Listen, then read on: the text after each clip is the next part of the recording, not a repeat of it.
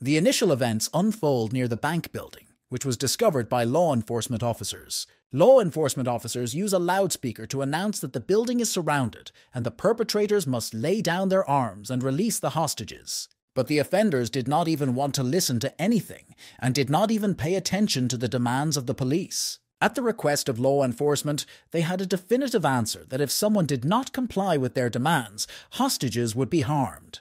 Realizing the complexity of the situation, police officers are waiting for the arrival of a hero who will help them improve the situation for the better. At this time, a shadow flashed near the police officers, and they looked behind them, where Jade himself, one of the heroes of our story, was waiting for them. Unable to recover from Jade's rapid arrival, the police were in a stupor. Jade understood the attitude of the police to people like him, and noting that manners were not appropriate in this situation, simply got to work. From now on, it was his time to take part in this battle. In an instant, Jade disappeared from the sight of law enforcement officers and was heading toward the bandits. In a split second, he found himself confronting one of the robbers who was holding a person hostage. Before he could recover from what had just happened, the robber simply fainted.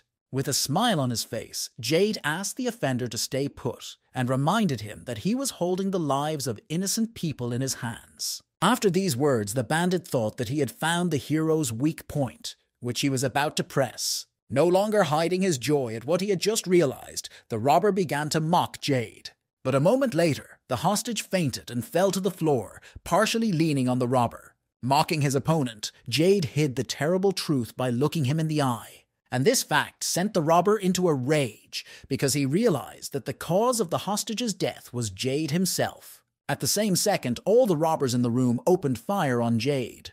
But events began to unfold, clearly not in the robber's favor. The hero moved with great speed around the room and incapacitated one robber after another. He grabbed the victim behind his back with one hand and grabbed his firearm with the other. And with the same smile on his face, Jade made it clear to the bandits that the deaths of the innocent hostages would be the fault of the perpetrators themselves. And at the same time, he shot all the hostages, but in fact he did it with the hands of the same thugs. After the incident, Jade cut off the head of one of the perpetrators with a light movement of his hand. All the hostages were killed, and now Jade has begun to punish the unfortunate bandits. Without a single emotion on his face, he warned the robbers that they would face justice. And with lightning speed, he killed the offender one by one.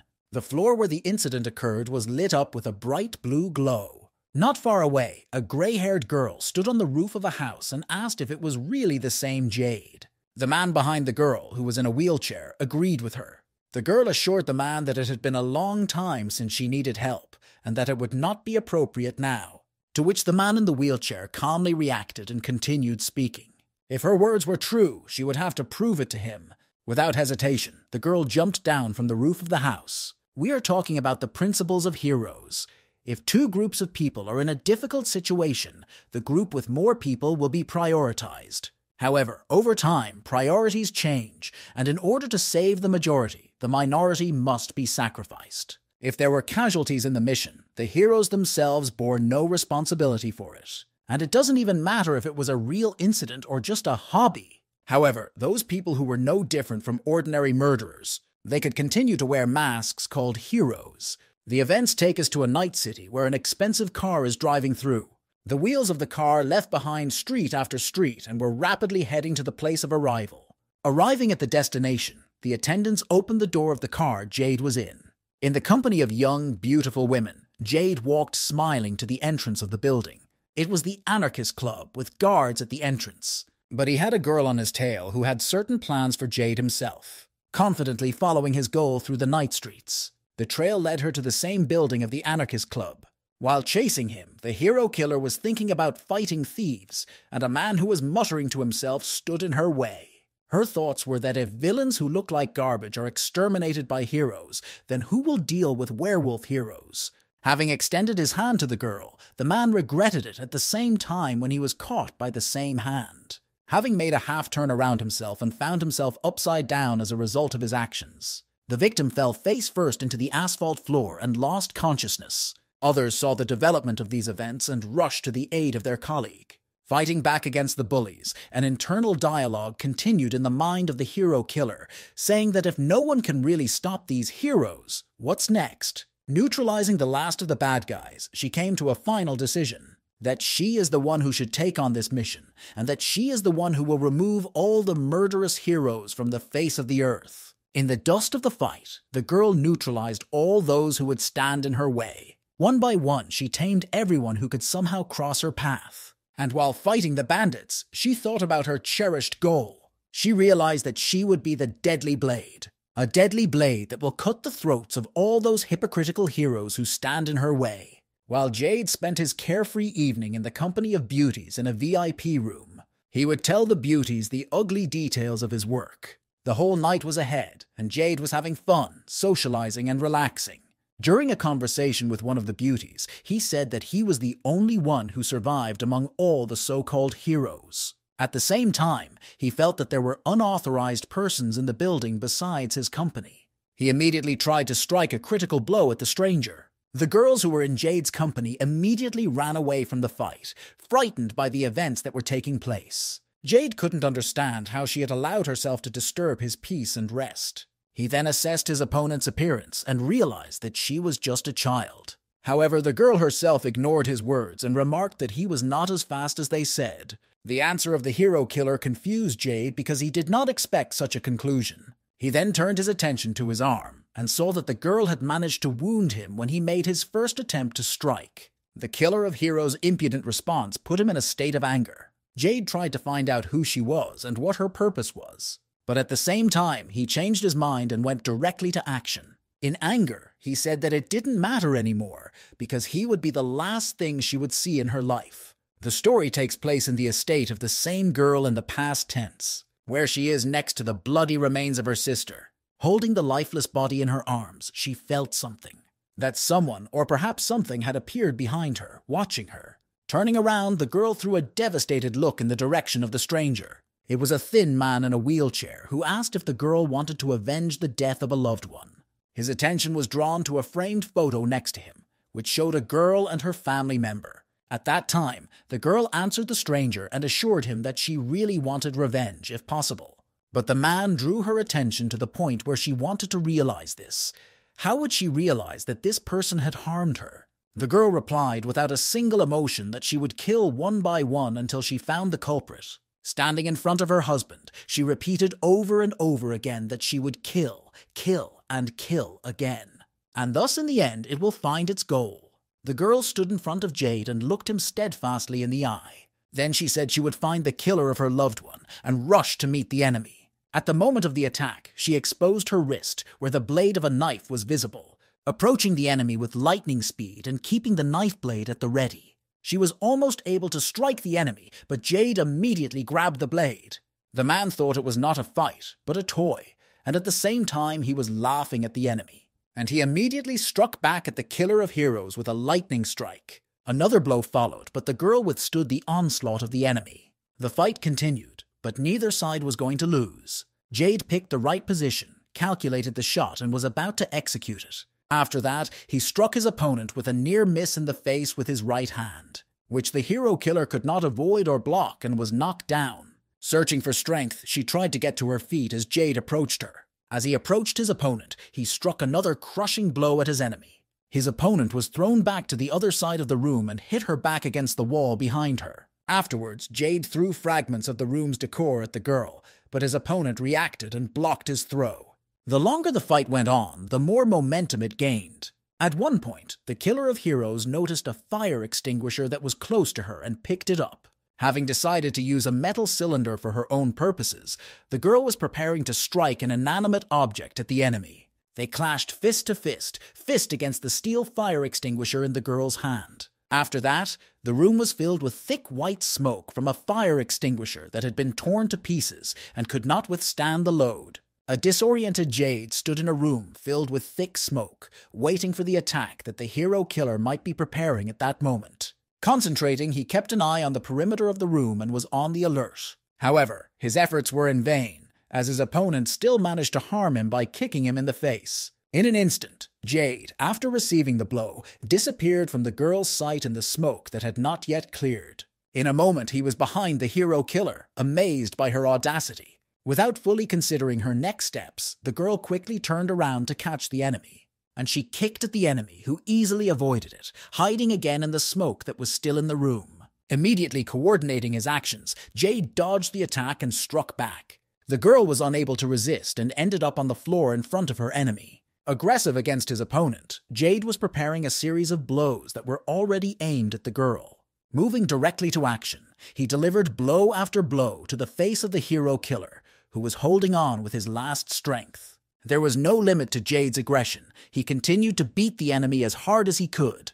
While beating the girl with all his might, he confessed that he had ruthlessly killed everyone who crossed his path before her, and the fact that she will definitely not be an exception to the rule and will face only despair and death. Having calmed down the rage and anger he had spewed out at the girl, he stopped for a moment to catch his breath. Standing over her, he warned her that her end had come, clenching his fist. Determined to destroy the offender, Jade stood in front of her with a terrifying expression. But at that time, the situation changed dramatically, and Jade just froze. He was shackled over the ashes in a creepy place and froze from not understanding the situation, his eyes filled with fear. Dripping with cold sweat, he was still actually in the room, not realizing that this illusion that surrounded him was created by his enemy. The girl, who had been injured in the fight, reached out to Jade and took hold of his wrist. Looking at her opponent with her eyes as red as blood, the killer of heroes held his hand. When Jade came to, he couldn't understand what had happened. What was that strange feeling that had overtaken him? The girl, realizing her superiority in strength, revealed all her cards and told him that she understood how to use her gift. After that, she threw a terrifying look in the direction of her opponent, as if he was waiting for imminent death in her face. Jade was overcome with real animal fear and decided to leave the area as soon as possible.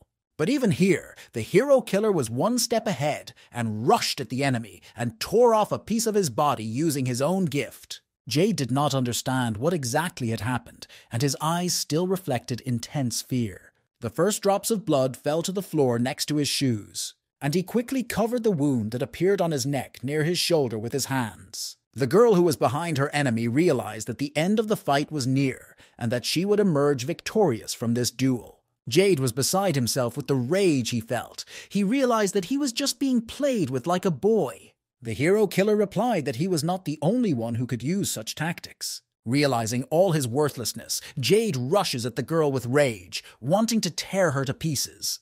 But that was his fatal mistake. The girl knocked him out without hesitation. Completely defeated, the man falls to the floor of the room they were in. Barely able to control himself, Jade tries to focus his attention on the silhouette of the hero killer approaching him. Jade felt completely desperate and could not even move. He realized that he was going to die. He began to be enveloped by the spirits of the people he had mercilessly killed until then.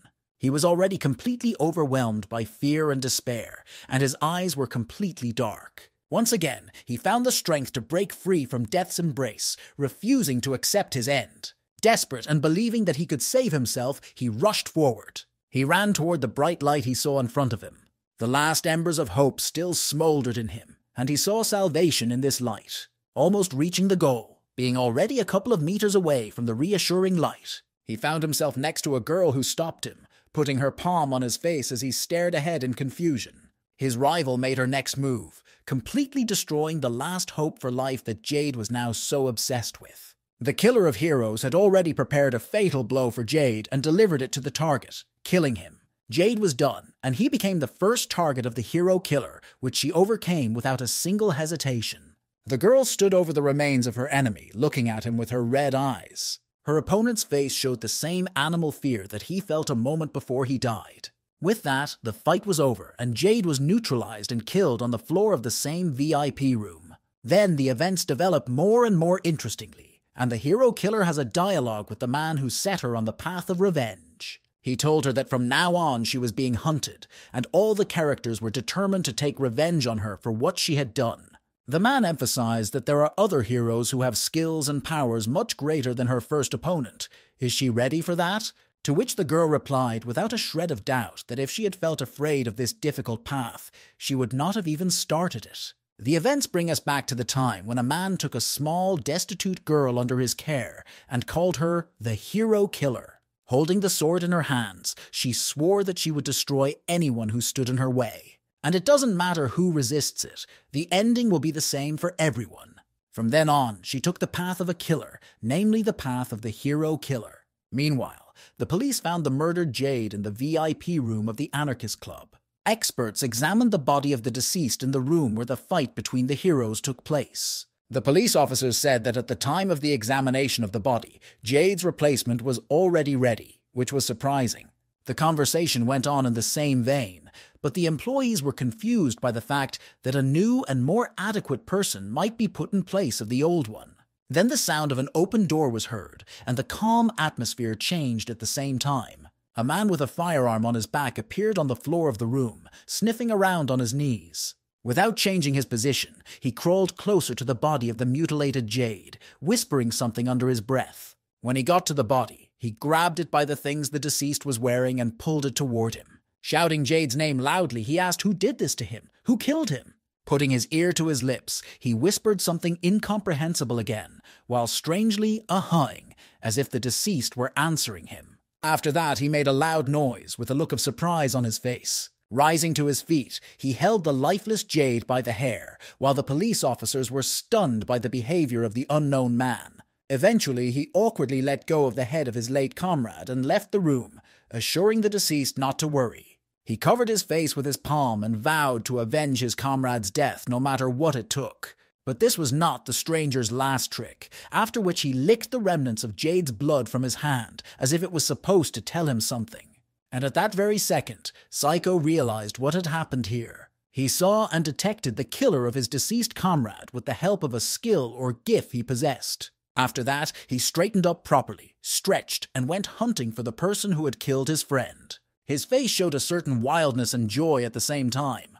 For now, our focus is on the grueling training of the hero, namely Hero's killers. Training hardens her body and spirit for the challenges ahead. During her training, she listens to the news out of the corner of her ear, waiting for the summons about Jade's death. On the screen, a pair of hosts are talking about the heroic clan. Clan of Heroes is an organization that includes most of the heroes of our time. And it is this organization that has the authority to give orders to the heroes. A long time ago, after defeating the thieves, the heroes spent a lot of time strengthening their system of domination. However, many years have passed since then. Now we can say with certainty that the whole world has become controlled by this clan. After training, the hero killer takes a shower and thinks about certain topics. She is confused by a certain unclear and at the same time strange question. Almost a week has passed since Jade died, but there is absolutely no news about it in the media, as if nothing had happened. She thinks that maybe they don't want to show their weaknesses. However, the heroine also takes into account the fact that the clan probably doesn't care about their expendable material, just as they did not care about her ruthlessly murdered sister. But the girl comes to the conclusion that she doesn't care how the agency treats its heroes. She vowed to destroy all the clan's killer heroes who would get in her way, and then the clan will be forced to focus its attention on it. However, the killer of heroes did not care who came after her, because it is ready for any turn of events and any situation that awaits it in the future. Then the events take us to the everyday life of the big city where our heroine lives, namely to the institution where she works hard. Once at her workplace, at the bar, she is met by a foreman who was already working in the cafe at the time. In everyday life, the killer of heroes looks like a very bright, sophisticated, and beautiful girl. The master noted that she was earlier than usual today. As she started working, she noticed that there hadn't been a visitor yet, although she didn't mind. The master, working at the counter, was surprised by the answer of the apprentice. While working in the facility, the employees were engaged in a dialogue about the guest's visit. After that, the man went to the warehouse and informed the girl who was working there. Staying at the bar, the killer of heroes noticed the only visitor in the room. It was the hunter who vowed to find the girl and avenge Jade's death. The girl behind the counter was watching his behavior closely and was excited by his presence. And yet, her suspicion proved correct. As the master was heading to the warehouse, the visitor pointed a firearm at his back. The offender's face showed an incomprehensible grimace of emotions, along with inappropriate behavior. At that moment, the girl seemed to be frozen by what she saw. But having reacted in time, she lunged toward the enemy and attacked him. And in a moment, she was next to her enemy, holding him with one hand and guiding the blade close to his neck with the other. Finding himself in an unfavorable situation, the enemy only let us know that he had come to meet us. At the same time, The guest himself did not show any signs of weakness and told the girl that she did not look like a person who could go against the whole clan, to which I immediately received a counter-question. Is he himself a member of the clan he is talking about? And at this time, the thought flashed through his mind that the hero killer who was holding the blade near his throat was very discreet and also had the skills to assess the situation.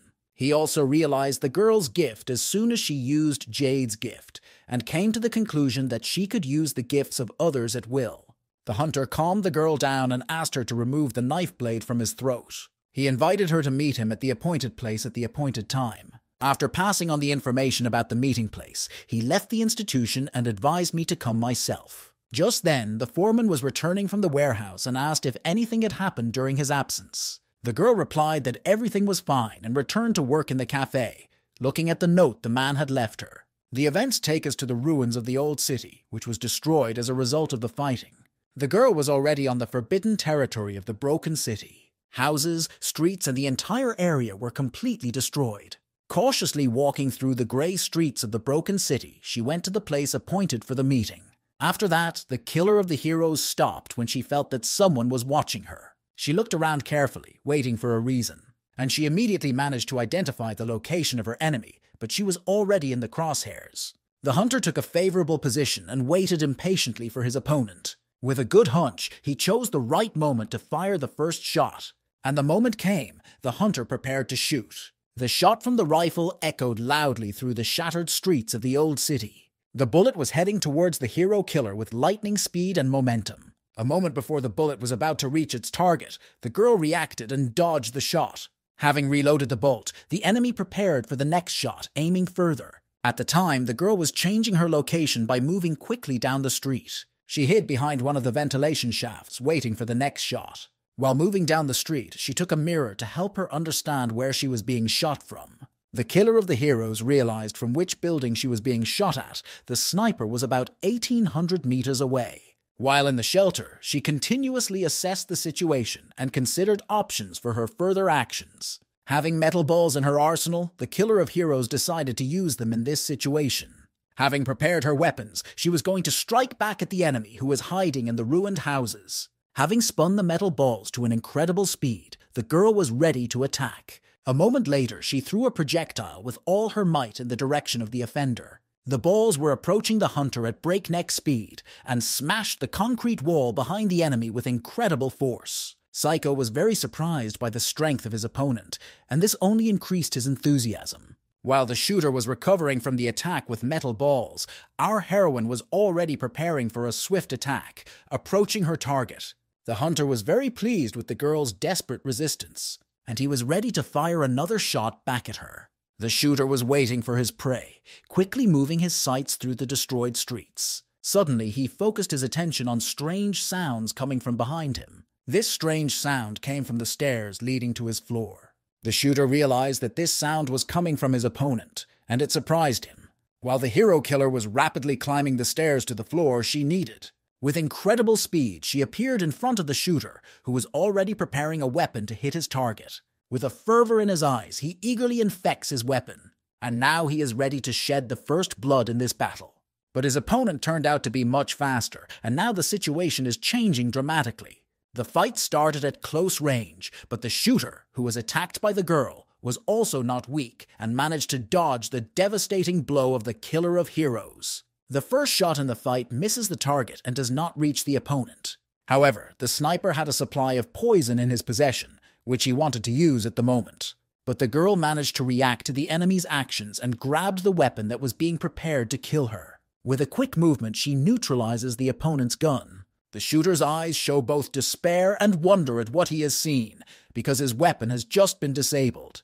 The killer of heroes strikes the enemy directly in the face with his head, which throws him against one of the columns. After receiving a severe blow to the face, the man gets to his feet. Shaking the dust off his shoulders, he prepares to continue the fight. While the girl is determined to end the confrontation here and now, she offers him the road to hell. Sagittarius can't understand what her enemy means and asks her what exactly she meant by that.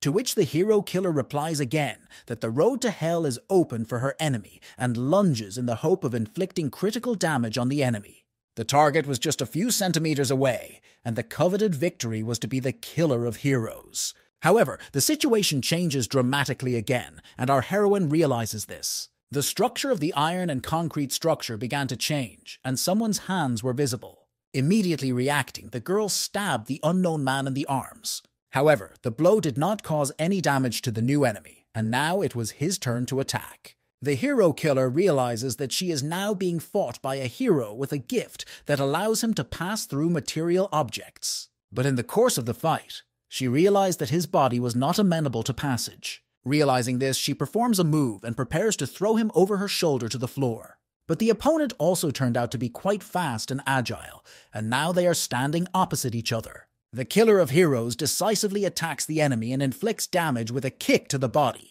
Having taken the blow, the opponent maintained his balance, and the battle is gaining momentum. From now on, she knew her new enemy by sight. His name was Viper. The embarrassed murderer of the heroes asked the shooter if he had offered to meet with her. But in response, she received only ridicule and a question as to why she did not use Jade's gift. The girl refused and was going to harm Viper. And now she is approaching the enemy, preparing another strike. However, Viper also meets the enemy, and their blows miss each other.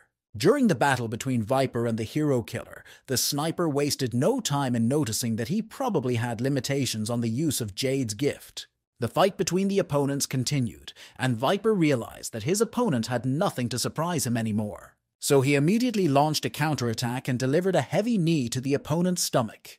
The girl could not cope with it and fell to the concrete floor. At the time, the bewildered Viper could not believe his eyes. The hero killer used her gift and mastered Viper's gift during the time she spent with him in the fight. As soon as she mastered the gift, she immediately reacted and used it by going down to the lower floor of the building. Once on the floor of the lower floor, the girl continued to move forward. And I left the building realizing that the ratio of power in this fight was far from equal. Viper was left alone with his partner, with whom he negotiated the terms of use of the hero killer gift. They had to make a decision about further actions, because if they stood still, they would lose track of the enemy. Continuing the conversation, the shooter said that he had a bad feeling about their further actions. Viper did not understand what his friend meant, but he did not want to continue the conversation. And they followed their prey. The hunt continues. Then the events develop at the same location, but in a different place. Namely, on the abandoned construction site of one of the buildings. It was here that our heroine hid, catching her breath after the fight. The girl was thinking about the last fight and came to the conclusion that she had been induced, and she could not believe that her opponent had deceived her. In addition, Viper was a very strong enemy, and it was not easy to get used to his gift type. In fact, it was the worst compatibility for her, and then she made the following decision: that she would first deal with the shooter Psycho, and then finish with Viper. Viper and Psycho continued to search for the victim in the old city. But at this time, Viper was startled by the sharp sound of breaking glass and immediately flashed in the direction where he heard the crack. Once there, he saw that it was just a window frame with cracked glass. Viper sat down next to the window and picked up a piece of glass for closer inspection. And on the window frame itself, he saw a gouge from the object that hit it. But it was a decoy set up by the hero killer, who was rapidly heading towards Psycho at the time.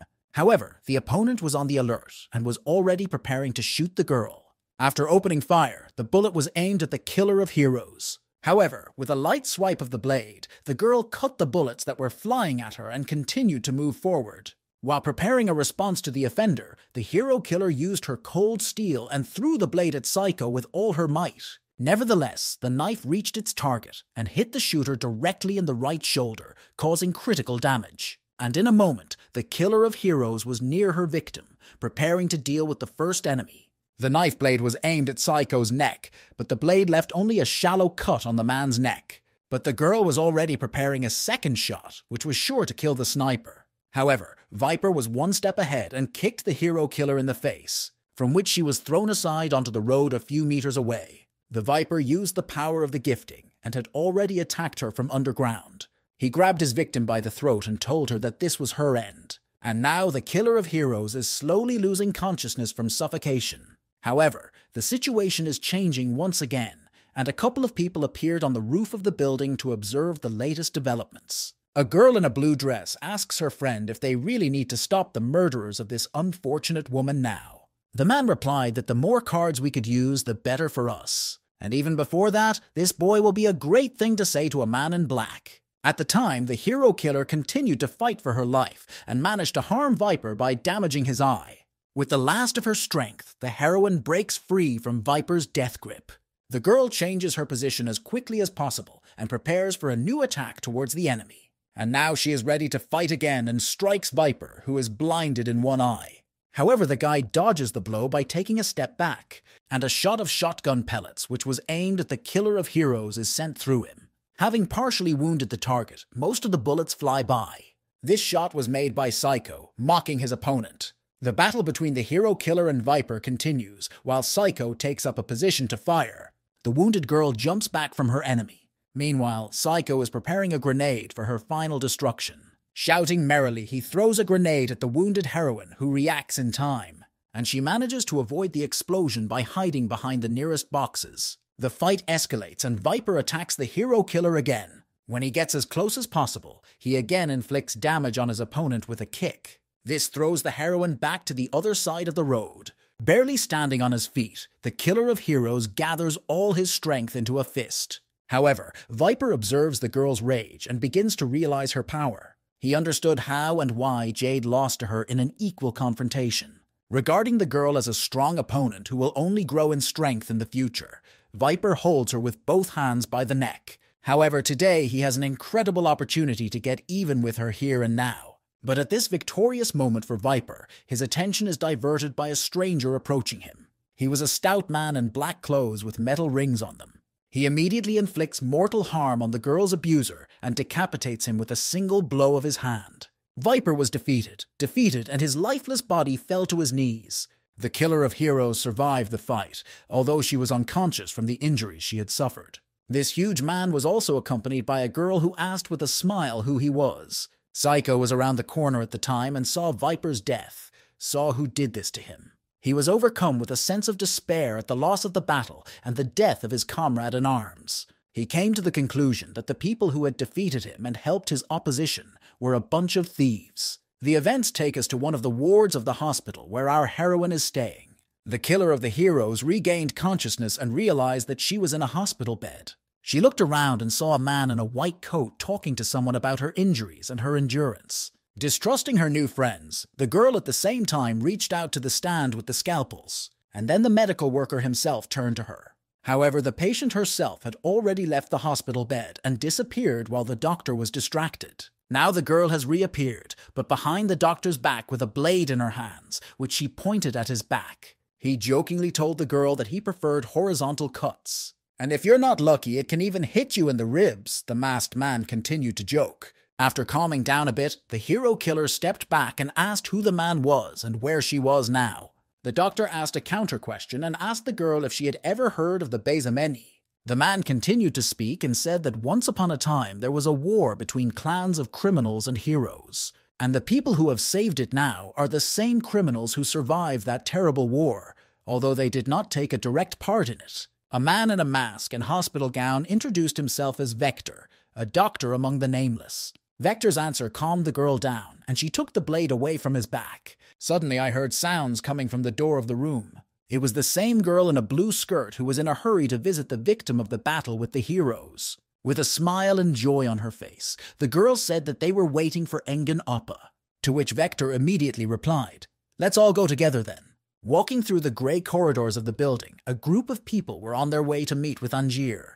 While driving to the appointed place, the doctor noticed that our heroine felt quite calm while eating an apple. Hearing Vector's words, the little girl also decided to support her colleague and joked that she could have put poison in the food the hero killer was eating. To which the hero killer replied that she was not afraid of poisons because they do not work well on her. Suddenly, a little girl stopped and asked our heroine where she had put the tail of the apple, to which the hero killer said with a rather calm face that she had eaten him. This answer definitely surprised Mala, as she had never heard anything like it before. And again, with a smile on her lips, she replied that the killer of heroes was very witty. They continued along the long corridors to meet with Angier. While on the move, the hero killer thought that in order to use her gift, she needed to maintain a certain level of calories. With certain suspicions, she was thinking about her next steps, and where exactly are they headed now? Now she is focusing on Vector, the man who helped her recover. After familiarizing herself with the circumstances surrounding her, the hero killer came to the conclusion that Vector is not a fighter and she can subdue him without difficulty. Oddly enough, she saw the problem in the little girl herself, but would she be able to quickly neutralize it? Thinking about this, the hero killer did not notice that they had already arrived at the room where they were waiting. Mala was the first to come to the door of the room and report that she was already there, and greeted the newcomer. The smiling girl pointed to the room with the poi and emphasized that this was the lair of the Nameless. Since everyone was already there, the meeting began. The little girl pointed to herself and introduced herself as Rachel Sinclair. The black-clad man was John Nays. The killer of heroes listened to the people around her without a single emotion, while she was introduced to the leader of the group. And the leader of the Nameless was a man with a scar on his face. His name was Engen, who looked quite calm but at the same time very dangerous. The events take us to another place, namely the 17th branch of the heroes. Walking down the corridor of the building, they talked about the deceased Viper and Psycho, who was unable to help and save him. The shooter talked to a man in a suit and made it clear that he had no other choice, as his opponents were very strong. The man replied that he had high hopes for Viper and that the shooter would be held accountable for his actions. After saying that, Psycho asked his husband for help because he believed he could handle the task. He was told that the branch manager should not be involved in such matters, even though he used to like it. Continuing the conversation, the chief asked if Psycho knew the person who killed Viper, to which the man replied that it was Engen. The branch manager began to think about this familiar name. He let the cigarette fall out of his mouth in surprise or fear. He could not believe his own ears. Was it the same smiling guy? To which Psycho smiled and replied that yes, it was him.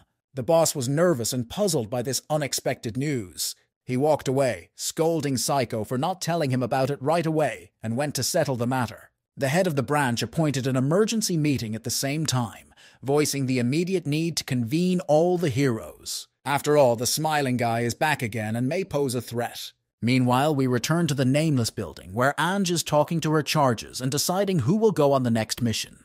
Sinclair was the first person to complete the task among all those present. She even started pulling out her weapon, announcing that she had been waiting for this for a long time, while the hero killer calmly watched the events unfold around her. But her peace was suddenly disturbed by little Sinclair, who had already lunged at our heroine and wanted to strike her with her weapon. Having reacted in time, the girl dodged Rachel's blow and was ready for the next attack. She kept attacking the killer of heroes over and over again without stopping for a second. Suddenly, she grabbed the handle of Sinclair's weapon, who was not paying enough attention in the battle, and that the force struck it with a corresponding blow, which made it fly back. The killer of heroes took a fighting stance and was ready to continue the fight. A moment later, the hero killer dealt another critical blow to little Rachel, but this time, it immediately followed the enemy's body after the strike. She rammed her knee right into the poor woman's face with all her might, causing her to be dented into the wall. Continuing the fight, the hero killer was puzzled by the laughter coming from the mouth of the child who should have been defeated.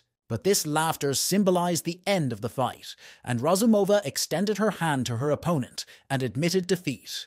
Without a single emotion on her face, the hero killer extended her hand to little Raikal in return as a sign of reconciliation. At the same time, he helped Sinclair to get up from the floor to her feet, while Dr. Vector watched them. Observing the guest's behavior, he came to the conclusion that the killer of heroes was really good and deserved respect. Vector was just about to finish his introduction and move the conversation when he was interrupted by a newcomer who called them by the name of their own group. I asked them what the reason for her rescue was, what they wanted from her. Looking at Angier, she asked him what was their goal. To which the leader calmly replied that their main task was to completely destroy the Hunter clan. The eyes of the hero killer were wide open in surprise, because it was the same clan that had killed her older sister. But the girl's surprise abruptly disappeared after she heard the words about the death of her family. She realized that Angie knew it. Next, we can see a country estate where the following events take place. Angan arrived at the estate, and as soon as he entered the house, he was immediately greeted.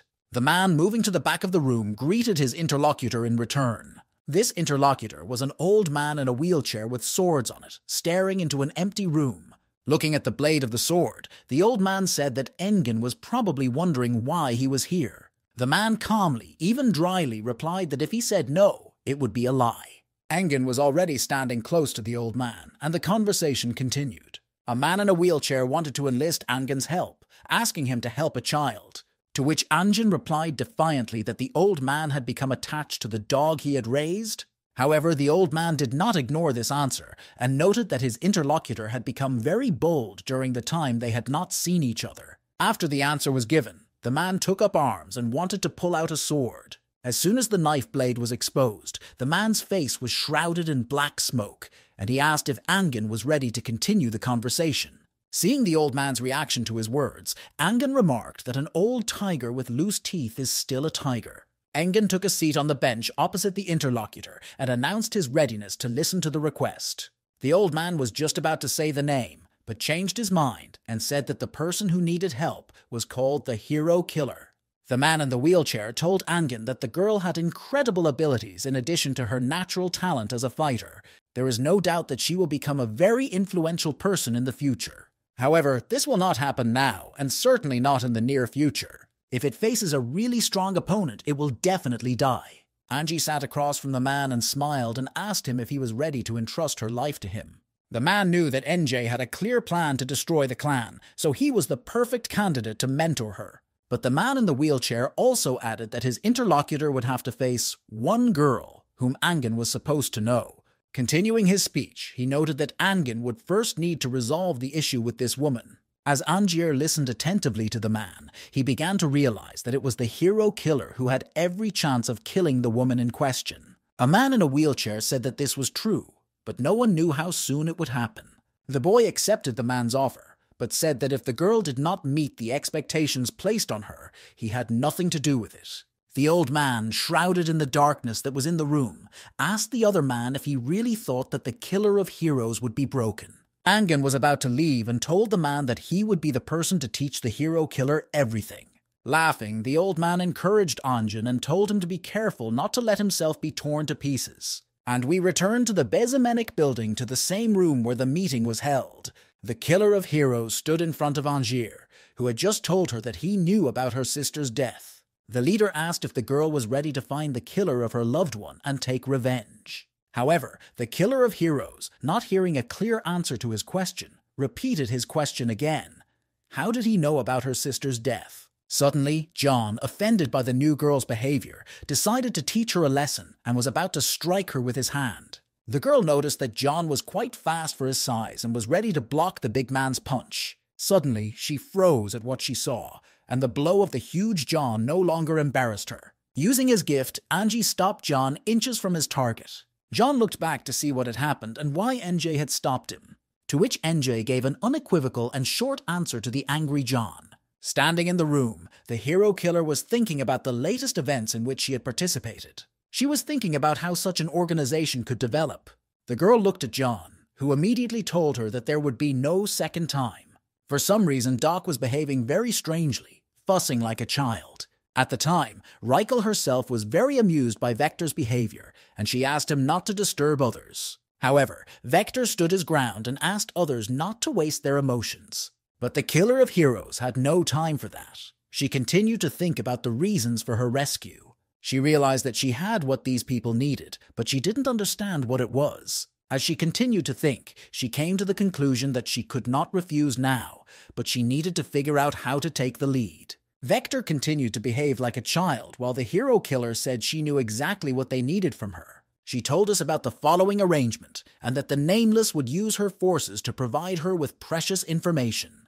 To which Anjay was surprised to say that the girl understood the situation quite quickly. The killer of heroes made a final decision and agreed to the terms that were offered to her. The girl then demanded to know what the Nameless ones were really up to. What were their real goals? Vector entered the conversation and told the girl that they were going to destroy the 17th branch of the heroes, which had recently been discussed. Vector also emphasized the fact that the 17th branch includes Psycho, whom she has already met. After assessing the situation, the hero killer did not share the optimism of her new comrades. In her opinion, going there alone was certain death. Angier immediately looked at the new girl, wondering what she was trying to say, what she meant. After all, if you count her as part of the team, there will be 5 of them, not 4. Then the events take us to a sandy desert near a canyon under the scorching sun, where we see the heroine Victoria and her ward, from whom the heroine herself asks what is next on the schedule for today. The girl is in a confused hurry to announce all her plans for the day,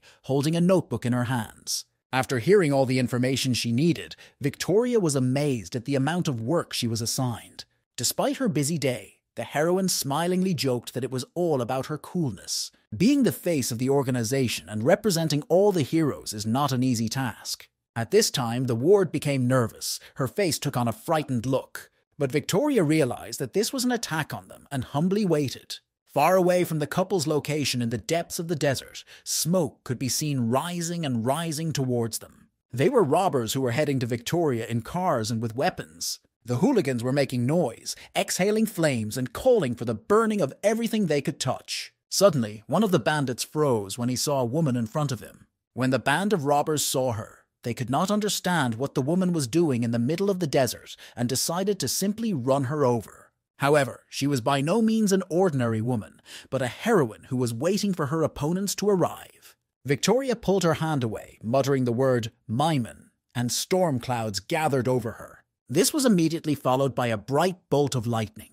However, it was not lightning, but Victoria's sword, which she summoned. The heroine took a huge sword in her hands and prepared to attack the criminals. Before the battle started, Victoria realized that she was in a desert with only herself and her enemies, so there was no point in restraining herself. Realizing this, the woman began to swing the blade of her incredible sword, looking towards the opponent and preparing for a stunning attack. And so the flock of cars was getting closer and closer to the heroine, while I was ready to fight. She swung her sword with all her might in the direction of the robbers, thereby creating a destructive wave that was directed at the offenders. It was an incredibly bright wave that illuminated the entire desert and destroyed the enemy to the ground. Eventually, the stormy sky over the desert subsided and the sun came out. Smiling, Victoria was satisfied with the work she had done and was about to leave for the 17th branch. We now return to the house of the Nameless, where Rachel and John are having a conversation about the hero killer, whom John does not trust.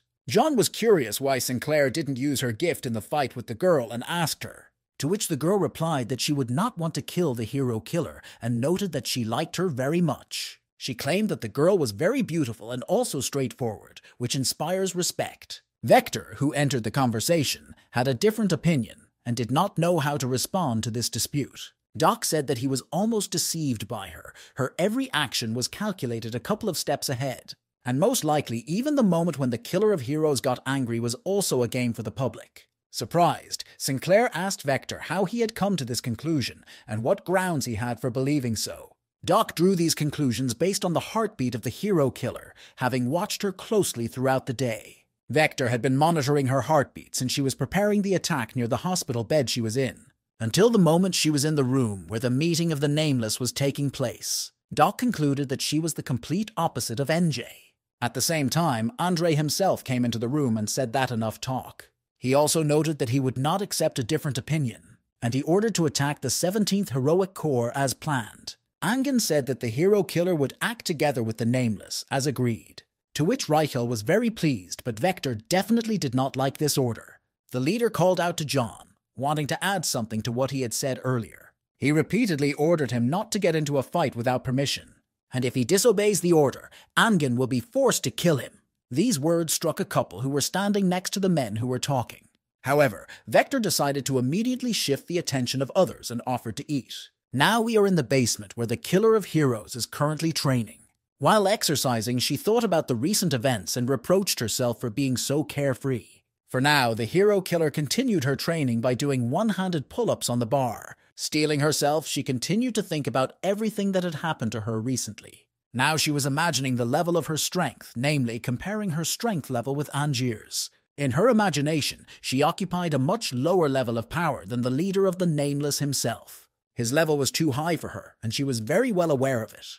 However, Viper, with whom she was competing in strength, was also a fairly high-level fighter. But still, Angan was a much higher level than Viper himself. Continuing the thought further, the hero killer knew that there would definitely be other heroes on her way, which will even be much stronger than Angier himself. The girl was racked with doubts about whether she would be able to be equal to them in everything.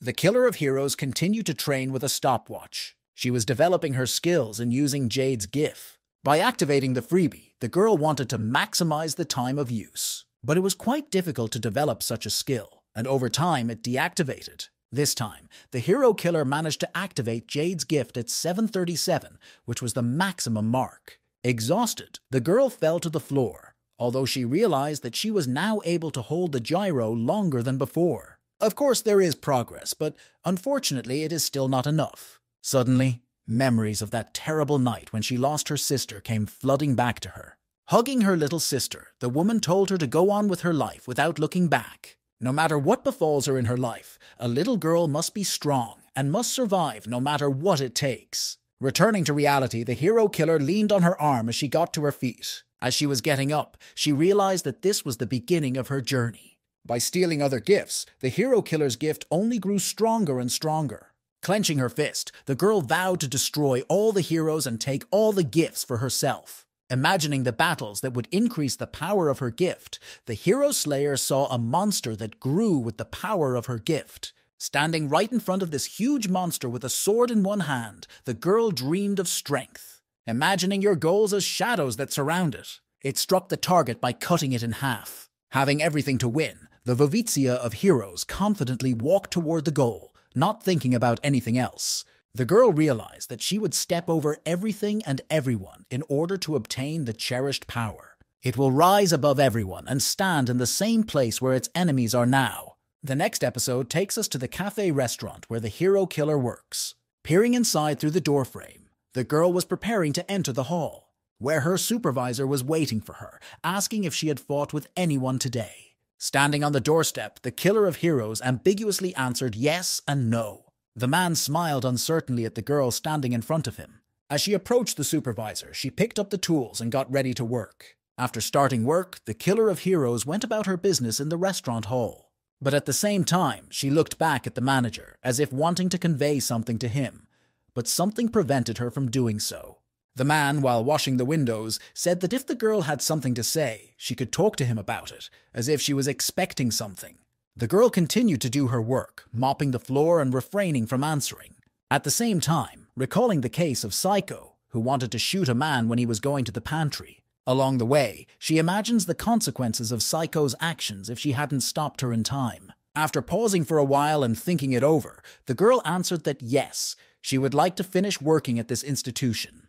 Hiding her face, she realized that her identity had been revealed, and she can no longer stay here, thus endangering her husband. The man understood the girl's request, although he was upset by her words. The manager said that he had suddenly offered her this job from the very beginning, and it would not be nice to keep her here. But looking back at the girl, the man added that no matter what happened next, she could always come back at any time. He continued his speech by pointing out that there are fewer and fewer visitors over time, so he suggested that they come to visit to relax. Looking at the girl, the man said that this issue was now closed for them. Suddenly, a man came to the window and pointed to the glass where Psycho was standing and asked the hero killer if it was her friend waiting for her.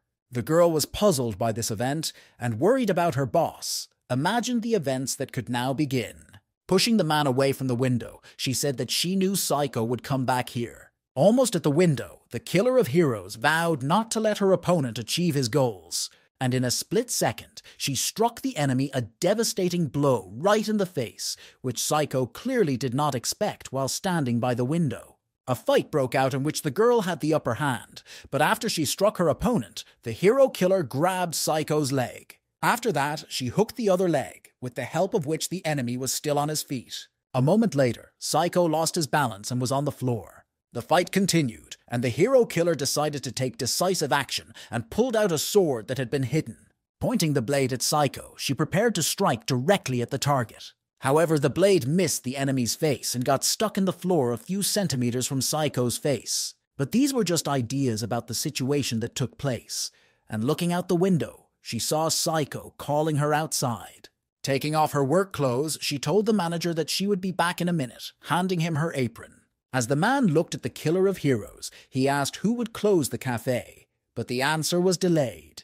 Then the events take us to the night streets of the city. Waiting for a girl on the street, Psycho used a vending machine to get a drink. Next to a soda machine, Psycho waits for her lemonade. After getting what he wants, he immediately throws the can of drink to the hero killer, telling her to catch it. The girl, looking for suspicion in Psycho's actions, catches a can of soft drink, but does not fully understand the man's actions. It was a refreshing mint water that Psycho advertised as a delicious drink. With a face of suspicion, the hero killer said that this action made her think that Psycho was crossing all the permitted boundaries. The two men, who had recently been opponents in a fierce battle, were in a night park in a large city. Sitting down on one of the benches in the park, Psycho said that he did not expect the hero killer to leave with him like that. Looking back, she looked at the cafe where her employer worked, but Psycho reassured her by saying that her husband would be fine.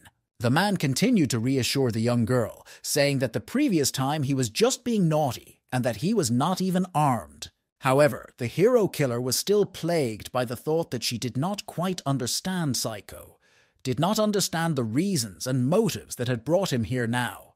Going through all the options, she realized that the reason for this was most likely Viper's death. While Psycho was savoring drinks from the vending machine, the girl continued to think and already had doubts about the reasons for the man's visit. Sitting down next to Psycho on a nearby bench, the girl asked her directly what she wanted. Psycho noticed that the hero killer looked like he was burning with curiosity, but Psycho himself was not going to drag out the conversation. After that, he immediately pointed his index finger at the girl and said directly that he wanted her, the girl herself. Psycho really wanted the hero killer to become his new partner, despite recent events. The girl was confused by Psycho's response, as she had not expected it from him. The killer of heroes replied that Psycho was talking nonsense, and the man laughed as he sat on the bench. The girl continued to speak and said that if Psycho continued to play with her, then... At this point, Psycho interrupted the girl's unfinished sentence and said that he was not joking and was now serious about it. For now, let's talk about the gifts that heroes have, some of which have a shape-shifting ability.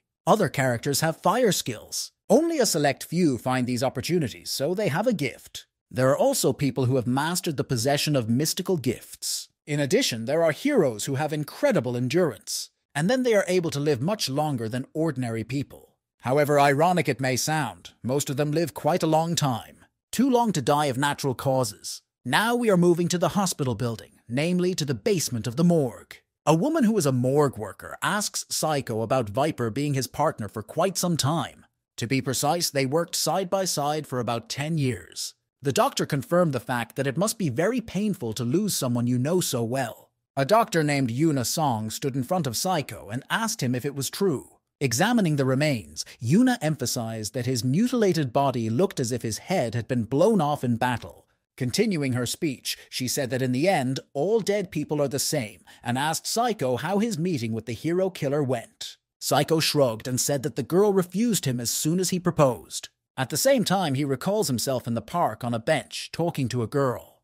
However, the man emphasized the fact that the killer of heroes looked as if she had already met other heroes. Upon receiving the answer, the doctor smilingly noted that Psycho did not look at all confused by what he had heard.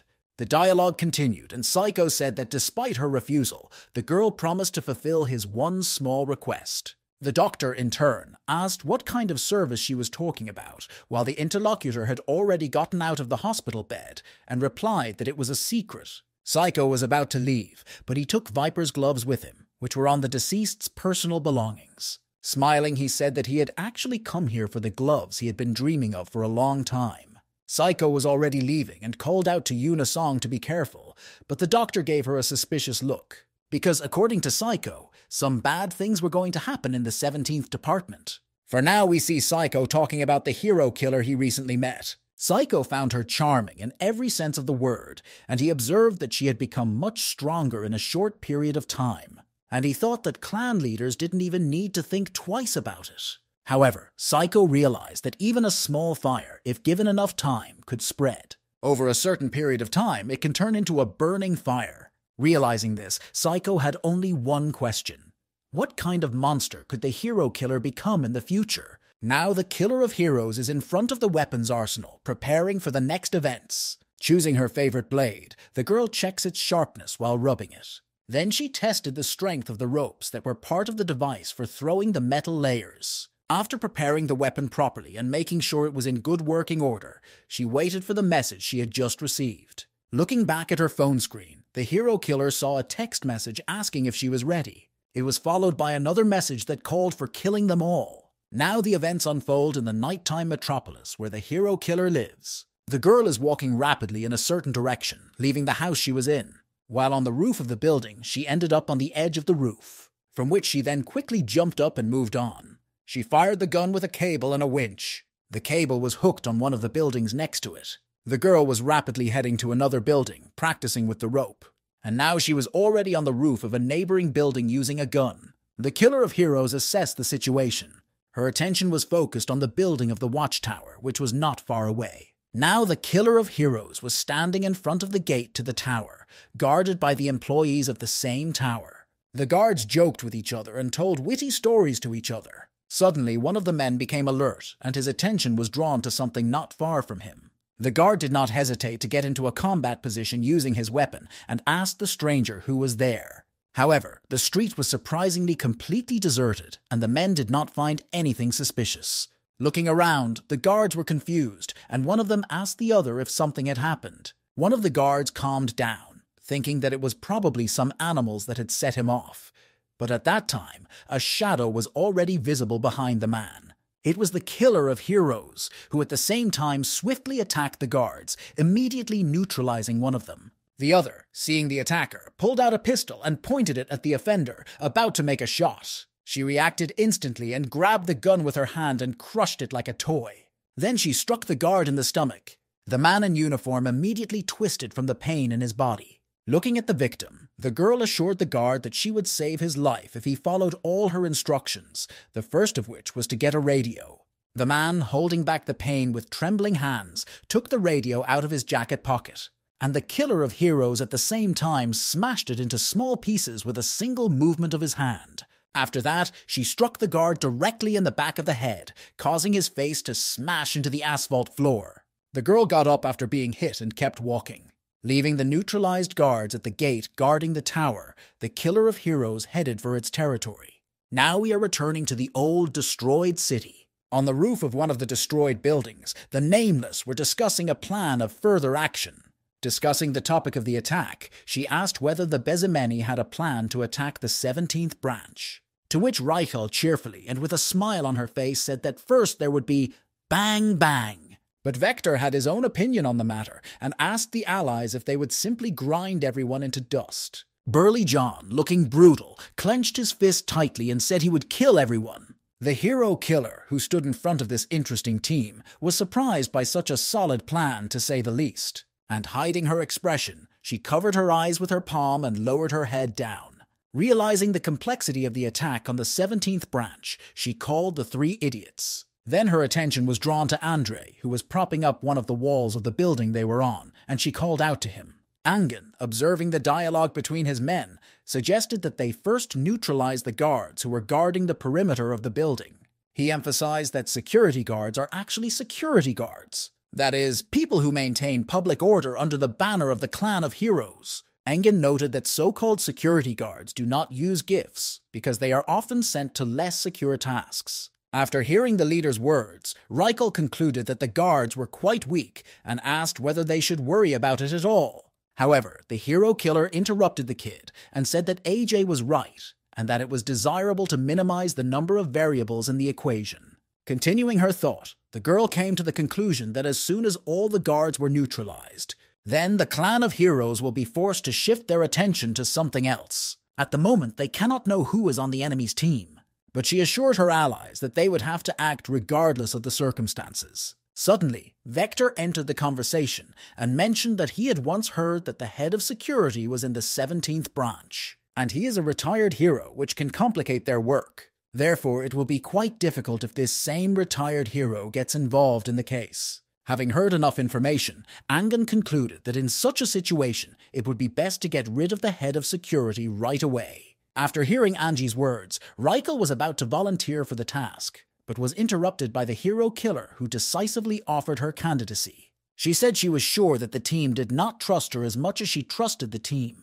Therefore, making such a decision will be able to correct this difficult situation with trust on both sides at once. Standing in front of the Bezimeni, the girl boldly asked if they liked this plan. Angen, on the other hand, was pleasantly surprised by the hero killer's determination and smiled cautiously back at her. The leader gave the go-ahead to complete the task, but emphasized the fact that the deal was not very fair. As he approached the girl, he asked her what she wanted in return for her services, to which the hero killer boldly stretched out her hand to Angier and said that she wanted to receive the leader's gift of the Nameless in return. Now let's return to the tower where the hero killer is neutralizing the guards. Having entered into combat contact with the guards, she overcame one guard after another. Mercilessly overcoming the guards, the girl gradually approached her goal. Having defeated all those who stood in her way, the killer of heroes moved on. When she reached the end of the corridor, she saw a large armored door behind which they were waiting for her. On the other side of the door, there was a man behind the equipment that was monitoring the events in the building. Who was thinking that things had gone too far, and whether it meant that all his wards had been killed? Meanwhile, the killer of heroes was closing the door, entering the room, and said that she did not know if everyone who had stood in her way was really dead. However, she was sure that the man she was heading for, and who was now in front of her, would definitely be dead. The man got up and said that he heard a noise coming from the first floors of the building. He concluded that it was the girl who was to blame for the noise and picked up a weapon that was nearby. A crimson man in a blue jumpsuit stood in front of the hero killer and asked her if she had killed Jade and Viper. Realizing that it was going to be a fight, the girl warmed up and said that if I did, so what? After receiving such a defiant response, Gryman at the same time threw an axe at the girl in front of him. With great speed and whistling, the axe blade was heading to meet its target. However, the killer of heroes reacted in time to catch the blade of the weapon that was heading for her and stopped the axe. After that, she immediately pointed the weapon in the opposite direction, in the direction of Gryman. And once again, the axe blade hit its target and flew centimeters away from the head of security and crashed into the surveillance monitors behind it. Standing in the room opposite each other, the killer of heroes asked her husband not to restrain himself, while the other scratched the back of his head. Taking a fighting position, the killer of heroes called on her enemy to fight her with all the strength he had. Gryman, on the other hand, hearing such bold words, rolled up his sleeves on both arms and smiled and prepared to attack. In a split second, the man tensed his entire body, causing cracks in the concrete floor to appear under his feet. And with incredible fury, he flew to meet his opponent in the face of the hero killer, who ignited his excitement for the fight. The fight started, and Gryman threw the first punch, which the girl easily dodged. Then the man struck another strong blow, which the hero killer repelled with some ease. Now it was the girl's turn to make her move, and she threw a direct punch at her opponent, but he dodged it. But the next 3 critical blows hit the target and caused some damage to the man. He followed it up with another impressive kick right in Gryman's face. However, the head of security was also no slouch and blocked the blow with his hand by grabbing the girl's leg. And with incredible speed and strength, he spun the hero killer around like a toy, throwing the poor woman into the wall with such incredible speed that the latter pierced her through. However, having reacted in time, the girl regrouped and found herself on her own 2 feet, sliding across the floor. Without giving his opponent a second to think and assess the situation, Gryman was already approaching the target and preparing another blow. Nevertheless, the blow hit its target, and the killer of heroes was punched in the face. But she managed to stop the next blow at a close distance from herself by grabbing the man's strong arms with both hands. The girl immediately switched to a painful technique, also hugging and kicking her opponent's arm. After that, she threw the giant to the floor with the intention of breaking his arm, thereby neutralizing him. However, Gryman was not as easy an opponent as the hero killer would have liked, and tore his arm from the enemy's grasp. And then he broke the lock completely, but also got a kick in the face, not noticing the blow that was coming his way in time.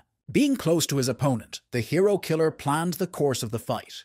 And again, with a kick, she broke the distance by pushing away from Gryman with her foot. The head of security got to his feet without showing any sign that the girl had somehow managed to seriously harm him. Seeing the look on his face, the killer of heroes continued the fight by kicking the floor, which sent a piece of concrete flying directly at her opponent. Gryman noticed that the girl was quite smart and even somewhat resourceful, blocking the concrete fragments that were approaching him with her hands. Smiling, the burly man continued to say that his opponent had good physical fitness and relevant skills. But that's not all. Gryman saw her as a great fighter. He realized that it was not just her talent that made her this way, but that training had also strengthened her physical condition.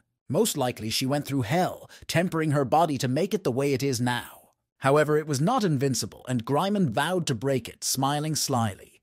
Grayman was becoming more and more curious to know who she was, this girl, and he asked her right during the fight. The killer of heroes, in turn, was assessing the situation and realized that Grayman had not yet fully realized his potential and was still holding back.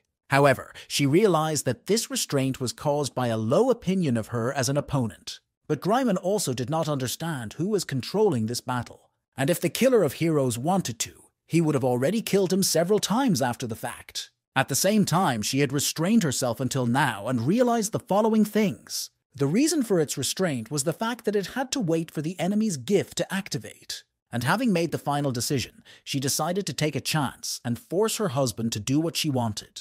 She will make him become the next step on her path. Grayman, in turn, having received another blow to the face, was now standing in front of the girl, holding her head with his hand, protecting it from the damage. The Weroi killer did not stop for a second and continued to strike at the enemy. She tried to kick her opponent, but the kick missed the target and Grayman dodged it. However, the next kick hit the target and the man received a strong blow to the stomach with the other foot. He was followed by 2 more blows directly to the face, which he was clearly not happy about. And again, another blow to the face. With such actions, the girl forced the enemy to activate the gift. The killer of heroes conducted a series of strikes against the enemy. The girl closely watched her opponent's behavior, thinking to herself that this giant was just an appetizer for her. And now another crushing blow from the hero killer reaches its target, and Grayman literally gets off the ground. The blow was so crushing that the opponent simply flew to the other side of the room, crashing into the wall. A burly man was coughing and sitting on the floor, with a hole in the wall behind him. Such was the force of the blow. The girl stood in front of her target and wondered if she had taken enough action to make her opponent activate the gift. After the damage was done, Grayman struggled to get up, gritting his teeth and seeming to be one step away from using a graft. Suddenly, the killer of heroes was hit by a blade thrown at her by her opponent. The girl reacted to this move in a timely manner and dodged the deadly blade that was addressed to her. Looking back at the place where she had just been, the girl found a cut that crossed the room. Suddenly, another blade, which was an extension of the man's arm, emerged from the darkness, and Grayman said that the girl might not be able to tell him who she was. Still, the girl achieved her goal, and Grayman used the gift, saying that he would make her speak when she was suffocating in agony. However, Grayman did not realize that the hero killer was only waiting for this, so she was prepared for this turn of events. After that, her hand reached for the weapon that was next to her. She was walking toward her opponent with metal sticks and was ready to continue the fight. Standing in a fighting stance, the killer of heroes ordered the enemy to try to realize what he had said earlier. Now let's talk about gifting and the conditions of its use, because our body needs nutrients to maintain energy in it. And the users of the gift also have a certain energy resource called este. During a battle between gifting users, the one who uses their resource wisely wins. But some of those chosen from the very beginning do not have a large supply of esteem. Meanwhile, others use much less of this energy. However, there are heroes who use it much more. For example, the hero killer can use Jade's gift for more than 5 minutes. At the same time, Viper's gift can be used for only a few seconds. Therefore, if our heroine is not careful and uses her food and resources irrationally, it could end tragically for her, and she would be defeated and therefore dead. But now we return to the previous events, where the hero killer confronts Grayman, who has just activated the GIF. Assessing the situation, the girl came to the conclusion that she would have to dodge the most dangerous enemy attacks. And the killer of heroes acted according to the plan, so now she once again blocked a blade attack from a man with a metal stick, after which Grayman decided to attack her with his bare fist. But the girl acted according to a plan in which she was supposed to take a blow of lesser force if necessary, which is what she was doing now. Especially if these blows allow the girl to counterattack in response, and at the same time harm the opponent by hitting him in the side with a stick. The battle continued to gain momentum, and the hero killer continued to deliver heavy blows to its target. This made Grayman himself fall into an incredible rage, which was reflected in his face. Already at this stage of the fight, she decided to use a GIF, and at the same time was preparing to strike at the enemy. And immediately after, she delivered a devastating blow to the enemy's face with a metal stick with a gifting boost at the most opportune moment. After she struck, the hero killer paused in the moment and looked at Grayman to assess the situation, while her opponent was recovering from the blows. At that moment, the room fell into a deathly silence, which led to an even more frantic continuation of the fight. At the moment of this lull, there was an upside-down bottle of water on the table, the last drop of which was dripping from the neck, the fall of which signaled the continuation of the fight. And the second a drop of water reached the floor, the heroes continued the fight, crossing their weapons in the dust of battle. The killer of heroes stood in front of Greiman, holding his attack and looking the enemy straight in the eye. The man continued to serially strike at the hero killer, blow after blow, which the girl blocked in a timely manner. Although Greiman himself could barely keep up with the opponent, blocking the oncoming blows, at that moment an incomprehensible emotion and expression appeared on his face. He began to realize that the further the fight went, the more he was inferior to the girl, and she began to gain the upper hand in this duel. Squinting and looking for suspicion in his opponent's actions, Greiman began to think that something was really wrong, while the killer of heroes did not hesitate to strike again and again at the man, who continued to think about the circumstances in which he found himself. Having missed another blow to the face, the man was thrown back, but the killer of heroes was already following in his footsteps and preparing a move against his opponent, preparing a metal stick for an attack. Suddenly, she ran past the man, but managed to catch his collar with a metal hook that was on her weapon. And with a quick movement, she made a full rotation around her target, thus spinning the enemy along its axis, which caused him to fall to the floor.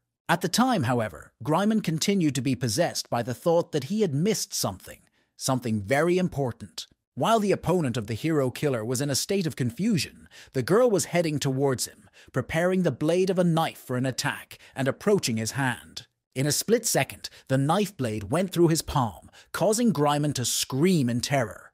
The man was at the girl's feet, bloody, and said that the girl had been... To which the hero killer, looking at her victim, interrupted him and continued his words that in fact she was stronger than Greiman from the very beginning. The girl's enemy got up from the floor and took the knife blade out of his palm, saying that it was just incredible. A moment later, he screamed like a wild animal, saying just as loudly that he was Greiman, and more knives and blades began to come out of his body. Dodging a large number of blades that Greiman was pointing at her, the girl said that Jade was a rather weak opponent. But Anjin's strength is much greater, she continued, dodging an incredible number of knives. The enemy was approaching his opponent with great speed, his body completely enveloped in blades. His dark eyes showed incredible rage and anger caused by the enemy. His opponent, however, was watching the man's actions closely, but in her eyes, unlike the enemy, we can only see ruthlessness and coldness. And so the moment of denouement came, and Greiman was defeated, brought to this result by his own arrogance and rage that drove him. The hero killer used Jade's gift to pierce through Greiman's body, which caused him to be defeated, and then took his arm out of his body.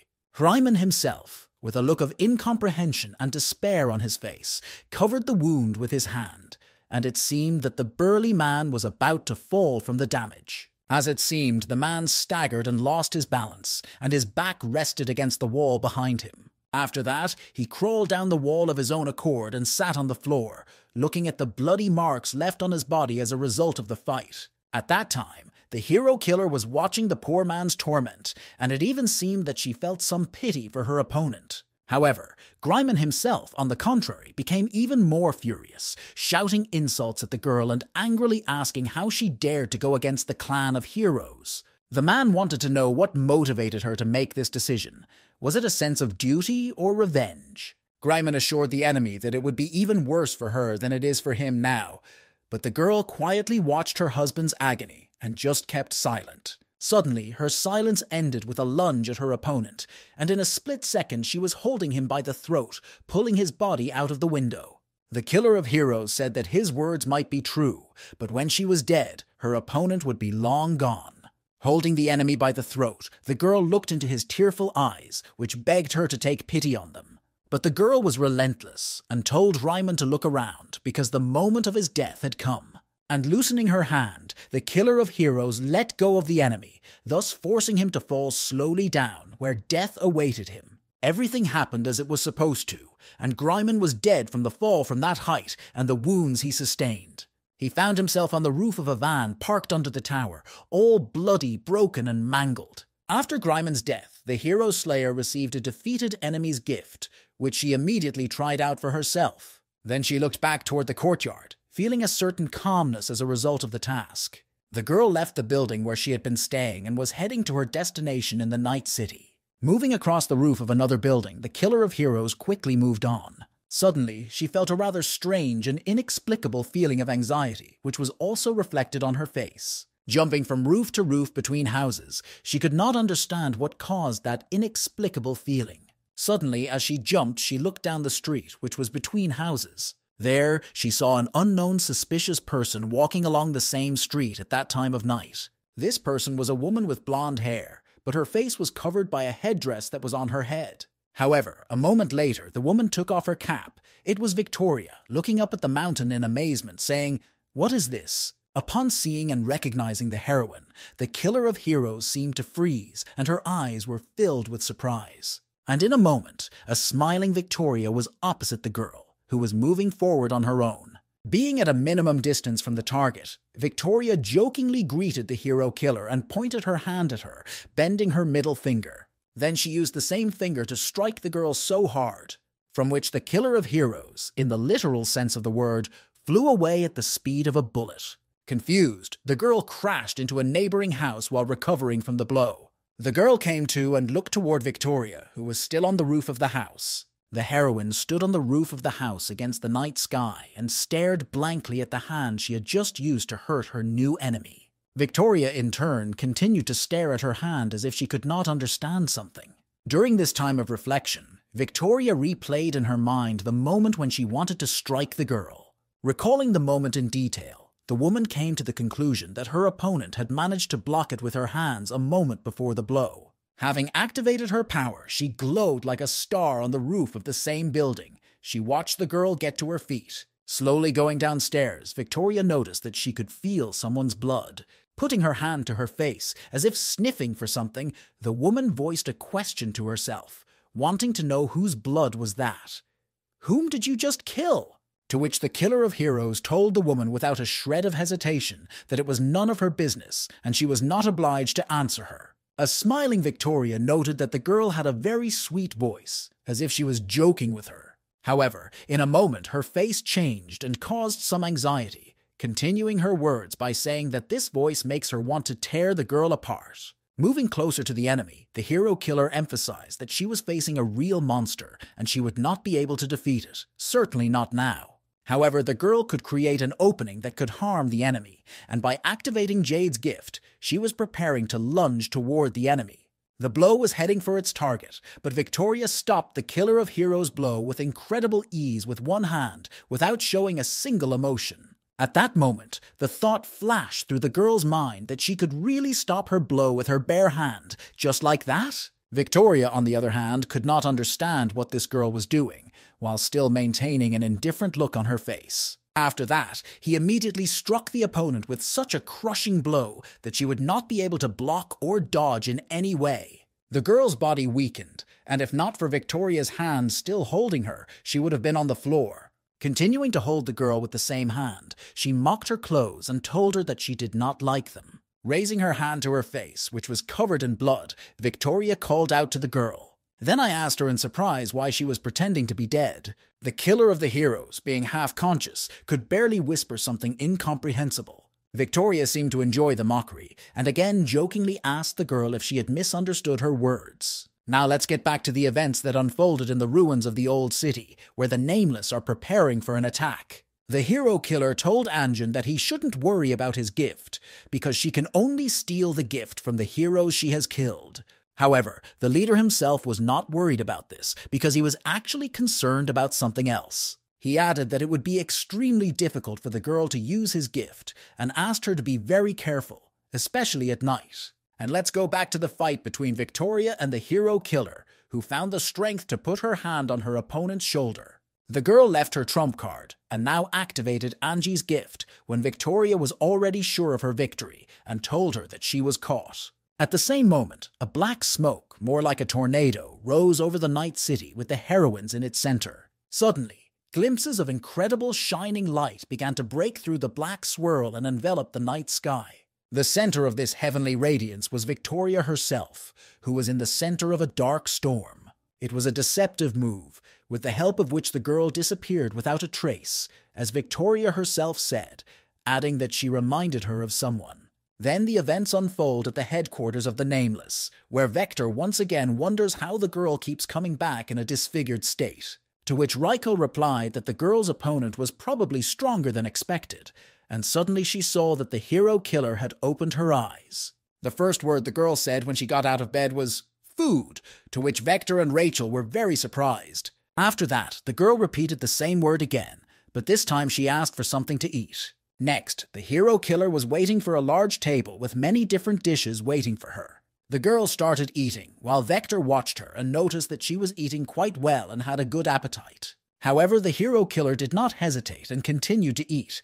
This time she was savoring delicious chicken thighs. As Vector continued to observe, he changed his mind and noticed that the girl's appetite was not only good, but even very good. Vector's body could be seen from behind a pile of dirty dishes, and he jumped up and called out to the girl to wait. He asked her if her arm was broken, that she was already using it so freely. The killer of the heroes continued to eat without stopping for a moment, but when she rolled up her sleeve, she found nothing on her arm, only a small bruise. As she continued to eat, the heroine said that the bruise would go away as soon as she had some rest, but Vector was surprised by her words. After the girl was refreshed, Doc put a bandage on her arm and asked Rachel if the drugs were ready for the victim, to which he did not receive a clear answer.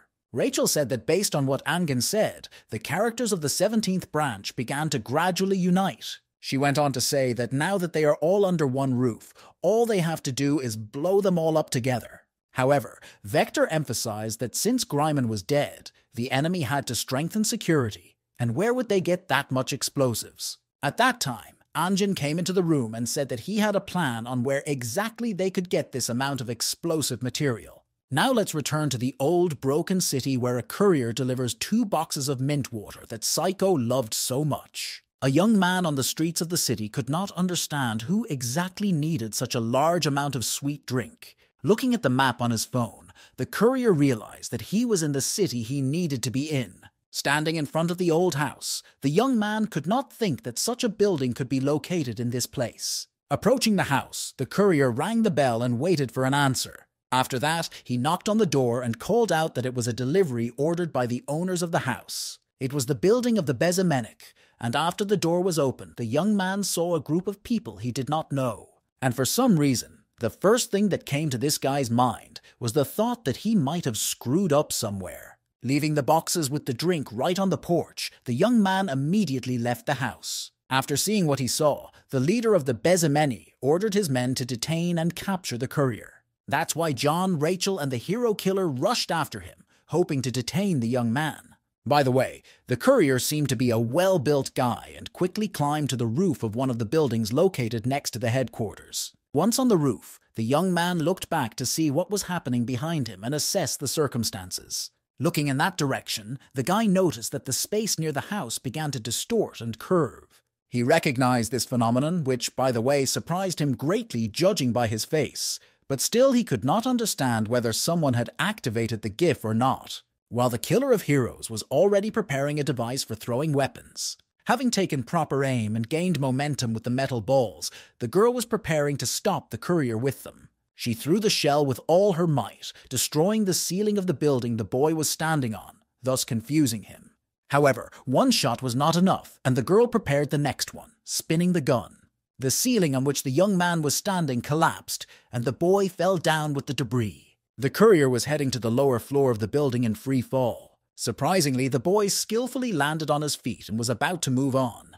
However, Huge John had a different opinion and ran as fast as he could in the direction of the young man with a rather angry face. But the sturdy guy in the rolling roll passed John, who did not have time to react to the guy's attack. But now the big man was going to strike the courier with a blow that would neutralize him, while the young man himself took out a golden coin, which he threw up with his thumb. But the boy's antics did not stop John, and he punched the place where the courier was. But surprisingly, the young man was already on the roof of the building and asked the puzzled John if it was really necessary to attack him. And in a moment, John jumped up with such force and speed that the young man did not even realize what had happened. Now the giant John was standing in front of the nosy courier.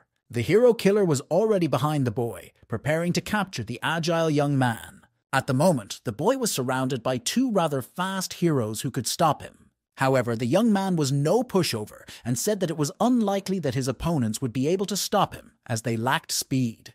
To which the hero killer replied that he was a liar, because if he was really that fast, he would not be here anymore. After all, the boy's gift was to be invisible while the coin was in the air, to which the young man simply remained silent, hiding his shame. The guy realized that there was no point in hiding his abilities any longer and said that he could actually be invisible while the coin was in the air. And if he doesn't catch her in time, the skills will be unavailable for some time. But after that, the guy was surprised at the girl's attentiveness. But then the courier threw a lot of coins into the air and said with a laugh, "What will your answer be now?" At this time, the hero killer focused her attention on the coins flying in the air. The girl quickly counted the coins in order to calculate which coin would activate the freebie. She managed to do it and saw the boy, although he was in an invisible state. However, the young man himself realized that even when he was in an invisible state, the girl was able to detect and see him. Realizing this, he expected an attack from his opponents, and now the killer of heroes herself was approaching him. Immediately moving to decisive action, the girl kicked the boy in the face. This caused him to lose his footing and fly tumbling against the wall behind him. The killer of heroes noticed that the boy had an interesting gif, but it was not enough. And as she approached him, she continued to speak, asking if this was really all he had at the moment. However, the young man was not going to give up just like that. And with a smile on his lips, he happily replied that no, that was not all, and he had a trick up his sleeve. Tossing the coin again, the boy thought that the girl caught him quite quickly, and he would not be able to beat them in this way. In this case, he concluded that he would do what he wanted, and only then think about the consequences. Then he quickly moved along the walls to the roof of another building. Once on the roof, the boy smilingly called out to the nameless men, saying that he hoped he would never meet them again. While fleeing, the guy complained that he had to use all the coins to save himself, and thus was left without money. But around the corner, little Raikal was already waiting for him. When he saw her, the young man could not understand where he could have seen this lovely girl before. But there was no time for that now, and so Raikal uses his gift to detain the target. However, this only made the boy laugh, and he easily avoided the vine, which was controlled by the girl. But the vine continued to follow the boy, and the thought flashed through his mind that this vegetation was following him. And in a matter of seconds, these plants pierced through the guy, which puzzled him because it didn't even hurt, as the courier himself noticed. After some time, the boy found himself in the clearing of a green garden or forest, and he couldn't understand what had just happened, where he was even now. To which Sinclair replied that he was in her garden and asked him if he wasn't amazing. Continuing her speech, Raikal added that there were only two ways out of this garden: either wait for her to let him go or kill her. She immediately noticed that the boy did not look like a strong opponent, while smiling sweetly at him. The embarrassed young man looked at her with confused eyes, and Sinclair asked him if he would work with them. Or maybe he will decide to play with her after all. At first glance, Chain's delivery service looks like an ordinary company, but there is a lot of gossip around it. They say that this service can deliver anything for a good price. They are also said to be among the top 10 in the industry, but the head of the same company, Chen, is shrouded in secrecy. The courier tapped his hand on the rusty old door that appeared in front of him. After that, the word piano was heard from behind the door, to which the boy immediately replied, partridge, which were most likely secret words for recognizing his workers. Immediately after that, a crack in the door opened, and a man who recognized the young man looked out and asked him that number 9 was you. What do you want? Smiling, the young man greeted the man and said that he needed to see his boss. As soon as the guard opened the door, the giant John stood in front of him, looking directly at him. And while he was neutralizing the man at the entrance, the others went down the corridor to their target.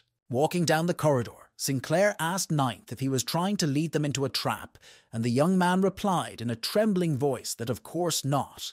The company continued along a dark corridor with a light at the end. In a room at the end of the corridor were employees of the service, standing at a long table with their boss eating at the edge of it.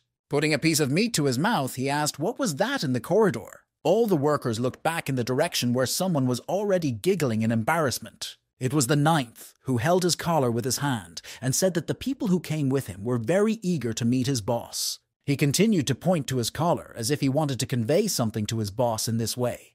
The director himself, watching the young man, realized what he meant, and raising his hand with expensive jewelry to the mountain with a fork in it. He ordered all his employees to kill the strangers, and they immediately rushed to the opponents with weapons in hand. However, Angan, who was their new enemy, stood calmly and waited for them, activating his GIF. The black matter that came out of the floor went through each of the couriers who wanted to harm the Nameless, and she went on to the main one, which was in the same place, and with the minimum distance to Chen's neck, she stopped in a circle near his neck. Engan sharply and directly told the head of the service that they had brought a large amount of explosives to level the 17th branch. As he got closer to the target, Angan began to suspect something, and standing right in front of the man, he said that he was not Cheney, to which the man in the role of Chen replied that he was just enjoying acting.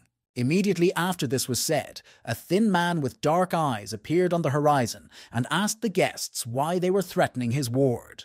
This was the real Chen, whom Angan was now staring at. As he got closer, his expression changed, and he contorted himself in anger as he recognized Angan. The man who until recently was thought to be Cheney threw himself at the feet of the real Cheney, shouting, "Boss!" In a few seconds he was at the feet of his supervisor, laughing like a child. This clearly did not please Cheney himself, who, in response to the actions of his ward, kicked him with all his might with the same leg by which the crybaby was holding him. Then, looking at Angan, Chen shook off his outerwear and looked at him with a smiling look, saying his name. Continuing his speech, the leader asked the other what exactly he wanted, what brought him here. The hero killer watched the dialogue between the two from the sidelines, while the thought flashed through her mind that Chen did not look like she had imagined him. But she also couldn't figure out how he knew Angie. Seeing the interest in the girl's face, Raikal asked her smilingly what she was thinking about, to which the girl pretended not to understand what Sinclair was talking about, and replied that she was not thinking about anything.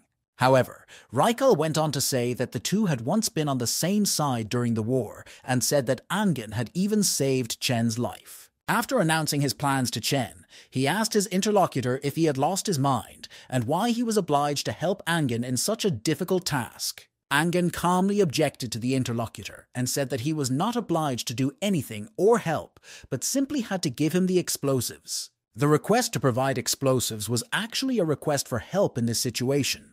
Chen began to talk about how he started building the entire company he now runs from scratch, and asked the person he was talking to if he knew how difficult it was. This made him visibly nervous, thinking about the long way he had traveled to get here. Suddenly, the killer of heroes entered the conversation and said that it was enough to talk about the past. Thus surprising Angier with her bluntness, she continued to say that everything had already been decided, so it was necessary to finish everything as soon as possible. Chen was confused by the girl's words and asked Angie who this girl was and why she was interfering with the conversation between the two adults. In response, Angan said that this girl was a hero killer, a dark horse of the Nameless. Angan's words made Chen laugh, who continued to ridicule the girl standing next to him.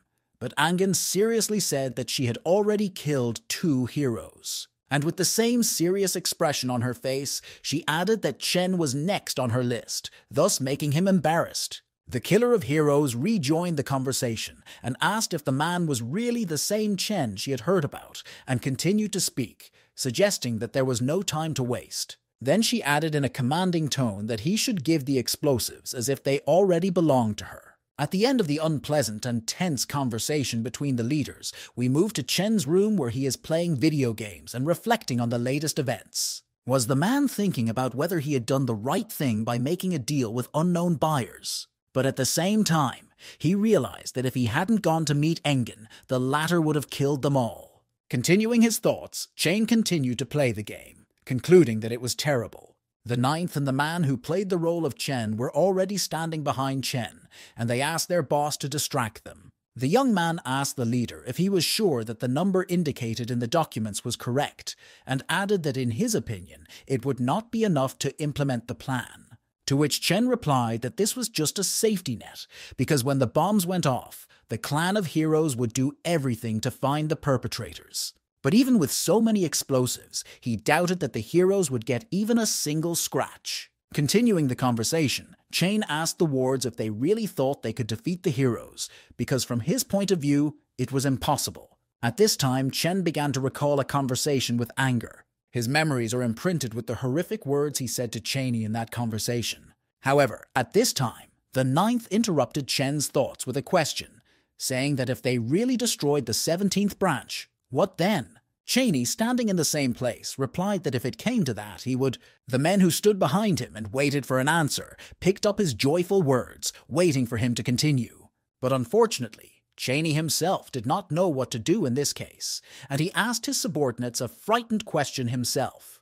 What should they do in this case? Then the events take us to the hospital of the 17th branch, in which one of the patients reaches out with a trembling hand to the table with medicines. His attempt was unsuccessful, and the can jumped out of his hand and onto the floor, and she rolled on the floor to the feet of one of the doctors who had already entered the room. It was Yuna who bent down to pick up the same medicine from the floor, and the patient in this situation was Psycho, who was sitting next to the hospital bed, and he asked when Yuna managed to get here. The doctor stood up and, holding the medicine in her hands, calmly replied that she had just come here to this room. The clock on the wall showed 13:47 while the two were in the hospital room. Psycho sipped water while Dr. Yuna prepared to examine the victim. At the same time, the doctor herself was looking at Psycho, preparing instruments for examination and treatment, while the man himself was already ready for the examination sitting on the floor. Now the doctor was gluing sensors on Psycho's body that were necessary for diagnostics, saying that there was no point in it anymore. As the doctor was doing her work, she continued to speak and asked Psycho how he felt about thinking about retiring. Upon hearing these words, the man abruptly jumped up from the place where he had just been sitting calmly, and he immediately rushed to the author of the words and pushed her against the wall of the room. As if hovering over the doctor, Psycho calmly replied that he was not ready for this now. However, the doctor herself calmly reacted to Psycho's reaction and looked him in the eye. A moment later, she looked in the other direction and asked her husband not to forget something.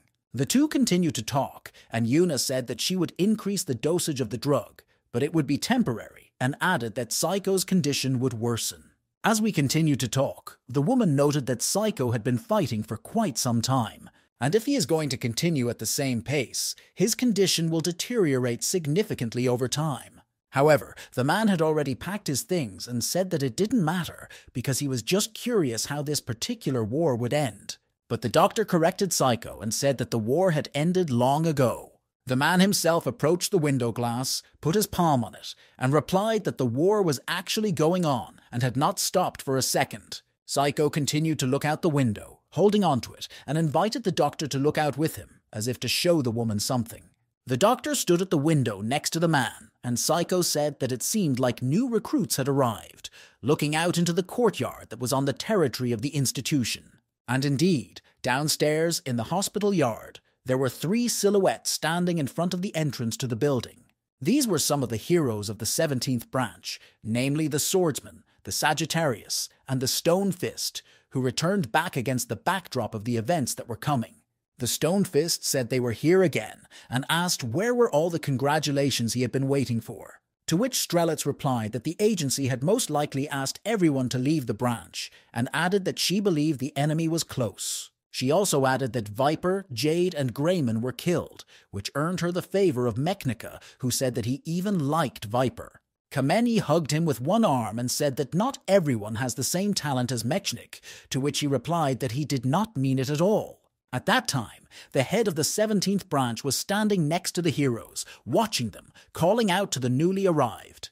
The man who was the head of the 17th branch was called the Heavy Smoker. Now the events take us to a parking lot with a truck loaded with explosives, in which the 9th was now excited about the task he had been assigned. Clutching the steering wheel of the car, he recalled the words that said he was going to one of the enemy's bases, where he was now. The guy was surprised by the fact that he was able to get to the area he needed so easily, and was alarmed by the low level of security.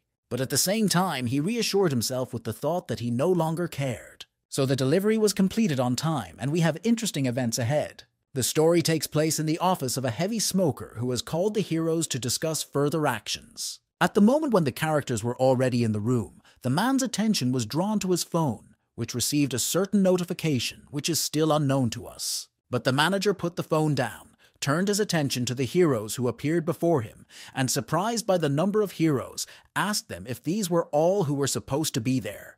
The shooter calmly asked the man a counter question, asking how many people he expected to see now, noting that they were busy. After that, Kamiani joined the conversation, adding that the 17th branch was quite small and asking whether it was wrong to divide the others into branches. Continuing the conversation, the man said that they were in serious business now and that they were going to have fun.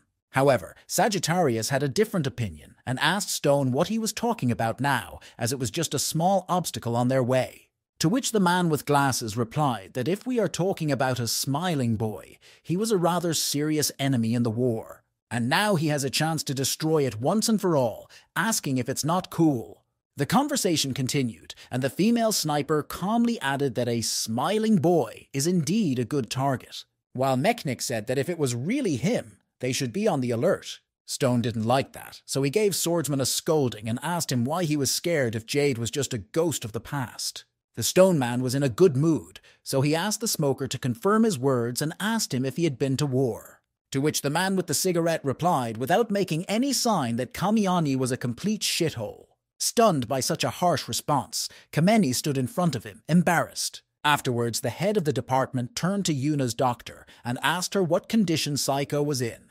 To which Yuna calmly replied that Psycho was in bad shape because he had been wounded, and added that he would not be able to participate in this war. When the sniper heard what I said about Psycho, she said she wondered how he survived the fight in which Viper died. She added to her words that perhaps Psycho lacked something heroic, to which Yuna immediately gave a sharp reply and told the sniper to watch his language. Reacting to Yuna's words, Sniper immediately readied her weapon, as if she wanted to threaten the doctor for what she said. And in a moment, she was holding the weapon ready in front of Yuna's face, who did not react to the sniper's antics. At that time, Sniper herself asked the doctor if she wanted to quarrel with her about it. But at that moment, there was a loud crash that shook the entire building.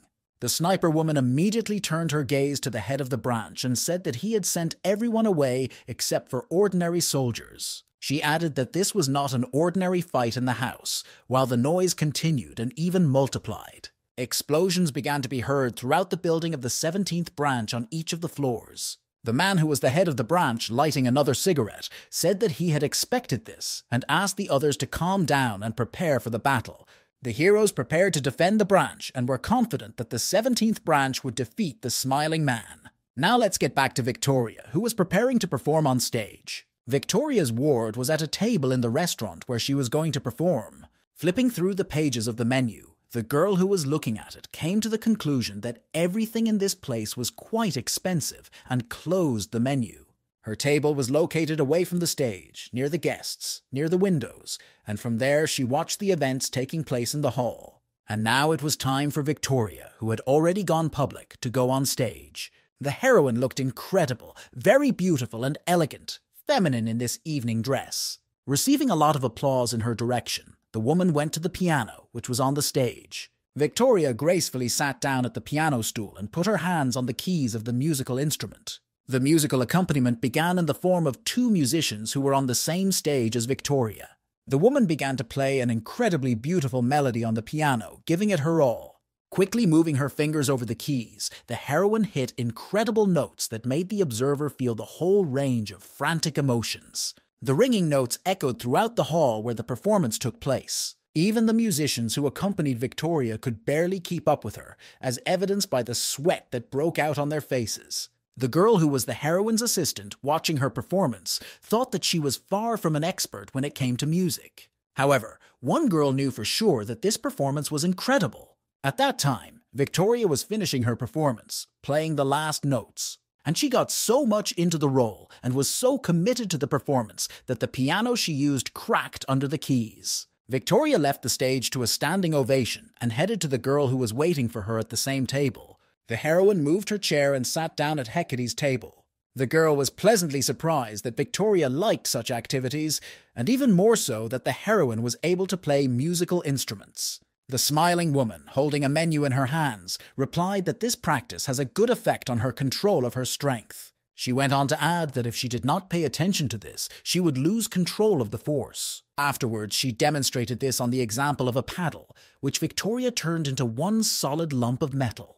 While the girls were talking, the waiters were already bringing the food they had ordered to their table. Later, the visitors began to try the food they were brought. Hecate, who was sitting across from Victoria, tasted the dishes and watched the heroine, who had just started talking, as if fascinated. Her words were in reference to Smoker and the fact that he did not answer her last calls, which undoubtedly confused Victoria. The girl kept the conversation going and asked the heroine if the Smoker was the man who was the manager of the 17th branch of the Heroes. Victoria gave a positive answer to Hecate's question and added that something must have happened at the branch if the Smoker was not answering the phone. The heroine went on to say that the manager was used to making all the decisions on his own, and that other departments were probably not aware of the situation either. As she continued to think, Victoria guessed that the culprit behind these events was the killer of heroes, and she added that she was sure that she had seen the gift of the smiling man in action when they met in the city. The heroine also realized that they were in great trouble and was confused by the question of whether they could withstand it. Sitting at the table, Victoria jokingly said that she hoped that if something did happen, it would preferably happen before her vacation was over. However, Hecate, looking out the window, disturbed Victoria's peace by calling her and asking her to pay attention to the yard where something was happening.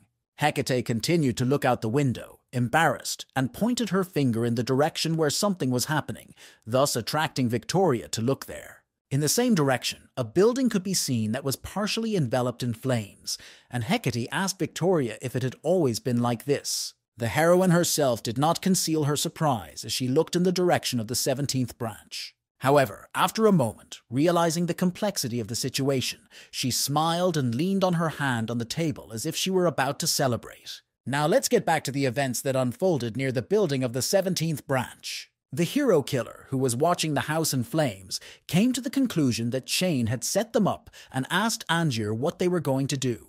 The leader of the Bezimeni replied that they would only move forward, opening fire with all the weapons they had. He added that he wanted the clan of heroes to know that the Nameless were coming for them. As Jade approached the branch building, he activated his gift and was ready to attack the clan of heroes. He was aiming directly at the house itself, which he wanted to destroy using the power of his gifting. This caused the building itself to crack and collapse more than the explosions. Engen kept pushing against the walls of the branch, which in turn were cracking like cookies. At this time, the embarrassed Kameni watched the actions of the Nameless from the room of the house where the heroes were staying. But Sniper did not wait for the others and went straight to action, asking Kameni not to stand in her way while preparing her weapon. Approaching the window, the woman smashed it with her rifle butt, thus preparing a good position for observation and targeting.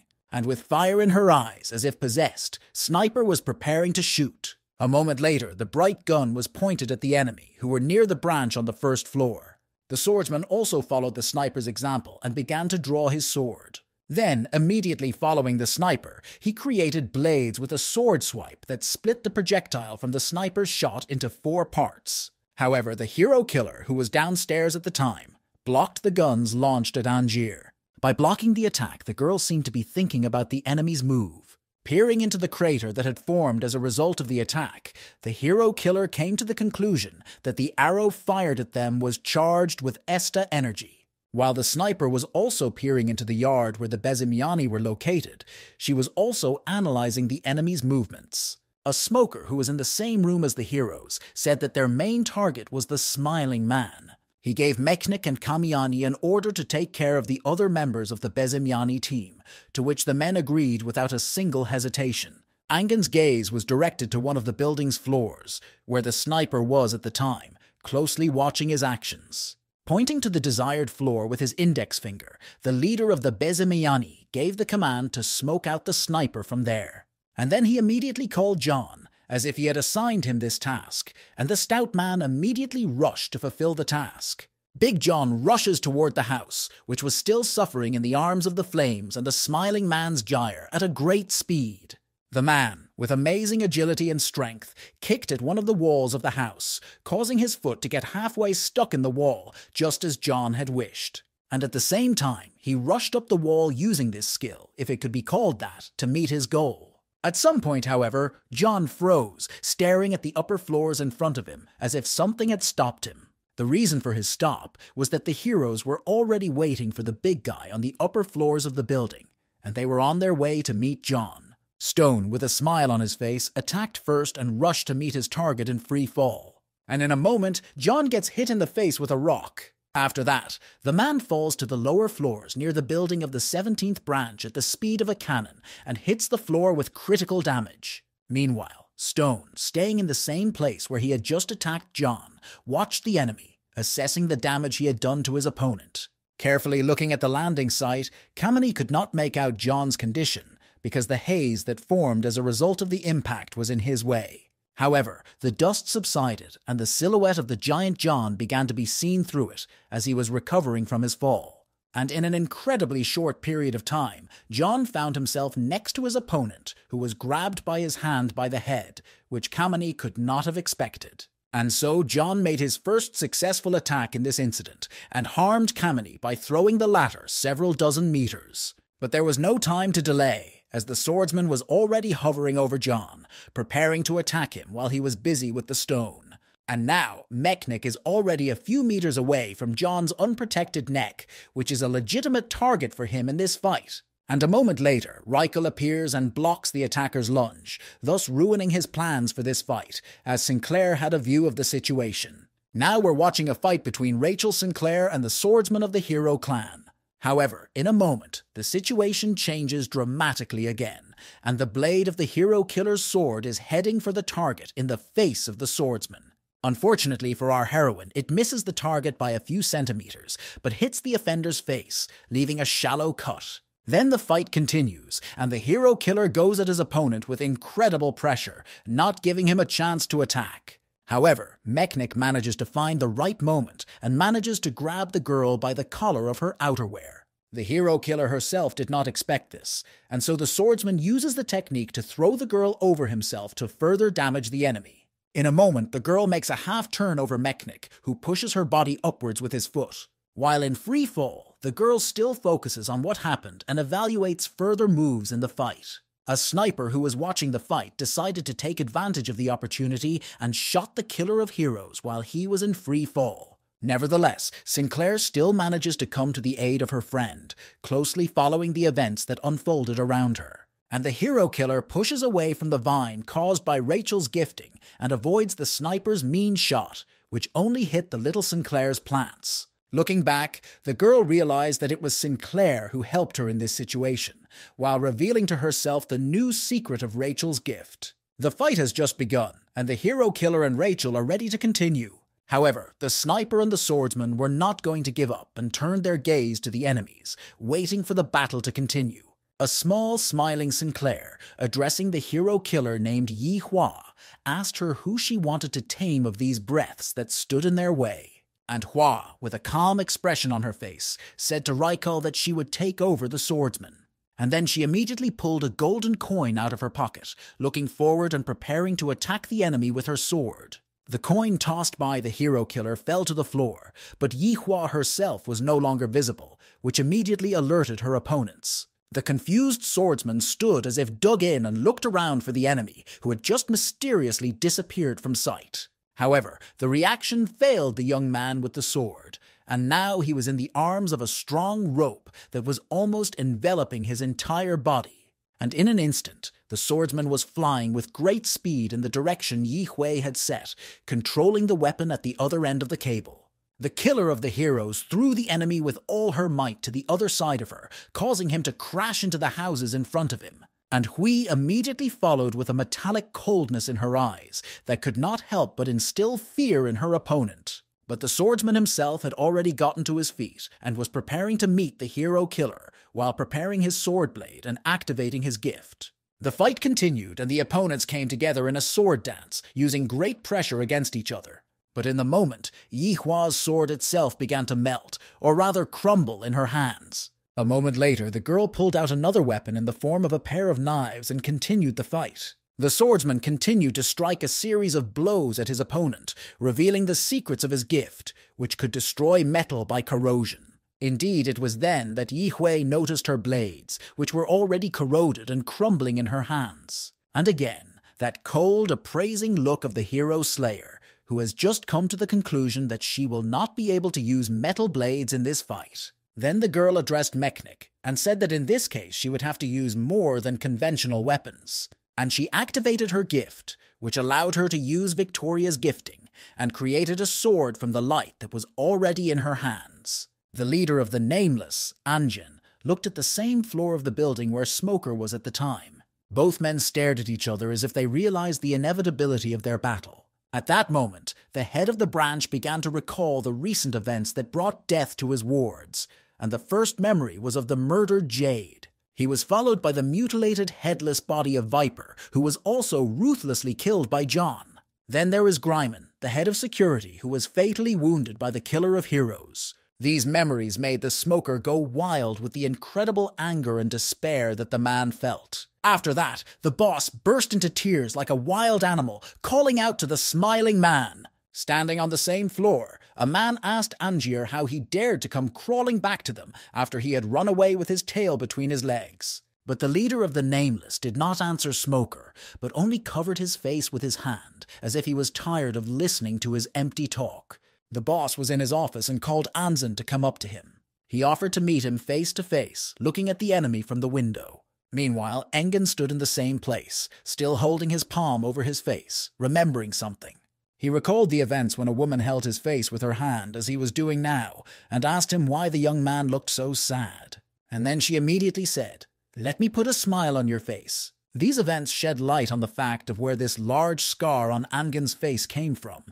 But now the man was looking up with a smile on his face. And as if possessed, the laughing leader of the Nameless answered the Smoker's call and headed to meet him. For now, let's return to the events that unfold between the hero killer and the swordsman, who has just seen the world sword created by Yi Hui. The girl was holding the sword with the hilt up in one hand as if she was calling the enemy to fight. But now let's talk about Yi Hui's gifting, which has capabilities that are divided into two parts, the first of which is permanent and the other is temporary. The permanent allows you to use an enemy's gift, but only if they were killed by the hero killer itself, an unlimited number of times. The other temporary allows you to use the borrowed gifts of other heroes, but it has its own restrictions on use. And as long as the real owners of the gift are alive, Yi Hui will not be able to use their gifts in full, that is, on a permanent basis. And now the girl, the hero killer, purposefully chooses the gift she borrowed from Victoria when she touched her. In this case, the analogy is as if he were choosing a card from a deck in order to make his move. And so the battle continues, and Yi Hui, holding a shining sword, prepares to attack the swordsman. At the same time, the swordsman himself goes to meet the enemy, also bringing the blade to defeat his target. And now a couple of opponents are already facing each other, waving their weapons. Yi Hui deflects the attacker's attack by blocking his blow with his lightsaber and moving its blade to the side, while closely watching the enemy's actions. Moving the blade out of the way, the girl makes a sharp lunge to meet the swordsman, who for some reason looked away from his sword. However, he still blocks the blow of the hero killer, who is now standing as close as possible to the swordsman himself. The heroes cross their swords over their heads, while partially holding each other's hands to avoid undesirable consequences.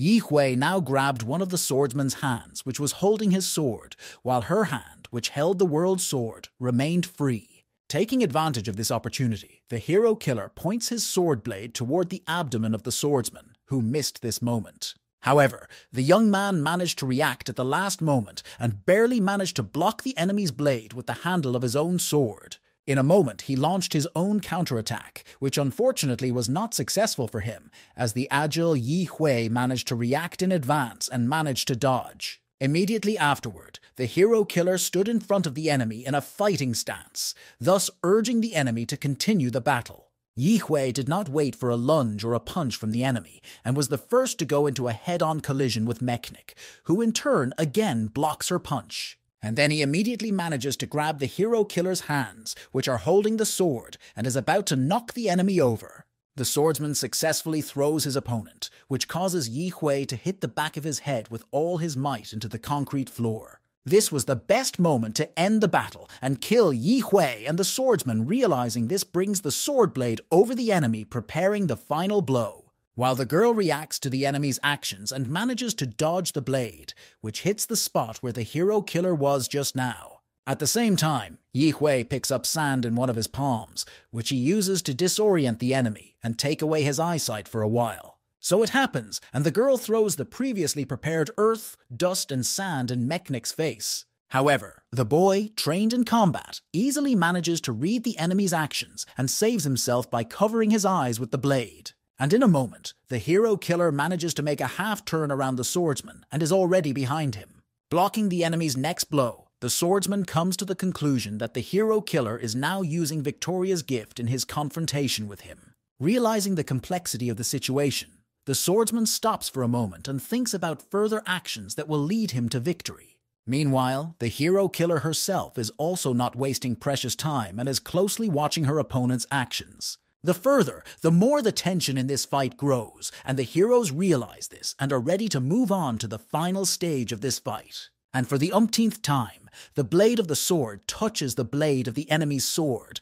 thus prolonging this spectacle of death. As we can see, the heroes decided to raise the stakes, and with them the strength that the swordsman and the hero killer put into each blow increased. The last blows were so strong that the opponents simply could not stay on their feet, and the participants of the fight were thrown back by the block of blows of such force. The swordsman, struck by the growing force of the fight, was also thrown back several meters and now braked his feet on the floor to keep his balance. Once again, the enemies were opposite each other, and the swordsman asked the hero killer the next question that confused him. He asked Yi Hui who taught her such techniques and such a high level of sword skills, to which the killer of heroes calmly replied that she was not sure, but today her teacher will be Mechnik himself, who was also her enemy. And having assumed a fighting position, they signaled the enemy to continue the fight. However, at the same time, events of incredible power began to unfold on the battlefield. And this immediately attracted the attention of the hero killer,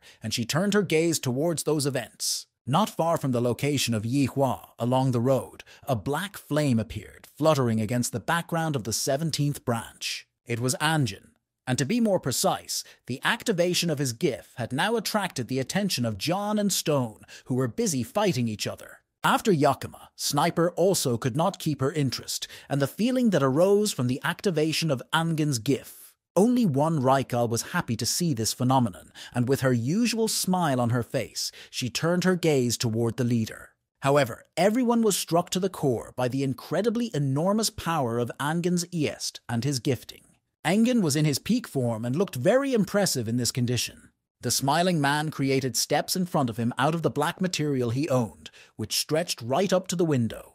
Angin, without showing any sign of emotion, slowly climbed the stairs at the end of which was his opponent Smoker. And so the man with the scar on his face reached the coveted floor, waiting for further events. A moment later, his boot touched the floor of the room, which was filled with thick smoke. The room where Angin was now was filled with grey smoke, as if there had been a fire on the lower floors. The room was so smoky. However, no matter how it may seem, the fire had nothing to do with it, as the smoker was the root cause of this phenomenon. In the smoke-shrouded room, a voice was heard claiming that the arrogant Engin had come on purpose to fall into the trap that was being prepared for him. After the words were spoken, silence reigned in the room, and someone's silhouette began to appear through the thick haze. It was Smoker, who was in the midst of his own gifting, and the latter said that Angin lost when the thieves were at their peak. Therefore today he will also lose in a duel with such an opponent as a heavy smoker. The man said, now holding a cigarette in one hand and pointing at the leader of the Bezimyanye, to which Angier, walking through the smoky room, asked his opponent if he really thought he could beat him. And in preparation for the battle, he held out his hand, which was embraced by the black, like resin, fabric of the gifting. Then, in a split second, he directed a stream of matter at the enemy standing in front of him, thereby inflicting fatal damage on his opponent. Onion calmly examined the dead man's body, which had holes in it from the same black matter that the smiling man had possessed. The dead smoker's eyes reflected the fear he felt a moment before his imminent death. However, at the same time, the enemy's gift should have disappeared with his death, but the thick haze continued to persist, which could not help but worry Angier, and creatures resembling fish formed from this thick smoke began to devour the black matter of Angin's gift. One by one, they continued to devour the food of the smiling man, and now Angin realized that the smoker had not died from the fatal wounds he had inflicted on him, and asked him if this was the trap he had been talking about. And indeed, the smoker got to his feet, somehow managing to heal those holes in his body, and added that these strange creatures were feeding on the enemy's flesh. Thus, they become stronger when they absorb est, and added to this, his gif is much stronger than Angen's gif. Finally, he concluded that the smiling man was trapped in a situation from which he would never get out alive. After the smoker said this, all those creatures that resembled fish swiftly moved toward Angen, who was standing in the same place. However, Angen began to literally tear these creatures apart with the energy of his estu and asked the enemy if it was better. At that time, the man with the cigarette seemed to be frozen by what he saw. He simply could not believe his eyes. Engen, really being in the epicenter of the action of his own esti, cut, dismembered, and threw these creatures aside.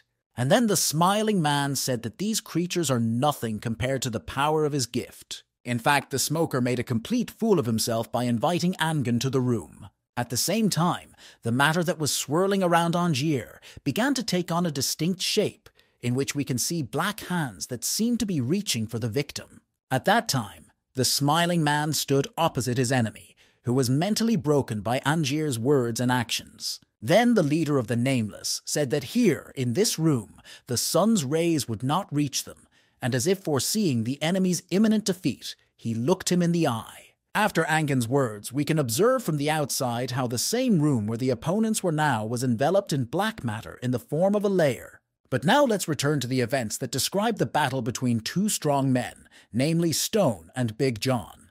Having caught a punch in the face, Kameni inadvertently saw the events that took place at the branch's building and said that the participants in that battle looked happy. Later, he came to his senses and struck John in the face with a stone hand.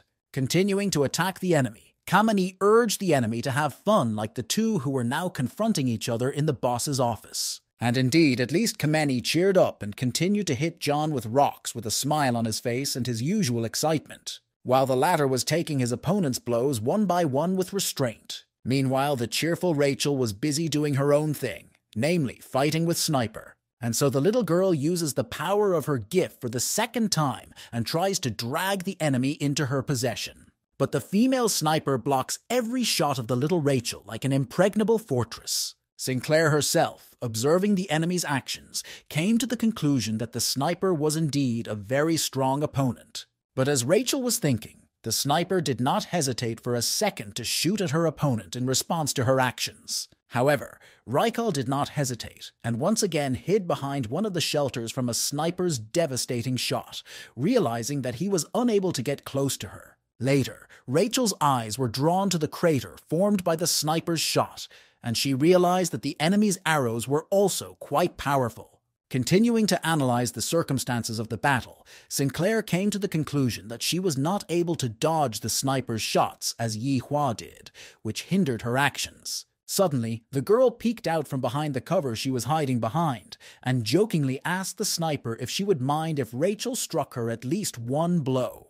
To which Snyder herself replied that she was worried about her manicure, to which Sinclair replied that her nails were not important, and not important at all. After hearing this, Sniper seemed to be offended by the words of the little Rykal, and asked her what she had just said. Sinclair knew what she wanted and continued to tease the Sniper by saying that her arrows hadn't hit the target even once, so maybe she wasn't so special after all? But the Sniper's wife was only amused by these irritations from Rykal, and she responded to the enemy with a smile on her lips. Rachel also noticed this fact of Sniper's smile looking at her at the time, and in a moment, Sniper swore that the girl would regret what she had said earlier, and her weapon glowed purple as if to portend something. After saying that, the Sniper made a strange shot up to the sky. Confused by the enemy's move, little Sinclair looked up to follow the enemy's shot. Suddenly, the arrow started moving in the opposite direction, in the direction of Rykal, who saw it at the time. Realizing the complexity of her situation, she decided not to avoid the shot but to block it. But this was a mistake. The Sniper, satisfied with her shot, watched the girl, saying that it was her hit rate, meaning that every 6 shot hits the target anyway. However, after an arrow hits Sinclair's leg, she easily retrieves the same arrow with her characteristic optimism and a smile on her face. After removing the weapon from her body, Rykal held it in her palms, but in a moment the arrow began to disappear. At that time, she was thinking about taking on the swordsman, and the reason for such thoughts was a difficult opponent, Sniper. As if mocking the circumstances, she thought to herself that she was unlikely to be able to change her opponent for nothing. While the girl was jokingly thinking about changing her opponent, the sniper was already preparing another bolt for her weapon and was about to attack Sinclair for the umpteenth time. Rykal avoided enemy shots with some ease, moving from cover to cover. It seemed that the sniper was using the tactic of heavy fire, as the minimum time interval between shots was calculated. However, Rykal coped with this pressure, and thinking to herself that she didn't have time, she began to think about options for shortening the distance with her opponent. While the sniper wasted no time in pulling out something that looked like a remote control or something else, and Sinclair could see it clearly. Mala Rykal immediately looked around after what she saw and found explosives hiding in the broken asphalt next to her. Yes, it was definitely an explosive, which was very close to the Sinclair girl, who at that time again had a small laugh of hopelessness. A moment later, there was a large explosion which rumbled throughout the city. Rykal survived the explosion, but she also sustained some injuries. Recovering from the strong explosion, she could not understand how the explosives came from this vault. Sindler began to recall the moments of the fight and came to the conclusion that Sniper had managed to prepare explosives for her while she was hiding in the shelters. Thinking it over, the girl realized that the sniper was deliberately pushing her to get closer to the explosives by firing shots at the right time. And during these very thoughts, the sniper's sixth arrow again reaches its legitimate target and hits little Rykal in the shoulder. The bolt hit the target, but failed to break the girl's fighting spirit, and she pulled the enemy shell out of her body with a smile. The sniper, observing the opponent's actions, concludes that Rykal has excellent combat skills. As the sniper approached the enemy, she seemed to mock him and asked him why he had suddenly gone quiet. Perhaps something had happened, to which Rykal laughingly turns to face the enemy. She responds by saying that she was thinking a little bit and continues to attack the sniper, throwing a vine at the target. The sniper again quickly and with some ease dodged the attack, but still told the enemy that she was very tired of these tricks. At the same time, with a smile on her face that never seemed to leave, Rykal asked her opponent if she was serious about this. But in fact, at that moment, Rykal was thinking about further actions and came to the conclusion that Sniper was very fast, and it would be a problem to get her. Sinclair also realized that conventional bolt attacks have much greater explosive power than others, and every sixth shot that Sniper used to wound the girl several times could not be controlled by the opponent. Otherwise, she would have killed her with the first shot. After thinking it over, Rykal comes to the final conclusion that he has no other option but to move closer to the enemy. Sinclair continued to attack her opponent while having a clear implementation plan that would lead her to victory over the enemy. The girl purposefully moved toward the enemy gradually, step by step, realizing that the enemy would attack her with gunfire. As expected, the sniper prepares the first shot at his legitimate target. The first bolt partially reaches its target, hitting Rook in the arm, leaving a shallow wound.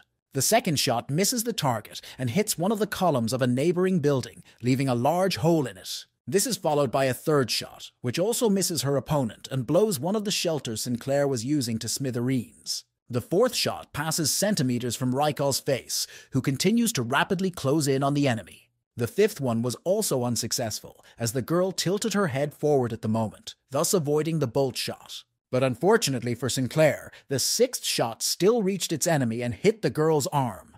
However, the sweet Rykal was only amused, as if she was playing children's games now and not fighting for her life, and smiling, she continued the attack. And Sniper was about to fall into a trap set for her by the little Sinclair. It seems that the moment of the culmination of this battle is coming.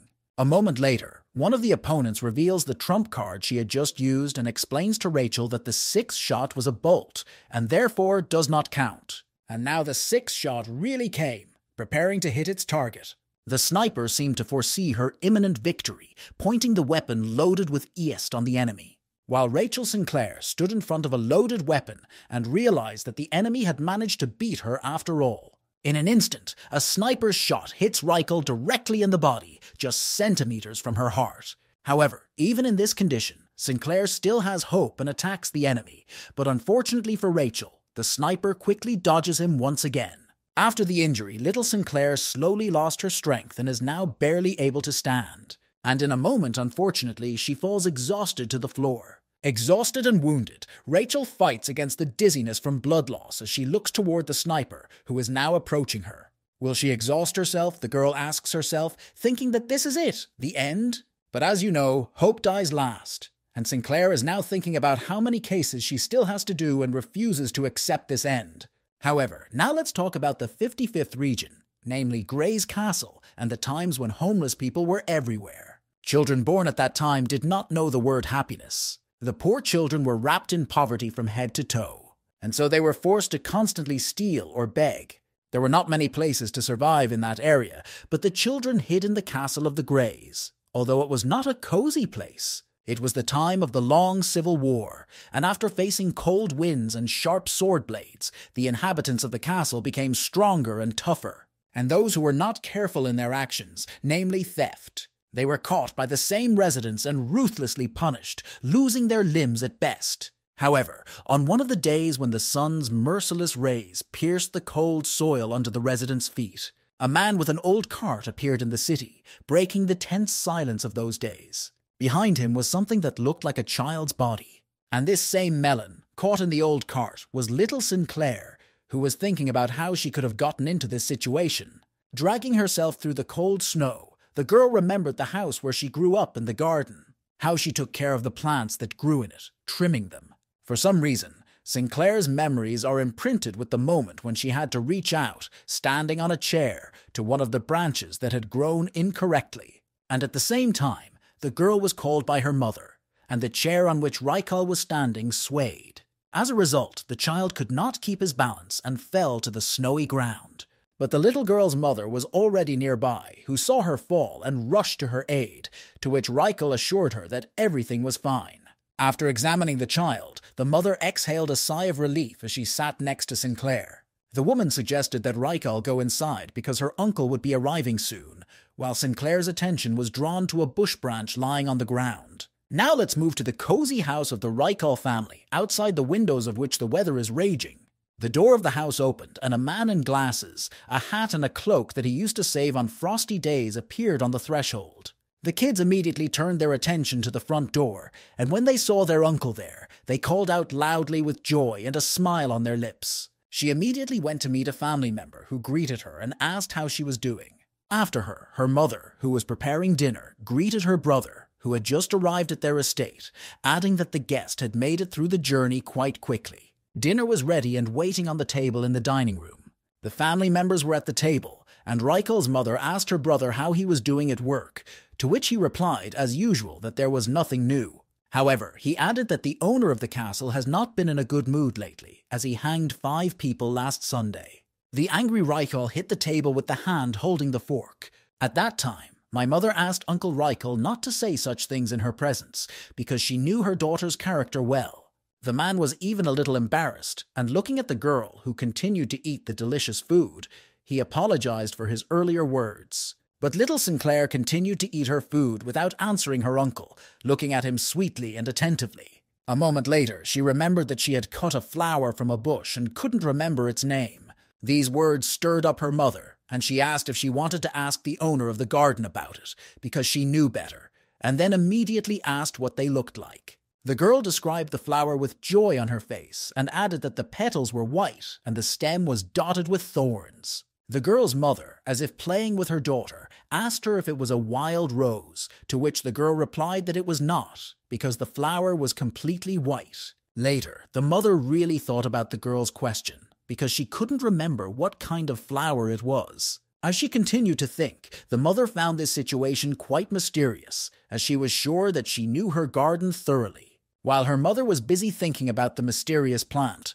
the girl was able to activate her gift for the first time and grew the same flower in her small palms. And here was a little girl holding this plant in her hands, calling to the elders, saying that this is how it was. To which the child's uncle and mother responded very ambiguously, as if this fact could harm her in some way. And so the elders began to discuss how to proceed. And in this case, my uncle asked Rykal's mother if she was going to take him to the girl's father. To which Signer's mother sharply replied to her brother, was he joking now? Or was he just trying to ruin her child? To which the man replied that there were no other options, as it was only a matter of time before the castle owners would find out about the girl's gift. And yet, as it turned out, the elders were not only surprised by Reikal's gift, but also concerned because it was forbidden to use the power of the gifting in this place. Small and anxious Raikal, watching the adults, went to her mother and asked the elders not to quarrel over it. After hearing these words, the mother took decisive action. Immediately, she took out her suitcase and started packing, planning to leave this place with her daughter. However, the brother did not support his sister's views, and later asked her where she was going, to which he received an unequivocal answer that she was leaving with her child. He was very outraged by this answer, because the man knew the rules that forbade the inhabitants of the castle to leave its territory. But, as we have already said, the serious-minded woman replied that if her brother was not going to help them, then it was better to let him get out of their way. When the man heard this, he could not find the words to respond to his sister, looking at the child at the time.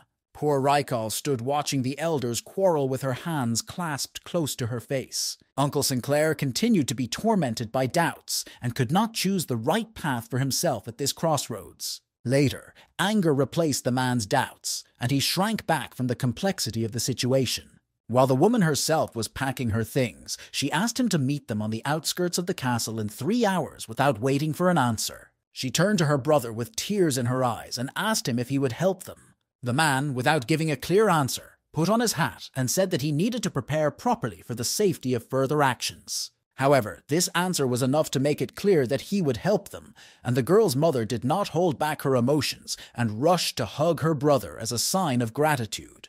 Mala Reichal seemed to hold her breath at this significant moment, but a moment later she rejoiced with her mother, realizing that hope for salvation had not left them. As the events continued to gain momentum, our heroes had a long way to go from the Grey's castle, and the cold weather was raging outside.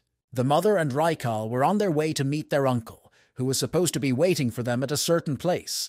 But when they got there, the girls fainted from what they saw. The body of their savior was lying on the frozen ground with crows already circling over it.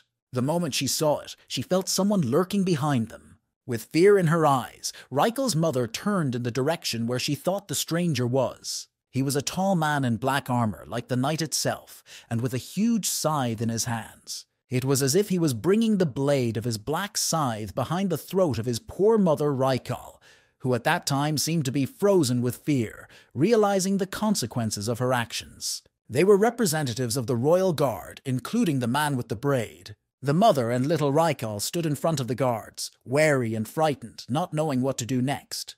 However, in a moment, 2 of the guards quickly moved in the direction of the poor people, as if they were dogs off the chain.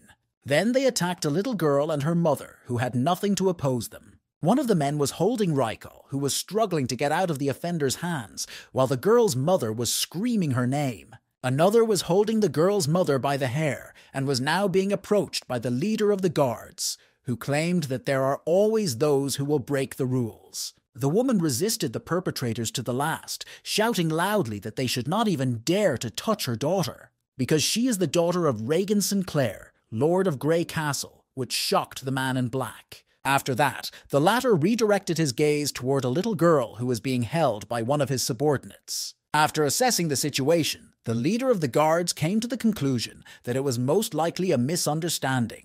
But what the woman said had no effect on the circumstances, and one of the guardsmen asked the girl's mother if she really thought that these words would change anything.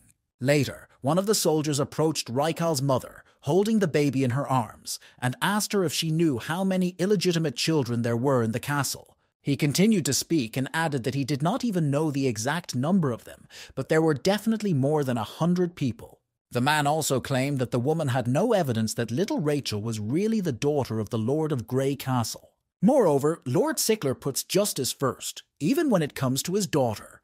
The woman and the girl were kneeling on the cold ground, and later asked the guardsman what he would do with them. To which the gloomy guardsman replied, looking at the blade of his scythe, that the answer was obvious. The man went on to add that he would act according to their customs, and that the Grey Castle was a place not controlled by the clan of heroes. But this is only on condition that the inhabitants of the castle will not be able to leave its territory and escape from this backward civilization.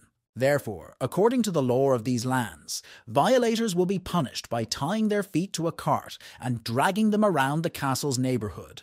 The guardsmen emphasize that most do not survive even one day of severe weather and exhaustion, and as a result, poor people die from such actions. We then follow Rachel's thoughts as she is dragged through the local streets, making her laugh. As Rykal herself explains, this laughter was not caused by funny events in her life, but simply by all she could do.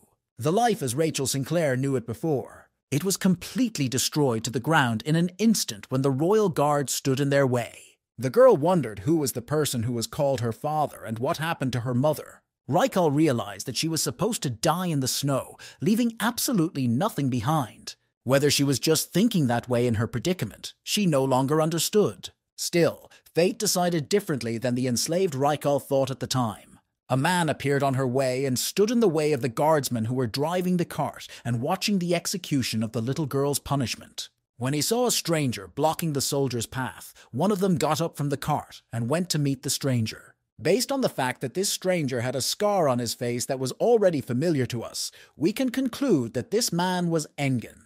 One of the guardsmen, heading toward the unknown, exposed the blade of his sword.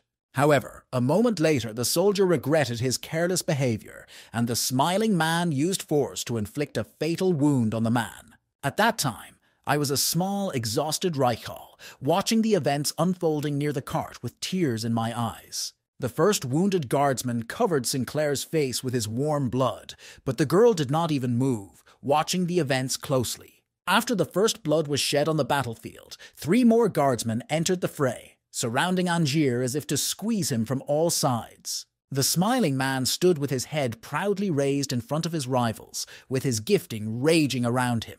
And after a certain period of time, his enemies, represented by the guards, were killed, and their mutilated bodies lay on the frozen ground, gradually covered with snow. Anyan went to little Rachel and used his gift to quickly cut the rope that bound the girl. Afterwards, the man extended his hand to the destitute little girl as a sign of help, while I was kneeling on the snowy ground.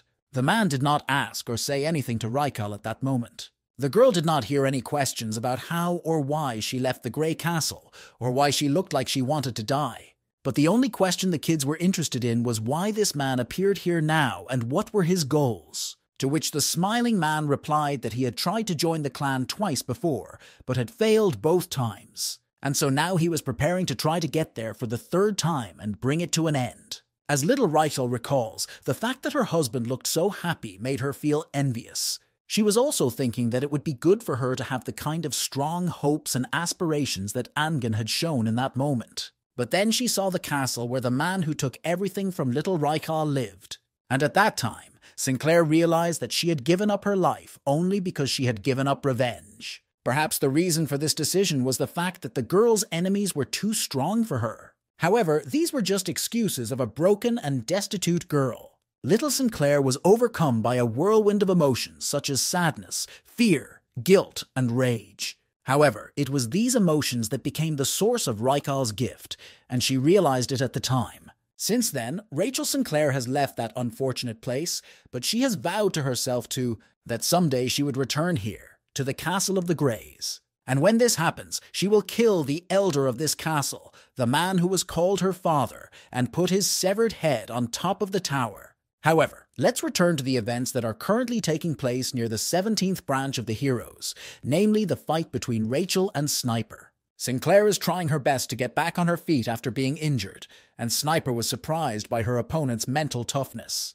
Laughing at Rachel, Sniper added that she should not waste her energy and stay in the same place, preparing a control shot at her target. Rykal herself did not give up hope of getting up and continuing the fight, telling the enemy that she was sorry, but she was not going to die here. With her finger on the trigger, the Sniper considered Sinclair's words as words of mercy and emphasized that it was a pathetic sight. Later, Rykal rolled over and looked up at the sky, and she said that even though she may indeed be living a miserable life, she is still living, and that is the main thing. While John was busy fighting with Stone, he heard Sinclair shouting his name, and at the same time looked in the girl's direction. Realizing what Rykal wanted, the giant flew at Stone and hit him in the stomach with all his might. Kameni, unable to withstand such a strong impact, flew over his colleague Sniper, while Sniper herself was watching this phenomenon in surprise. And so Kamini, with the help of John, who played along with his colleague in time, found himself trapped by Rachel, who was about to introduce the enemy to her beautiful garden. After activating her gift, the girl vowed never to lose like that again, never to anyone. Just as Raikal wished, it happened, and now her enemy was on the territory of her property, in her blooming garden. Frightened by such a dramatic change in events, Kameni began to shout that the girl had just lost, and that this simply could not be, to which Raikal replied that she seemed to be in a bad mood today, and assured her husband that she would do everything quickly, and it would be over. However, Kameni looked as if he still could not understand what had just happened, and looked at Raikal with his usual incomprehension. At first, his eyes were drawn to the girl's shoulders, where the wounds from the sniper's shot should have been located. After that, the imprisoned man looked at Raikal's legs, on which he did not see even a single injury. Having properly assessed the enemy's appearance, Kameni concluded that Sinclair had completely healed once she got to the territory of her own garden. However, Kameni began to recall in detail the last events before he got to that place, and definitely saw the wounded Raikal on the floor of the road. Then the man thought that maybe it was just an illusion and looked around the area in disbelief. But no, the terrain was quite realistic, and Kameni realized that the girl had dragged him into another dimension in which she was the hostess. Looking around, Kameni completely forgot about his enemy, and at that moment he heard a rustle behind him. This rustle was caused by the jump of the little Raikal, who was already in the air and was preparing her toothy sword to attack the stone. The sword blade was moving at high speed to meet the enemy, but Stone reacted in time to the lunge in his direction and managed to activate his gif, thereby blocking the blade of Raikal's sword with his stone hand. After an unsuccessful attack on the enemy, Sinclair bounced away from him to a safe distance. However, after the attack, Kameni also realized that the girl had become much stronger when she was on her territory, not just healed her wounds. While Raikal herself, with a smile on her lips, cheerfully waved her giant sword to meet the enemy. And now the girl again delivers a heavy blow to her opponent, which is successfully blocked by the stone blocks that have formed on his hands. As a result of the attack, Stone is thrown back from his opponent by the force of the blow. A split second later, she throws another punch, which is again blocked. But this time, unable to find support, Raikal slides in the opposite direction from the enemy. Without stopping to analyze the enemy for a moment, Kameni thought that Rachel had chosen him as her enemy instead of Sniper for a reason. He thought that the girl considered him a weak opponent, and on his way to her, emphasized that Sinclair had a good shot. But how long would this fight last? And whether the girl would be able to hold out longer than Kameni, the man asked at the time.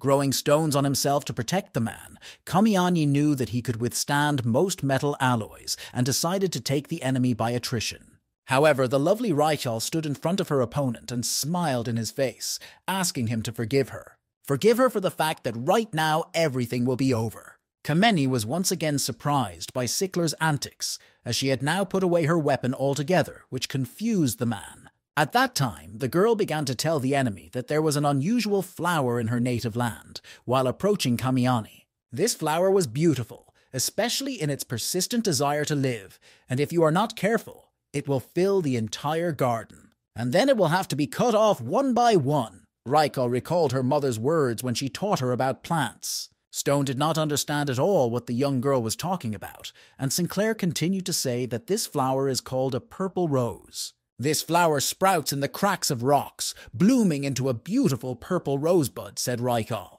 Then, pointing to the man's stone blocks, she said something just like this. Indeed, at that time, Kameni saw a small purple sprout on his protective stones that had just sprouted.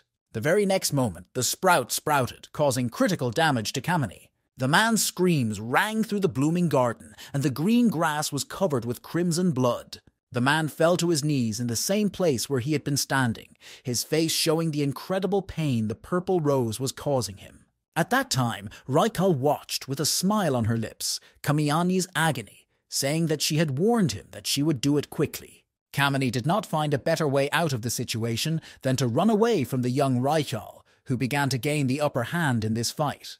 The man was running as fast as he could through the dense, dark forest away from the girl, while swearing loudly. Recalling the moment of his attack, Kameni could not come to a definite conclusion as to what exactly happened to him. Nevertheless, the man eventually came to a decision and realized why Sniper was so careful not to let Rachel near her, and he will use this example as his own now. The stone man was running through the dark forest, plucking off a plant, while constantly repeating to himself that he must not let the enemy's sword reach him. Tired of running for hours, the man stopped and leaned on one of the trees in the forest that surrounded him. At that moment, a dark, unknown figure appeared from behind a tree, looking more like a living shadow, and greeted Kamiani as if jokingly. The frightened man did not hesitate for a second, and hit the spot where the stranger's voice had come from with a stone fist. But what the man saw afterwards put him in an even more terrified state. A strange figure fell next to his feet, as if it were wrapped in a wooden dry vine. Later, the man heard no less strange sounds coming from the same wooden figure. When Kamini looked closely, he saw part of the man's face, which was completely wrapped in dried plants. After that, the man begged in a barely audible voice to have mercy on him and kill him so that his suffering would end as soon as possible. Seeing such a picture, Kamini was struck with utter fear to the very marrow of his bones, and he screamed with all his might as he fell backward. However, while the frightened man was walking away from what he saw, he caught his foot on one of the plants lying on the ground.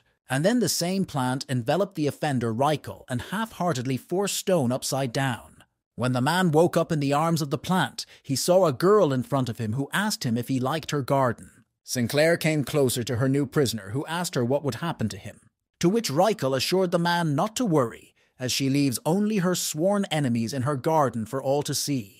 Having received a calming answer, the stone man would have liked to exhale with ease, but at the same moment, various plants crawled out of his mouth, thus foreshadowing his inevitable death in the ever-blooming garden of Rachel Sinclair. The young girl emerged victorious from this long and difficult battle, while asking herself if this was the fight. And then, sitting down under one of the trees, Reichel decided to take a break before she returned to the world filled with pain. The poor and tired girl, as if hugging herself, finally said that she missed her mother infinitely. However, for now, our attention will be focused on the battle between the swordsman and the hero killer, who continue to confront each other on the streets of the city. Yi Hui struck after strike at her opponent holding the same lightsaber, whose blows were successfully blocked by the swordsman. In the dust of battle, the hero killer came to the conclusion that the swordsman belongs to the same class of heroes as Viper. Although the heroes had strong destructive power, they could not use it directly during the fight. Even if this were not the case, it is much more important to have the ability to defeat your opponents on your own strength. However, the fact that these guys were able to become heroes only confirms the following fact: that they are still strong enough even without using their own gifts. Therefore, Yi Hua came to the conclusion that she would use the tactics she was used to, even though they would take up a lot of her time. However, this did not mean that the girl would not succeed in this case, and she took a fighting position and prepared another blow to her target. And in a moment, the hero killer lunges toward the enemy, waving a shining light katana. The swordsman sees this and closely follows the further actions of his opponent. While blocking the blow, the swordsman noticed that Yi Hui was deliberately resting his katana against his sword, as if he wanted to disarm him. Everything happened as expected, and the hero killer releases his katana and grabs the swordsman's sword, which is still holding onto it. However, the very next moment, the boy's two-handed sword is in Yi Hua's hands. The killer of heroes holds the enemy's sword in his hands and prepares to continue the fight. While the swordsman, not really understanding why the girl decided to take his sword, said that he could fight her with a katana if necessary. And so the hero killer attacks the enemy again, while asking the swordsman if he is really so confident in his new weapon. The swordsman, preparing to block the enemy's blow once again, draws attention to the katana, which gradually slips from his hands. Realizing that Yi Hua has wrapped him around her finger like a teenager, he angrily calls the hero killer an unflattering word. To which the girl replies that she will take his words as a compliment, bringing the blade of her sword over his head. The blade of the swordsman's sword is heading in the direction of his own master, who is now defenseless and unarmed. For now, our attention will be focused on the evening when Saiko visited the establishment where the hero killer used to work. Saiko was saying that the clan had reached unprecedented proportions and still turned a blind eye to the misdeeds of the heroes, and Yi Hua couldn't understand why he was talking about it. He went on to say that even if this was true, Angen's methods were still too harsh for her. The man realized that Angen would do anything to destroy the clan, even if he had to sacrifice himself or someone else. But the killer of heroes, in his opinion, was not like that. Despite the fact that she worked with him against his will, she was still very different from him. Looking at the girl intently, Saiko wanted to say that he understood what had always been her main goal, but Yi Hua interrupted him and changed the conversation. And wary of Saiko's actions, she activated Jade's GIF, adding that Viper's death was not the reason he was here now. But the killer of heroes ordered her husband not to interfere in her affairs, because otherwise she would... However, Saiko interrupted her, and with a smile on his face asked the girl to calm down, and at the same time reached into his pocket, adding that he had something for her. Taking out the plastic card, Saiko held the object up in his hand, but the wary Yi Hui immediately grabbed Saiko's hand and asked him what it was. Answering that it was an ID card, he added that he had not heard of a hero named Cash, but with this card the girl could access the hero database. And later, Saiko offered the hero killer a deal with him, exactly the same as with Angier. But then he immediately added that she shouldn't even think about doing anything, because a card without a password is just a piece of plastic. Saiko assured Yi Hua that this ID card would allow them to get into the building quickly, because why take the long way when you can take the short way? Yi Hui listened to Saiko, and after agreeing to cooperate, she asked her to outline a plan for further action, while her husband was very pleased with this decision. Immediately afterward, the man began to tell the hero killer that she would meet 3 heroes on her way if she did break into the building of the 17th branch. The first of these 3 will be a man named Stone. His missions were constantly associated with a large number of victims, as he never cared about others when he used his gift. He's as dangerous as Jade or Gryman, whom the girl had already gotten rid of, and he added that he didn't care if she killed him. Her next opponent will be a woman named Sniper. The man did not know how good or evil the latter was, but Saiko was only sure that her interest was in her own popularity. Finally, he added that Sniper was one of his students in the past, but it was not so important at the moment. The last of them was a swordsman named Claymore. In Saiko's opinion, he did not fit into the realities of the present-day clan of heroes. Saiko emphasized that Claymore is a fairly just hero, but also too old-fashioned at the time. Therefore, relying on this, Saiko asked Yi Hua not to kill him and to spare him accordingly. And now we can see the confirmation of Saiko's request when the hero killer delivered the final blow to the swordsman, but only neutralized him. At the end of the dialogue in the park, Saiko asked to hear him out and asked Yi Hua if she had heard of the saying, "The enemy of my enemy is my friend." And then, leaning down from the bench he was sitting on, he added that you never know who might come to your aid.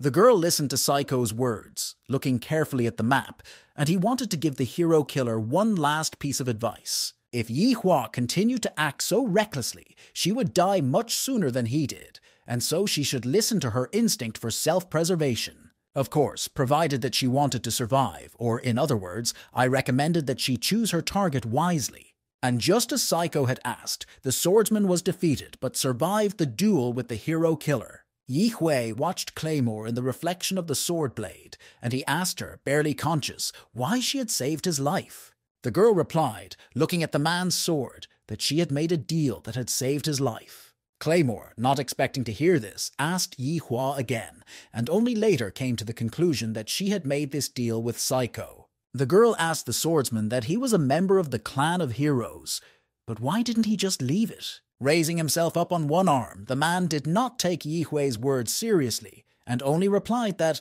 of course. The swordsman also realized that the clan of heroes continued to save many lives, but at the same time did not pay attention to the innocent people killed by their actions. To which Yi Hui replied, "So it turns out that even the patron saint of evil is able to understand this?" But Claymore replied that he didn't care what the hero killer was thinking as he looked at her. However, Yi Hui did not seem to hear Claymore's words, and said that now, in any case, his sword belonged to her. And now we are again transported to the floor of the 17th branch, where the smoker and his opponent, represented by the smiling man, are located. The fight continued to gain momentum, and Smoker, dodging Anger's attacks, came to the conclusion that he was much stronger than the man expected. and he immediately decided to launch his own attack with his hands in front of him, as if directing his shikigami toward the smiling man. But these creatures were completely safe for Angen, and he used his gift to easily repel them, while the smoker was surprised at his strength. After that, the leader of the Nameless struck the enemy with an esteem in response to his actions, and now the blades of black matter are heading towards the enemy. However, the smoker puts his palms together again, but in a different position. And that deadly stream, black as pitch, of Estu hits the wall of smoke that neutralized Angen's attack in this way. But one of the pieces of the Estu, which was directed at the enemy by Engen, pierced the smoke screen and went through Smoker's leg, wounding him. A smiling man stood in front of his opponent and calmly said that he would like to see his enemy fight against him with one hand. After hearing this, fear appeared in the smoker's eyes, and the man seemed to see something next to him and quickly turned his gaze in that direction. However, before the branch manager could even look up, his left arm was being hugged by a black shadow, a creature that resembled a human in its silhouette. In a moment, the man's arm was torn from his body and fell to the floor of the boss's room, staining it with blood. And now we can see this very moment when the severed hand has already fallen in front of its owner. Thus, she plunged the man into a state of incredible rage, which was confirmed by the grin that appeared on his bloody face. At the same moment, the man raised his hand in Angen's direction and pointed at him with his index finger, directing his shikigami to attack the target. After these actions, a giant shikigami in the form of a shark appears in front of Angen, which opens its strong jaws and flies to meet the enemy. However, the smiling man easily repelled this attack with his gift and said that it did not matter how proud the smoker was of the manager's position, because in fact, he is just the head of a snake, while the man was holding on to the place where his hand used to be and listening to the enemy's speech. And now it seems that the moment of the culmination of this duel is coming, and Angen is standing in front of his opponent. Looking directly into the enemy's eyes, Angen said that everything would be over for Smoker here and now, while the man stood hiding behind his wounded shoulder. However, the branch manager himself realized that this was the end for him, and thought that if he had known that this would happen, he would have left the corporation. The man reflected on the fact that he was called a hero, even though he had done nothing to justify his title. He realized that his life could not be called worthy, and perhaps he was not much different from the thieves. But even if this is true, this guy is much more dangerous than he is, because the smoker has never seen a man so turned around. So it was as if the head of the 17th branch decided to concentrate as much as possible for the last time, which is why he furrowed his brow in preparation for the final attack.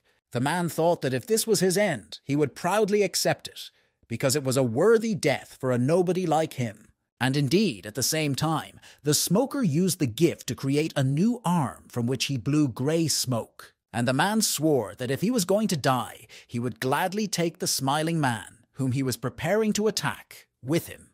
With a blurred, exhausted look, the smoker looked strictly at his target and said that it was time for Angier to die. Immediately after he said that, the concrete rubble that covered the floor shook under the smiling man's feet. The next moment, a shikigami in the shape of a whale emerged from the same place, opening its mouth more and more and swallowing everything in its path. A moment later, the shikigami soared high into the sky, with Aang's body in freefall next to it. The smoker floated in the air on the back of the creature he had summoned. Engen stood unharmed in front of his opponent, who at the time could not believe his eyes, because there was not a scratch on his enemy's body. In addition, the smoker was surprised that Angen could fly. And after what I saw, I started comparing Angen's gif with Victoria's gif, trying to fully understand its essence. Therefore, based on what he understood, the smoker concluded that now Angen was standing on an artificially created ground. And then he shouted loudly that time was running out and directed the shikigami, whom he called Moby Dick, to the target. When Angen himself saw what the smoker was planning, he created a sphere around him, consisting of his dark este. In a moment, a giant shikigami named Moby Dick crashed into Engen with enormous force and mass, thereby destroying the enemy's barrier.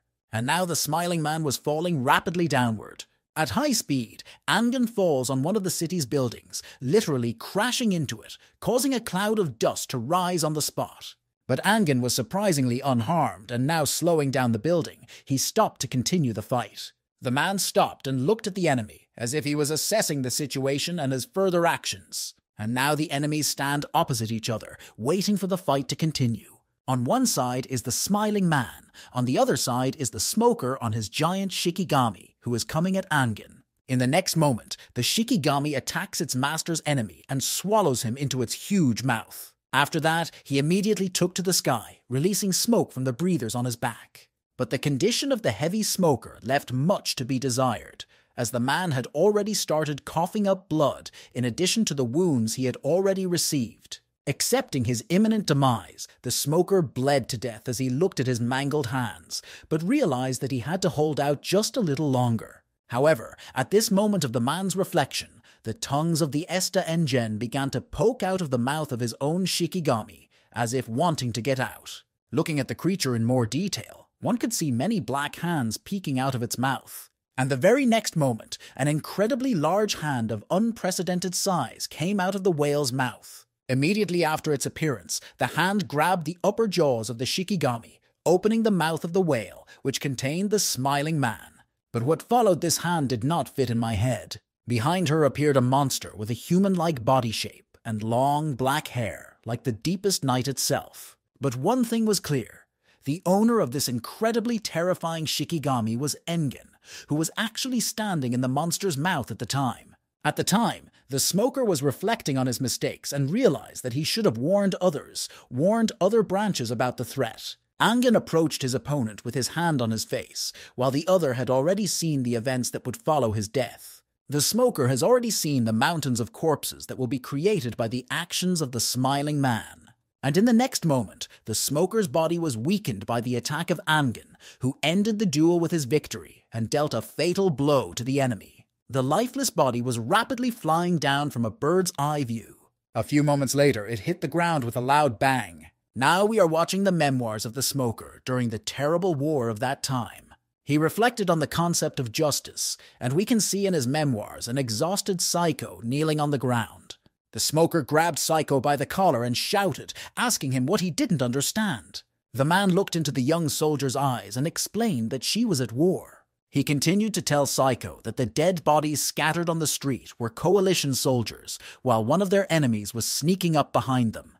And even if a child had shot Psycho with a gun, he would have died anyway, so there was no difference, even if it was an adult or a child. But as they were having a tense conversation, one of the coalition members sneaking up behind them planned to attack the soldiers while they were arguing. Psycho saw a coalition soldier and was scared and wanted to dodge, or at least try to block the enemy's attack. However, it was too late, and the offender's blade hit the young man's body.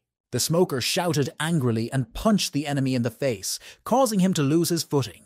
Later, the irritated smoker said that there were still a few left and struck the girl who had just attacked Psycho to death. However, at that moment, the man heard a shot that inevitably caught his attention.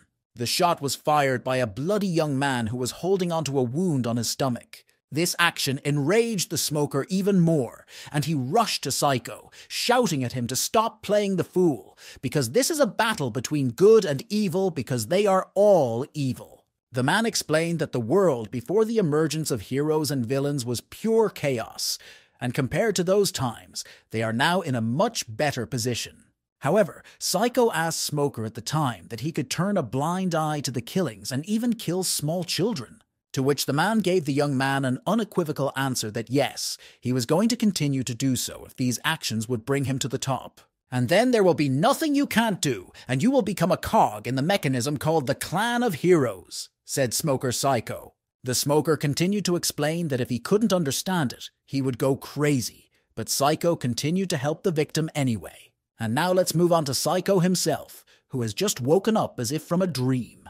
He was in one of the cars, dressed in an iron suit, and he asked Yuna if they had finished a certain procedure. The doctor asked her not to rush her, because they were really almost done with their work. Tilting one of the levers, the woman turned to Psycho and asked him if he was aware of the fact that he had almost no time left. The lowered lever removed all the tubes that were attached to Psycho's suit, and Yuna added that he would be able to fight at full strength. However, he had to take into account the fact that he would only have a few minutes. After freeing himself from the wires, Psycho approached a certain installation and told Yuna that he remembered everything well. This unit charged Psycho's weapon with Est, which would come in handy in future events. Psycho took out a loaded weapon and then placed it on his suit. The gate to the van in the middle of the shattered city opened and Psycho stepped out. The man's gaze immediately turned to the sky where he was looking at something.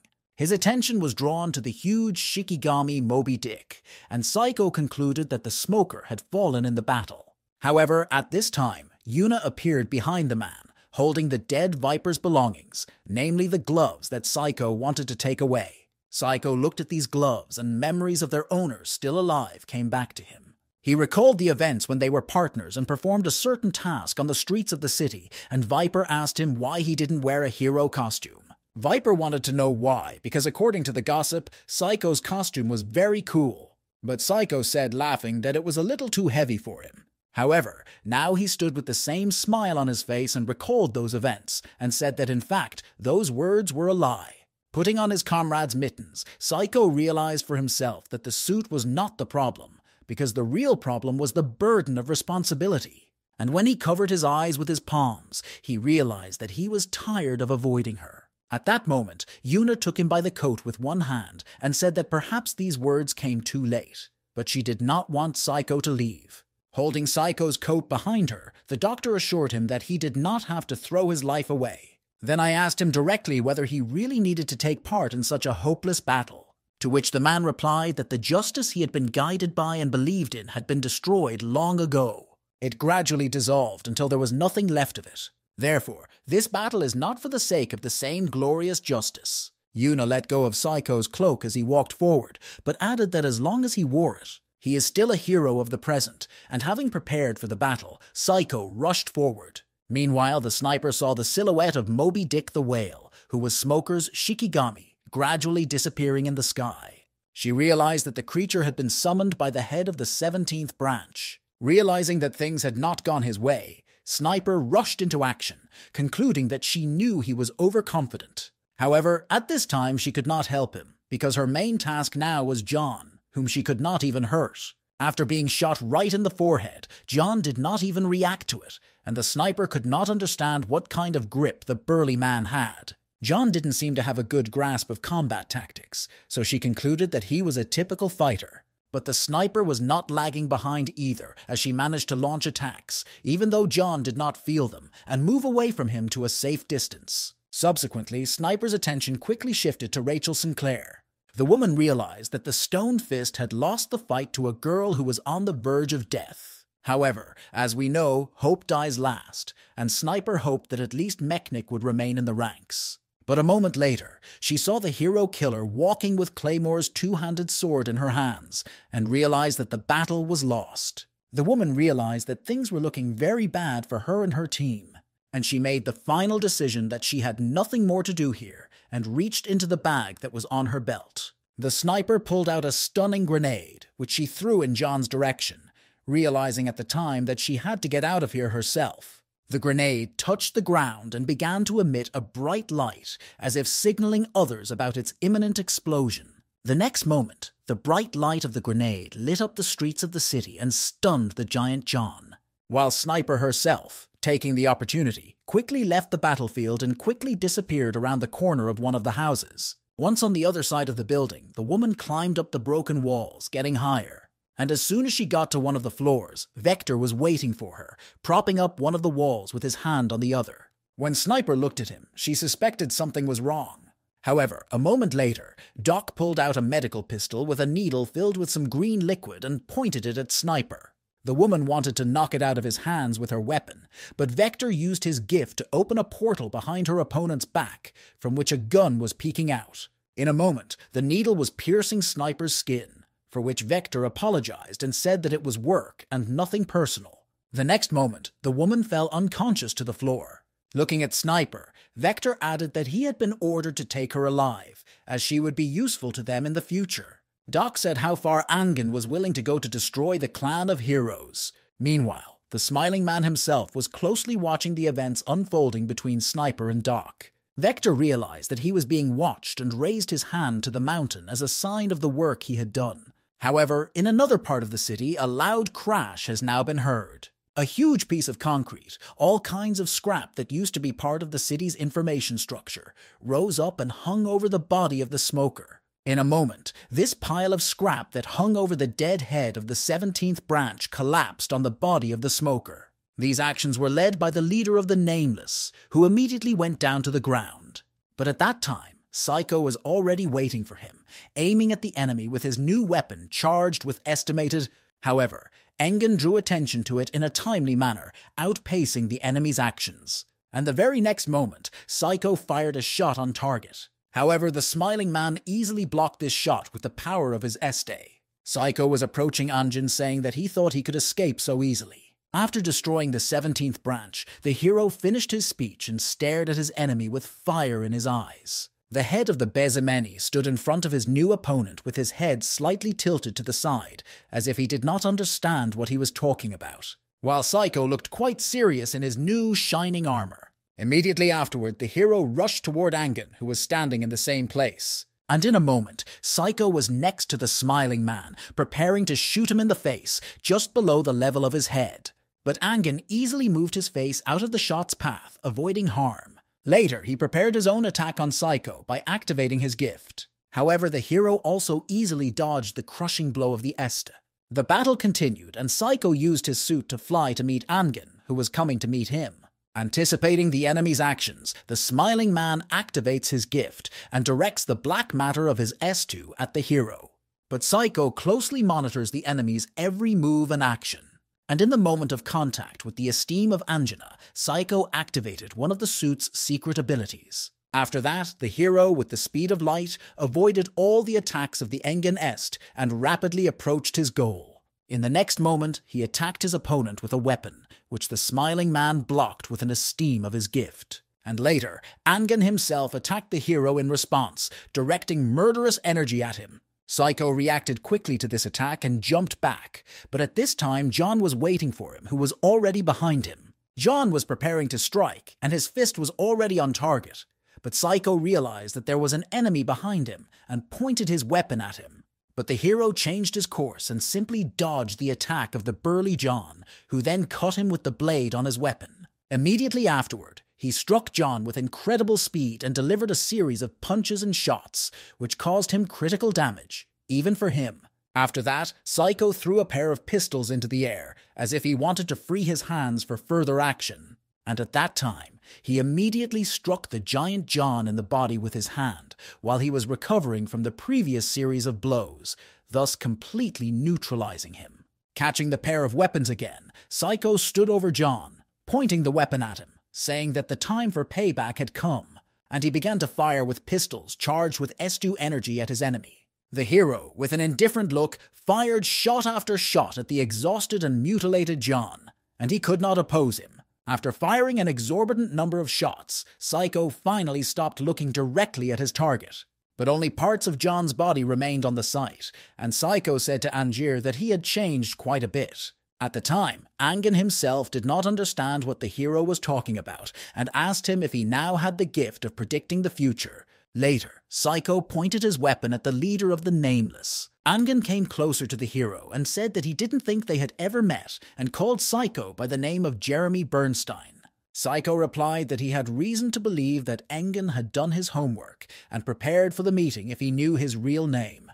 But then he immediately apologized to the enemy and added that he knew much more than the leader of the Nameless himself. After that, Psycho asked the enemy if he wanted to hear another soothsaying, and immediately replied by saying that Engen would lose this battle. Later, with a smile on his lips, he added that he would again beg for mercy by falling at her feet. But Anjin did not react to the words of the enemy, who wanted to make him angry with such words, but only activated the GIF, which made the food fly into the sky. This was no ordinary GIF activation, because this time the EST began to eclipse the sun itself, somewhat reminiscent of a solar eclipse. Shadow and gloom began to cover all the streets of the city where the battle took place. The smiling man looked at his opponent with an angry look, while speaking unflatteringly of him. Psycho, having prepared for the fight, ordered his opponent to talk less, adding a couple of nice words about Angen himself. And now it's time for the final battle between the smiling man and Psycho,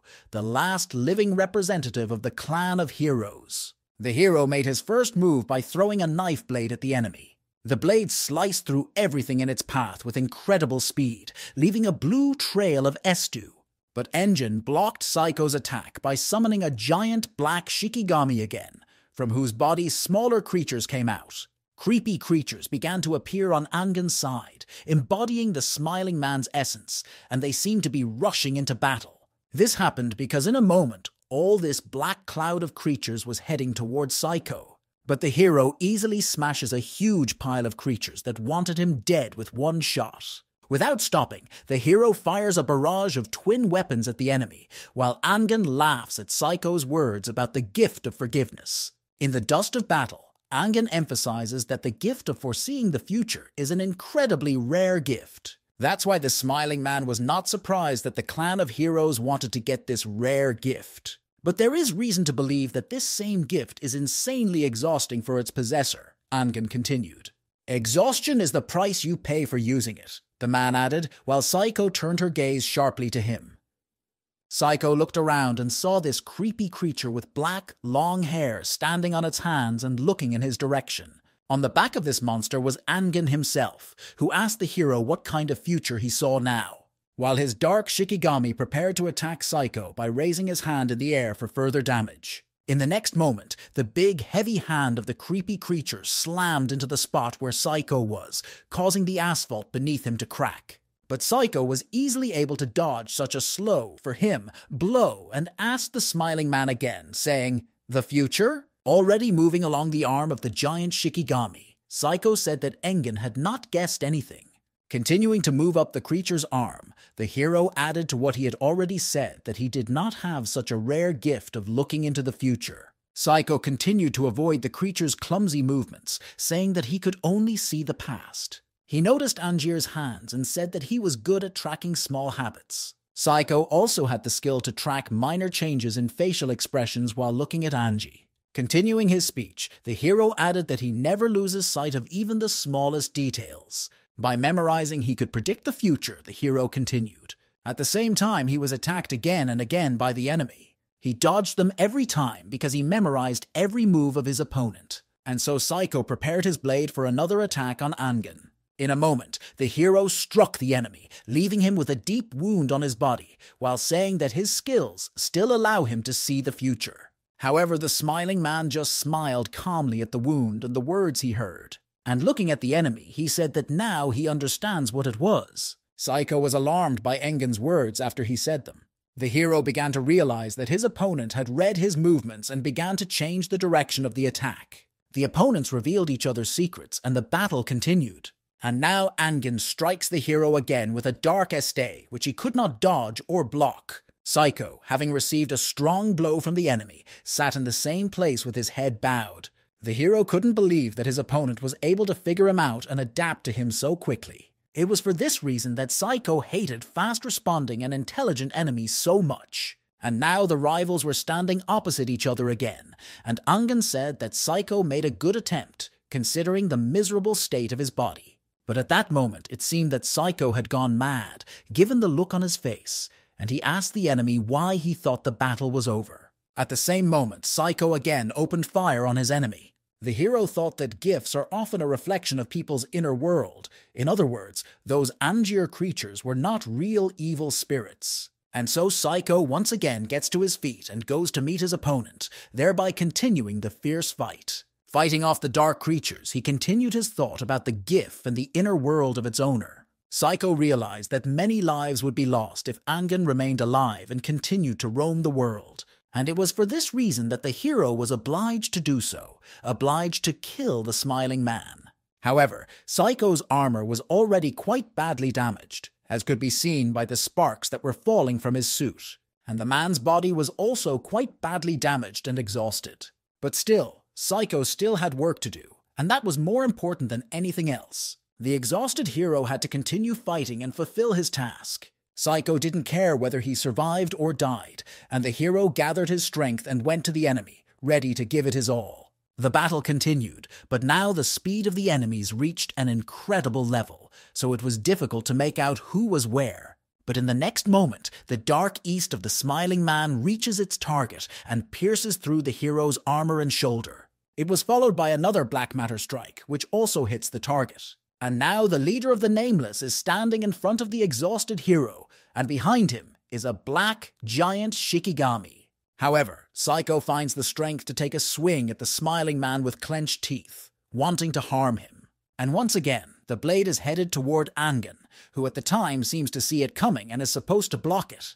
But unfortunately for the smiling man, the blade hits the target, and Psycho tells Engen that the smoker's death was not in vain after all. And immediately afterward, the hero ruthlessly inflicts repeated damage on the enemy by driving a blade into his body. Now the tide of the battle has turned, and Psycho has a weapon at the ready to defeat her enemy, while the smiling man is looking straight at the enemy, and his face is full of fear of the upcoming events. But at that moment, the hero's armor malfunctions, and Psycho realizes this while holding the weapon that was supposed to end this fight. The bloodied, exhausted hero loses his last hope for victory, which was almost in his hands.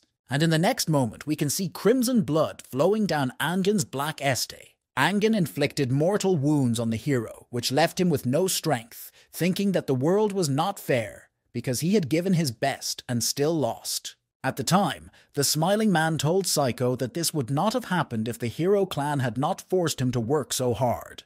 However, this was just a guess, but Angen still respected his enemy's persistence, even if this perseverance cost nothing in this fight. After saying that, the smiling man began to collect the Dark East, which was now everywhere. As a result, a sword appeared in his hands, and Angen said that all the freaks from all over the world had gathered in this city. At this time, the bloody Psycho looked at his opponent, and the latter added to what he had said that the hero should understand that all good deeds. He is brutally punished and brings his sword down on the barely alive Jeremy Bearstein, the hero of the clan. And now let's return to other events that unfolded in the same city, but with different people. The killer of heroes walked through the broken streets, bringing all her deeds to a logical conclusion.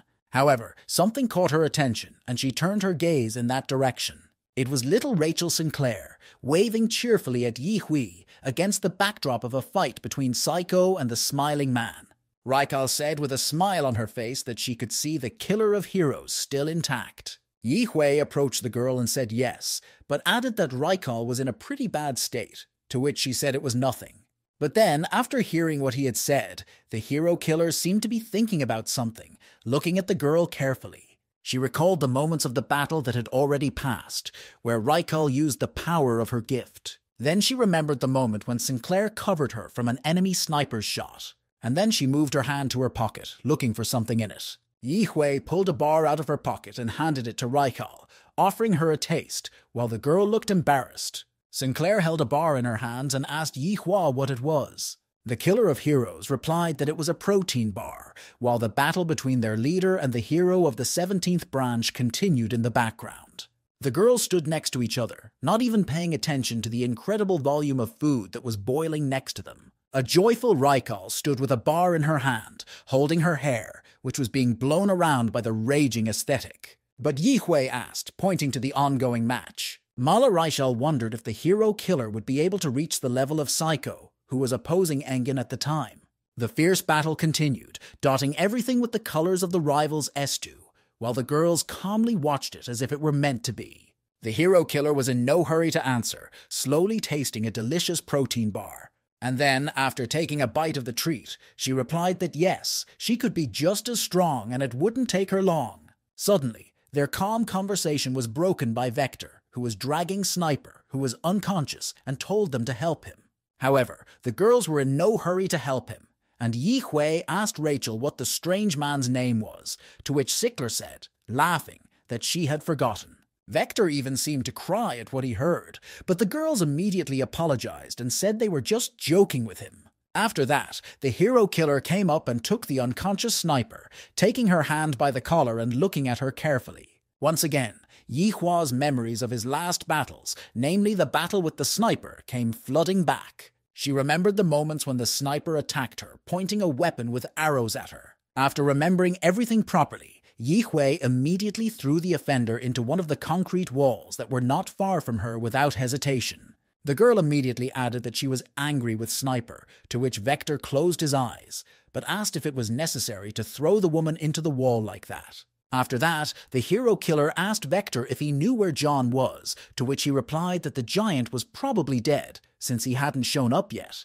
The team couldn't believe it, but at that time, an unknown grey puddle appeared at the site of John's remains, gathering around the body. The Nameless suggested that it looked like he did not live up to his name, but part of John's face was collected from the same puddle at the time. Yihua then asked Doc why he didn't kill Sniper's wife. Vector replied that it was Angier's order to save her life, but assured the girl not to worry, because Sniper would not wake up for the next 20 hours. After saying that, Doc scratched his head and said that he thought the fight between Ang Lee and Psycho should be over anyway. And so maybe it's time to pack up, Vector added. Hearing these words, Rachel exclaimed with her usual joy. She was eager to go home and shower, asking Doc if his GIF was ready. However, at this time, something startled the hero killer quite a bit, causing her eyes to open wide.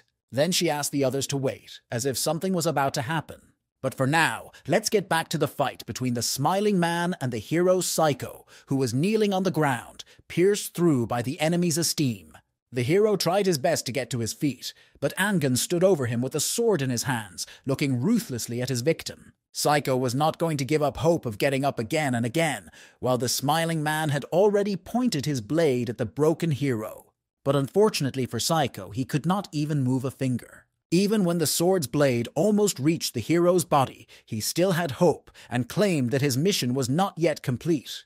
But Anjan didn't care about any thoughts or hesitations about his opponent, and he again struck a critical blow with his blade into the hero's body. Psycho, barely alive, was sitting on the floor with a cut on his shoulder that covered almost a quarter of his body. A smiling man stood over the barely alive Psycho and said that he wanted to end this case quickly and painlessly. Continuing to watch the poor hero's torment, Angan asked him why he was holding on to life so tightly. Psycho looked blankly at the floor and was in no hurry to answer the smiling man's questions. Then he slowly took off the gloves of the deceased Viper. Taking off his comrade's glove and putting his hand on his chest, Psycho told Engan that he was the one who did not intend to survive the fight.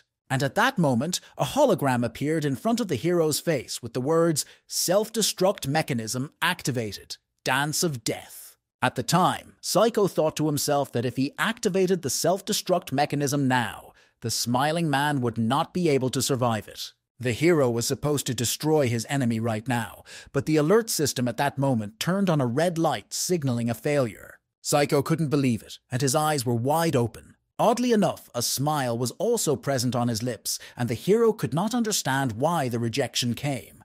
Was it caused by damage to the suit? Based on the recent events, Psycho decided that his luck had run out, while the smiling man once again thrust his sword blade into the hero. The sword blade was approaching Psycho with lightning speed. Despairing and shaking his head, Psycho said to himself that unfortunately this was the end. But at this time, we can see the reason why the hero could not blow himself up, because it was Yuna who blocked the access to the suit's explosion. Standing at the control panel of the suit, Yuna said that she could not accept his death in this way. The woman leaned over the panel with her arms crossed over her head as if calling for help. And at the same time, a pink light appears on the battlefield, in which the silhouette of a girl is visible. Psycho, holding on with the last of his strength, turned his eyes toward this pink glow. The stranger came out and stood next to the hero, who was looking in her direction. However, this stranger turned out to be a girl named Hecate, whom we had seen earlier next to Victoria, who appeared very timely. Angan was not surprised by her appearance and asked the girl if she was the butcher, but the girl replied that she now used the name Hecate. The determined Anjan brought his sword back to him with a slight movement of his hand, keeping his eyes on the girl. But at the same moment, the smiling man stopped as if he was thinking about something. Angan thought that if Hecate was here, then Victoria herself must be somewhere nearby. His guesses were correct, and Victoria was indeed nearby. At the same time Victoria appeared, the dark east that covered the sun began to crack. And in the next moment, the dark matter shattered and the sun's rays reached the earth again. Victoria said that they hadn't seen each other for a long time, but unfortunately it was time to say goodbye. Smiling Victoria promised Angan to create a dream. But later, she added that it would be an eternal and beautiful dream. The guy just looked up with a smile, watching Victoria use some technique. At one point, Victoria turns to Angan and asks if his girlfriend hasn't told him anything. With a smile, the guy began to think about what kind of friend Victoria could be talking about, and only the killer of jurors came to mind. However, in the moment, the guy with the gun tells Victoria that he doesn't care about this anymore and throws the weapon back. Throwing back, the sword turned and began to fly towards Victoria, creating an aura of energy that was directed at her. However, Victoria was clearly not weak and smart enough to notice this attack and also attack back. Victoria stood pathetically and in an instant simply repelled all the guy's attacks with a smile, saying that he could not defeat her even at night. And then Victoria adds that does the guy with the smile really expect to beat her in daylight? However, he just stands there and listens attentively to her stories, holding the energy of the weapon. Victoria then shouts that this can't go on, and that it's time to introduce the concept of hierarchy into this guy's head. Immediately after that, Victoria lets go of the huge sword from her hands, which flies straight down. The sword lands on the ground and creates a bright flash, followed by an equally bright explosion. Dozens of stones, from the smallest to the largest, are falling down on the city from top to bottom at a tremendous speed. At that moment, among all these stones, our heroine, the hero killer, appears and crawls out from under one of them. Following her, a flower, an ever-joyful girl, also appears from under the stones, and she is happy with something again. The killer of the heroes carefully climbs out from under the stones, and behind her, the masked doctor also climbs out. However, before they have time to enjoy their freedom after they get out, a sharp aura of light reaches them immediately. The eternal joyful girl screams again with laughter and rejoices at something while the gear killer grabs her shoulder. Along with her, she also grabs the masked doctor, who is clearly very unhappy with everything that is happening now. The ever-joyful girl drags the girl with red hair with her, who is shocked by the calmness of the hero killer. However, at the moment the hero killer stops running and starts digging through the rocks as if looking for something, the doctor asks her about it. Then the killer of heroes points to a man's leg, saying that it is there, and asks where his sword is. In the moment, the ever-joyful girl jumps up with the sword of the hero killer in her hands and says that she has found it. The killer of heroes dusts off her sword, examines it, and thinks that she was sorry to use Victoria's gift here. The hero killer thinks that it would be best for her to just take the sword, kill Victoria, and escape, but the doctor stops her. The killer Gerov and the doctor begin to discuss some things, but the ever-joyful girl notices something at this moment. The ever-cheerful girl shouts the doctor's name, Vector, and asks him to leave immediately, saying that they need to hurry. Then she shouts that they urgently need to pick up the guy with the smile, Angin, who is now standing on his hands covered in blood. Most likely Victoria's force and blows hit him very hard because he is spitting blood and is on all fours. And at the same time, Victoria herself appears above him, gently descending to him on energy. She stands right in front of him and humiliatingly tells him that he is more suited to the role of an ordinary insect and nothing more. Victoria asks him why he came if his end was known, and he says that it's clear why. Then Angier says that he came here to crush the clan and kill the woman, and his words surprise Victoria. Victoria grabs him by his clothes, pulls him up, and tells him that she has heard everything right from him. In response to her words, he shouts out, covered in blood, that he does not understand why Victoria is trying to stop him from this goal. He recalls a certain woman with blue energy and says that he and Victoria share a common goal. He looks directly into Victoria's eyes and says that she knows that as long as that woman lives, Victoria will not become stronger. However, in response to his words, Victoria says with displeasure that the Witch of Steel simply ran away after all. Angie says that she's just laid low, and Victoria replies that she'll figure it all out herself. Angin says that last time he failed, but this time he played it safe and tells Victoria whose territory it is. The events of the story show us a certain man sitting in a chair. Angin says that the last piece of the puzzle has arrived. This man sits in a wheelchair and looks off into the distance, while Angin talks about how he was the one who raised the hero killer. Meanwhile, the events of the story show us the hero killer standing and stretching after everything. In the moment, she slowly bends down and begins to do something carefully near her toes. In the moment, the hero killer starts looking at Victoria and Angin, thinking that she is probably not going to kill him. The killer of heroes remembers that Angin must not be allowed to die now, because he promised to tell her something important. The killer of heroes tells the Vencho and Vector that he will take Victoria's attention, and they need to take Angier away at that moment. However, Vector says that it is not necessary to do this, because his gift works at such a distance. But the hero killer recalls his fight with Victoria, and says that she will easily spot Vector's gift and kill everyone. Vector looks after the hero killer and doesn't understand how she has so much knowledge about Victoria if they have only recently seen each other. However, at the moment of thought, Vector is interrupted by a girl who is always happy. She hits him on the back with a flower. It clearly hits Vector's back, and the doctor turns around and asks her what she is doing. The always happy girl says that judging by Vector's reaction, the hero killer is right, and it's better for them to just run away. Dr. Vector turns away in displeasure, but says that he agrees to their plan. He holds out his hand and asks the hero killer and the ever-pretty girl to get ready, because he is about to open a portal. However, in the moment, something from the side attracts the attention of the always happy girl, and she asks, "What are you doing?" It turned out to be the hero killer, and she attracted the attention of the ever-cheerful one by the fact that her gif began to spread over her body. At this point, the hero killer turns around and sees a girl with blue hair coming at her from right behind her. Immediately afterwards, this girl strikes right at the spot where the killer of heroes was standing at that moment. And of course, the killer of heroes dodges such an attack, but this girl stops and says sweetly, "Hello." Next, a girl with blue hair says that she is very sorry that everything happened this way, but she was ordered to catch the killer of heroes. The killer of heroes immediately realizes where things are headed and jumps up to attack her, and the girl does the same. In the moment, they both begin to use different strokes and accumulations of techniques and their energies in battle. At one point, the killer of heroes turns his head and notices a man in a wheelchair sitting in the distance. He was her teacher, and with his sword, he created a slit of red energy and stopped their fight, saying that they had not needed his help for a long time. The killer of heroes is certainly surprised to see the old teacher here, but he tells her that she has to get on with her work, and they will talk after the fight.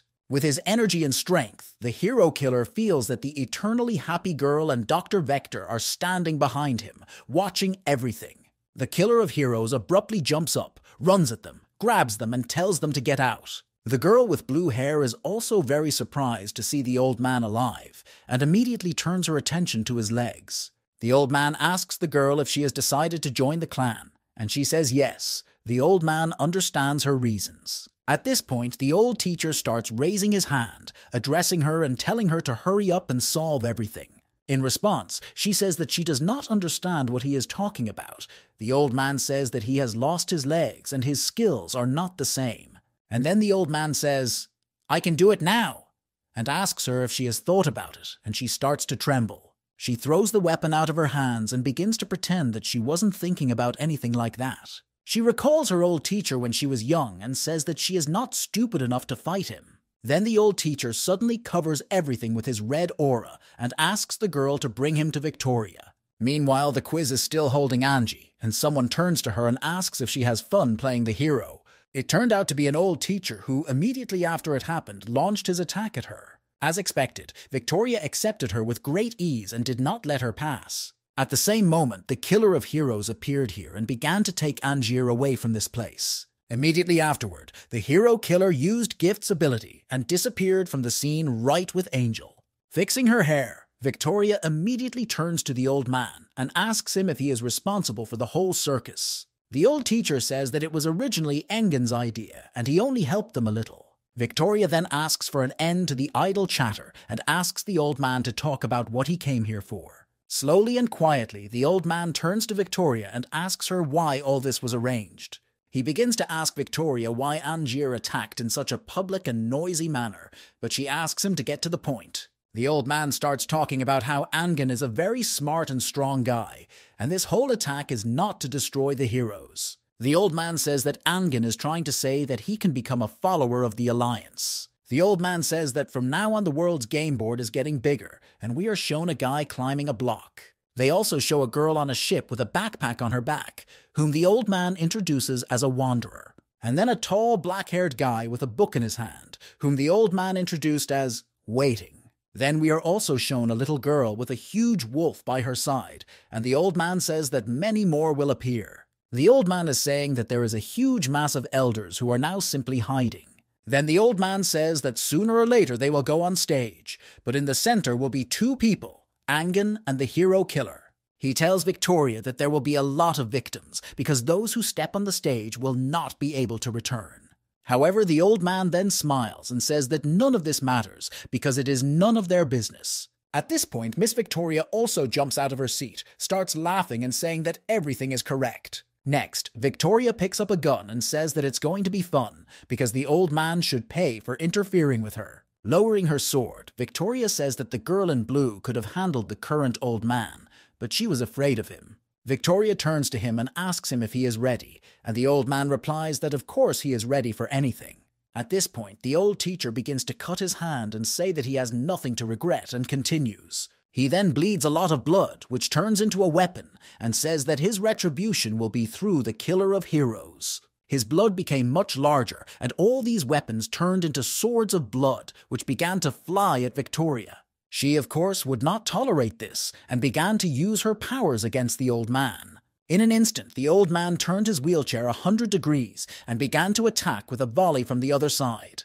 His attacks were frighteningly powerful and strong, but Victoria managed to fend them off in the moment. Although the old teacher's attacks were powerful even for Victoria, which is very rare, the downside was that he lost a lot of blood in them. To create such a huge amount of blood, let alone weapons from it, the old man cut himself and made new weapons. And Victoria, in turn, only cut and cut again and again at the old man's new attacks in her direction.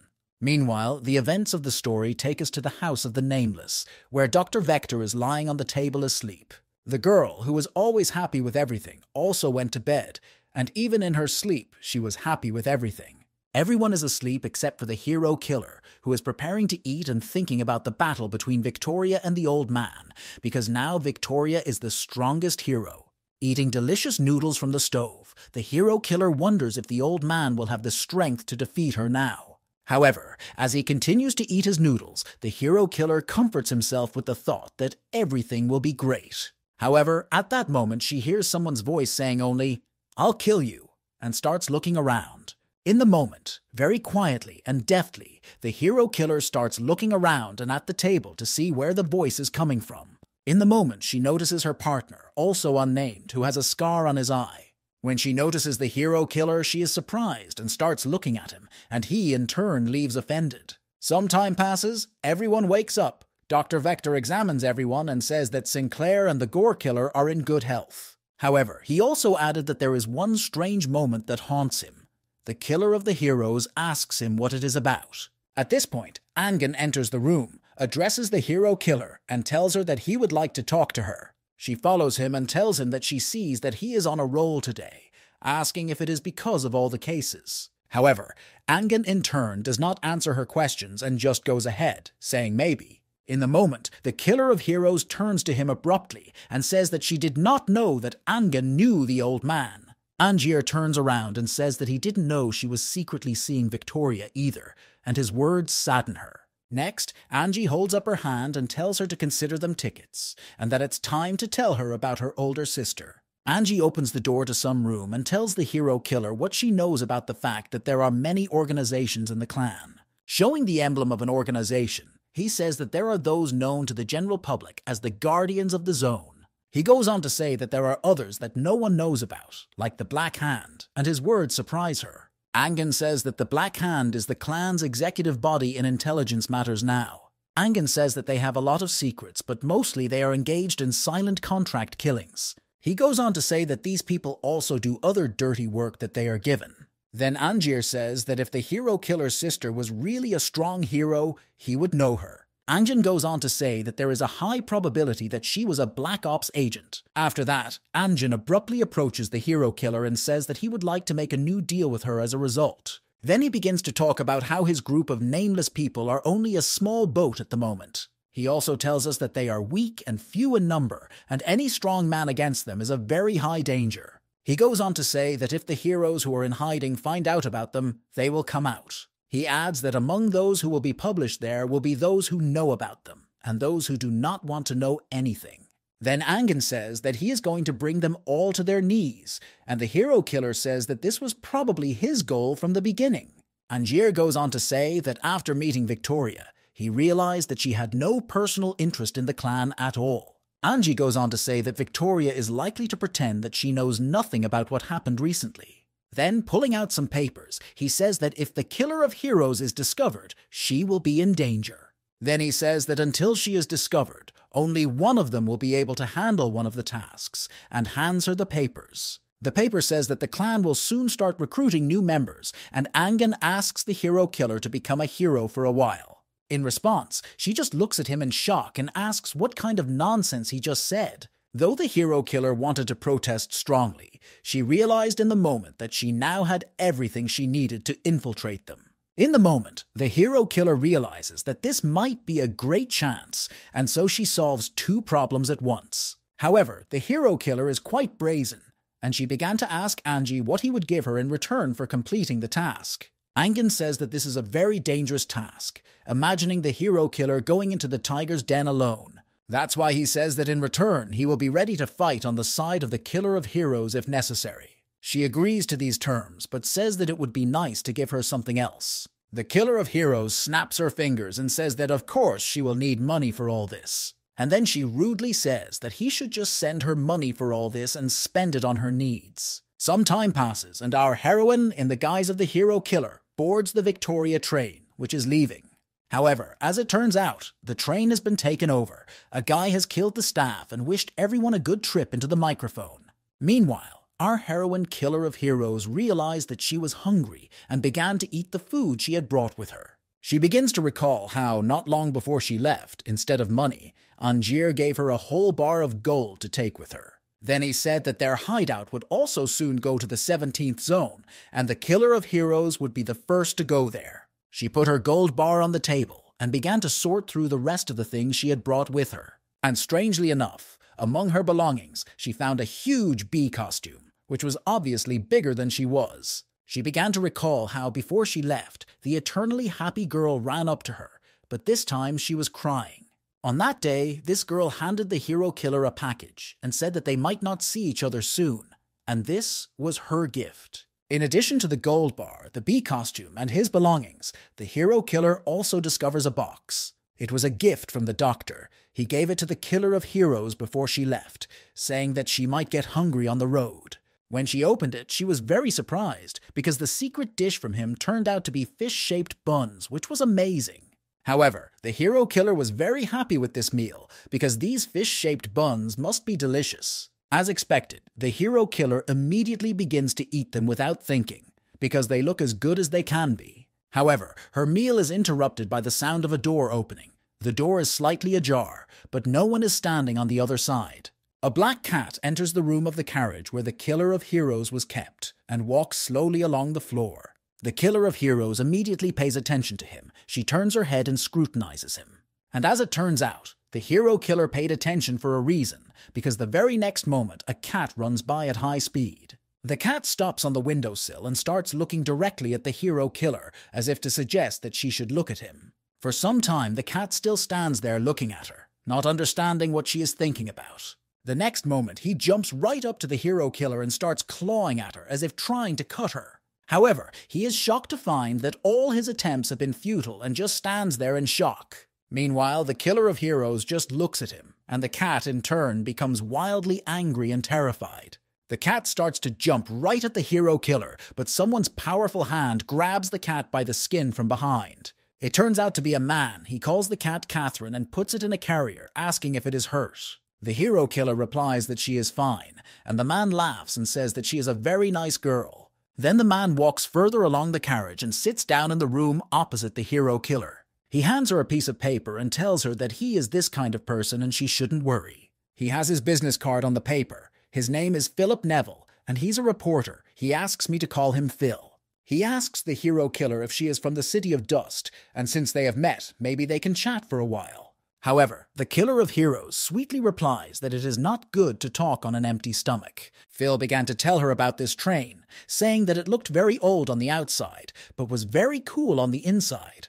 However, the hero killer's thoughts were elsewhere, as she sat and ate everything they brought to the table. She responds by telling him that the strawberry cake was a 5, and he says that's not what he's asking. The killer of heroes then turns to him, saying that he already has a lot of information, and clearly more than she does. He says that he doesn't know if she's serious, and then adds that he's wasted his time. The reporter began to talk about how one day a huge hole just appeared in the world, and everyone said they didn't know what it was. The killer of the heroes begins to tell us that she also does not know anything. She was scared and did not go there. The reporter says that he was hoping to find out something, because his instincts usually do not fail him, but this is a false trail. However, at that moment, the reporter Phil began to smile and say that it looked like there would be a new catch after all. The killer of the heroes asks him what it's about, and he says that they just passed a bus stop. He goes on to say that if they pass the stop, it means that something happened in the engine room with the crew. Then he looks at the entire restaurant car and says that it is clearly not for nothing, and it looks like he will have a new article. Many people who were outraged by the fact that the stop had been skipped began to go to the train administration. They knocked on the door of the engine room and demanded that the door be opened immediately, and everything explained to them right away. The largest man began to threaten that if they didn't want to see the place turned upside down, they should open up. The door opens, a guy with glasses comes out, his jacket is covered in blood, and he asks the man what he wants. The man points a finger at him and asks if he is a driver and what is wrong with him. However, before the man can get an answer to his question, the guy's hand grabs his head. This guy starts squeezing the man's head hard and talking about what if he doesn't. In the next moment, the guy presses his hand down and thus tears the man's head apart. All this is seen by frightened people whose clothes are stained with traces of blood from the explosion of the head, and they start running away in panic. This guy turns around and tells someone that he got rid of this guy because he was very vocal. Another guy shows up with purple eyes, and he tells the first guy that they'll have to start early. Next, this guy with purple eyes leans over to the microphone and asks everyone how good they are having a good time. He informs everyone that unfortunately this train is now changing hands, and people around him are pulling out weapons, shocking others. Several men with guns are walking around the train, and he informs us that this train is now a vendetta train. They tell everyone on the train that they want to see a hero named Naked Fist and ask him to bring them to the engine room. He also informs them that they have only an hour, and if they make it, they will all survive. But then he adds that otherwise, if they fail, he will send them all to the next world. Some people are walking around the car and telling everyone to get down on the floor, saying that this is a vendetta train. People in the cars begin to obey their orders, and so does the reporter Phil. He turns to the killer of heroes and asks her what she is doing and why she is not hiding downstairs as well. Meanwhile, she realizes that she won't be able to use her favorite gifts for some time, as she may be discovered. However, as she stretches her arms, she says that although it is a chance, she does not mind warming up. She gets up and starts walking, thinking that if these people have gone to such madness, they clearly have a couple of aces up their sleeve. At one point, a girl who is on the side of those guys notices the hero killer, points a gun at her, and asks who she is. Our heroine starts to introduce herself but stops in the moment because she almost introduced herself as the killer of heroes. She recalls that one of the tasks of her mission is not to be discovered because no one knows her yet. She puts her hand on herself and answers this girl, saying that she is the new future hero. However, in response, this girl just starts shooting at our heroine, saying that she is crazy. However, of course, this does not frighten the hero killer at all, as she can easily see the bullet flying at her. Her skill, strength, and speed allow her to dodge all of the woman's bullets in a second. Immediately afterwards, the hero killer grabs the chair with his foot and turns it over so that all the bullets hit him. And then she jumps out of her seat and runs at the girl with a kick right into her body with great force. The next action after that, the hero killer grabs this girl sharply by the clothes and squeezes. And after she has squeezed it enough, she swings and throws it at the floor with great speed. This blow obviously hit her very well because she began to lie unconscious on the field. This whole situation was seen by other people in the car, who were surprised to see one frail girl laying down another with an assault rifle. Phil, the reporter, was looking at her in shock, and the other guys in the car were saying that it was just amazing. People started running up to the killer of heroes and asking her about her strength and whether they could be safe with her. Only the reporter Phil did not do this. He noticed that our heroine's reaction to the bullet was blank, and this is not normal. Phil, the reporter, began to say that his intuition told him that there was something about this girl. Philip tells himself that he feels unsafe and that he should use his brain and not think about her appearance. Philip also tells himself that until he solves the mystery, he should not act rashly. Philip approaches her and asks what she is going to do next now. Our heroine replies that there is nothing to think about. She will simply wipe out all the villains on this train. She says that the head of this gang is clearly in the driver's cab because only from there can they control everything. She says that it's a piece of cake for her to do this. She will climb on the train and run to the front of it. And then she plans to simply blow his head off, and without it, his whole body will shut down, says the hero killer. Philippe asks about the passengers, and she wants to say that it's not her problem anymore, but stops abruptly. She abruptly says something else, telling Philip that he has made a good point, and Philip clearly notices the discrepancy. She sweetly asks Philip if he has any ideas because she thinks he has already found a solution. She turns out to be completely right. Philip asks her to look to the side and shows her a diagram of the train.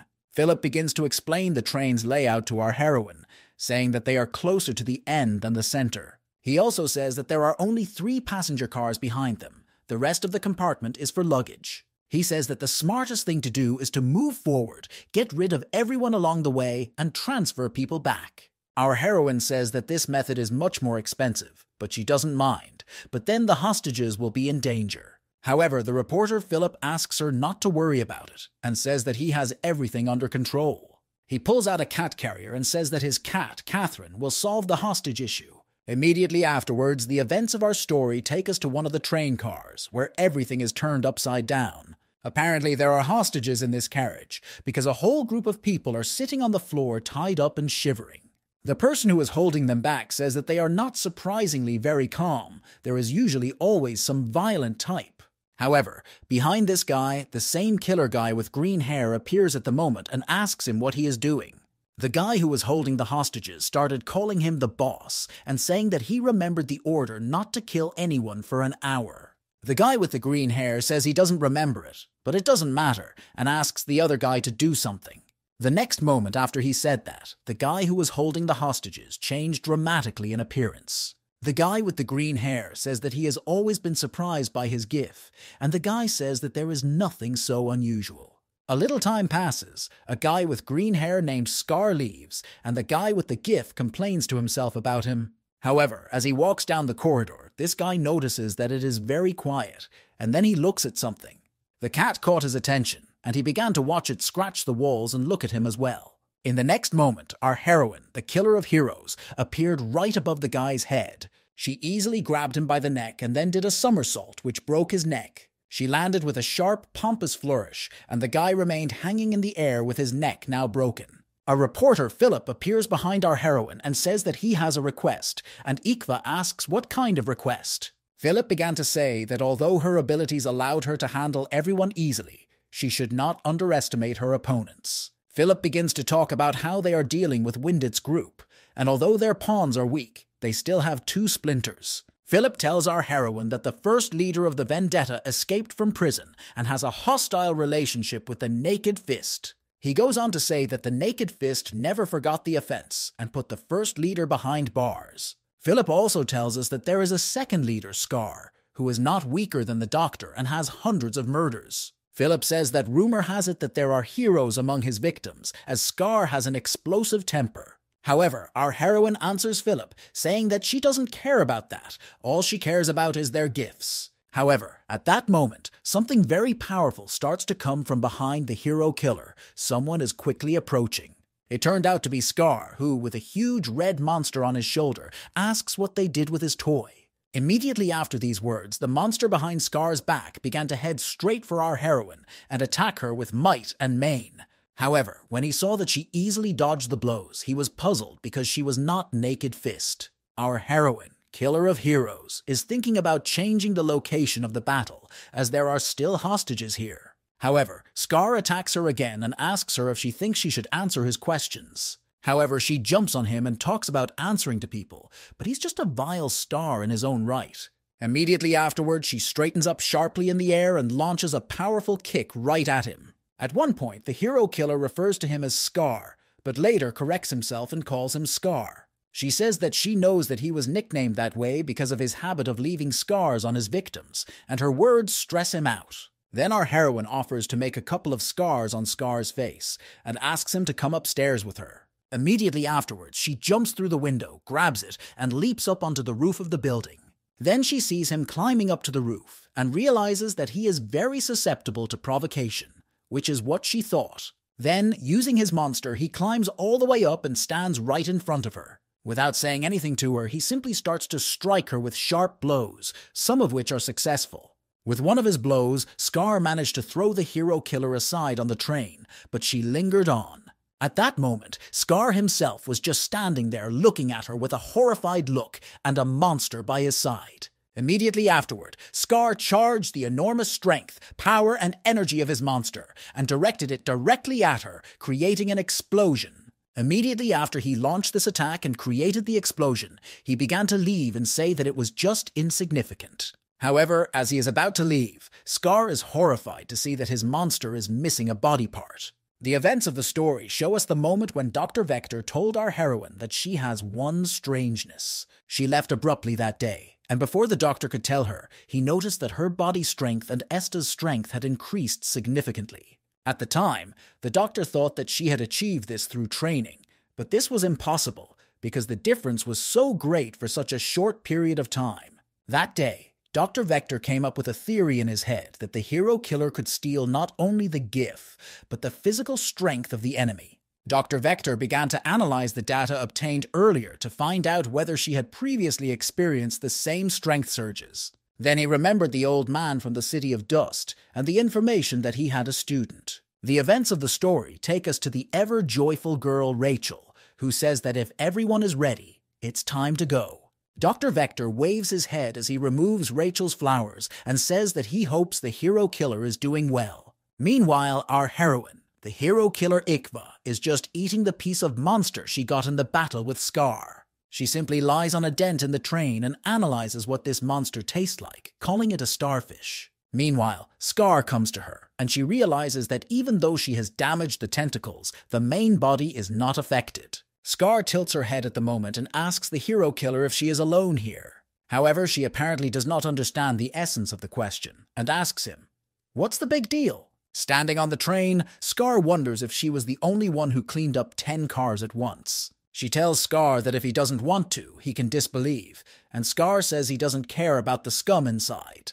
Scar turns to her again and says that he could tell from her eyes that she was the same species as them. He asks our heroine if he is right, and she in turn wipes her skirt, asking if he wants to know. In the moment, she sharply attacks him in a second and says that if he wants to know, he should make an effort to do so. Immediately afterwards, she strikes again, right at his body, throwing Scar aside with ease. Scar is obviously not going to stand for it. He begins to strike back with a volley of different blows, and she, in turn, dodges them all. Our heroine is stumped, doesn't know how to fight the tentacles, and thinks that she can just steal a couple from Scar and fight him off that way. However, she realizes that this is not a good idea and decides to play a card up her sleeve and jumps right on Scar's body. Scar instantly raises his head and looks directly at her. Something dazzles him and mesmerizes him. He stands still. Meanwhile, our heroine realizes that this is just a great chance for her and her attack, and of course strikes. And immediately after she struck, she jumped down onto the train while Scar was recovering. However, she also realized that her opponent might not be so easy, and began to attack him again. She did not stop there, and began to jump around Scar, attacking him again and again, harder and harder. All of her attacks were exhausting Scar's body. He looked severely beaten and weak, and there was some blood on his face. In the moment, our heroine decides that it's time to end Scar and gathers her strength in her fist to strike him in the face. However, in the moment, someone's very powerful and strong hand grabs her arm and begins to squeeze and hold her in place. It turns out to be Scar's hand. His face has grown older, and he tells our heroine that she has finally been caught. However, she just calmly looks him in the eye and says that no, it was not her who was caught, but him. Immediately afterwards, something surprising and unexpected happens to Scar. His body is split in half. She turns to the bloody Scar and says that he now realizes that they are clearly not of the same species as him. She shows off her huge knife from under her sleeve and says that villains also have their own level. However, at that moment, someone's voice is heard. They say a beautiful phrase, and the hand of the person who said it grabs Scar's shoulder. It turns out to be the first owner of the vendetta, the doctor, who says that he wants our heroine to check him out as well. Our heroine begins to look at him and immediately realizes that this is the very Dr. Philip was talking about. The doctor holds Scar's head and asks him how it happened if Scar let his guard down. Scar begins to address the doctor and says that this girl, the hero killer, is much stronger than she seems. Scar then tells the doctor not to dare to relax in the battle with her, and he only replies, "Oh, how?" Scar informs the doctor that Dave and the others are already dead, which causes the doctor to break down in tears. Then he begins to energize his legs and say that this simply cannot be. The doctor begins to aggressively attack our heroine and says that he is shocked that she dared to touch his family. Immediately after his words, the doctor comes very close to our heroine and makes a volley of attacks, but she dodges. Immediately afterwards, she runs sharply by, and after that you can see that the doctor's hand has bloody scars. She sharply tells the doctor that he has a very good gift, but he uses it ineptly and asks him to give it to her. However, such a proposal certainly does not arouse much interest in the doctor, and he energizes his attack. However, Ichwa clearly won't be patient. She makes a leap and flies by him with her attack. With her attacks, she begins to cut the tentacles of the half-living Scar, who is also trying to intervene in the battle. However, after all that, Scar's attempts to intervene in the battle are not successful, as the hero killer easily cuts through all his attacks. Only the first creator of the vendetta, the Doctor, who also attacks, prevents the final victory. At one point, our heroine notices that the Doctor is doing something strange and creating a sphere with his energy. He then launched this sphere as an attack at our heroine, but she easily dodged it by jumping up. This fight began to remind her of the fight with those guys from the city, who were very strong together. However, she then looked at Scar and the Doctor and realized that she had no problems as such. She began to pull out the blade from behind her and convince herself that Scar and the Doctor were clearly much weaker than she was. At one point, Philip climbs on top of the train, shouting, "Stop!" and then adds to himself, saying that the battle is over. After Philip, another guy climbs out of the window, and Philip introduces him as the manager of the Naked Fist. Philip says that their meeting happened by chance, while he was evacuating passengers. Philip recognized him immediately and stopped him, because he remembered him from the moment he was gathering material for the article. The surprisingly shocked doctor asks Philip how this manager is connected to what is happening now. Philip turns to the frightened manager and tells him that he should tell him everything, and then he will most likely stay alive. At first, this manager is silent. He doesn't say a word, and then he shouts sharply that Goloi Kulak has escaped. Philippe is very surprised by what he says and asks how this is possible, and the manager says that it is true. The manager says that they heard the doctor ask him to bring Naked Fist, and the manager started asking what to do.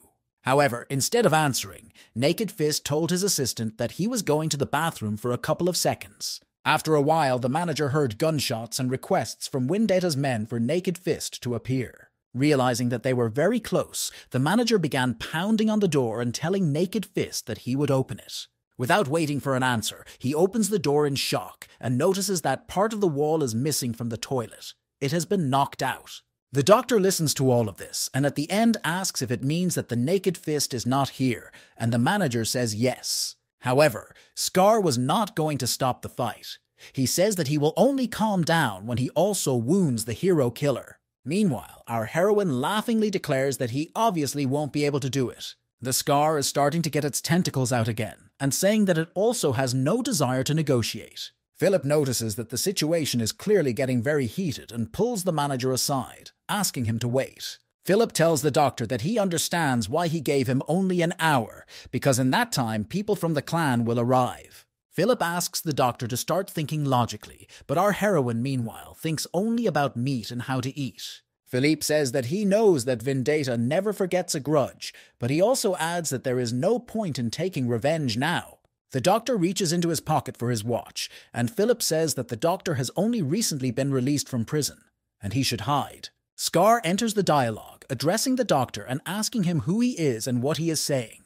The doctor turns to Scar and tells him that it is really time for them to leave, because they have been stalling for time. The doctor tells Scar not to worry, and meanwhile some cars pass right next to the train. The doctor and the wounded Scar jump from the train sideways right onto these cars. At the end, the doctor turns to our heroine, saying that she probably wants to end the battle too, and asks her to tell him her name. And our heroine stands up and declares with pathos that her name for them all is Vector. The doctor angrily says that he has memorized this name and will one day tear our heroine apart. However, his words do not attract our heroine's attention at all. In her mind, she already imagines killing him. And right after that, he imagines how he will use his gift with cool energy abilities. However, when she comes back to reality, she is disappointed by the fact that she cannot do this right now.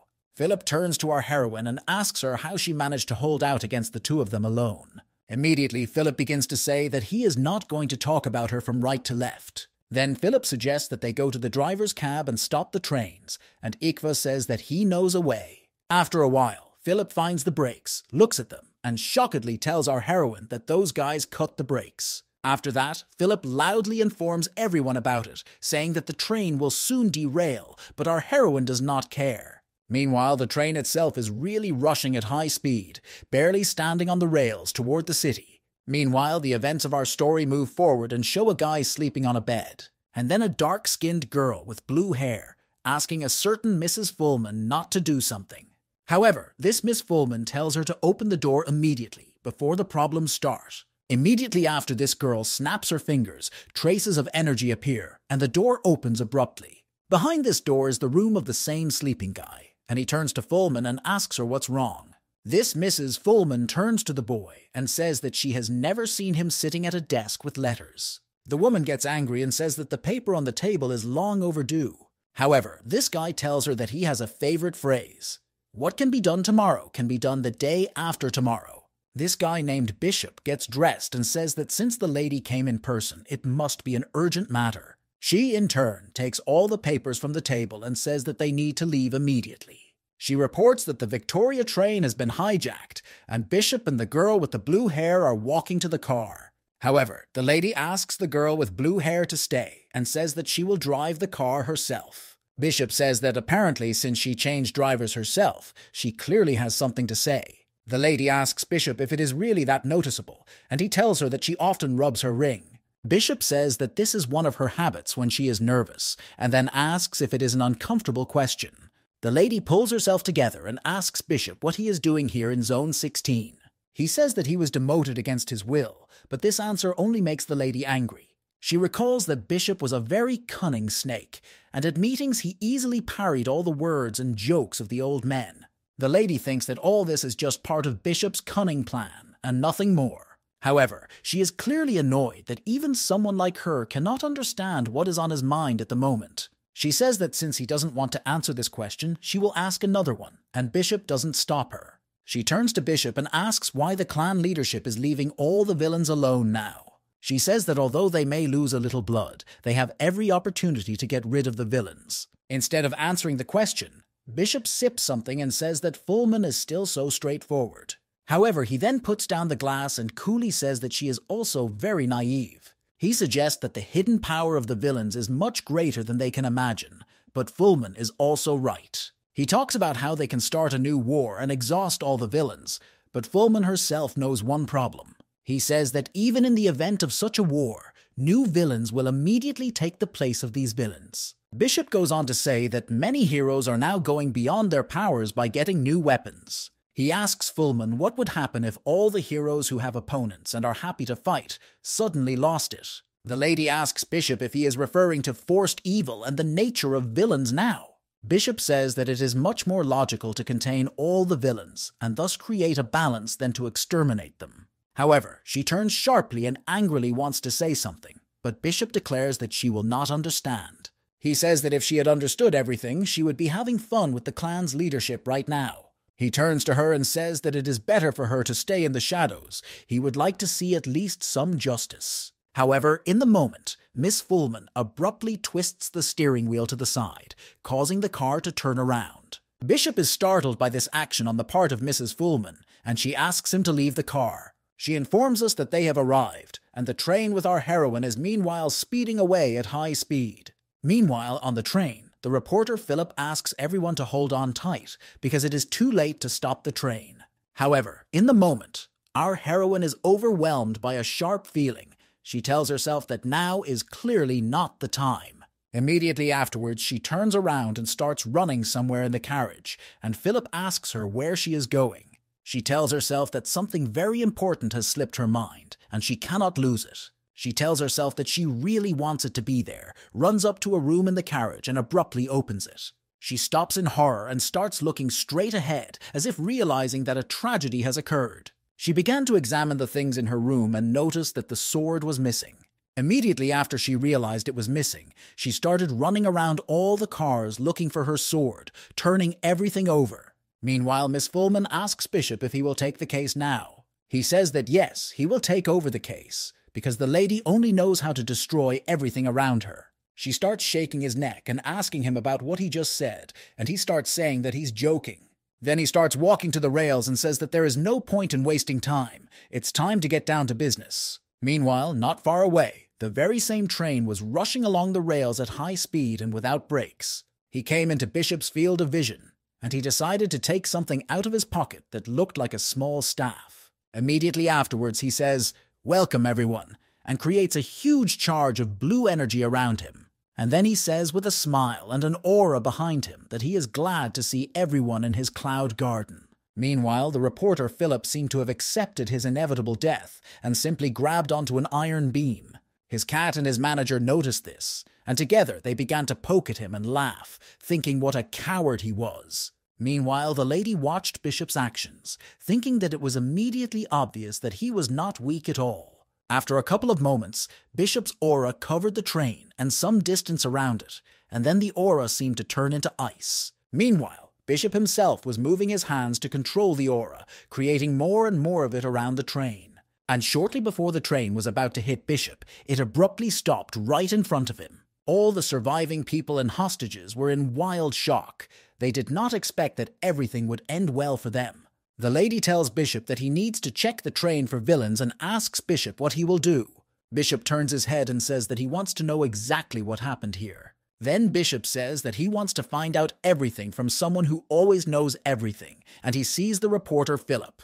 The reporter Philip gets off the train, wringing out his shirt and wondering where the killer of heroes has gone. Bishop stands behind Philip and shouts at his back, "Long time no see, my famous reporter." Bishop then walks over to the reporter and starts asking him nicely how he is doing. The reporter Philip turns around and is shocked to see Bishop, who calls out his name and stands there looking surprised. Meanwhile, our heroine killer of heroes slowly leaves the train from another door and sees them both. She leaves the train, looks into the distance, and thinks that these are the next fields of play. Meanwhile, the story moves forward and shows us how the naked heroine takes her sword and runs with it across the field. However, at some point in this field, scary hands appear from the sky and start reaching right for the sword and trying to take it away. These hands sharply grab the sword and push our heroine away, dragging the sword behind them into the unknown. These hands are screaming that they are taking away the blade of the Claymore and beginning to disappear into the unknown. And at that moment, our heroine wakes up, and to her great fortune, it was all just a dream. She also hears her phone making noises and decides to check it out. It was a call. She sits down on the bed in her bee costume and picks up the phone, saying, "Hello." A familiar voice comes out of the phone, and our heroine is surprised to hear it. "Hello, killer of heroes." She immediately asks if it's Psycho and gets a bullseye answer, and it is indeed the same guy, Psycho. She asks him how he survived, and Psycho says that he was just lucky to have a cool doctor by his side. Psycho asks the hero killer if by any chance she is in the Cloud Garden right now. She asks him how he knew. He talks about how it's not a forgotten place like Dust City, but it's not a metropolis, so it's a good place to hide. Our heroine asks if Psycho called to lead the conflict, and he says that no, he called because of the contract. Psycho informs her that she kept her promise that time, hence now he will tell her the password of the ID card. Psycho tells her the password and some other information, and says that's all for now.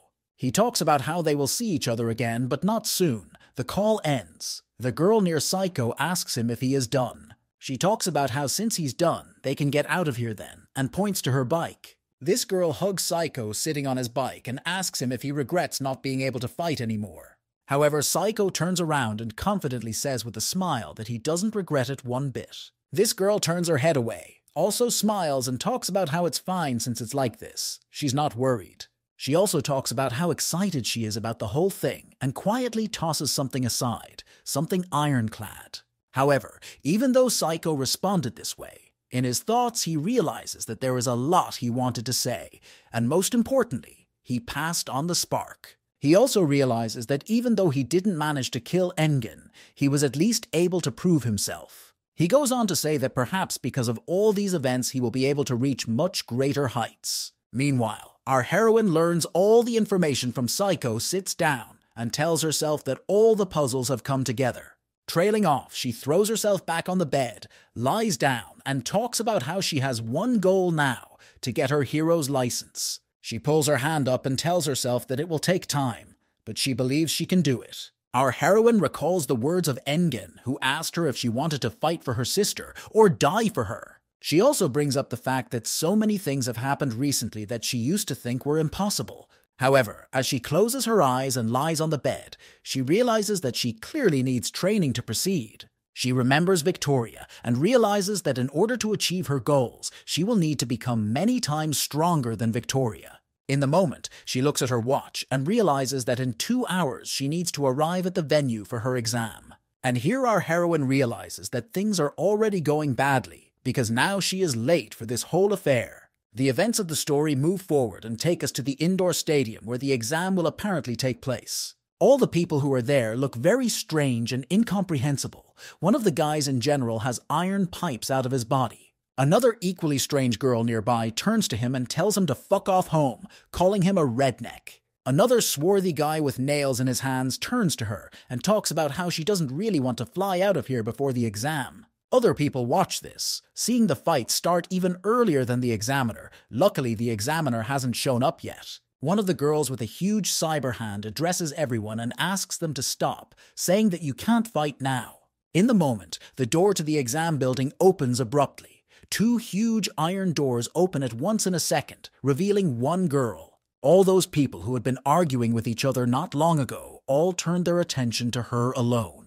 It turns out to be our heroine, Ihwa. She walks by everyone and asks them what they are staring at her for. The swarthy guy with the nails turns his attention to our heroine and asks her who she is. In the moment, she walks next to everyone, pushes one of the girls a little and asks no one to pay attention to her. One of the girls noticed how carefree our heroine was in such a crowd of people and concluded that she was an examiner.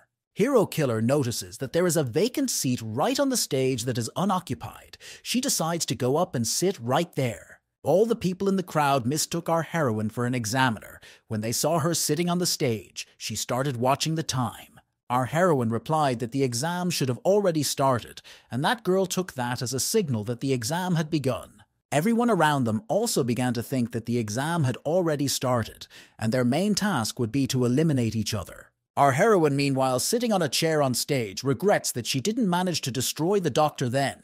However, she also remembers that she did eliminate a few people yesterday and got her hands on a couple of useful gifts. Following this, she decides to use one of them, namely the one that gives her the ability to change her appearance. She only changed her hair color and a bit of makeup, realizing that this protection was enough for her right now.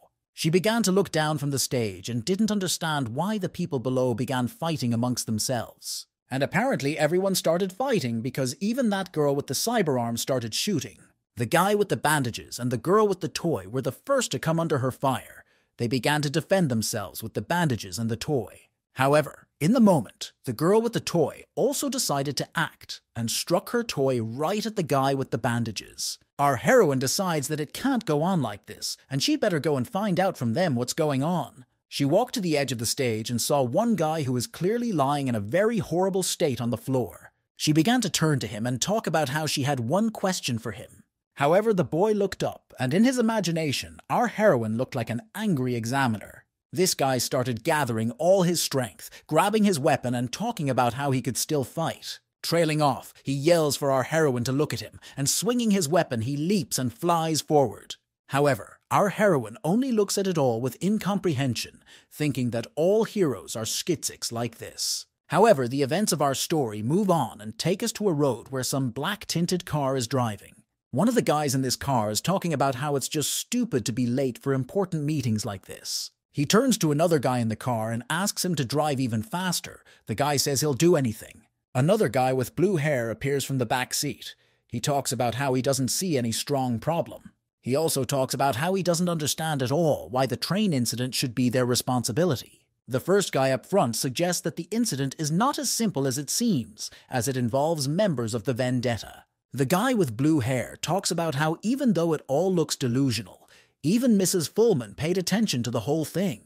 The guy sitting in front says that he is, and that's what bothers him a lot as well. This guy recalls coming into Fullman's office a while back, and they're asking her what he had been summoned for. She addressed this guy as Dan and asked about whether he realistically didn't know the reason, or had turned on a fool. The lady began to tell me that the exam that would soon take place would be very different. Only strength would matter. She also tells us that their city alone will have 7 venues, and if you take other cities, the numbers will be in the triple digits. She talks about how the people in these exams can be both helpful and harmful, comparing them to insects. The mistress gave him the task of injecting new blood into the clan and getting rid of the flies that were unnecessary and would get in the way. Dan stooped to pick up a leaf, and mistress spoke of how if they missed this chance too, the clan would simply rot. Dan tearing a leaf suggests that all people become one and the same when they become heroes. Mistress asks Dan who he's so cynical about, saying she'd smack him upside the head like that. Following the events of the story, show us the silhouette of a guy with tubes in his body, and the mistress tells us that the exam will be monitored from above. Dan only lowers his gaze and grudgingly says that it's all just a bunch of problems on his head.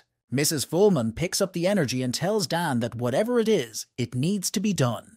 Dan goes back to what is happening now and ponders her words about the clan potentially rotting. Dan talks about doing as much as Fullman did for him once, but admits they're already too late. The guy with the blue hair gets in Dan's face again and asks him what he's thinking about. The events of the story show us a girl with short pink hair who says, "Trust me on this," and the guy with the blue hair tells Dan about her, adding that he sent her there already beforehand. In the moment, the car stops abruptly, and the guy who was behind the wheel announces that they've arrived. However, before they could even get out of the car, they heard a sharp explosion, part of the building flying off. As it turned out, there was another group of people in the same uniform as Dan sitting in their car, and they were immediately displeased with these events. Dan and the others get out of the car and are immediately approached by Ram, who says she's happy to see them. Dan approaches Ran and starts asking her what's going on here. She informs him that she's having a hard time making it on her own. Dan goes to the door of the building, starts to open it, and asks everyone to follow inside as well, and there's everyone inside fighting.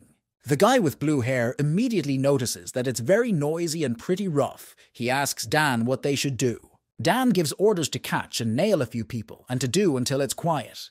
The guys immediately start following Dan's orders, with the guy in the construction mask being the first to get hit. The guy with blue hair laughs them all off, asking who they are, future heroes or some back-alley goons. However, here he notices an attack from a bunch of different needles being directed at him.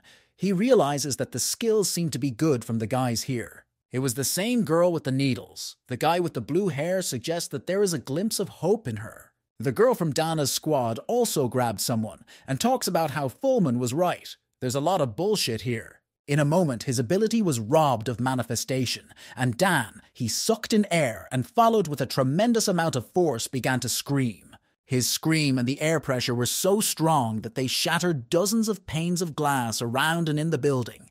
The people in the building began to take notice. They were greatly surprised by such a sharp sound. Dan informs everyone in the building that he is from the clan, and he is now in charge of everything here. And meanwhile, not long before Dana's sharp scream, our heroine was being served by everyone around her, thinking she was the most important. However, that shout of Dan's was so powerful that it simply blew away all those who had served the hero killer. Dan started talking about how if anyone here disobeyed orders, it would mean they were challenging the entire clan. Rana stood next to Dan and was shocked at how coolly in the moment he had resolved the whole issue. However, Rana's attention drifted away from Dan when she noticed some person sitting in a chair on the podium. After Dan stopped talking, he also went to the stage and saw our heroine sitting there. Our heroine hero killer also saw him. She started to classically look him in the eye and just stay silent. Dan didn't do anything about it yet. He just sat there and watched the whole thing. However, after a second, our heroine stood up and jumped into the crowd. People were shocked because they thought she was an examiner. Meanwhile, the events of the story take us to Bishop, who talks to Philip and asks what he should call the One. Philip tells Bishop that he can call him anything he wants. It makes no difference to him. Trailing off, Philip tells Bishop that he feels like he's already said everything for today and has nothing to add. Bishop asks if Philip talked about the train situation and the girl who was able to exercise vendetta. Philip remembers her and says all the right things, but realizes in his mind that Ihwa has not revealed her true identity. Trailing off, Bishop looks at Philip and talks about how he's not really interested in all of this. He just wanted to have a conversation with Philip. Bishop goes off to the side and talks about how, other than Philip, hardly anyone writes that much criticism of the clan anymore. Trailing off, Bishop finds himself behind Philip's back, grabs him by the shoulder and asks him why he's shaking so much. Trailing Bishop back out again, Philip asks if he's really going to get killed, but Bishop says he was really just worried. Though Bishop tries to add an aura of prostate and fun to this encounter, Philip realizes he feels very uncomfortable. Philip reminds himself that if he relaxes even a little bit, this guy will consume him. We can't forget that. In the moment, Bishop turns to Philip, asking the man if he wants to ask what Bishop is thinking. Bishop talks about not even knowing where to start, and later says he has an idea after all. Bishop speaks sharply about the incident in Branch 17 being behind the hands of the unnamed. Philip shockingly stands up. Philip is wildly surprised. He can't understand where this information about Bishop comes from. Perhaps he has his own agents. Bishop pours tea and asks Philip if he knows why they are called Nameless specifically. Philip says he doesn't know. Philip talks about how long ago, back in the day, they also had their own name, Nera. Trace Bishop also talks about how it was previously a villain alliance that also had its own flag. However, the victorious clan was forbidden to use the word, and over time, all its bearers disappeared. To put it another way, the villain's alliance was destroyed, and all that was left were the records, Bishop says. Philip makes the point that this is very valuable information, and you obviously can't find it in history books. Philip asks Bishop if the smiling guy is really going to unite all the villains. Bishop says he doesn't know, but it's possible. Bishop looks into his tea and talks about how he feels like the winds of change are blowing, and he wants Philip to know that because he loves his articles. Bishop talks about how his view of the world is already corrupted, and through Bishop's articles, he manages to see the world differently. Trailing off, Bishop turns to Philip and asks him how the world shines and is seen in his eyes. Some time passes, Philip leaves, and on the way he ponders Bishop's words that something big is coming. Walking out of Bishop's house, Philip stops near a wall, leans against it, and talks about how he thought he was going to shit his pants. Looking up at the sky, Philip concludes that Bishop is a very unpleasant man, and it is best to avoid him from now on. However, Philip also realizes that fortunately he was able to get all sorts of useful information for himself. At the moment, he notices an announcement near him that a hero's exam is going on, and begins to suspect what event Bishop was referring to.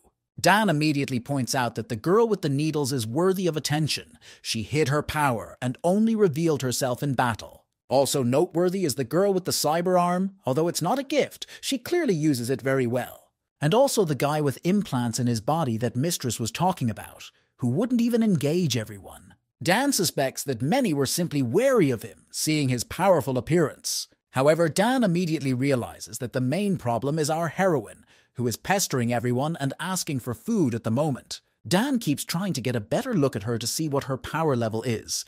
She's stealing food from others in the meantime. Dan is well aware that she won't be able to hide her power for long, or she'll just fail the exam. All that's left is to wait. Dan starts broadcasting to the whole room again, and talking about how if anyone here feels sorry for their life, they should leave. Dan's men, meanwhile, watch with a smile as their leader skillfully intimidates these new recruits. Dan also reports that there has never been a year in which no one has died during an exam. Next, Dan wants to explain how to leave the exam, but at the point he is interrupted, someone asks him to finish his speech faster. It turns out to be the same girl. She asks to finish quickly and start the exam as soon as possible.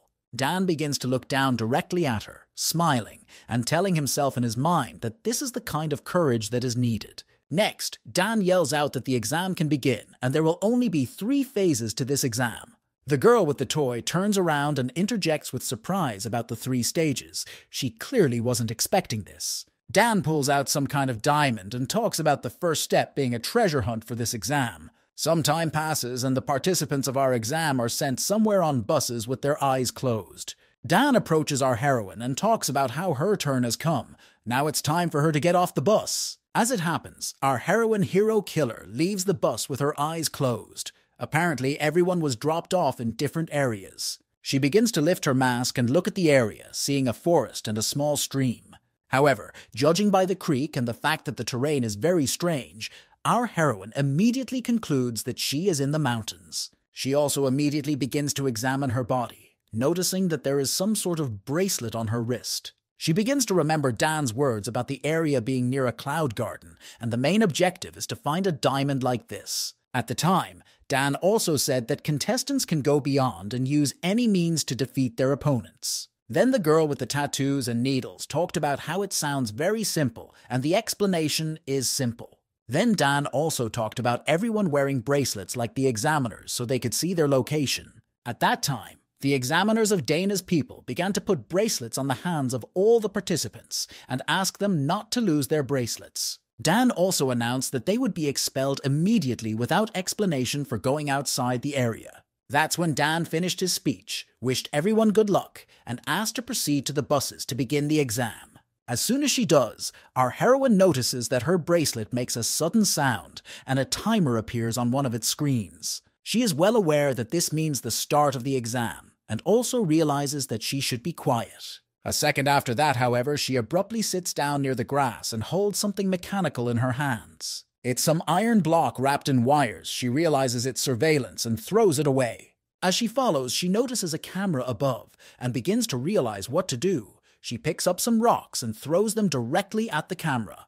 These flying drones with cameras are not only noticed by the hero killer, but also by a girl with long purple hair. She sees that there are 7 of them. She turns to Dan, since she's from his squad, and talks about how these drones are a useless idea. He talks about how unnecessary they will be, and she replies to him that alcohol is best not drunk in the workplace. Trailing off, she remembers that it's just a drink. Since Dan always plays by the rules, she says he's very boring. Dan tells her to stop idly chattering and asks her to focus more on the exam. She talks about understanding everything, and also informs Dan that there are already a couple people who have found the stone. She also talks about how it's best not to be too quick to call them lucky, and we are shown one of those. Right after one of the guys found the rock, a girl appeared near him with a bat and hit him in the head. She sent it straight into the tree with one single blow with her entire body, clearly making it clear that the stone was now hers. Dana's purple-haired squad assistant says it's far more important who gets to keep the stone. Next, she talks about how Dan picked a very strange assignment for them, but he says it was an order from above. Meanwhile, the events of the story take us to our heroine, the hero killer, who also realizes that the main task is to take away the stone. She is well aware of what she should do in such a situation, as the main goal of the game is to capture, not search. She tears off the sheet and talks about how if she starts looking for the stone now, only to make trouble for herself that way. Our heroine decides that now is the best time to go to bed, because what could be better now, and you can start tomorrow. She goes to bed covered in leaves and reflects on the fact that stealing is her thing, so it's easy to pull off. However, after a couple minutes, she gets up again and tells herself that she wants to eat and sits sadly. Our heroine is well aware that sleeping on an empty stomach will not work for her, and decides to find something while looking at the forest. In a moment, a white mushroom that was growing near one tree near her came into her field of vision. As she looked at it, she saw this mushroom calling to her to eat it, and it was a fly agaric. However, our heroine didn't care about anything anymore. She started reaching for the fly swatter, and in a moment, someone sharp knocked it down with a needle. It turned out to be the same girl with the tattoo, with a guy and some unknown person next to her. Trailing off, this girl started pointing at our heroine hero killer and talking about what's the point of all this. Now she's dead. The mushroom situation makes hero killer very angry, and she talks about how she had planned to be quiet today, but apparently it's not going to work. Meanwhile, events take us to Dr. Vector. He is telling someone about the peculiarities of Zone 16 and the Cloud Garden. It's all Vector telling Reichel, talking about how all people used to think of these clouds as falling from the ground. However, at one point, Rachel interrupts Vector and asks him what he's already done, but Vector doesn't understand her question. Rachel turns around, looks into Vector's eyes, and cheerfully tells him that he's being followed. A second after it happened, some uniformed men appeared from behind and asked Vector and Rachel to stop. The chief among these men turns to Vector and asks if his name is Vector. Vector replies, "Why?" This guy started looking right through Vector's glasses and talking about how he thought that by putting on glasses and changing his hair, no one would recognize him. This guy talks about vendetta not forgetting grudges and asks Vector to follow them. In the moment, a bunch of people surround them. Trailing off, one of the guys turns to Vector and talks about how their boss is now looking for them.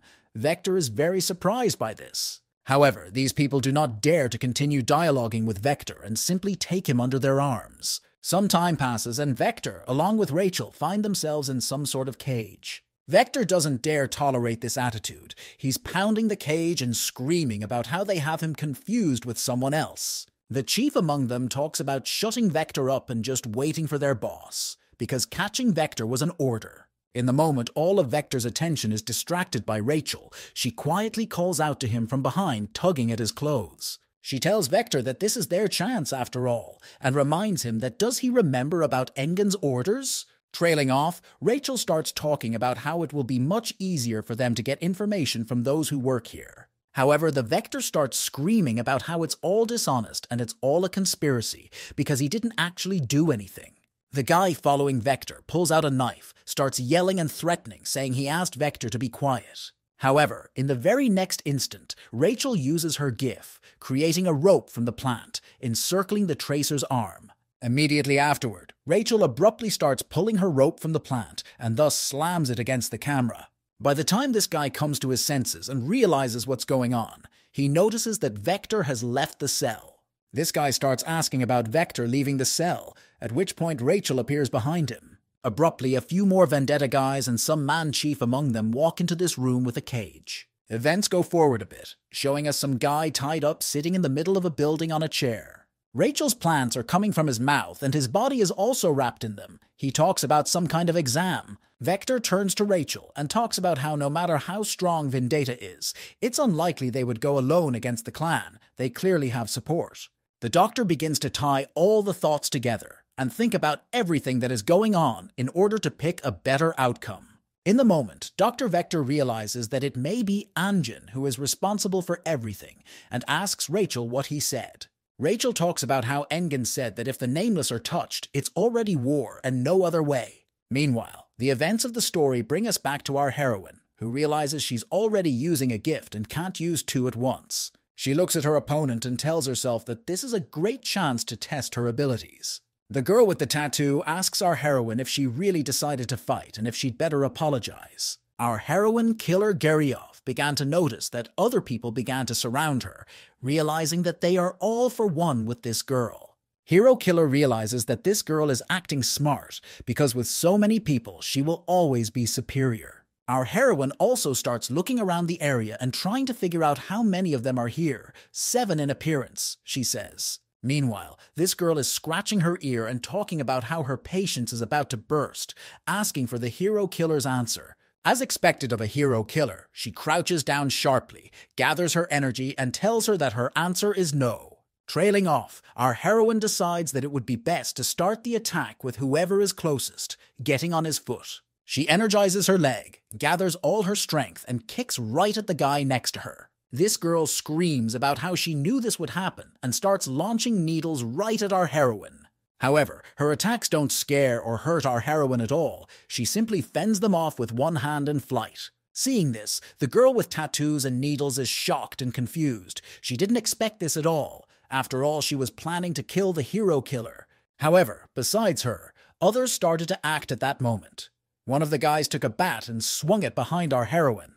The bat began to fly from behind at high speed into Hero Killer's head. However, she saw it and began to intercept it. And she did it successfully. She didn't just intercept the bat, she sent it so that it hit another girl in the head. And right after that, she decided to give fire to this guy as well, and immediately attacked him in the face from the elbow. She had already gotten rid of several people this way, and by her calculations, she had 4 more to take out. She attacks the large man next to her, and notices that he has a physical enhancement gift, which is very popular. However, she follows up by finding a vulnerable point in his knee and strikes right at it, thus sending the man to the floor. Following that, she also decides to deal with that strange guy in a robe standing near the girl. She jumps on him with an attack, hitting him sideways as well. Time comes to attack the girl next to them with blonde hair. Getting rid of it too makes for an interesting picture. There is no one left to defend the girl with the tattoo. Realizing that with all the pawns she has dealt with, our heroine becomes in a special pose and prepare to attack.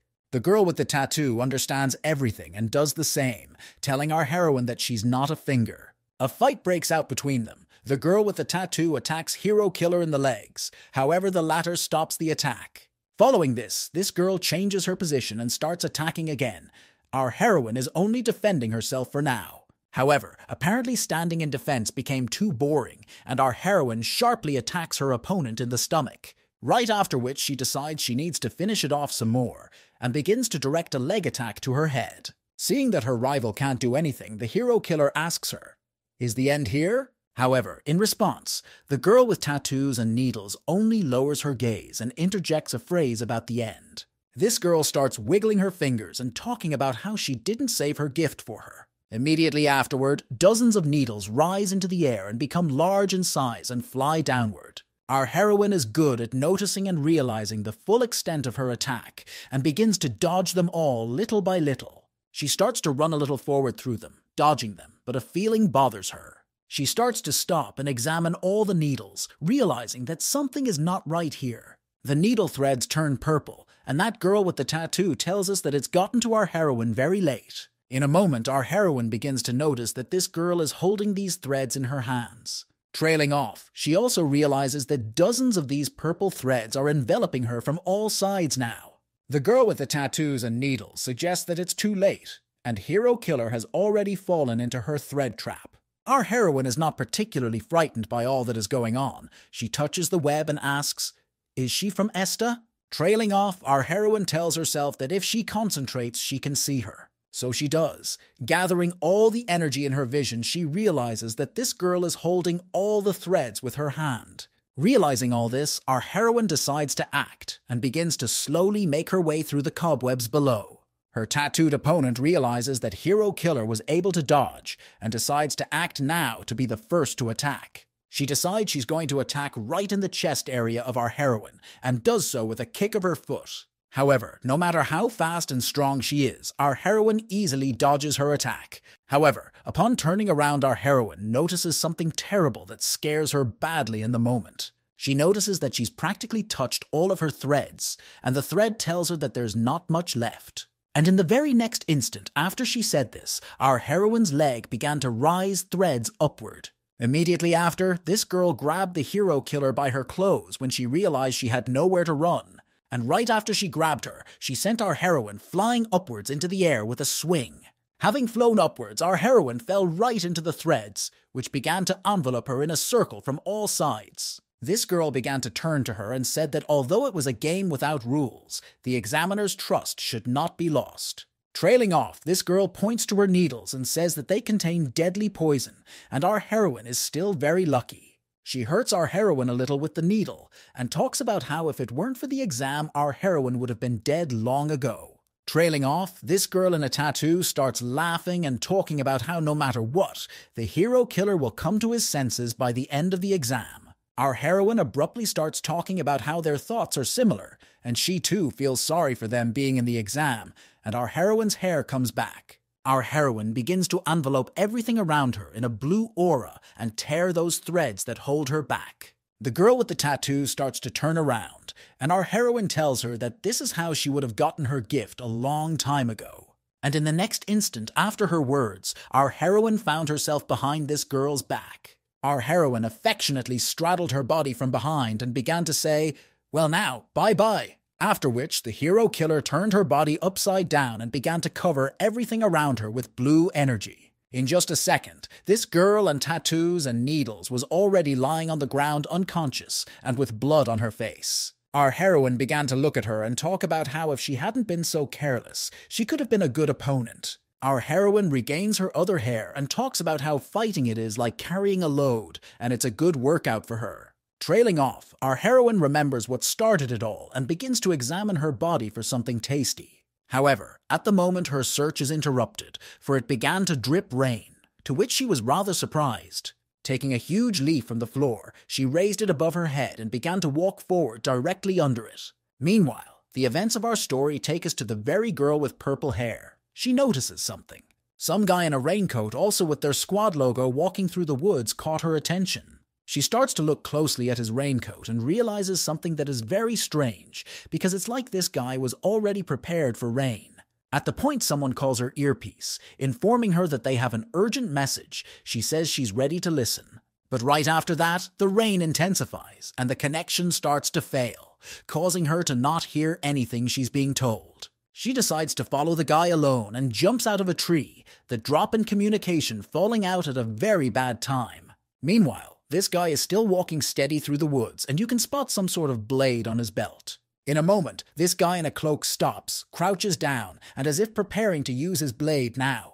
And so it is, with a sudden movement of her hand, she reaches for it and begins to place it in front of her. This is because the girl with purple hair also decided to act and attacked him. The girl with purple hair is wildly surprised. She is shocked that this guy noticed her from such a distance and started attacking her. She began to look at him and realized that in all likelihood she was originally his target. She tells herself that she's now pretty sure he's not from the squad, turns to him and asks who he is. This guy quietly and rudely addresses her and talks about how he doesn't communicate with the dead. This girl is only momentarily looking ahead at him and can't figure out what he means or who's dead here. In the next instant after that, the guy began to twirl and fill his blade with energy, and then rushed forward. In just a second, his blade was already completely covered in blood, and he himself was using the invisible blade technique. His victim turned out to be a girl with purple hair. He cut her open, and she only had time to say at the end, "Need to report." This guy with obviously long hair and eyes red as blood began to just walk onward in the rain.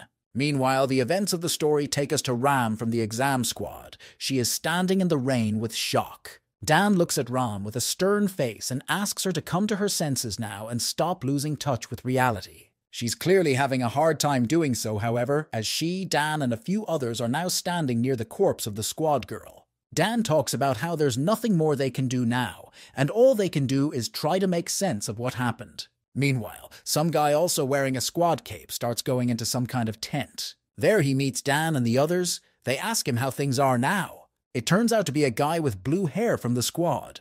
He's talking about how the terrain is vast, and he hasn't found anything yet. He talks about how, although he has found tracks in several places, it's still hard to make a connection. He turns to Dan and asks about how long has Ram been standing there in the rain silently alone. Dan says that the girl with the purple hair and Ram were close, and she needs time to accept the fact of death. Dan begins to analyze the footprints and says that apparently the fight was short-lived, and it was the girl from the squad who attacked first. He also suspects that the fight ended in a single attack, for the enemy was very strong. Dan continues to look at the site of the squad girl's murder, and with his side vision, he notices a stone with an inscription. Dan notices that the cut stone has blood written on it. "Stop, die all," and he doesn't understand what it means.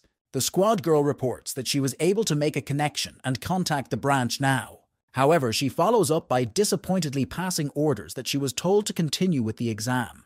Another guy in the squad is wildly angry. He's pounding his hands on the table and talking about how outrageous this is. The guy with the blue hair says that at least this way they can find the guy who killed the girl in their squad. Trailing off, everyone in the squad began to look at Dan and ask him as the man in charge what he thought about it. Dan says the situation is dire, and Fulman would not have given such an order. However, they can't go anymore either. Meanwhile, the events of the story show us a guy in a robe and cloak who is rapidly chasing someone. That guy being chased by the man in the robe screams, save with tears in his eyes, and sees someone ahead of him. He jumps to this man's feet and starts talking about how he is giving up everything and doesn't want any exam. However, upon raising his head, this guy sees a man with green hair who is clearly looking at him unkindly. The very next second, this man with green hair and glasses kills this guy who came running towards him. The man in the robe who is chasing the guy turns to the guy with green hair. "Is that you, Scar?" He replies that yes. It turns out to be the same Scar from Vendetta. The first masked guy asks Scar to follow him.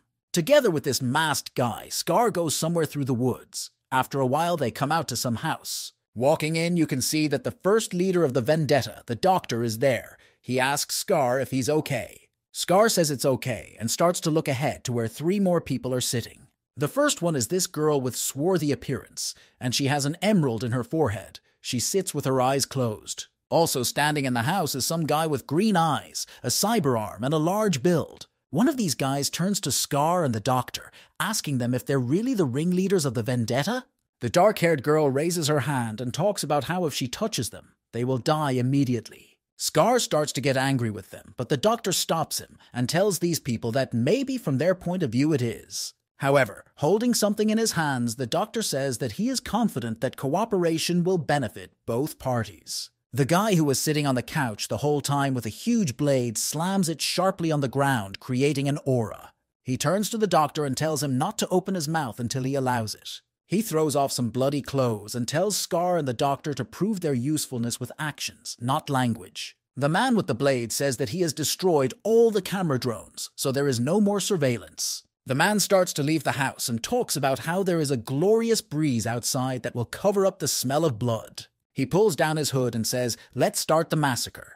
And behind the hood was a guy about 25 years old with red eyes. A night had passed since that moment. It all came back to our heroine, who sat chopping a stick with a knife. She had chopped the stick to make a spear out of it, and in her head, she had already imagined how she would use it to catch fish. However, in an instant, she turns her head and her gaze around, realizing that there are sounds of battle coming from outside. She crouches down and begins to listen to what's going on, contemplating what it could be out there. The first thing she notices is the same little girl with a huge cyber arm running somewhere. In a moment, this girl abruptly turns around and starts with her cyber hand to shoot someone powerfully. Someone's aura sweeps near her shot, but her shots are pretty strong too. They break even rocks in the way. In the next moment, it turns out to be the aura of some man in a cloak, which in a moment pierces that arm of hers. Our heroine does not decide to get involved in this fight, because it does not affect her in any way. She decides to focus on getting fish.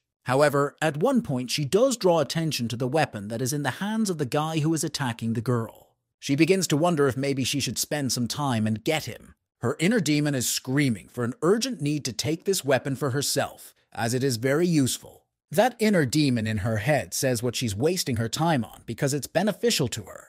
The inner demon reminds her of what Instructor Dan said about there being no rules anymore and everyone acting however they want. Demon screams about killer heroes bludgeoning and doesn't realize what a chance this is, especially since her sword was also recently stolen. Our heroine's inner demon asks her to imagine how cool she would look with this weapon in her hands. However, at one point, our heroine and her inner demon begin to notice something coming down from the heavens below. It turns out to be a beautiful inner angel to our heroine who speaks to her. And even her beautiful, sweet, and kind inner angel informs her that it's worth taking away that weapon. After the words of the inner angel, our heroine finally decides she should act and storms off, angel and demon satisfied.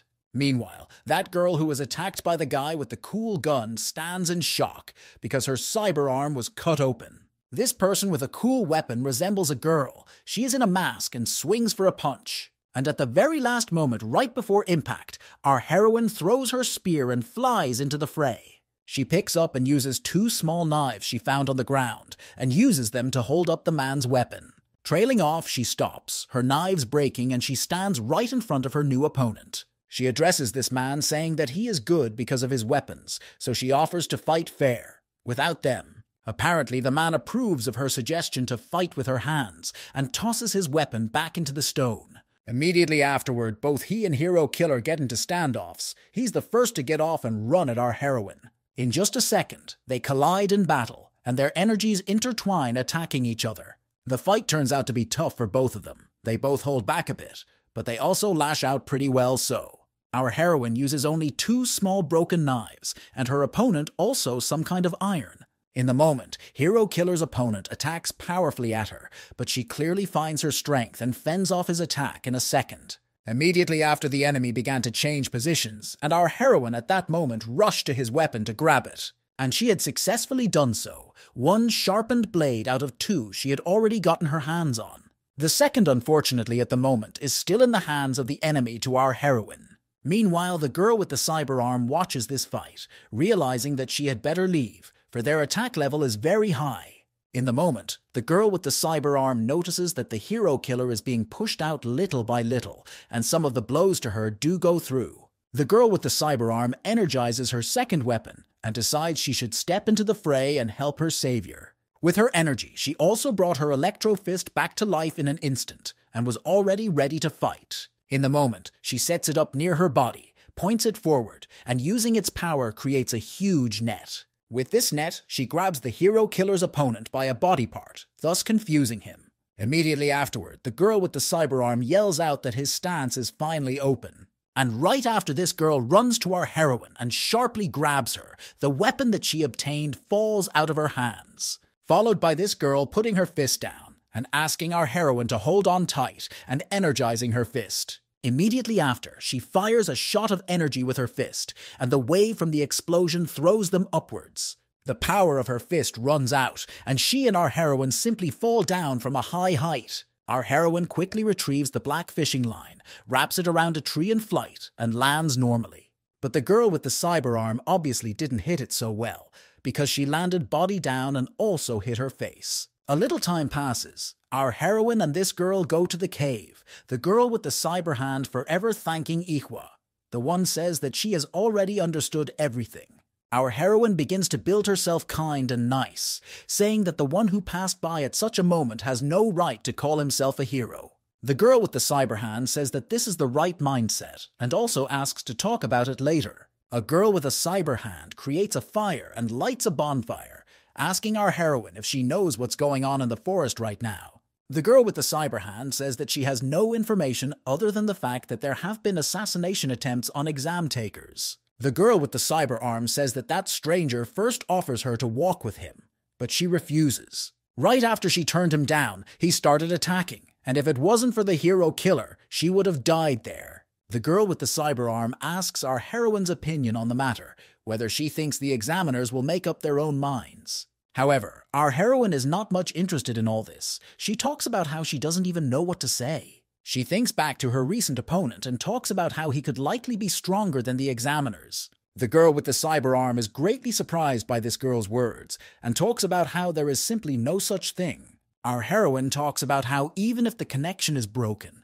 there are tons of other ways to pass on information, but they don't do that. Hero Killer also talks about how you can just put est in your voice and yell, which would already be a signal, but they don't do that like Dan did. Next, our heroine talks about how the instructors haven't given up on this place and are still walking here, but they're too low on energy. She also talks about how, although she didn't fight at full strength, that guy didn't fight hard either. Trailing off, she also talks about how if there are more minions of this guy, then the exam can be forgotten. She also talks about how everyone could just die, but at this point their dialogue is interrupted, someone abruptly running nearby. Our heroine looks into the bushes and asks, "Who is there?" From there a voice is heard. "It's me, Feijin." Our heroine lowers her head and sees only one head of Feijin there, who talks about having an infa and asks for help finding his body. Some time passes. The girl with the cyber arm carries Feijin's head, and he points out to them where the rest of his body parts are. The hero killer walks through the bushes and talks about how it looks like she found what they were looking for. Feijin asks to get his head close to these things. The girl with the cyber arm does so. Feijin's neck blurs. Immediately after that, those mountains of grey mixture nearby began to seem to be attracted to Feijin, forming parts of his body. And after only about 10 seconds after that, Feijin's body became what it should be. Our heroine realizes it's not magic and asks Feijin if it's his GIF, though she knows the answer since she's already seen it. The girl with the cyber arm yawns, brushing her hand and talking about whether Hero Killer thinks Feijin will tell her so. Feijin at one point creates dolls out of clay, saying it's his ability, but to make more he has to disassemble his body. Trailing off, Feijin asks them not to regard his words as suspicious. He feels that if they're going to act together, they need to know it. Feijin continues talking, adding that the people who are hunting them are strong, so the matter of life is now more important than the exam. In the moment, the girl with the cyber arm asks Feijin how he knows her name since he addressed her. Feijin talks about putting everyone on the spot even before the exam, and knows she's more interested in being a commander than a hero. Trailing off, Feijin points out the gear killer and says that he's much more interested in her, since with her skills, nothing is known about her. He pokes his finger at her again, looks straight into her eyes and asks her sharply, "Who is she?" Our heroine decides that dodging basic questions all the time won't work, so she comes up with a name for herself, Katya. Following, a little time passes. Our heroine, who is now Katya, the girl with the big hand, and Feijin are off somewhere. Along the way, they clung to trees and stopped briefly, our heroine asking for details about that guy in the raincoat. Feijin was describing the person who attacked him, and this person was clearly different from the one our heroine encountered. However, following abruptly, she hears an interesting note from this Feijin. He says that the attacker had an unusual sword.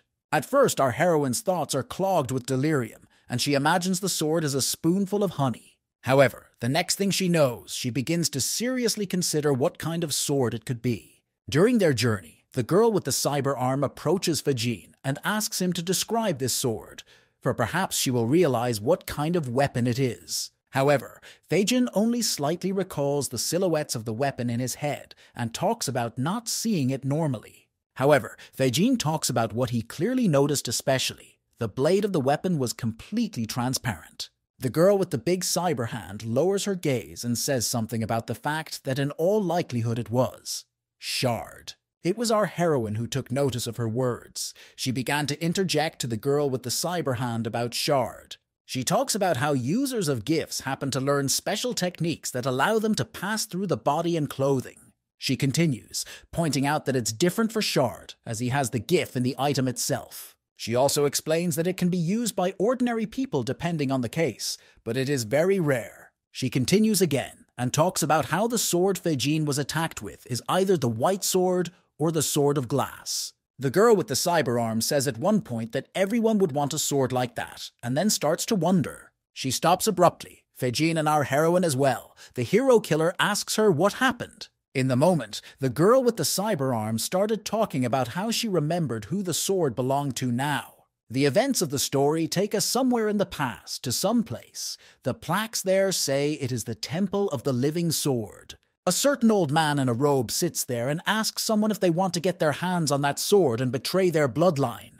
A guy with red eyes stands in front of the old man and tells the old man, as a teacher, that he himself has not yet gotten rid of the sword. Trailing off, he addresses this old man again, calls him teacher, and asks if it's greed. This old man teacher looks at this guy and talks about how he knows where all the students are that didn't share this guy's principles. He realizes that all of them are already dead and lying around, and the only ones left are those who share this guy's principles. Trailing off, this guy starts pulling out his regular sword and telling the old man teacher that everything is right. Trailing off, he talks about how he's about to destroy the teacher as well, and that's how they'll decide whose sword it will be. Everyone around them is lying dead, and this guy is talking about how only the owner of the sword will come down from this mountain today. The old man teacher asks to come out at least, saying that he would like to die under the moonlight. The guy starts to turn around and walk, doing the old man's bidding and saying, "Whatever you say." However, the old man turns out to be not as simple as he might have thought. He abruptly opens the bolt from his sword. A second after the old man opened the bolt from that sword, everything around him began to plunge into chaos and flames. Everyone around him except the guy who is going to take the sword is dead. The teacher started to turn to him. The teacher releases this sword attack and tells this guy if he wants to wait another 10 years. However, the apprentice proves to be not so simple. His sword and strength is enough to repel this powerful attack on himself. The teacher starts telling this guy what he's already told him, that his arrogance breeds anger in him. The teacher asks this guy if he was serious about owning glass since he was making such a statement. The teacher talks about how the sword of glass belongs to him, and if that guy wants to take it away so badly, let him try. The teacher also says that so that his road to the other world won't be so boring, he's going to pass something on to his student. However, the very next second after this sentence, the old man was right on this guy's sword. The guy asks him, "Are you dead?" The old man started touching this guy on the aftermath and saying, "Soon you will surpass me, and thus prove the greatness of this sword." A second after that sentence, the old man, dead and powerless, fell to the floor, covered in blood with his sword in his hands. And from the blood he released from his body before he died, went a small stream that poured right under this guy's feet. The events of the story go back to real time. This guy with a sword is sitting on a rock. Someone on the side tells him, "Found." It turns out to be a guy with blue hair from the squad. He asks this guy if he killed their partner. Past the guy with blue hair, there's also Rana standing behind a few trees, and a couple other people on top of a tree. This guy with a sword turns his head in cold blood and declares that yes, he is the one who killed their partner. Hearing this, the guy with blue hair decides to act, and to act very quickly and radically. The guy with the blue hair and the guy with the sword clash in battle. The guy with the blue hair sees his opponent openly showing himself. Dan appears from behind and says that the enemy Shard and also has allies. It's worth being careful. At one point, this general fight against one guy with a sword is met with Rama using the combat mode.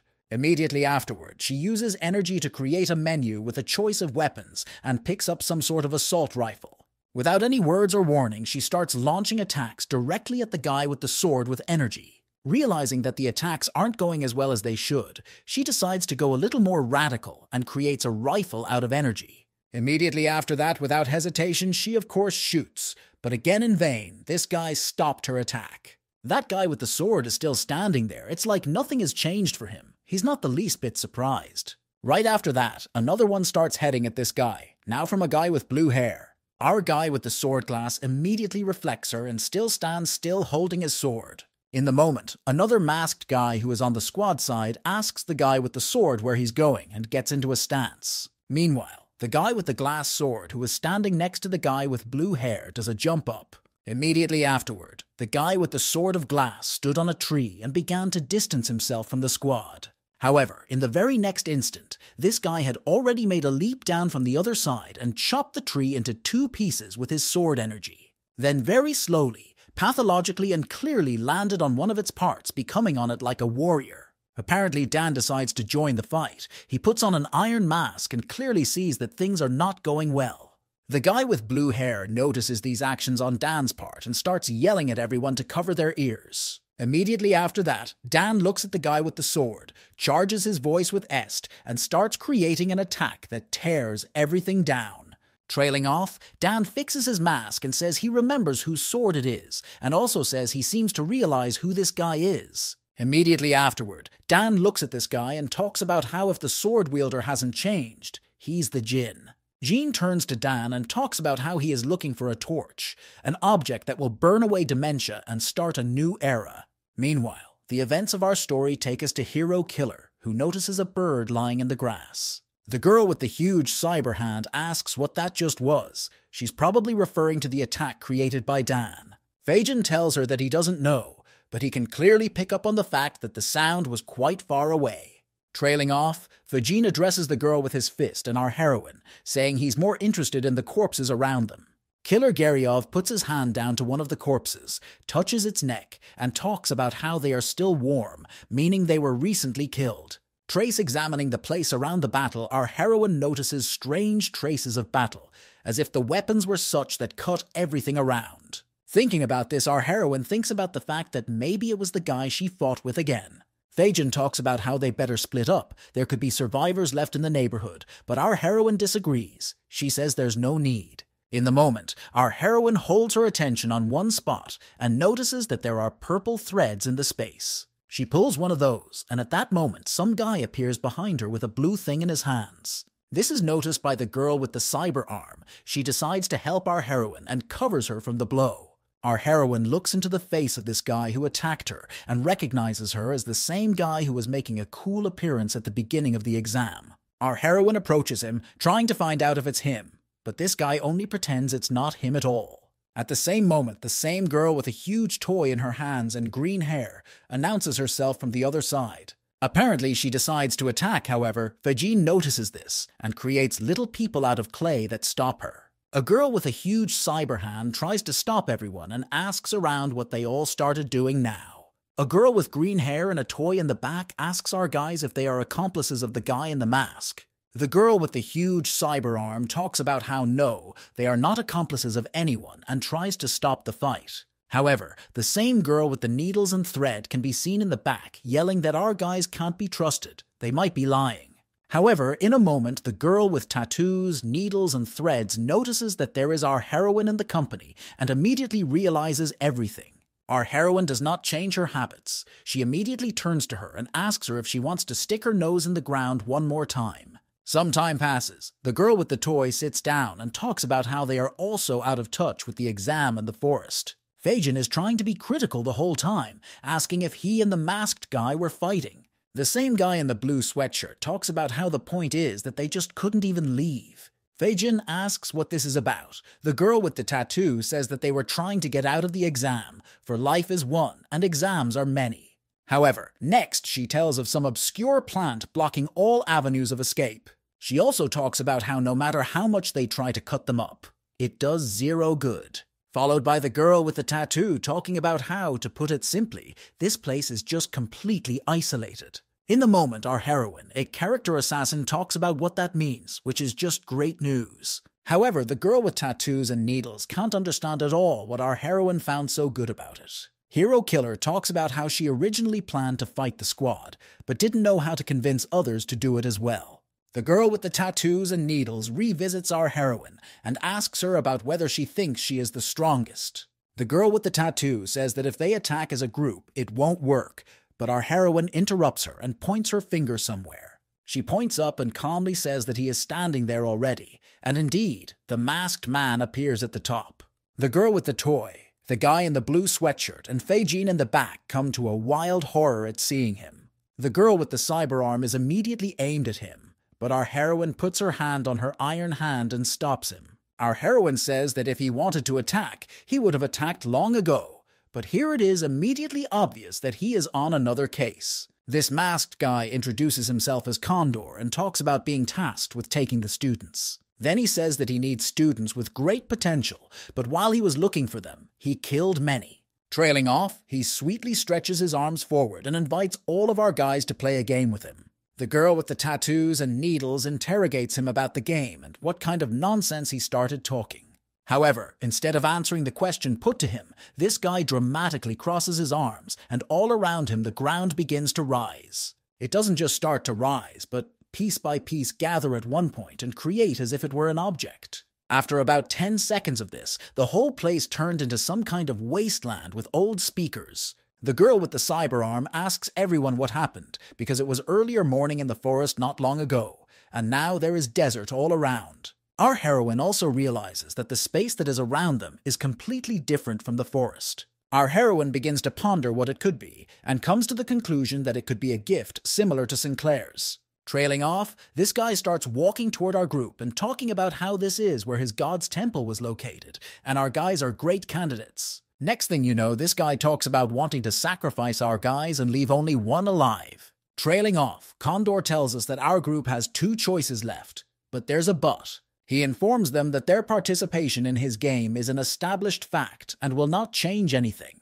Hearing this, the girl with the toy and green hair is horrified and asks him how dare he. Condor reports that as soon as the hourglass makes one circle, one of the participants dies. Trace also adds that this rule will be in place until only one person remains. Trace also adds that it is impossible to break these rules because the ability of this watch is his gift. Thus, he has put all the boys in a choice between murder and death, from which they become terrified. Our heroine, meanwhile, is trying to figure out if it's a ruse or not, but also leaning towards the fact that it probably isn't. She looks at Condor and also comes to the conclusion that obviously he thinks he's stronger than everyone else here. The girl with the tattoos and needles talks about not even thinking here and starts launching an attack at Condor. However, no sooner does her attack even touch Condor than 2 huge clay dolls grab this girl's hands. A third doll slaps her on the back and pins her to the floor. She turns to Fei-jin and asks what he's doing.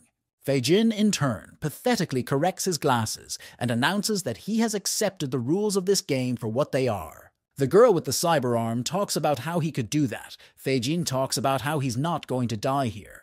Trailing off, he looks at the girl with the tattoo and talks about Condor wanting to test what they're all capable of. Trailing off, Fei-jin looks at Condor and talks about how he realizes he's weaker than him, so he decides to submit. Trailing off, Fei-jin looks straight into Condor's face and promises to show him the spectacle, but adds that he needs time. In the moment, Fei-jin turns to our guys and talks about earning some time. Our heroine thanks him, but adds that no matter how strong she is, victory also depends on more than just her. The girl with the toy says that they've had a good performance, but they have time to prepare now.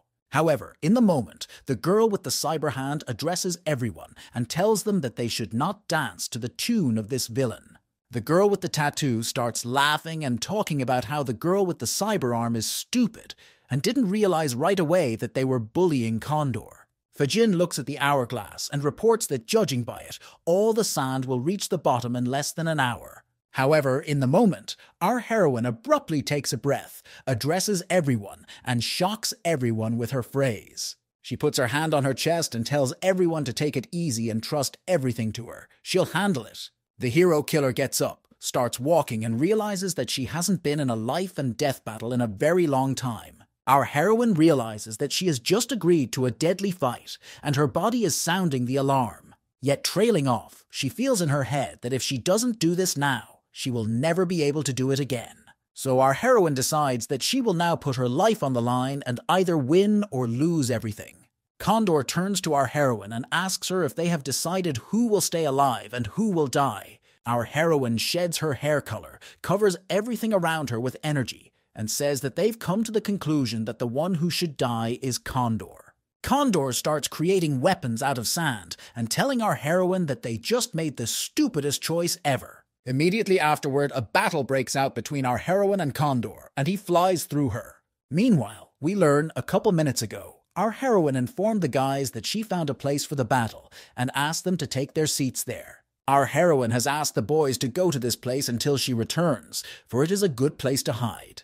Then Fajin turned to our heroine and asked her if she had a good way to get rid of the Condor. She said yes. It was then that the hero killer turned to everyone and said that only their will mattered at this moment. However, the girl with the toy then raised her hand and said that our heroine speaks very well, but there is a problem in her plan. The girl with green hair said that trust is important in this strategy and asked why our heroine was sure that no one would betray her. The girl with the toy started talking about how the hero killer could just wait until everyone was dead and be the winner. However, instead of an understandable answer, our heroine only stuck her hand in her pocket and pulled out a purple ball. The girl with the tattoo and needles was immediately horrified as soon as she saw it. She started talking about how it was her thing. The girl with the tattoo and needles talks about how she thought she just dropped it somewhere and didn't realize it was our heroine who picked it up.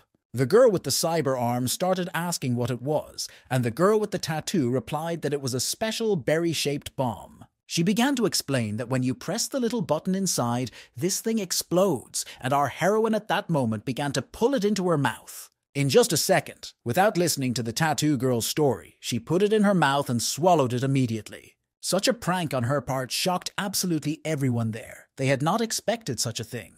Next, our heroine throws the remote with the button from this bomb into the hands of the girl with the tattoo and asks, "Question solved?" The girl with the tattoo started to ask the hero killer if she went head-to-head, but our heroine replied that this way she showed trust. The events of the story are brought back, with the girl with the cyber arm and Fajin keeping an eye on the situation. In the moment they notice Condor running very fast right behind the hero killer, she in turn runs away. In the moment, you can see that the spot where she runs away under her feet has those same purple threads. The next moment after that, the very girl with the tattoo starts pulling on those strings. She manages to do it at just the right moment, and this guy named Condor hits them. He clearly didn't expect this outcome of the event, so he began to immediately shield himself from them and try to get out. The girl with the tattoo began to report that it was urgent to act, because she would not be able to hold him back for very long. That's when the guy with the blue sweatshirt comes into play. He energizes his stick and jumps on top of Condor. However, his attack fails, as Condor easily stops it with his weapon. The guy in the blue sweatshirt decides to throw a punch, however. While he does so, Condor also throws a punch and hits the guy in the leg. Next, he hits some more body parts with his weapon, and this guy's clothes start to get covered in blood. Trailing off, Condor also notices that while he was doing so, the threads loosened and he snaps forward. Immediately after that, he cuts off a few rocks and creating an attack from them, launches it straight at this tattooed girl. The girl with the tattoo lands and tries to figure out what's going on, but that's when she notices the same Condor looming over her from above. However, at a point a girl with a toy flies into the fight. She puts her toy under Condor's attack and saves the girl with the tattoo that way. This girl starts to look behind her toy, talk about how as expected he is very strong. This girl continues to defend the girl with the tattoo, and in the moment realizes that they have the advantage because Condor doesn't know their gifts. And this begins to be put into practice, because after so many blows, this girl's toy turns into a giant. Immediately afterward, the toy opens its giant mouth, and huge energy attacks begin to emanate from it. The energy attacks of this toy are very powerful and massive, as it burns everything around it with its flames. However, immediately afterward, the toy is exhausted and falls to the ground, for that was its main strength. Condor talks about how he figured out how this GIF works, and now she's going to be in a lot of pain. Immediately after that happened, he charged his weapon with an attack and inflicted it directly into that girl's arm. And unsurprisingly, the blow came very hard on her. She began to scream and clench in pain. This was noticed by the girl with the cyber arm. She was shocked. She is very sensitive, so she immediately ran to help. However, no sooner does she help than this masked guy immediately flies at her and strikes at her as well. The blow came to the blood in her body very hard. She was thrown back, and then the clay dolls appeared and rushed at Condor. However, the Condor had no problems with them either, as he immediately began to repel their attacks and slash at them. The guy in the blue sweatshirt and Feijin were standing next to each other and discussing how Condor was just an incredible monster. Condor abruptly gets into a fighting stance, turns to everyone and asks them if they are just stalling. Immediately afterward, he creates an oodles of empty vortices, passes quickly through all of them, and inflicts more wounds on the guys. The girl with the cyber hand remarks that Condor is just playing with them, since the wounds aren't fatal, and he responds by calling them all suckers. Trailing off, he turns to them pathetically and asks if such wounds are also part of their plan. In a moment in the distance, our heroine appears. She turns to him and tells him that everything is right, and she is alone. Trailing off, she asks to be spared, but then says that's what she would have said if it weren't for one promise she left behind. Immediately after her words, snow began to fall from the sky all around. This surprised Condor very much, for he had not expected such a thing. After a couple seconds, everything around is covered in snow. Our heroine turns to Condor and talks about how she quickly realized the principle of his hyphae. The hero killer looks at him and reminds him of the rules of his own game, and follows up by asking him which one of them is the leader. In a moment, the events of the story take us to the countryside, from which in all probability we can see the place where our boys are now. Here is Rachel, who starts talking about how this all looks very interesting. Following the events of the story show us a smiling guy, Engen. Rachel asks him if he agrees with her. And following the events of our story brings us back to our guys. The hero killer stands in front of the Condor. Condor is the first to get off and fly at our heroine with a punch, but she successfully dodges his attack. Immediately afterwards, she turns sharply and deals damage on him right into his body, bringing him to blood.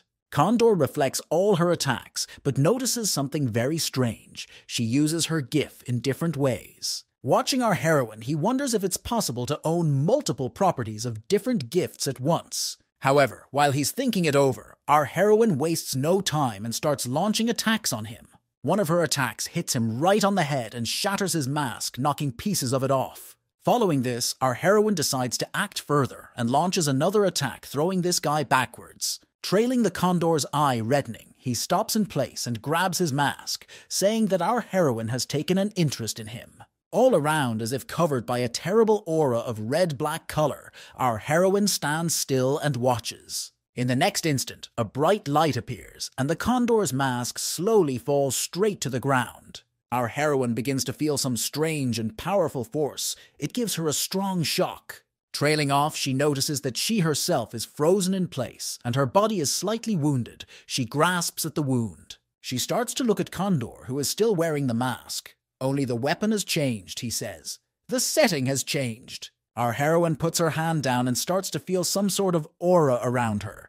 Condor says it looks like she's figured it out. He started talking about how nothing here was on her side and started asking her to show everything she could do. Our heroine thinks things over and realizes that she needs to understand the Condor's complicated gift to the end, as she once did with Rachel. Our heroine realizes that there will be no turning back because she got close to Condor when she attacked him. She is also well aware that she cannot let down the guys who risked their lives to buy time. However, our hero-killer heroine is well pleased with the fact that she can use different gifts in this space. In the moment, the attacks fly at her again, and then she realizes that everything is going well, and all she has to do is prove herself. In the moment, she also attacks Condor with a charge of purple energy directly into his weapon. He defends himself well. Trailing Condor gets into a running stance and prepares to run with the offense. Our heroine does the same. The Condor jumps up and starts attacking, at which point she starts blasting energy attacks at him.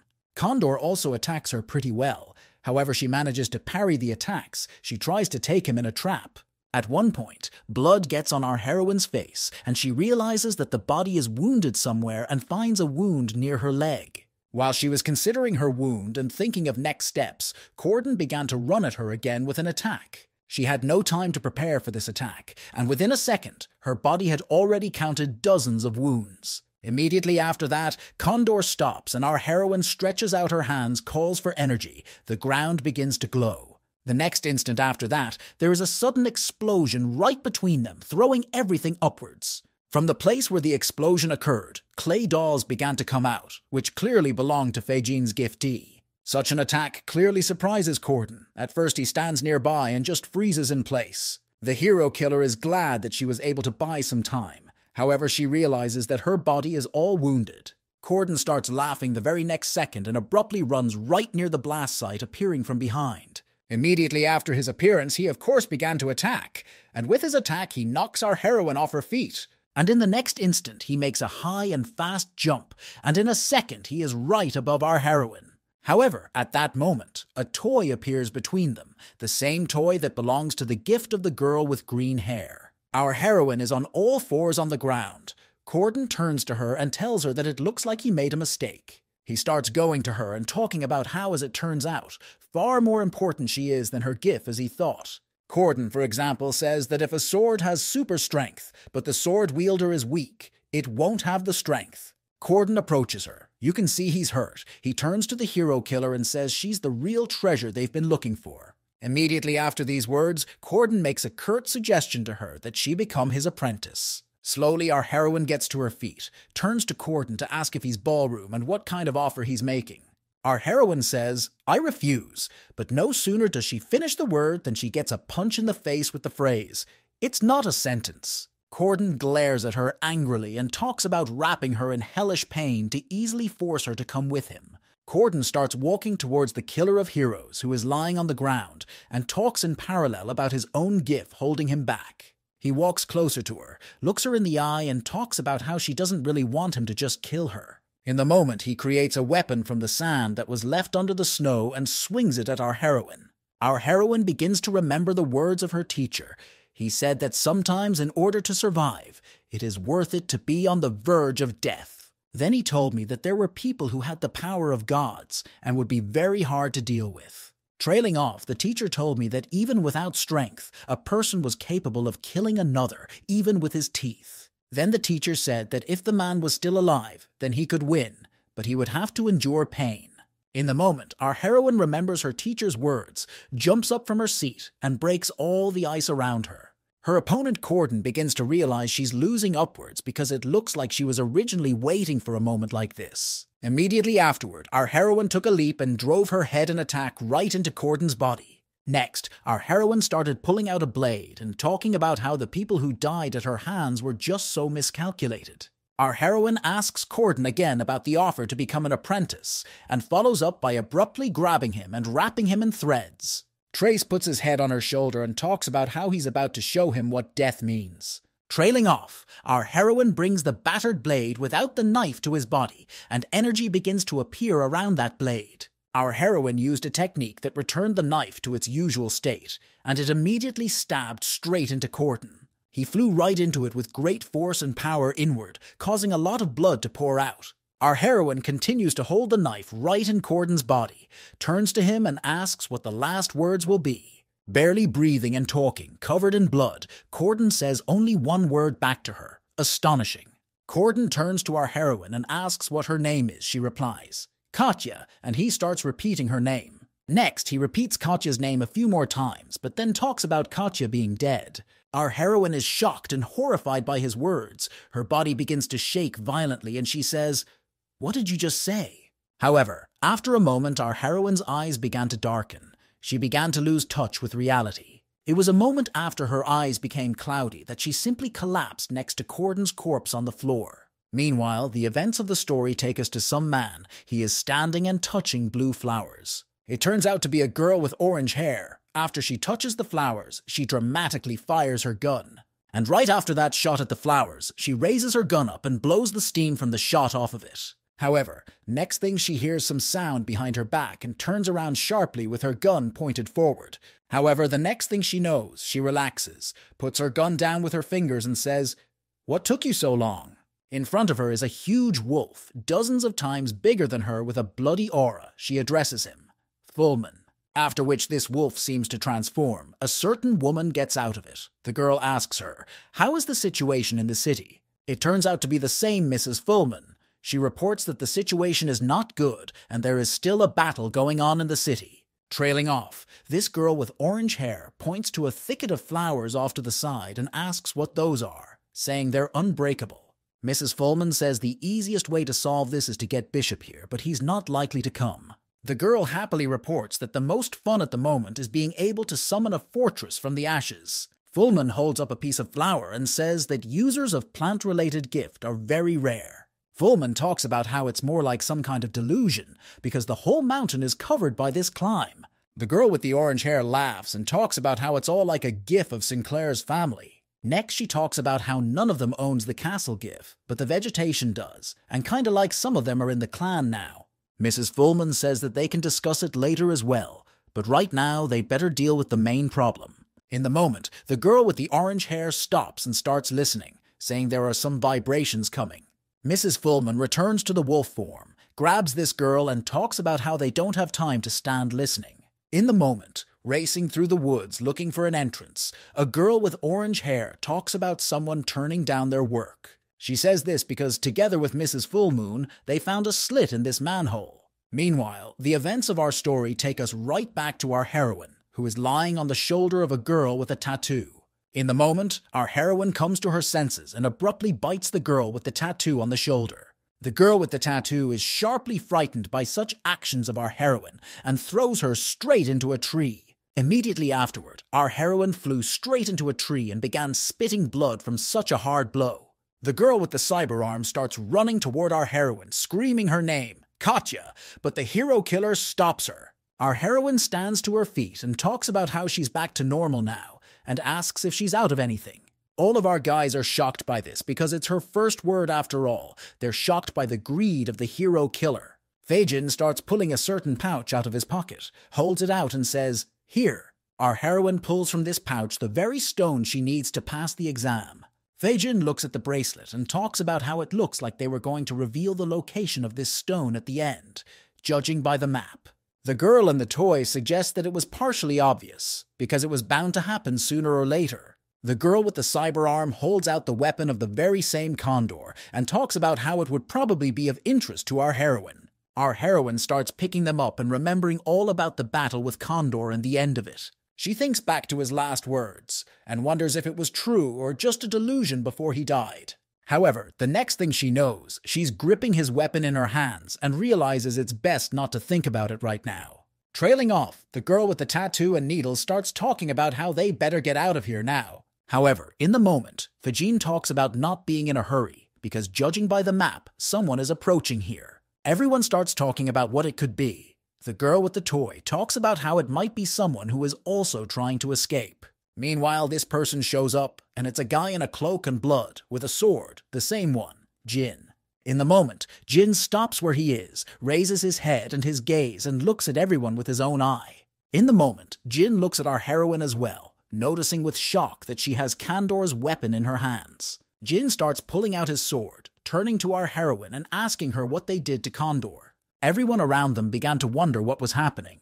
A terrifying and dark aura immediately appeared around them. Our guys are beginning to suspect that this man may be at one with Condor. He also has a terrible aura. However, as they look at him, they dispel their thoughts, for they notice that there is something wrong with him. Feijin starts talking about how he started to realize what the problem is. The aura of terror isn't coming from his side. And right after that, his words were confirmed that aura was coming from behind. From there came a huge flame that Jin had created. However, in a moment, our heroes began to realize that there is another dark aura here that is overhead. Immediately after, a huge black paw hits the floor. Jin recoils from it. It turns out to be Engen, and he speaks directly to Jin and asks him to stop everything right now and leave the place. However, in response, Jin wipes his lips with his finger and tells Engen what will happen if he says no now.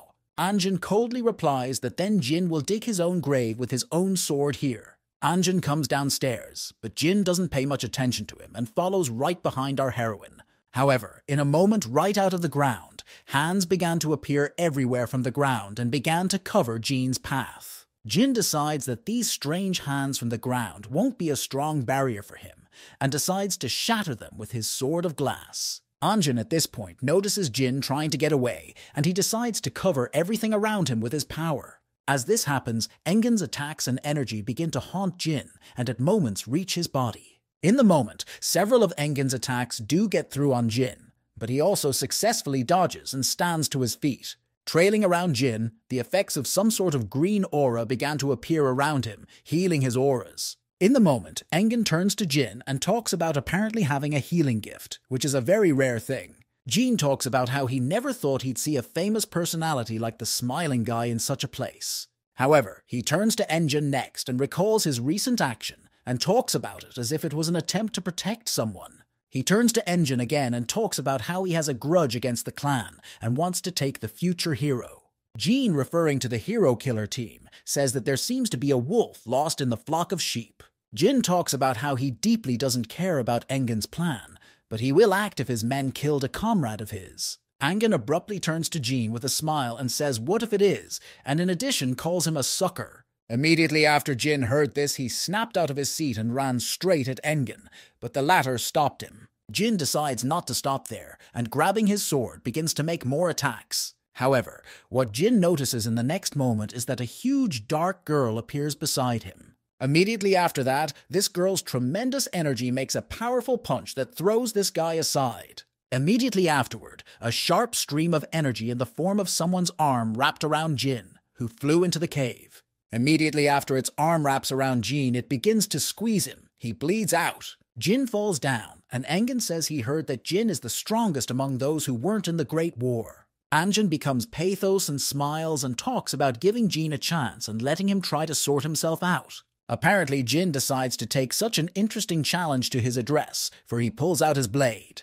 Jin immediately recalls the lessons of his teacher, who taught him one sword retraction technique. Then Jin's teacher told him that the name of the sword of glass did not fully fit him, for the actual ability of this sword was different. It was then that the teacher revealed that his true ability was to take any form the wielder commanded, and all you have to do is pull that sword out of its sheath in an unusual way. Back then, the teacher also told him that it was an ancient technique of their clan, and now Jin decides to try it out. Right now in the fight against Anjin, he does this by deliberately pulling out his sword in such a way to shape it. And the first thing he does right after that is activate the waterfall section form, cutting everything around it randomly. However, just a couple seconds after he did so, Anjin grabbed the blade of his sword with his bare hands. Immediately afterward, with his other hand, Anji also grabbed Jin by the throat and nailed him to the ground, saying that he had surprised him. However, a shout was heard from above. Smiling guy, and after that, some huge black foot stepped on the scene of their battle.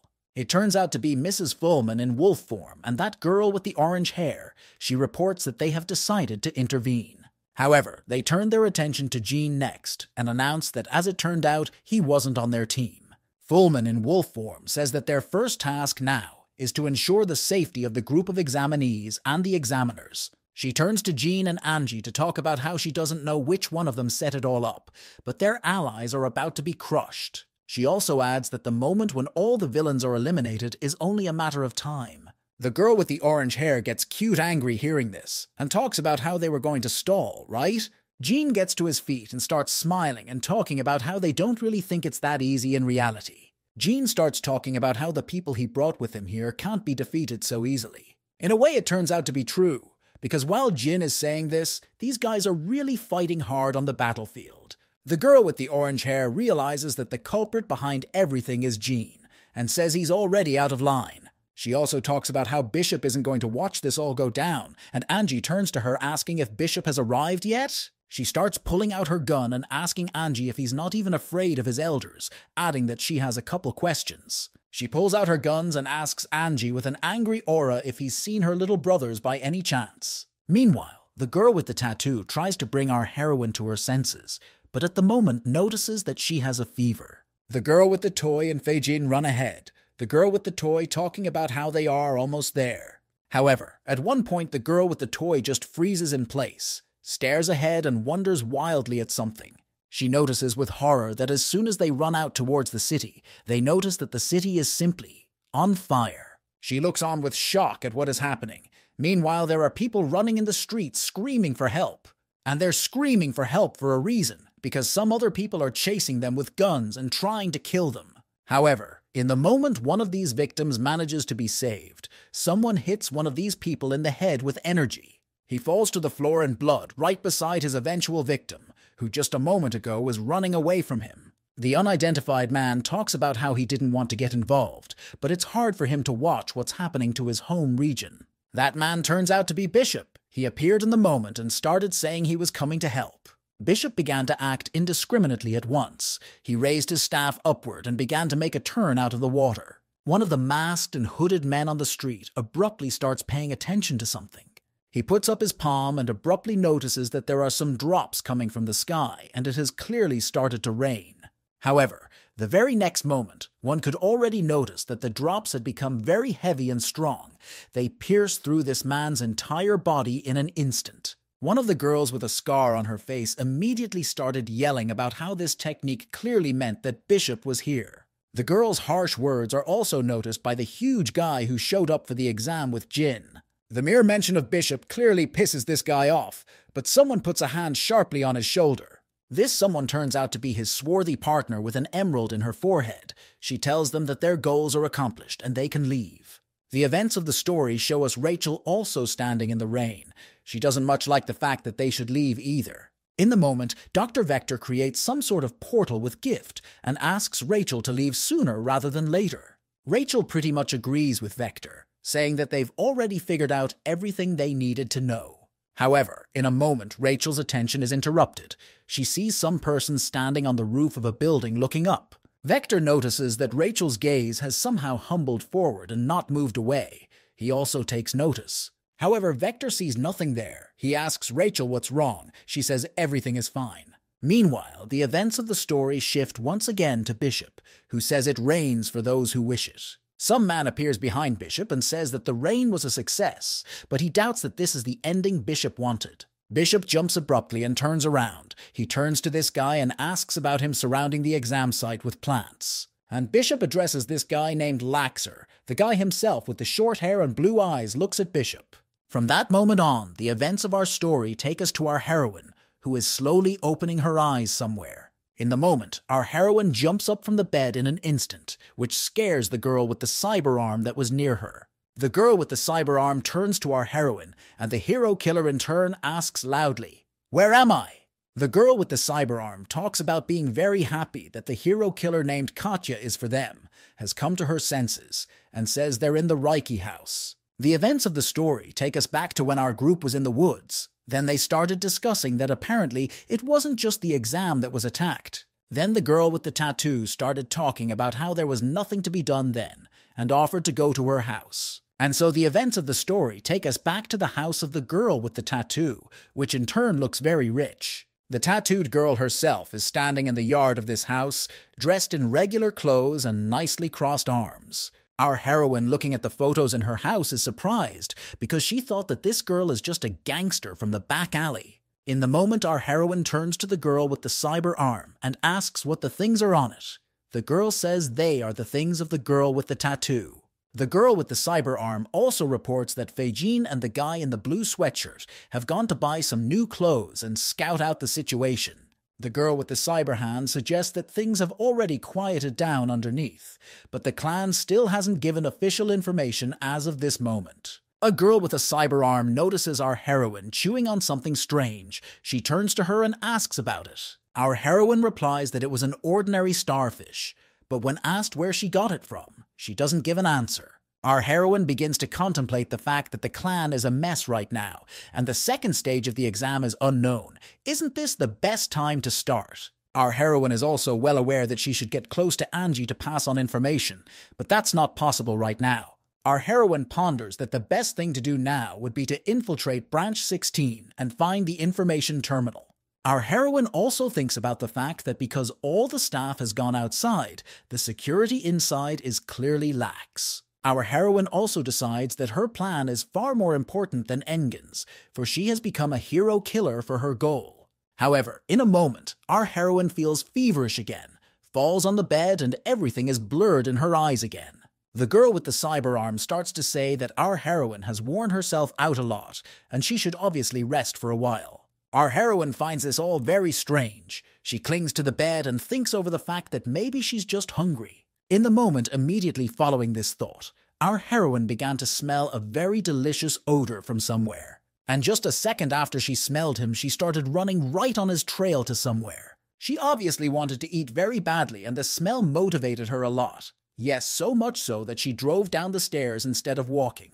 A mere second after that, she landed pathetically on the ground and searched further for the source of the food smell. The girl with the cyber arm bombs at her and talks about how she feels so awful but still rides the railing. In the moment, our heroine is standing and looking for the room where the smell is coming from, and in the moment she does hear sounds from the kitchen.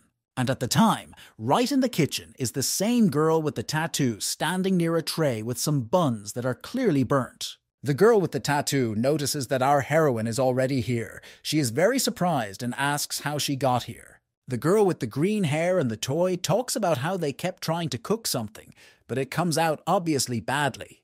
However, our heroine apparently wanted to eat very badly and she began to grab these buns. She takes a bite of one of them and talks about how it's not bad at all, and her words greatly surprise the girls around her. Taking a couple more of those buns, she says that while it's not bad, it's clearly not enough. Right after which she heads over to the refrigerator, looks it over, and talks about how is it really a major fridge. Having examined all that is in it, our heroine goes to the table, grabs an apron and begins to broadcast. First she turns around and starts to throw the apron over herself, tying it in the back. Trailing off, she grabs a knife, turns around abruptly, and declares pathetically that she's taking over dinner tonight. Right after that, she goes to the refrigerator and starts pulling out piles of different vegetables, laying them out on the table. Immediately afterwards, she slaps the table with one hand so that the vegetables fly up, and with the other, she unwinds the knife in her hands, followed by her jumping at breakneck speed and right in the jump cutting all those vegetables apart in a very cool way.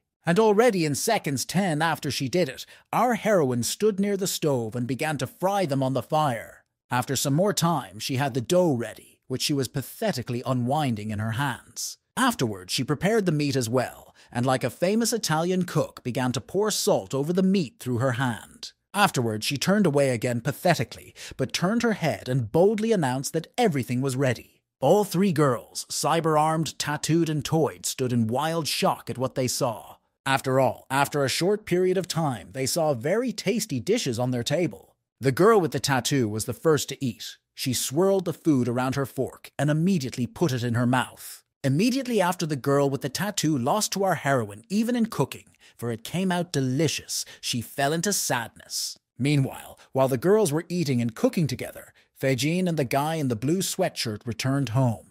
However, upon entering the house, they are clearly very surprised by something, and even go into a bit of shock. And they are surprised, obviously, at how much food they got in that time, and how the girl with hair is lying sad on the floor. Meanwhile, the events of the story move forward a bit, and all of our guys sit down to eat at the table. The girl with the tattoo was the first to gobble after the girl with the cyber arm. She is clearly quite surprised at how good everything tasted.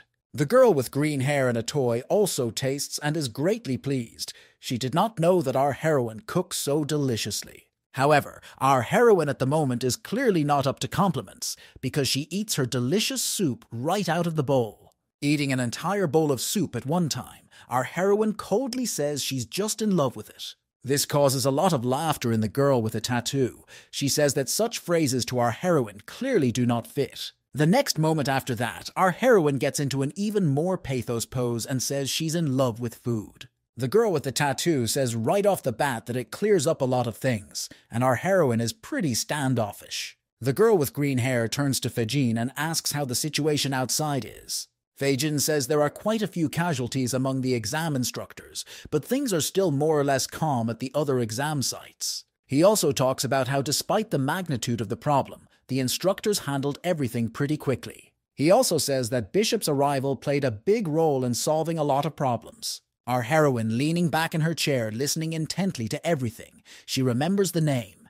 Bishop. He's one of the older ones. However, the girl with the cyber hand says that it's rather odd that things were resolved so quickly, since they almost died. She says that the battle with Corden was a horror, and though they managed to survive, a little more, and they would all die. She also talks about how even though things were settled, figures like Jin weren't caught all the same. Also, the girl with the cyber arm talks about how no one cared about the examiners. It's like they were explicitly told that. The girl with the toy puts a hand on her shoulder. The girl with the cyber hand says that she apologizes and didn't mean to spoil things. The girl with the green hair says that the girl with the cyber arm has nothing to apologize for, and everyone here thinks the same.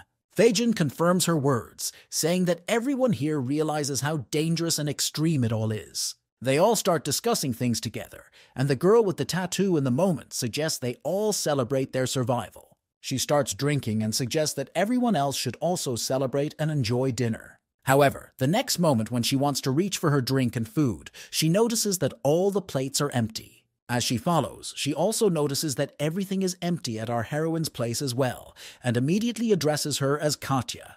However, our heroine does not stop surprising and runs away as planned somewhere away from everyone.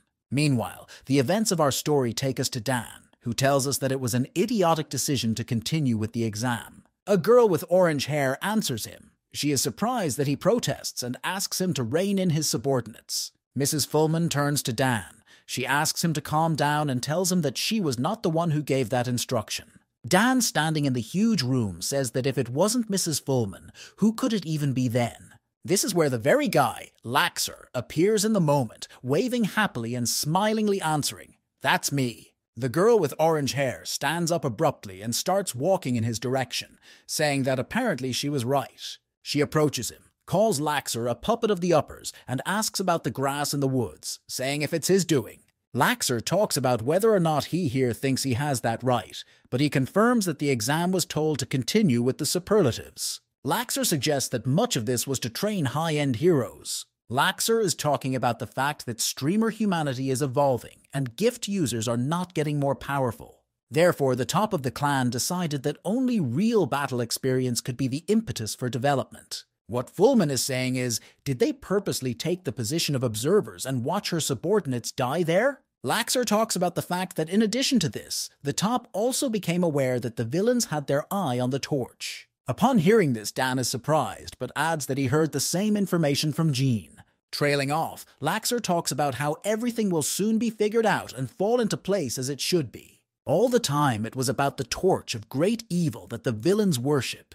It is believed that even the darkness escaped from this place. A single shard of this mighty torch gives such power which allows you to fulfill wishes. However, the problem is that if the torch is used incorrectly, it consumes the user. It was because of the torch of eternal evil during the Great War that the villains were able to achieve power with the balance from the heroes. However, according to the official version and information, the torch of eternal power was destroyed at the end of this Great War. Laxer speaks sharply about how that may not be the case, turning to Fullman snidely asking her about it. However, the events of our story take us to our guys. The girl with the cyber arm is asleep, and near her, Feijin and the girl with the toy are also asleep.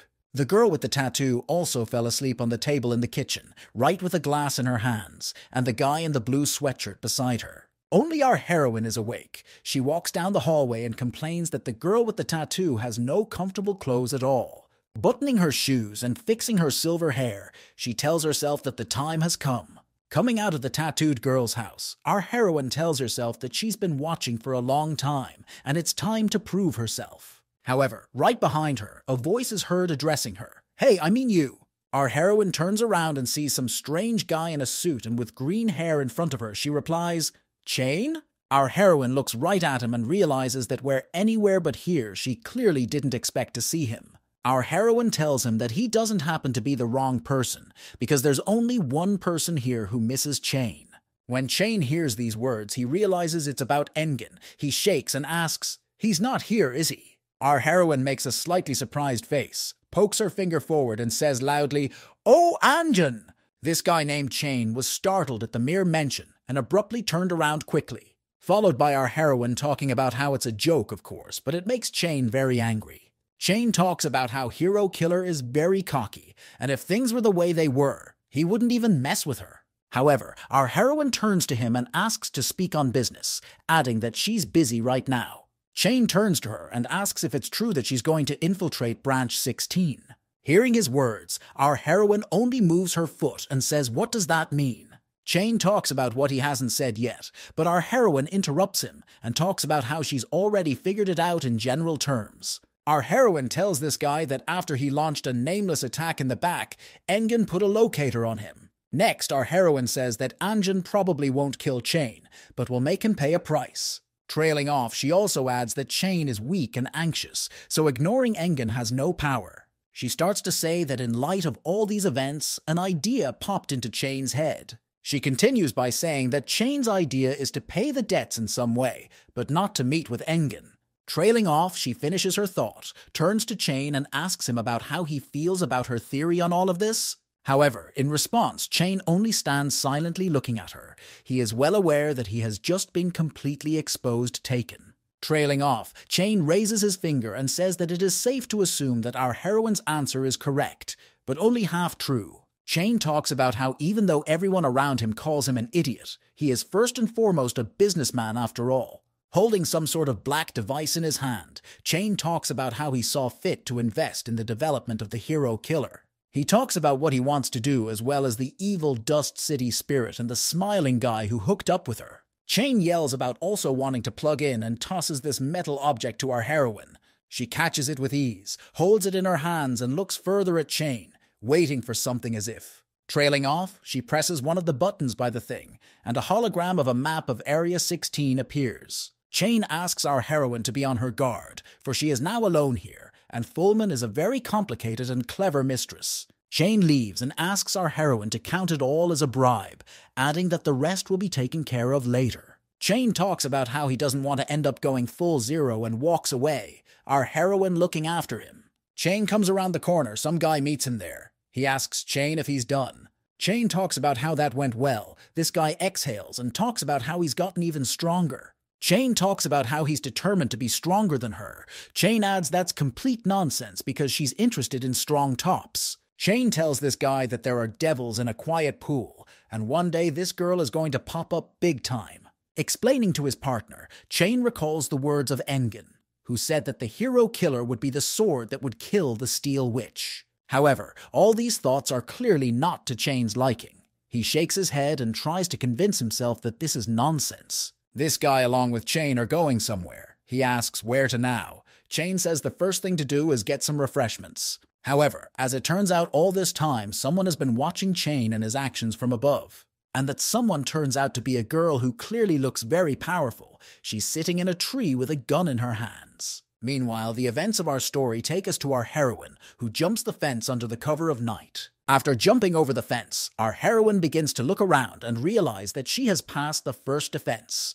The trail is worth breaking into a huge house, but she immediately notices two security men at the entrance. In the moment, our heroine is contemplating the best way to get inside and notices a box lying near the entrance. Just as our gal was lambasted by our hero killer, she immediately got under that box. Being under the box, she is well aware that she has already learned the territory well. She was lucky enough to meet Chain. Our heroine begins to inspect the inside of the building, realizing that it is much newer than the outside. The first thing our heroine immediately notices is the security system, which tells her that going in through the main entrance is not an option. Our heroine realizes that this time Psycho will not be able to help her disable the cameras and will have to move very quietly. Our heroine pulled out a bag, and in a moment the security guard who was sitting on the cameras noticed the change. He noticed the fact that the camera had become covered with a bag, which was generally expected. It pissed him off that it was happening on his shift. Rana is also in the control room. She says they're having bad luck again and decides to head there to see what's going on. Meanwhile, things are going relatively smoothly for our heroine. She's climbing this building straight up. What is surprising is that our heroine hero killer is very agile and brave. Holding on with just her fingers, she climbs higher and higher. In the moment she almost falls, however she manages to grab onto a rack in the building. She thanks Claymore for such a gift, followed by her altering the structure of this rack and getting right inside the building through this thing in the building. In the moment our heroine rustles through her pockets and finds the flashlight she took with her, she immediately turns it on. Glancing at the floor, she realizes that the way she just used it won't work forever, and she needs to act fast. Our heroine starts walking around the corridor in different compartments, and at one point notices some strange room. Our heroine realizes that this is the terminal door. She immediately walks over to it and stands in front of it. She gets flashbacks from her childhood when she stood in front of a similar door with someone through the mirror. In a moment, she realizes that by entering this room, everything will be clearer for her now, and she holds up the map. Right after she put the card down, the door squeaked a little, letting her know it was going well, and began to open. However, as soon as the door opened, out of it immediately came out a guy, the same, Laxer. He began to look at our heroine. Our heroine looks at him with absolute shock, and in a moment says only one phrase, "I don't get it." Our heroine stands across from him and just thinks in her head calmly what she should do in such a situation. She is well aware that the most trivial and simple option right now is to attack. However, if one were to do that, it would have to be right now. Our heroine immediately starts imagining a battle with Laxer and realizes there's a problem. She doesn't know how strong he is. Our heroine realizes that a fight is not the best solution right now, so she says right away, "Get out of the way of this guy." This all greatly stresses and surprises Laxer. However, in a moment he notices that our heroine has a pass in her hand. Laxer thinks over the fact that it's probably okay for her to get in here and starts apologizing and giving way. Laxer turns around and talks about how he doesn't know the local heroes well, and immediately asks our heroine who she is. Our heroine turns around as well and coldly answers him, "And you," adding that he is the hero of this branch. Laxer at one point starts scratching his head and saying he feels like he's losing. Immediately afterward, he extends his hand, smiles, and says his name is Laxer Sinclair. Our heroine begins to shake his hand. However, in the moment she notices his last name, Sinclair. Right after our heroine shook his hands, she began to inexplicably blush in the moment for some reason. Already after a moment, our heroine began not just to blush, but as if fainting, her eyes began to pool. She starts to get the same feeling she had back then at the tattoo girl's house, and it scares her. She can't explain the feelings. Laxer notices that she is not feeling well and is falling. He decides to help her. However, she fights his arm off. Our heroine talks about how she doesn't need help at all, and follows up by asking Laxer to go his way and she'll go hers. Laxer laughs and doesn't understand why she took the help so strangely, but then says, "See you again," and waves at her. Our heroine starts to bring the card directly to the terminal, but the terminal tells her that the access is denied to her. Laxer is in the moment walking away, hears about the terminal denying our heroine access, and pays attention. Our heroine begins to try again and again to attach the card, but each time she is told that access has been denied. In the moment, Laxer stops, stands still, and listens to that sound over and over again, realizing what might actually be happening.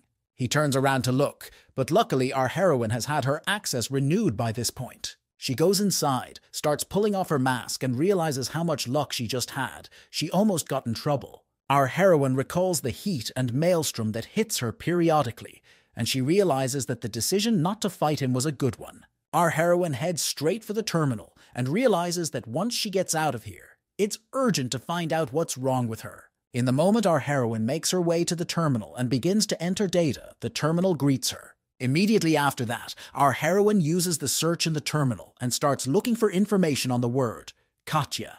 However, in the next instant, the terminal tells her that nothing was found for her request. In the moment, our heroine recalls the words of the very guy who said he pumped up the map a bit, and there might be some information there. However, then he also asked our heroine not to overdo it, because very important information will not be there anyway. In a moment, the system changed dramatically and began to produce queries based on a search for the word Katya. Our heroine began to look at the photos of different Katyas that were entered into the terminal's database. In the moment, she finds her sister Katya and immediately clicks on the terminal to get the details. That's when our heroine begins to remember her childhood, a time when she just sat on the grass with a flower and a butterfly.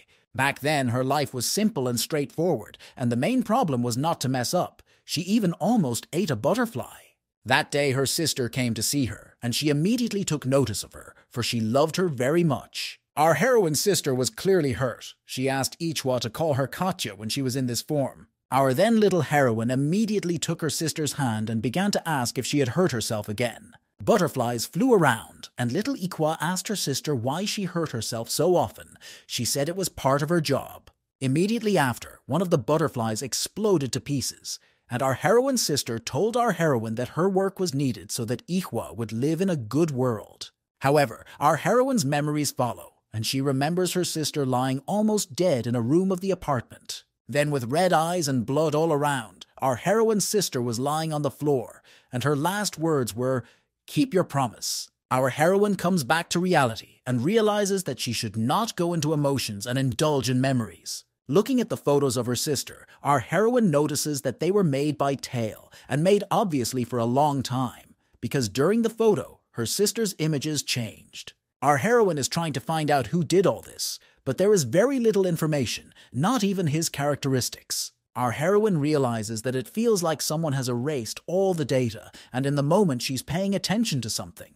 In the moment, she points out that there is a caption at the bottom, "Sunset Surgery." Seeing this inscription, she immediately realizes that she has not heard anything about this information before, and starts trying to find it in the terminal. However, the system issues a warning that this is information of the highest necessity.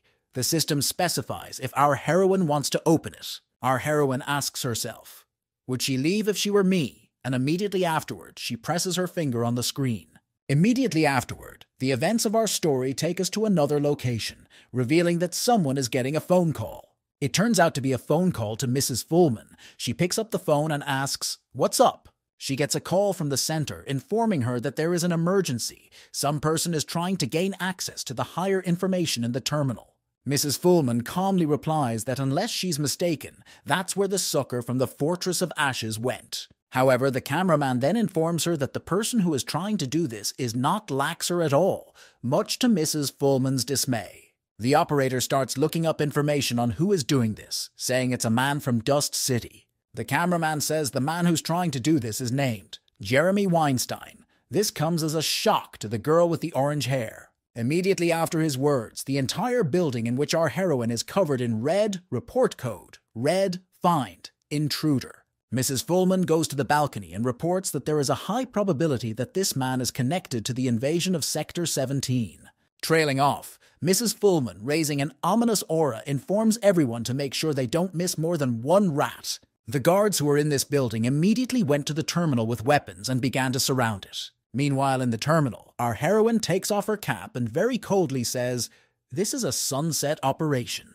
She presses her hand sharply against her hair and speaks in snippets about the hero clan. Immediately afterwards, she fixes her hair, her eye turning very red, and informs that she will not forgive the hero clan. Immediately after her words, our heroine walks to the terminal entrance door and begins to listen to what is going on behind the door. She hears the people there whispering and discussing that they will start entering the terminal in 3 seconds. They open the terminal and start counting, and our heroine at that moment covers her fist with lightning energy. No sooner do they count to 3 than the wall next to the door explodes and our heroine flies out of there. One of the guards immediately notices this and throws a knife right towards our heroine. Immediately after, our heroine uses the hair change gift, dodges, and realizes she can't take any other gifts now. She realizes that she can't fall foul of other people again. She already did that once before when she killed Condor. In the next second, our heroine kicks one of the guards in the neck with great force. She realizes that she needs to maintain this image as well as possible and starts using more of her attacks. Right after that, she starts attacking other people who are around and hitting them. She also realizes that she should keep her stamina, and she grabs one girl hostage by threatening her with a knife. However, 4 guards with machine guns are already standing in front of her. She asks them to leave and threatens to kill the hostage. The 4 guards diverge slightly, but still have our heroine in their sights. Our heroine puts this girl under her feet and stands on the window as if preparing to jump. Immediately after which it does just that, right off her back, she takes a confident leap straight down. At the moment of jumping down from the building, our heroine decides it would be a good idea for her to grab onto something, and that's exactly what she does. However, much to the dismay of our hero-killer heroine, the plan doesn't work. The iron thing rips in his hands. Realizing that holding on to her obviously won't work, she abruptly makes a push from the wall and flies down already. And just moments after her jump, our heroine landed down on her own too. Immediately after landing, without thinking about anything, she rushed forward, running for everything. Some guy with a gun stands tall and looks at it all. He is amazed at the courage of our heroine, the way she single-handedly infiltrated such a place. There's another guy standing next to this guy. He's heavily pumped and very huge, and he's got a helmet on his head. A man with a bow weapon turns to him and asks him to shut up, on the pretext that he is keeping him from concentrating. A second after that, a shot is fired from his weapon, but luckily our heroine manages to intercept his arrow. Seeing all this, the guy in the helmet looks at our heroine and talks about how she looks really interesting. However, the guy with the loco gun doesn't share his opinion of standing around and chatting. He jumps down and says, "Let's go down." In just a couple of seconds, they were already on the ground. Our heroine spotted them and immediately said, "A warrior and an archer?" She immediately gets into a stance and realizes that the archer will try to keep her distance in order to land a shot. However, the guesses of our heroine are not so correct, because after a second, the archer himself began to reduce the distance between them. The guy in the helmet started yelling to our heroine about how the point of the archer's gif is that the closer it is equal sign, the higher the damage. The guy with the bow starts insulting the guy with the hat, for he is pissed off that the essence of the ability was revealed before the fight even started. Our heroine hears these words and decides to strike with her foot, but the archer dodges and is underneath. He fires a zero-range technique shot, shocking our heroine and tearing half of her cloak, herself dodged. However, such a blow did not morally frighten her at all, as this archer thought, though she realizes that the blow was not weak. She abruptly runs beside the archer, taking his arrows from his belt and telling him that he obviously can't shoot that way. The archer realizes that our heroine is pretty fast. She runs towards the guy with the helmet. The guy is already ready to fight. However, just a second after that, an explosion of red color appeared right between them, preventing them from coming together in battle. The guy with the bow was wildly surprised. He wrapped his head around and immediately began to guess what the gif was. It turns out to be a sniper. She says the explosive collar around her neck gives her no choice. Trailing off, she violently and loudly starts yelling at the archer and the guy in the helmet, asking them to just let the hero killer go. Our heroine reacts calmly to it all. She realizes that the sniper has her back first and foremost. Our heroine scoots behind the wall and quietly begins to peer out, realizing that the sniper's appearance has helped a lot. However, at a point, our heroine begins to notice some plants appearing on the side that remind her so much of Rachel. However, next thing you know, they start exploding and attacking our heroine, and she realizes that they are clearly not Rachel. At one point, some guy shows up and tells our heroine that they've finally run into each other again. This guy turns out to be Laxer. He takes off his gloves and addresses the hero killer as "cheeky girl." We are transported to Dr. Vector. He looks at it all and says it's going to be hard to deal with the hero killer. She's strong and brainy. Sitting beside him is Rachel, who chimes in and talks about how the hero killer is just adorable. She says she's willing to help our heroine, and then turns to Vector asking why he's standing still and not applying his gift. Vector raises his hand with a small portal in his hand and says that he needs exact coordinates to apply. Rachel sweetly turns to Vector, asking him if a large-scale attack would help him in such a case. Vector asks Rachel if she's really suggesting she use it, since they'll both be just laying around for 2 weeks afterward. Rachel starts to create a plant and talks about how Engen asked to have a lot of fun and asks Vector to do it. Dr. Vector laughs, starts to create a portal, and talks about not letting Rachel leave without him afterwards. The events of the story take us to the very same assistant Fullman with orange hair. She complains that she is bored at her post. However, in a moment, she looks up and begins to notice a huge number of different spheres of blue in the sky. Fullman immediately appears beside her and addresses her, but Fullman talks about how she sees it as well. Fullman looks up at the sky with shock and talks about how is this really the gif of creating space. Meanwhile, Dr. Vector, long known to us, is standing there twirling some blue spheres in his hands. And near him and Rachel, who is already in full swing, covering her arms with beautiful green and white blooms. Immediately after that, Vector's spheres in the sky became larger, and from them began to come huge Rachel flowers. This was their combo weapon. They nicknamed this weapon the Cosmic Horror. Dozens of spheres in the air, blowing hundreds of powerful plants. The girl with the orange hair is surprised by everything, she says. Was it really not Laxer? Fullman talks about how it doesn't matter right now, and immediately this girl turns to her, saying it's coming at them. It does, however, it's not just on them, as a couple seconds later, these powerful attacks started hitting the Zone 16 building. Rachel decides to act in a very clever and funny way. She directs her attacks into the floor, creating holes and plunging them underground. And it happens right under the feet of the very guy with the bow. He immediately tries to dodge all these attacks. This guy with the bow can't understand what's going on now. He turns to the swordsman and asks if he's alive. The guy in the helmet walks by the pit and says such questions offend him, just, of course he's alive. This guy in a helmet starts grabbing Rachel's plant and trying to rip them up, saying he's totally fine. The sniper looks at it all and concludes that since everything is going so well, it's time for her to get out. However, as she walks away, the voice of a guy in a helmet is heard from behind, asking, "You'll be back, won't you?" By this point, Rachel's plant is consuming him. He asks her to come back, saying there is a time for everything. The sniper looks at him and does not understand what he forgot in this quiet zone, because among the newcomers he is very strong. He has the highest class. Sniper decides to answer him in a not-so-friendly way. She asks him when it was that they saw each other, and adds that this guy is just a pervert. The events of the story, meanwhile, take us to a more interesting point, to Laxer and our heroine, who are facing each other. Our heroine looks up, she sees all the things that are happening and has no idea how they use their gifts so powerfully. Our heroine is well aware that using such power they cannot last long, and she needs to find a way to get away from here. In the moment, Laxer raises her hand and weapon, saying that it looks like she's brought company with her here. Immediately after which Laxer talks about how it's not going to be that simple. He creates an oodles of blossoms of his own in all sides. He begins to surround our heroine with his blue flowers and says that she will not leave this place so easily. Right after which he starts launching attacks at our heroine. She talks about facing a big dilemma right now.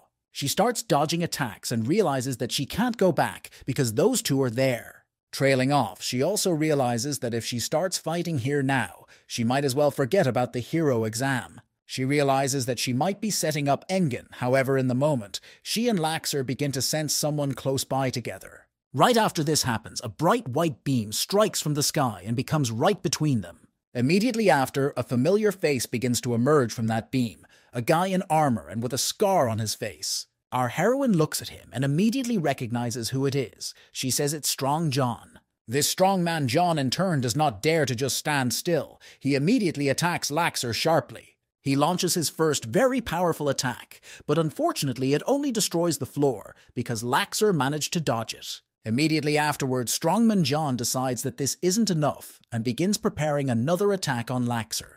However, this attack was also unsuccessful, as Laxer simply applied his hand with energy directing John's punch away. Right off the bat, Laxer decides to not only defend all the time, but also attack and throws punches. He's proving to be a very strong opponent even for John, as he proves right now in action-packed combat. After a few more of these blows, John was back to his weak, small form and just lying on the ground. Our heroine began to turn to John and ask why he was even here, reminding him that he was a wimp. Our heroine begins to dodge Laxer's attacks and talk about the far more important question of where John was brought from. He starts pointing upward with his little finger and talking about being brought from the sky. In the moment, our heroine turns her head and begins to look up, realizing that this is the real thing.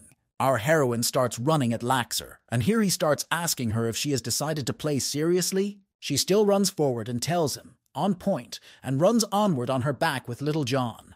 Trailing off, she makes a leap upward and turning to Laxer asks, "Did he really think she would say exactly that?" Our heroine begins to unwind on the plants and realizes that there is now an attack from above from Reichel and Vector's gif. Laxer abruptly lifts his head and begins to look up in shock, realizing that our heroine is walking away from him.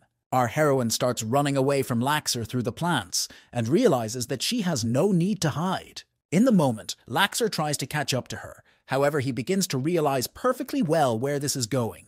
Our heroine turns to little John and starts asking him to do something about this situation. John can do almost nothing, and our heroine realizes that there's not much to do anymore, since Rachel and Vector's gifts are all around. And thinks our heroine so not in vain, because in a second Rachel falls from the sky with a weapon and attack. She takes a swing of energy with this weapon and points it directly at the plants that Laxer was throwing at our heroine. In addition to that, she also tore the bundles of plants he was holding onto in the same way. Rachel watches Laxer fall, and afterward holds out her hand to our heroine and says, "MANHUA!" Our heroine trusts Rachel, takes a small leap and grabs her hand right in the air. After a small amount of time, a satisfied Rachel, a strong Ihwa, and a savior, John, are already heading into the Vector portal. They start to climb out of the portal, and immediately Vector asks them if everyone is already gathered. They say yes. However, at the moment, a gun appears at the Vector's head, and the phrase is heard, "Then say goodbye to each other." It turns out to be the same girl with orange hair, Fullman's assistant. She says it's time for the final party. Immediately after those words, that girl abruptly turned to Vector and kicked him in the legs, knocking the energy away. She put the gun again to his neck and told him to stand still if he didn't want to lose his power. So she took Vector hostage right in front of our heroine and Rachel and Little John. The girl with the orange hair is clearly not stupid. She looks at Rachel and John, realizing that they are in no condition to fight. However, she also pays attention to our heroine, realizing that she is the only one to worry about here. In the moment, this girl decides that the company needs to be reduced after all and starts moving her gun, and in the moment she hears her name. She hears the name Rebecca, but in the moment isn't paying attention and takes a shot at Vector's leg. She is so named by our heroine. Rebecca points a gun at her and asks how she knows the name and who she is. Our heroine reports that she is a very close friend of Psycho, so close that he even asked her to become an accomplice. In the moment, this information clearly surprises Rebecca. However, not shockingly, Vector meanwhile has gone downhill. Vector looks at his wound and realizes that the muscles have been punctured. However, the wound is not fatal. The help he needs is to keep the blood from contaminating it. Rachel looks at Vector, and it's like he's asking him to be savvy. At one point he says, "Rachel, save me." At the same moment, our heroine turns to Rebecca and tells her that Psycho is alive and shows her his card. This information is already much more surprising Rebecca. She looks at our heroine with surprise and asks how to believe her. Meanwhile, Rachel happily shouts to Vector that they will avenge Z for him. John sits nearby in shock. In the moment, Rebecca raises a horribly evil aura and asks our heroine what happened that day in the City of Dust. In the moment, the events of the story move on, taking us to a guy in a helmet. He's yelling to someone, "Are you okay?" Immediately afterward, he runs near the silhouette of some girl and turns to ask, "What about those types?" That girl turns out to be Rebecca. She turns to him and talks about apologizing, but she lost them. Meanwhile, the events of the story bring us back to Nameless, Vector lying on the floor, with John and Rachel beside him. Our heroine is also next to them, quietly looking out of the window and asking Vector if he can use his gift. Vector, meanwhile, screams no and lies on the floor crying, our heroine pleading not to make this a mortal wound. Vector yells that he's actually hit by a bullet, and our heroine starts running around the room and showing him how to duck. However, seeing Vector's wound, our heroine begins to remember that there are so many different firearms in the world of heroes. She's also well aware that you can load EST into such attacks, and it costs a lot less than a cold weapon. Our heroine also remembers that it is very hard to do this. However, there are people whose gift allows you to do it. Our heroine asks Vector how his condition is. He says that his bone is also broken. He won't be able to walk for a while. Followed by Vector trying to sit down and talking about forgetting about it. He's concerned about one strange thing. Vector talks about that strange moment in the clan, as he feels as if they know their location. Our heroine's point is that even so, they don't have anything that could give a trail for them to follow. However, at one point Rachel starts yelling loudly and turns to our heroine and tells her something. Rachel brings it to the attention of our hero-killer heroine that there might be a problem in that wound. Rachel asks our heroine to give her the knife for a while. Our heroine trusts and gives her the knife. In the moment, Rachel begins to gently apply the knife to our heroine's wound and follows up by stabbing the knife through her skin. After only a couple seconds, Rachel has already pulled some black seed out of our heroine's body and says that could be the whole problem. Rachel reminds our heroine that she fought a guy who controls a plant like Rachel, and he could deliver a special blow. Our heroine begins to consider this seed in her hand and realizes that this may indeed be the case. Our heroine turns to Rachel and talks about this guy referring to himself as Sinclair's Luxor. Upon hearing his name, Rachel immediately covers her eyes with her hands, laughs a little and says, "So that's it." Rachel removes her hands and reveals that Regina Sinclair's second son is named Regina Sinclair, but she'll talk about that later. Our heroes decide they should get out of here, and our heroine throws the seed down on the floor. A little time passes, and just near that spot, the very same Laxer walks by and notices something.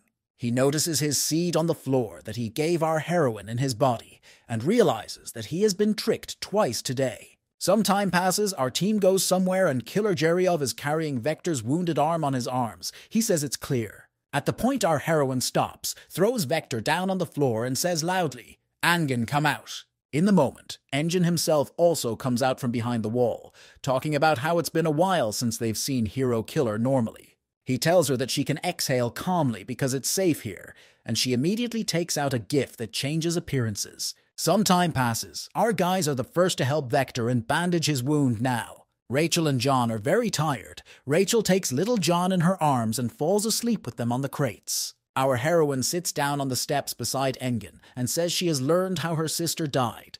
But at whose hands? No. Our heroine sits down and starts telling Engin everything she's learned, and especially about the surgical disc. Our heroine tells us that at one point there was an organization called XXX that covered up the hero's crimes. There were some very powerful villains in this organization, and most likely they or equally powerful ones covered up the traces of this organization. At the moment, the X-Manhwa government decided that the organization could be turned against undesirable people in the clan. Engin begins to realize all that is going on, and talks about how one word can be used to conclude that each was sister, betrayed. Our heroine talks about how her sister was used all the time just as a hunting dog, and eventually she died. Our heroine turns to Engin and talks about how much she wanted to get back to her core business. Our heroine tells us that if it were her will, she would immediately destroy everyone there. So our heroine demands something in return for restraint, like money or some bling. Engin turns to our heroine and talks about how she hasn't changed at all, still the same hero killer. However, in the moment, Engin turns away and talks about something that needs to be resolved first. Engin turns to our heroine, asking if she has felt any abnormalities lately, much to her surprise. She immediately recalls all the problems she's had recently and asks Engin, how does he know? Hearing our heroine question Engin in her head, projecting the beam, realizes that our heroine knows nothing about gifts. He begins to move forward and realize that the time has come, and our heroine needs to be made into a blade that will not break and become a sword. Engin turns around, his eyes energized. He talks about having our heroine follow him. He will make her become stronger. Our heroine doesn't argue with such a suggestion, and goes somewhere behind Engin. They walk down the street. In the moment, Engin steps forward, and turning to our heroine, asks what is in her understanding of gift. Our heroine stands still and only coldly replies to Engin that she doesn't know about it. She talks about how it's just a mysterious force, but Engin turns around and talks about how most people think the same thing. Engin talks about the fact that the gift existed in history with the man, but little is known about it. Glancing at our heroine, he adds that by his assumption they know nothing because of people like our heroine. Engin starts talking about how there are tons of time periods and manifestations of gifts. Engin also talks about how there are tons of gifts that are similar in appearance, but different in principle and activation altogether. However, trailing off by creating a bit of energy, he talks about how he found common ground between the two. And next, he reports that the strong part that connects it all is the strong anger and her feelings. Engin recalls the moment when someone put their hand to his face and used the energy and talks about feeling angry and afraid. When he recalls Victoria, he also recalls a passionate feeling for something and says that all of these feelings both give the gift and help develop it. With a strong wind blowing, Engin stops in place and talks about how it could be described in other ways. Raising his energy and head, he talks about how even mental stimulation is enough to improve the gift. Looking now at Engin and his energy, she feels how strong he is and realizes that he is many times stronger than even Condor. Our heroine also feels the fact that now it's as if she can feel his energy and can sense his immense power. All these thoughts and Engin's words put our heroine in her mind, where she sees many corpses of those she killed. However, she trails off into a battle stance and turns to Engin and asks, is he offering to fight? However, before anything could even begin, our heroine fell to the ground and began to lie in place alone. Trailing off, she began to come to her senses and realized that she had blacked out from a sharp blow she hadn't even noticed. Immediately after, our heroine rises to her feet and starts running straight at Engin, realizing that their fight has begun. She leaps at Engin directly with an attack. However, still at a far distance, an aura in the form of a human hand appears and grabs her arm. Immediately afterward, dark hands from the ground began to appear under our heroine's feet and take her with them. Immediately afterward, a huge black hand with energy appears out of thin air and strikes directly at our heroine. Our heroine blacks out again and falls, and Engen turns to her, says she'll give her a clue, asking what's the gift's main thing. Our heroine immediately picks herself up off the ground, sits down and talks about how the most important thing is, of course, food. However, Engen starts to say that not at all. The most important thing at the GIF is imagination and focus. Engen talks about how when he uses the GIF, in his mind's eye he imagines a huge sword in his hands. Engen points a sword at our heroine and talks about how sometimes it comes out to materialize her imagination with a gift. He talks about how when concentration is lost, the GIF is destroyed and lost, and that's how our heroine's main GIF works. Our heroine gets into a fighting stance, and Engen says that along with a sense of combat, our heroine lacks that. Immediately afterward, our heroine snaps out of her seat and runs at him, and he creates hundreds of skulls with his energy. And at this point, our heroine begins to go through them and try to get to Engen, destroying them in her way.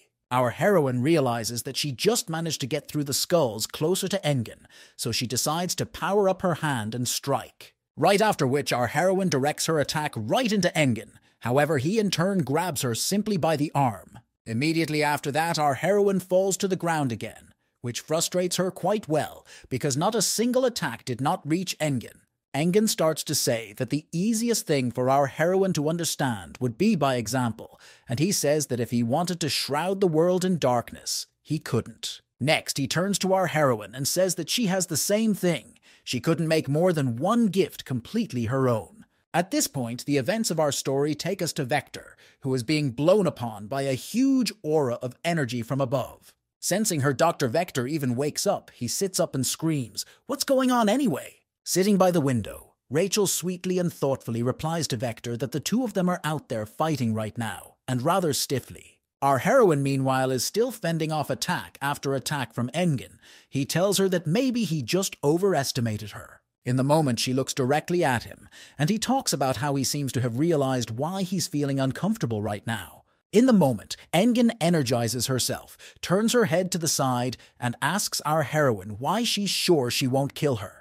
Immediately afterward, Engen begins reminding our heroine of Jean, saying that she and he are of the same generation. However, he was much stronger. However, he also adds that our heroine also has a little bit left, just one step to a really strong fighter. Trace Engen says that in his experience he has seen many blades that have broken at this very moment. He then turns to our heroine and asks her what about her, and is she ready to take the next step into the future? Our heroine looks at him and realizes he's not the type to bullshit. He clearly said it with some intent. Our heroine begins to think about all of this. She thinks about what's going on and why and where the clue is in those words. In a moment in her head, our heroine begins to remember all the fights that have happened to her recently. In that moment, she realizes that this is all a real fight, and Engen's fickleness could actually kill her if anything. In moments, she begins to realize the fact that when she attacked, realistically expected to kill Engen. However, trailing off in her head, she also considers the fact that since when did she ever think about losing to anyone? In a moment in her head, she remembers some man's hand and her very first gift she received. She recalls her opponent of the first one with a strong GIF and realizes that it is possible to level up in the long run. In the moment, she realizes that with practice after practice, she is creating an image of herself that is 10 times better than the past. In the moment, our heroine decides that in her imagination, she will visualize herself as the one who will kill any enemy in her path. Our heroine decides what in her imagination will be a flash beam that will destroy everything she needs. She decides that she will be the one to absorb even the darkness itself if it gets in her way now. Immediately, our heroine is off the ground. She runs through the dark skulls straight to Engen. However, darkness appears in her path and grabs her, but in the next instant, a beam of energy shatters her. Right after that, our heroine, full of energy, jumps right onto the huge monster from the darkness and starts charging it with beams of energy. Everything around them began to dip into the hero killer's energy, and Engen notices this with great surprise. And the surprise is prolonged, for in the next instant she is right beside him with a tremendous charge of strength. Our heroine develops all the darkness, and reaching out her fist to Engen, she starts shooting energy at him. Of course, such an attack doesn't kill Engen, but it surprises him greatly. In the next second, he sees that our heroine starts to fall. Immediately after, Engen decides to grab her, realizing that she has shown enough he doesn't let her fall. Our heroine apparently passes out, and Engen looks back and realizes that it looks like she's going to have to change places. For all that was behind their barai was now reduced to rubble and huge lightning bolts and beams of energy all around. After a while, our heroine wakes up somewhere and immediately notices a ceiling that is unfamiliar to her. Rachel appears right beside her. She looks at her cheerfully and asks if she's awake. Our heroine sits down and looks at Rachel, at which point Rachel herself holds out a basket of fruit to her. In just a minute after that, the fruit basket becomes empty. Our heroine easily finishes everything.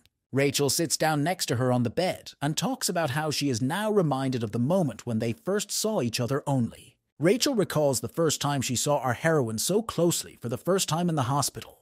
Our heroine also examines the place and realizes that she seems to have survived thanks to these guys. Our heroine stands up abruptly and talks about how she can still note some change from that time. Our heroine begins to move forward and talk about the fact that they are already, even if a little, but closer to the goal. Trailing off, she turns, strokes a surprised Rachel, and talks about how it's not just her, but Rachel who has gotten closer to her goal. Rachel makes a point that while we're on the subject, could our heroine tell her how strong Laxer was? The hero killer talks about how Laxer is now beyond Rachel. She in turn doesn't get upset, saying she knew it. However, Rachel follows up by asking if she's a long way from him since she's been working out a lot. Our heroine grabs the candles and starts waving and says it doesn't matter. One day they'll all attack together and defeat him. Rachel laughs. At the moment their dialogue is interrupted, it turns out to be Endon who abruptly enters the room.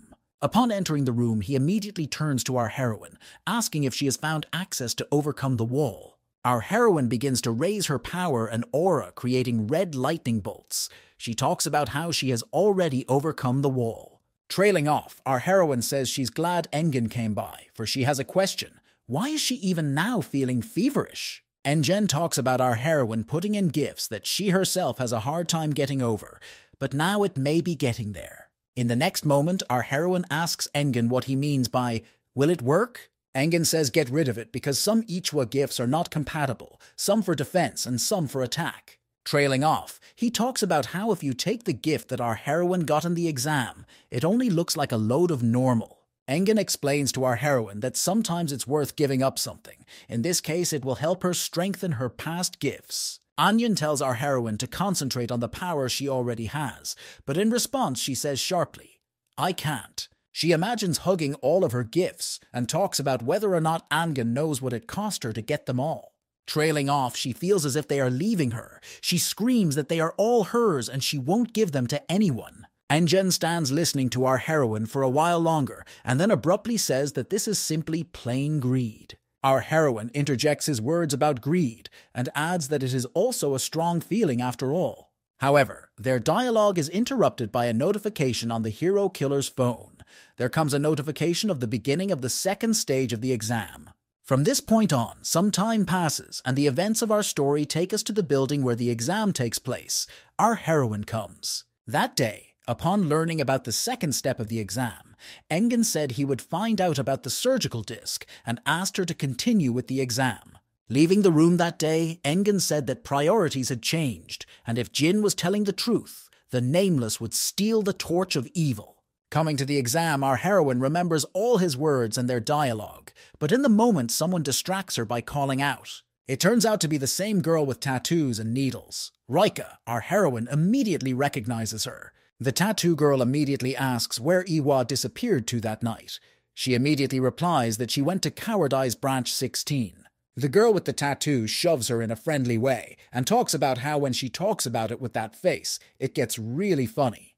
Trailing off, the girl with the tattoo turns to our heroine, asking why her hair changes color so often. However, our heroine does not answer this question, but only asks, "And where are the guys?" The girl with the tattoo talks about how they all scattered to different gathering places, and only she alone came here. The girl with the tattoo also notices that the atmosphere is different, because it would be strange if everyone here was drunk. It tells me that everyone here right now is either very confident in their skills, or just very strong. Trace, also the girl with the tattoo, realizes that our heroine here is the fiercest and perhaps the strongest among them. In the moment, our heroine hears a familiar voice say, "Everyone is gathered," and immediately pays attention. It turns out to be the guy in the helmet with the huge body. He greets everyone at the exam. The first thing he does is start thanking everyone who came for their bravery, for not backing down. Then he begins to say that the second stage will be unusual and difficult because everyone will be divided into 2 groups. He offers to play everyone on the rock, scissors, and paper. Our heroine turns around and sees that the girl with the tattoo is not around. As it turned out, she stepped back and started talking about how they were rivals after all, and suggested they meet up a little later. Our heroine, watching this girl leave, realizes that to compete with her is to make things worse for herself. In the next instant, our heroine is approached by a huge guy of very tall stature who offers to play rock, paper, scissors. Immediately after which our heroine starts a game with him. However, he immediately quickly loses to her. She wins. Everyone else also plays this game, and afterward the man in the helmet shouts for the winners to go to the right and whoever won to the left. Immediately after, the man in the helmet starts talking about the fact that a special hunt with rewards awaits our heroes at this point. Immediately after, this man starts showing flyers of all sorts of criminals and saying that our groups will hunt them down. Many of those who were at the exam were greatly surprised. They began to look over and talk over each other, for their opponents are the real villains. One of the guys starts yelling rudely at the man in the helmet and asking him if he knows how many people died in the first stage. However, without even listening to him to the end, the man in the helmet disappeared, and the next moment was behind this guy's back. The one who saw the examiner behind his back immediately shouted sharply and ran away in fear upon seeing him. This guy was shocked to bits that the examiner moved so quickly in the moment the examiner grabs the guy. The examiner sniffs the guy, exhales, and yells that he smells like a fresh rookie, followed by a guy in a helmet starting pointing at the door and yelling that if anyone doesn't like something and doesn't want it, they can leave. All the guys stand there and just stare at the examiner in shock. He at one point starts yelling loudly and asking what is a hero. Trace himself answers that a hero is someone who is willing to sacrifice himself and take risks to save someone. Next, he cries out that a hero is someone who lives a grand life for the sake of others and risks dying every day. He declares that there are those who have become heroes for ponce and daring looks, but adds that he will not allow such people in this exam. However, the moment he says this, someone else's voice comes out and says, "You were awesome today too, teacher." Immediately afterward, a girl appears behind him wearing a helmet and an outfit as if she had escaped from the Middle Ages. The guy in the helmet starts to get up and asks her if he was being too pathetic about everything just now. He talks about how he realizes deep down that the villain's recent attack is their problem and mistake, and he should make amends for it. However, this helmeted girl only looks at the helmeted man, calls him a teacher, and talks about how he's doing everything right. The man in the helmet turns to her, laughing and thanking her for being grateful that she feels that way. Trailing off, he asks her if the exam prep is finished. She says it's done. She reports that they have placed fighters everywhere who will tear the examiners to shreds just in case. A helmeted man approaches the drum with a stick, quietly saying that he is very much looking forward to the moment when the examinees realize the true meaning of the stage. Immediately afterward, the man in the helmet stops abruptly, turns around, picks up speed, and hits the drum. Right after the drum sounded, some kind of container opened up, and a guy with a big smile on his face came out of there. Our heroine began to pull up her backpack and talk about how apparently it had already started, and it was worth going. Our heroine goes to realize that in fact the rules of the exam are very simple.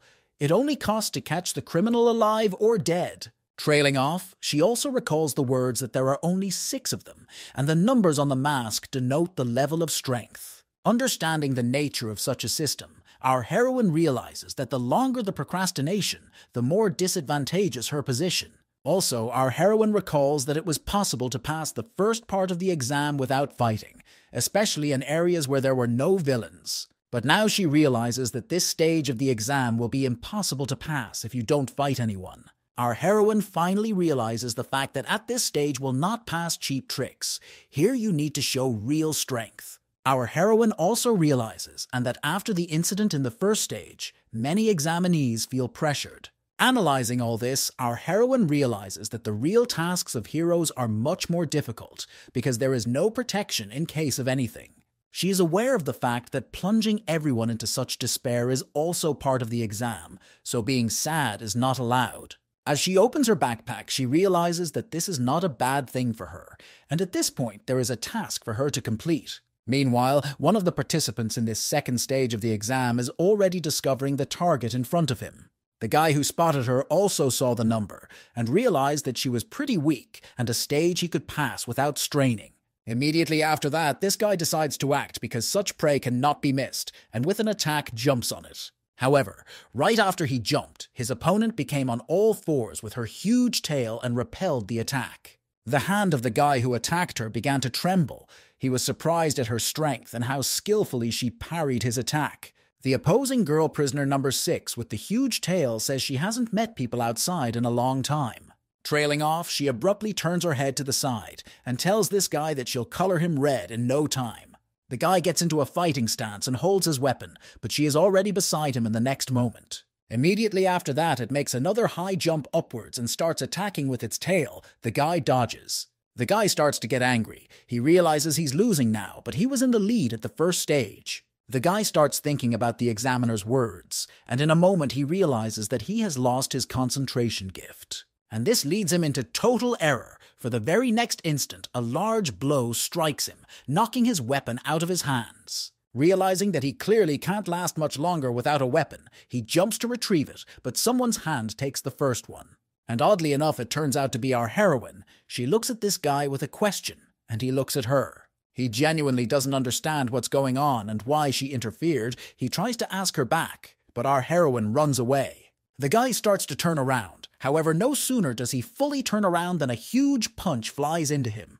This guy stays in the wall, and our heroine, taking the weapon, starts to run away, realizing that shopping is a lot of fun.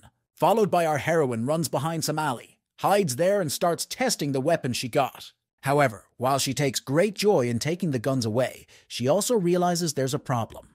And her problem is that girl at number 6 with the ponytail looked really strong. Our heroine understands why many people complained, because no matter how strong the guy in the hat is, it's hard for him to control everyone at once. Our heroine begins to get up and in parallel thinks that it is also possible that he originally did not have such thoughts. Our heroine remembers and all that she has learned about the hero clan and realizes that such actions on their part are possible. Trailing off, our heroine stands and realizes that no one in this clan is righteous, because what were they doing when her sister was dying? The events of our story take us to the girl with the tattoo. She is thinking about what would be best for her to act with our heroine.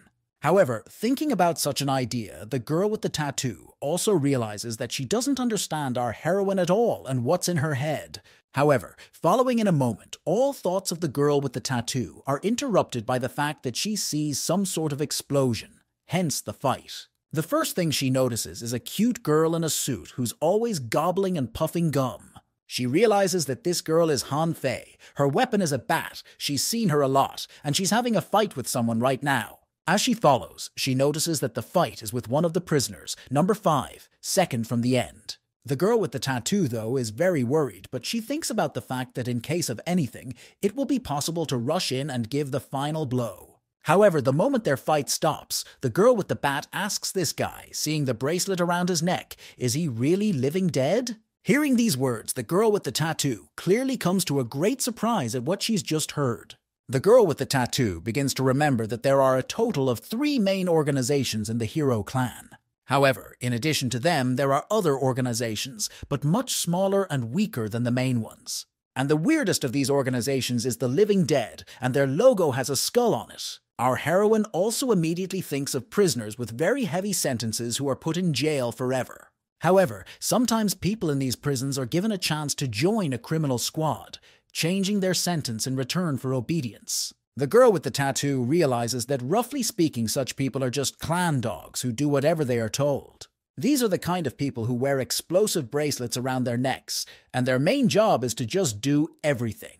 Guy number 5 tells her that she's savvy and asks if she'll fight further knowing that. This guy starts talking about how people like him are very scary people who don't act in normal situations. However, this girl with the club suggests that she didn't come here to run away, and brought the club to kill this guy.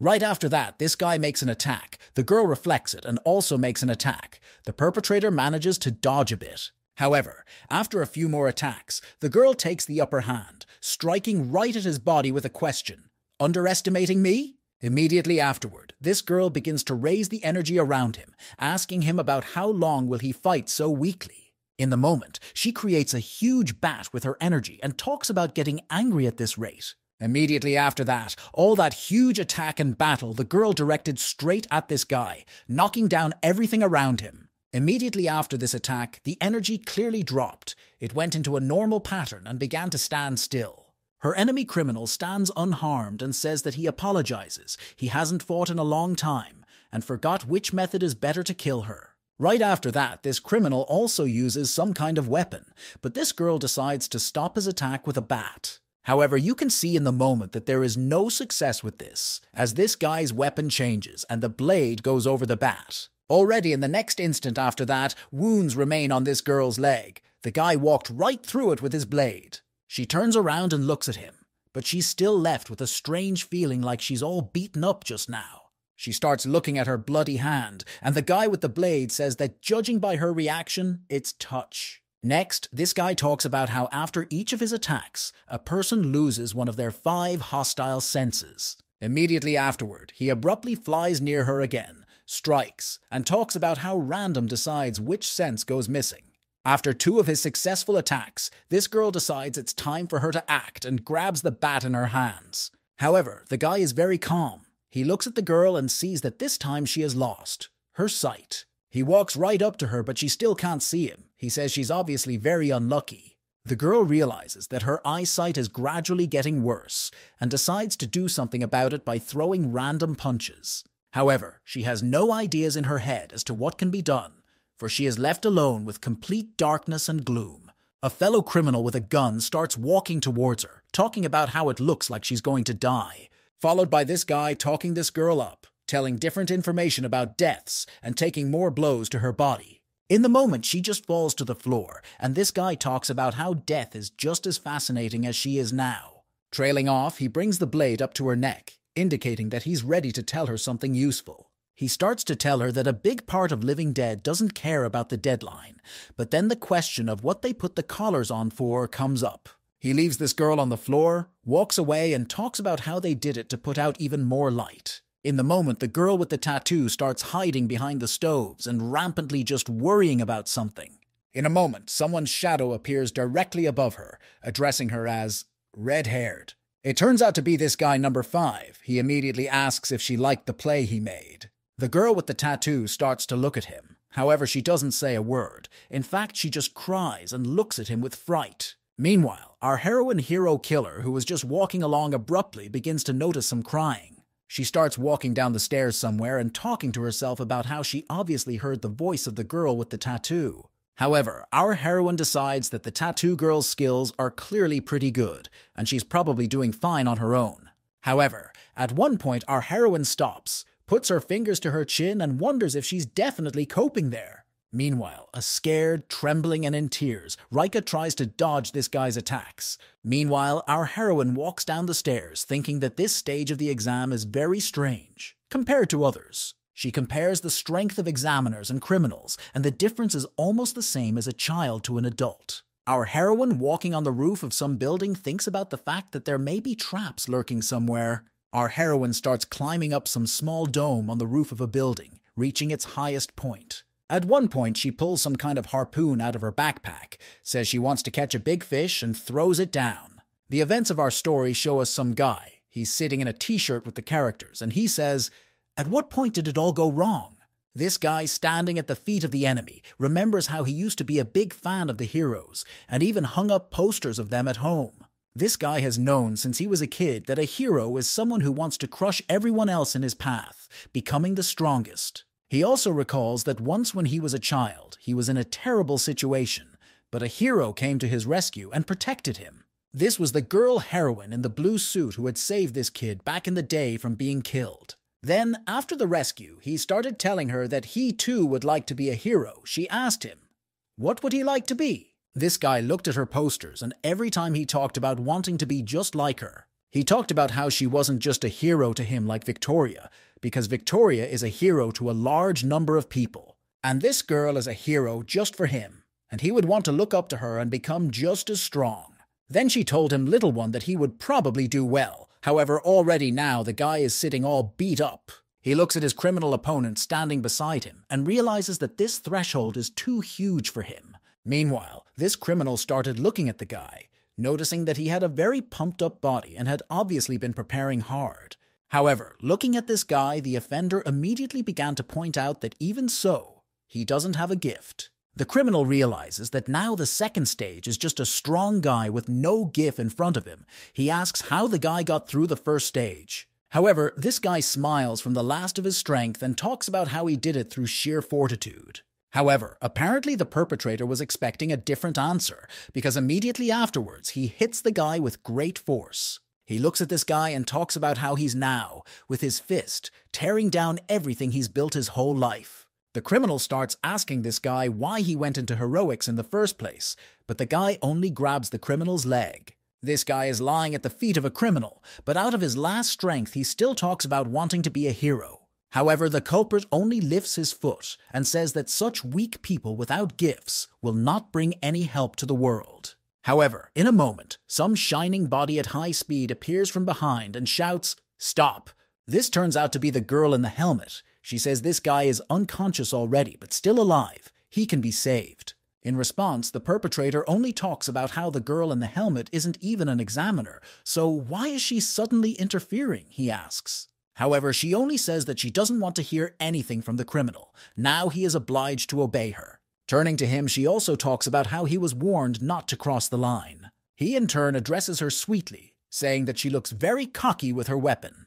The girl in the helmet with shining eyes replies that they are not friends at all to talk like that. After that, the perpetrator apparently has no desire to obey. He gets into a fighting stance. Meanwhile, our heroine tells herself that the target has been located and launches the spear straight down. And oddly enough, its target is the #1 criminal, the one this spear is now flying at. She launched the spear with wild speed, so much so that it began to blow the face off the criminal on impact. And this makes him very angry. His eyes turn red, his smile turns bloodthirsty, and he stands still, raising an aura of anger. He tells the girl in the helmet that he'd like to put their conversation on hold for later, and gets out of his seat, running off to the side. The girl in the helmet begins to remember in her head the words of her teacher, who told her to keep her eyes on #1. However, she also realizes that if she leaves it like this here, the guy will just be left to die on the spot. With tears in her eyes, she mentally apologizes to the teacher for all of this, grabs the guy and starts to walk out of here. Meanwhile, the events of our story are coming to our heroine, who notices #1 running towards her. The one in turn is already arriving at the place where our heroine is and preparing for battle. Without any words or explanation, he takes a leap and heads towards our heroine at speed. Our heroine notices that he has arrived close by and is delighted that he has very easily fallen for her ruse. Our heroine thinks about testing her new system, right after which a huge beam of energy upwards appears on the tower where they are. Such a huge beam of energy and power is hard not to notice. The first to see it is of course the examiner, the man in the helmet. Immediately after him, such an influx of energy is felt by his student, who turns around and sees this ray in the sky. Apparently the force created our heroine is very powerful, because everyone on the exam began to pay attention to her. The first thing the criminal wants to ask our heroine for the change of hair color, but next he asks sharply, "What kind of power is this?" Our heroine wants to pathetically answer, but then realizes that she herself does not know to the end what she is doing. Followed though very tentatively, she pretends to understand and says it's her energy and she's easily in control of it. However, in response to her words, the perpetrator only stood and continued to stare at her as if she hadn't said anything. Our heroine thinks back to the last time she used the energy, realizing that at least this time she's managing to keep control. However, all this does not interest the criminal at all. He silently snaps out of his seat and attacks our heroine. Our heroine realizes that her situation is clearly not good and tries to dodge his blows. She managed to dodge the first blow, but the criminal's second blow went straight into her body. Immediately after that, she makes a jump up and then lands, but even here from above there is a blow to her. The blow from her criminal opponent clearly hits hard. She starts to fall through the ground from the aura of the attack. Meanwhile, the aura of her technique and the perpetrator's power creates such conditions that the entire roof of the building cracks. From afar, the guy in the helmet is still watching it all. He can only guess what's going on. He immediately begins to suspect that it's all created by our heroine, the same girl with no experience. However, the guy in the helmet cheers himself up thinking that there's no need to worry because his student would have told him if there was anything there. The next second after he thought about it, she showed up and turned to him, which startled him. Out of fright at her sudden appearance, he decides to punish her a little and starts pulling her cheeks. She says it hurts. He asks her what she's doing here. She says something slurred at first and then explains the whole situation. She finishes her story and adds that she had to disobey her teacher because of this situation. However, the teacher sweetly responds by saying that he wanted to send her there from the beginning because he realized something like this could happen.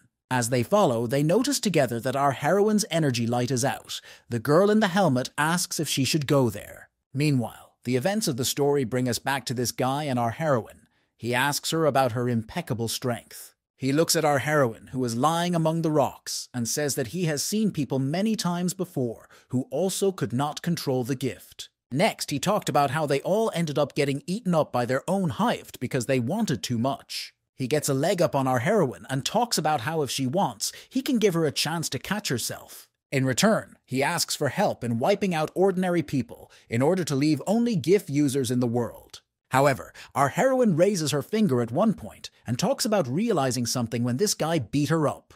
A dark energy began to rise up all around, and our heroine began to say that the criminal should have used the full force in the first strike. Immediately after, a bloody eye appears behind the criminal and some dark effects around. He thinks it's an illusion. However, in the next instant, he notices that he is very far away, and our heroine is standing in front of him at a great distance. Our heroine recreates her energy and talks about how the distance between them is equal to this guy's fear level. In response, this guy just laughs, holds out his hand and starts blowing some chains and blue energy out of it. He asks our heroine who else is a coward in this situation and covers her hand with his chain.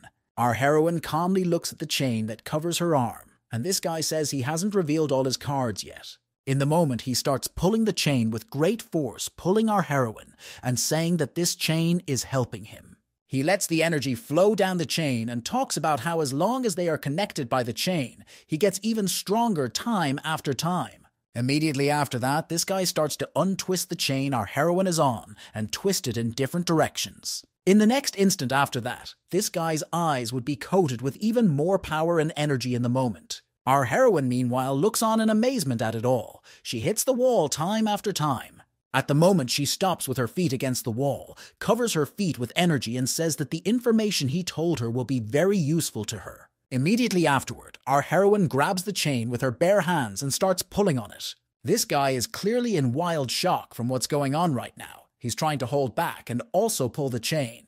However, in the next moment, our heroine abruptly releases the chain and is immediately beside him with a jolt of energy. The perpetrator becomes well aware that things are not going well at all and simply tries to evade the attacks. However, this no longer greatly embarrasses our heroine because blow after blow she directly hits the criminal without misses. In the moment, she very powerfully energizes her leg and strikes right at his leg with great force and energy. Immediately after, the hero killer takes his foot back and begins to energize his arm now as well. She begins to think where better to strike. To the head maybe, however it closes and she strikes from the side. However, in the moment, this culprit begins to absorb his chain backwards, taking energy into himself. Our heroine begins to be attracted to him, and she asks him in amazement about whether he can even do that.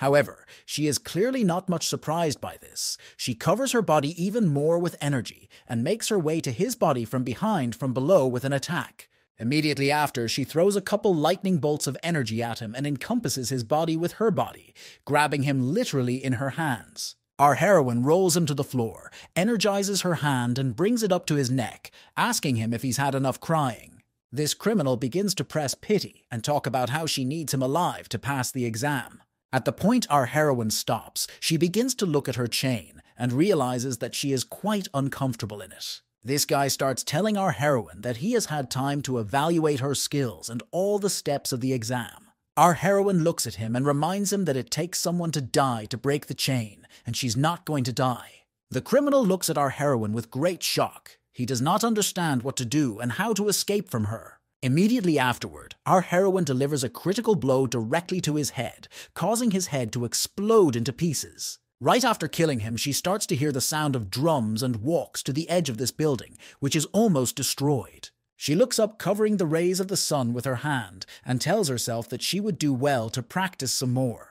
The events of the story show someone's conversation. Someone on the phone informing a man that the torch is here and calling him father. This guy turns out to be Luxor, and he informs his father. His father asks him why he's so sure. He says he saw him.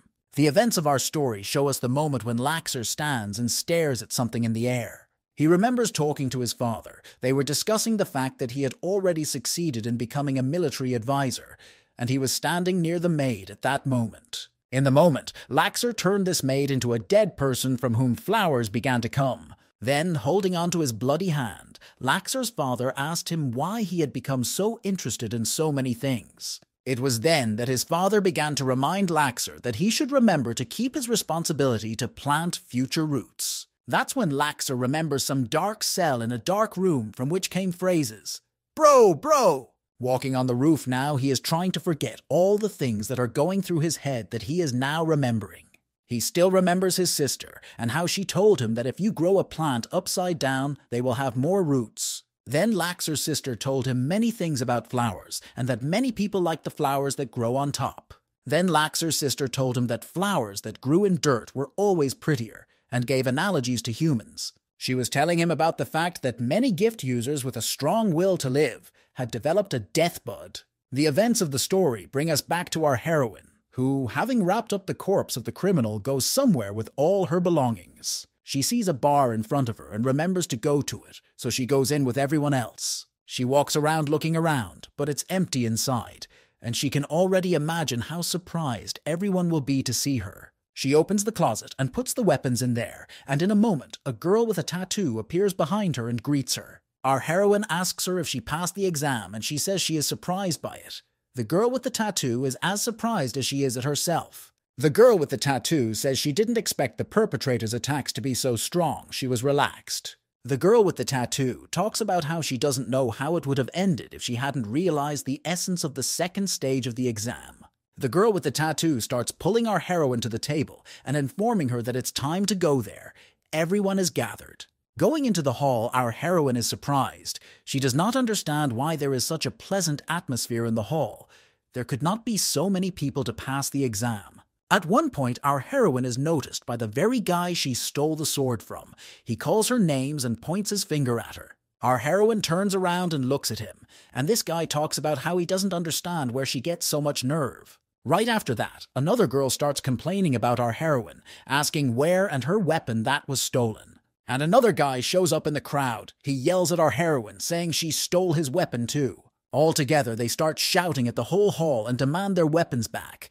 Our heroine covers her ears not to hear them. At the point our heroine gets tired of putting up with it, she asks them to shut their mouths, takes the bottle in her hands and asks, "Where is their proof?" At the moment, the same guy with the helmet on his head walks into the banquet hall and talks about how he sees the guys still have plenty of energy.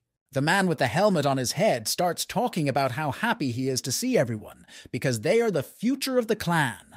In the moment, some guy in a helmet appears from behind a man in a helmet, puts his hand on his shoulder, and talks about whether it's time to introduce them. The guy in the helmet sweetly replies to him about how the bare fist hasn't come yet, but this criminal says it doesn't matter. Immediately afterward, the two criminals remove their masks, and the man in the helmet introduces them as secret examiners. One of them approaches a girl with a gifty dragon tail and asks to let her try her tail. She is embarrassed by this. Trailing off, the man in the helmet starts laughing and then talking about how the number on the mask actually has nothing to do with the Force. Followed by this man in a helmet talking about how all the people here are actually heroes, not criminals. At the moment this news is heard by our heroine who is sitting down to eat, she is very much surprised by what she hears. One of the secret examiners says that the real members of the living dead have a rule: always act in a team of 3. One of the secret examiners says that they probably should have told the truth for nothing, because that's how they broke the whole mystery. Followed by another of the secret examiners talking about how this stage was actually testing courage. Trace explains that not everyone agrees to go into battle against an enemy when they feel invincible. He adds that such action is one of the important qualities of a hero, especially when fighting bounty hunters. The girl with the tattoo, closing her eyes and lowering her head, says that if you think about it that way, there were a lot of clues. She recalls the man in the helmet saying only to catch them, but was not conditioned that this fact would grant passage onward. The tattooed girl adds that she noticed that after the battle with the prisoner, the girl stayed alive. She wasn't killed. Toward the end, she also adds that initially this stage was impossible to win in favor of the examinees. The guy in the helmet shines and says that all those who went into battle with the prisoners successfully passed the second stage of the exam. Everyone around them starts cheering and drinking to it. The girl with the tattoo talks about how incredible it is. However, next she turns her head, sees our heroine, and realizes that she is very worried. She asks what's wrong. In the moment, near the corpse that our heroine rewound brought, a hand fell out, and everyone in the moment realized what was hiding under the bandages. Everyone around began to look at our heroine with horror, and she in turn sharply declared that it was not her. From that moment, some time goes by. All the examiners stand around discussing what to do. They disagree. The examiner with glasses says he doesn't understand how they can be divided in opinion, but others say that a clan member was killed. The girl examiner talks about how she can't be found in the cell system, and therefore is not a recognized villain. The girl also talks about how it still remains a big problem, and it's better to rule it out now. The dark-skinned guy with the dreadlocks raises his hand and says that, as he said, he's against this decision. This guy recalls his fight and says that one of the participants in the exam was also as strong as himself. Trailing off, he adds, saying that even if he were defeated, he would still want this guy to pass the exam. Followed by this guy talking about our heroine, saying that she could easily take the place of a bare fist, if not even higher. The dragon-tailed examiner talks about how it's not Ikwa's fault. She was given the task of defeating the criminal, and she won. The dragon-tailed girl also adds that the bare fist always pissed her off, and wasn't really the type. However, one of the other examiners tells her to watch her language, because they are discussing important things. It pisses her off. Immediately afterward, the same man approaches an examiner named Havster, asking for his opinion on the situation. He turns around, puts his finger up, and talks about being punished, but he won't tell the reason. However, he also adds in a trace that his words are meaningless, because the decision is still up to the man in the helmet. Meanwhile, the events of our story transition to Hero Killer. She sits quietly on the couch watching TV. In the moment, she notices a very interesting advertisement there with discounts on guns, and decides it's pretty useful. However, in a moment, a guy in a helmet bursts through the door of the room and addresses her as Examiner Katya. He informs her cheerfully that she has successfully passed the second stage. She is shocked at such news. Trace pulls out her pouch and asks what about her weapons, but he replies that they have been returned to their owners. She gets really upset about it, and this guy bends over to her in a moment, looks into her eyes, and asks if they've met somewhere else before. Our heroine averts her gaze and talks about how she's not sure about it, and says she may or may not. Trailing off, he gives her a friendly but forceful pat on the back, and apologizes for them keeping her here. She's clearly in shock. She starts to walk away a little angry, and the man in the helmet behind her waves at her and says that he'll be glad to see her in the final exam. Another examiner appears behind him, asking if the guy in the helmet is sure they got it right after all. This examiner suggests that the bare fist gif is good for a one-on-one fight. However, their fight was very short, judging by the scars. This examiner also remembers our heroine talking about how she could disarm him without killing him. She quietly eavesdrops. Then the man in the helmet says it's stupid to press her based on that argument alone. He covers his face with his hand and admits that he reacted to it all pretty harshly too. This examiner says that the bare fist has had various rumors, and it is possible that Ikwa has the same sense of duty strong. This examiner also says that lately he has been feeling the winds of war closing in on them. Also, the events of the story show us a journalist, Phil, taking pictures of something, and that examiner tells us that war is near for the clan. Next, this examiner says that the second stage of the exam is in 2 districts, and there are 3 heroes for each of them. He also asks to take into account the fact that there are 10 other sites like this one. He starts talking about how, if you do the math, there are several dozen heroes in Area 16 right now. Trailing off, this examiner, remembering John Swordsman and all his men, says something might happen. And then, remembering the whole nameless team with the smiling guy at the head, says that anything can happen. This examiner also suggests that management did not communicate anything to the man in the helmet and Miss Fullman. He puts his hand on the man's shoulder and talks about not forgetting that there was a lot of blood shed every time at times like this. The man in the helmet turns around and asks this guy if he's really decided to retire. He took an oath, didn't he? However, he responds by saying that he no longer has any reason to raise his weapon, as the clan has come too far for a couple people to change. Meanwhile, the events of our story move on and take us to the swordsman Jin, who is sitting somewhere. He turns to his partner Sapphire to ask what's up with the clan. She tells him that it's just as Jin suspected. Sapphire says that the attack on the Cloud Garden was successful since they show such high alertness. Sapphire looks forward with eyes charged with energy and says that this all denotes that the clan has something to hide. Jin, turning to her, and another guy nearby, talks about possibly having forces sent to carry the torch. The first leader of the vendetta, the Doctor, appears nearby and asks John if he's exaggerating his arguments. However, John's response to his words is that they are most likely using the examiners as soldiers simply. Jin talks about how since their plan has been revealed, they will do anything to move the torch to a place with more power. The Doctor says let's say Jean is right, and immediately asks how they're going to handle such a huge number of heroes then. He says that all the villains who participated in the attack either died or escaped, and there weren't many heroes at the time. In the moment, the demon from Jin's team says that if the vendetta are scared, they can get out of here. The very second leader of the vendetta with a fiery temper tells the demon that he is simply fed up. In the moment, Jin turns to the demon and stops him, saying that vendetta has proven his worth in their operation. A girl named Sapphire agrees, saying that thanks to vendetta's skills, things obviously went much faster. Jin starts talking about how even if the clan scatters the heroes into small groups, blocking all the paths at once isn't going to work. Jean talks about how that's why he made the decision to invite someone they all know well here. The second founder of the vendetta suggests that it is unlikely that this man will show up, knowing Jean's reputation in the community. The second vendetta founder talks about how the man was probably just chickening out, but in a moment, a huge silhouette appears behind him. This renders Engen. He looks down on the second founder of the vendetta and interjects about cowardice. Trailing off, Engen looks at him, who has already awakened his gift, and says he's shaking like a sheep. The first founder of the vendetta turns to the second, Scar, and asks him to stop, as he realizes how things could end here. The Doctor stops Scar in a moment, and with horror and trembling begins to look directly at Engen.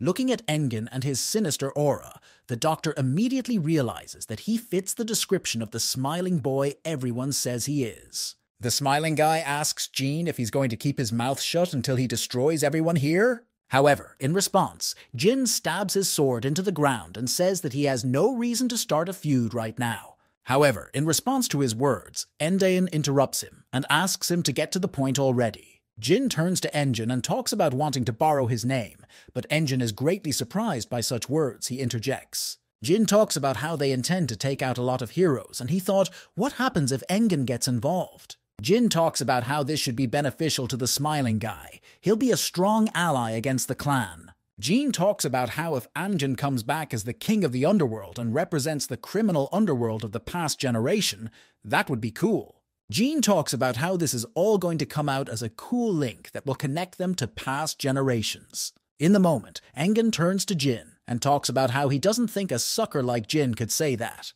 Anjin turns to Jean and asks if he really decided to slip him such a deal now. However, in response to Endagen, Jin only smiles and in a moment just says something in another language. Hearing this, Engen covers her face with her hand in surprised horror and says the phrase, "This is it." Meanwhile, the events of the story are coming to our heroine. She is standing in the market, eating and waiting for someone reading something on her phone. On her phone, she reads the nameless chat and realizes those are late. But in the moment, someone turns to her. A girl. It turns out to be some little girl with a backpack, wearing glasses and a mustache. She offers our heroine to read the stars. However, our heroine continues to nibble on her delicious food and talks about saying no, because she's busy right now. However, our heroine's attention is drawn to the sword that is in the backpack of this girl next to her. Our heroine begins to remember the fact that this is the same sword she was carrying on the train back then. Realizing this, our heroine approaches this girl and talks about what she wants to see what the girl can do in turn. Trailing off, our heroine points upward, showing the daytime sky, and asks if fortune-telling is not done at night by the stars. However, this girl abruptly corrects herself by saying that she meant to pay off the crystal. Followed by this girl making a huge smartass look like she's raising her aura and telling our heroine, "Your mom?" However, our heroine abruptly interrupts her and says, "I don't have a mom." Hearing this, the girl with the balloon is surprised. Trailing off, this girl starts putting her hand on herself and telling our heroine, "Your big sister." Our heroine interrupts again, saying there is a sister, and then the girl says she meant your older sister who is like a mom to you. But next, our heroine says that her older sister died long ago, and then the girl jumps up, throws down her robe with anger. She starts to cry a little and yell at our heroine, asking if it was so hard for her to play a little at least. In the moment, our heroine starts pointing to her sword backpack and talking about how she got a sword like that. This girl starts looking at her backpack and sword, realizing what it's about and pretending she doesn't understand anything. At the point, she starts picking up this sword and backpack, putting it in a huge black bag and silently tying it up. Our heroine watches. At one point, this girl starts to run away, but our heroine stops her and asks her what she's doing. At one point, she starts to fall, and immediately our heroine puts a chain with some kind of crystal around her neck to sleep. Immediately after this crystal comes off this girl's neck, our heroine notices that everything around her seems to freeze. This girl is starting to get covered in some sort of sunny aura. She's glowing like she just came down from heaven just now. She is covered in aura and talks about the sun going below the horizon as if committing suicide. Immediately afterward, she begins to reach for our heroine with her shining hand, as if she wants to stroke her face. This girl starts disappearing and says that our heroine will either become ash forever or disappear. However, she adds, either become a huge lightning bolt that blows everything away.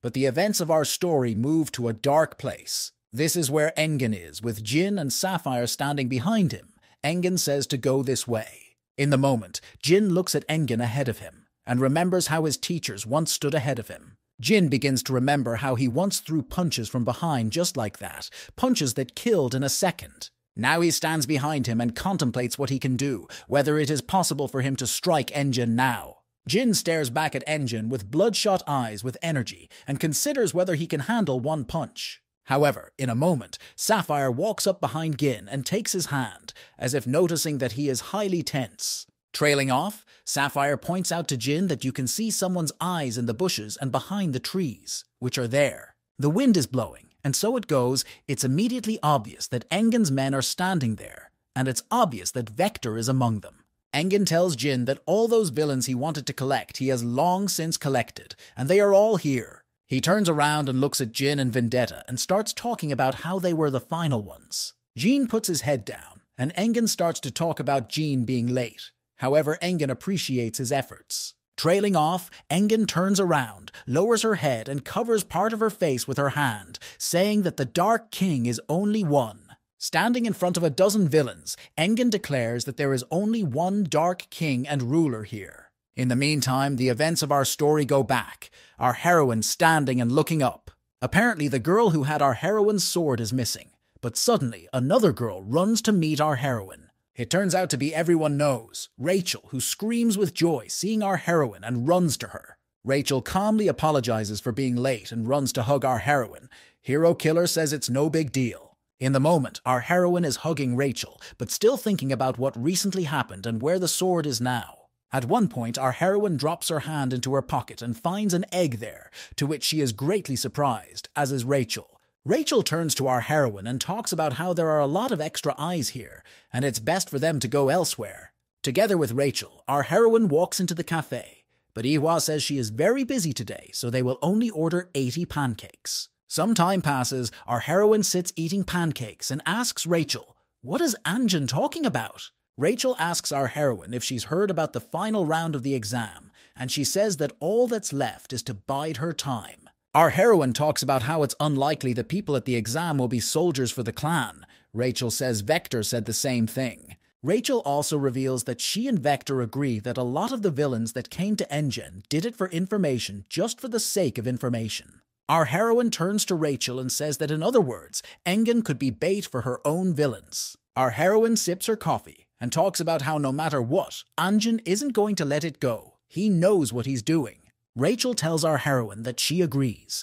Coming out, Ichwa's role will be to steal the torch before it moves elsewhere. However, our heroine and Rachel's dialogue is interrupted because our heroine receives a notification on her phone about the streamer. This came to everyone who was at the second stage. The stream is hosted by Bishop. He says he'll be in place of Fullman now.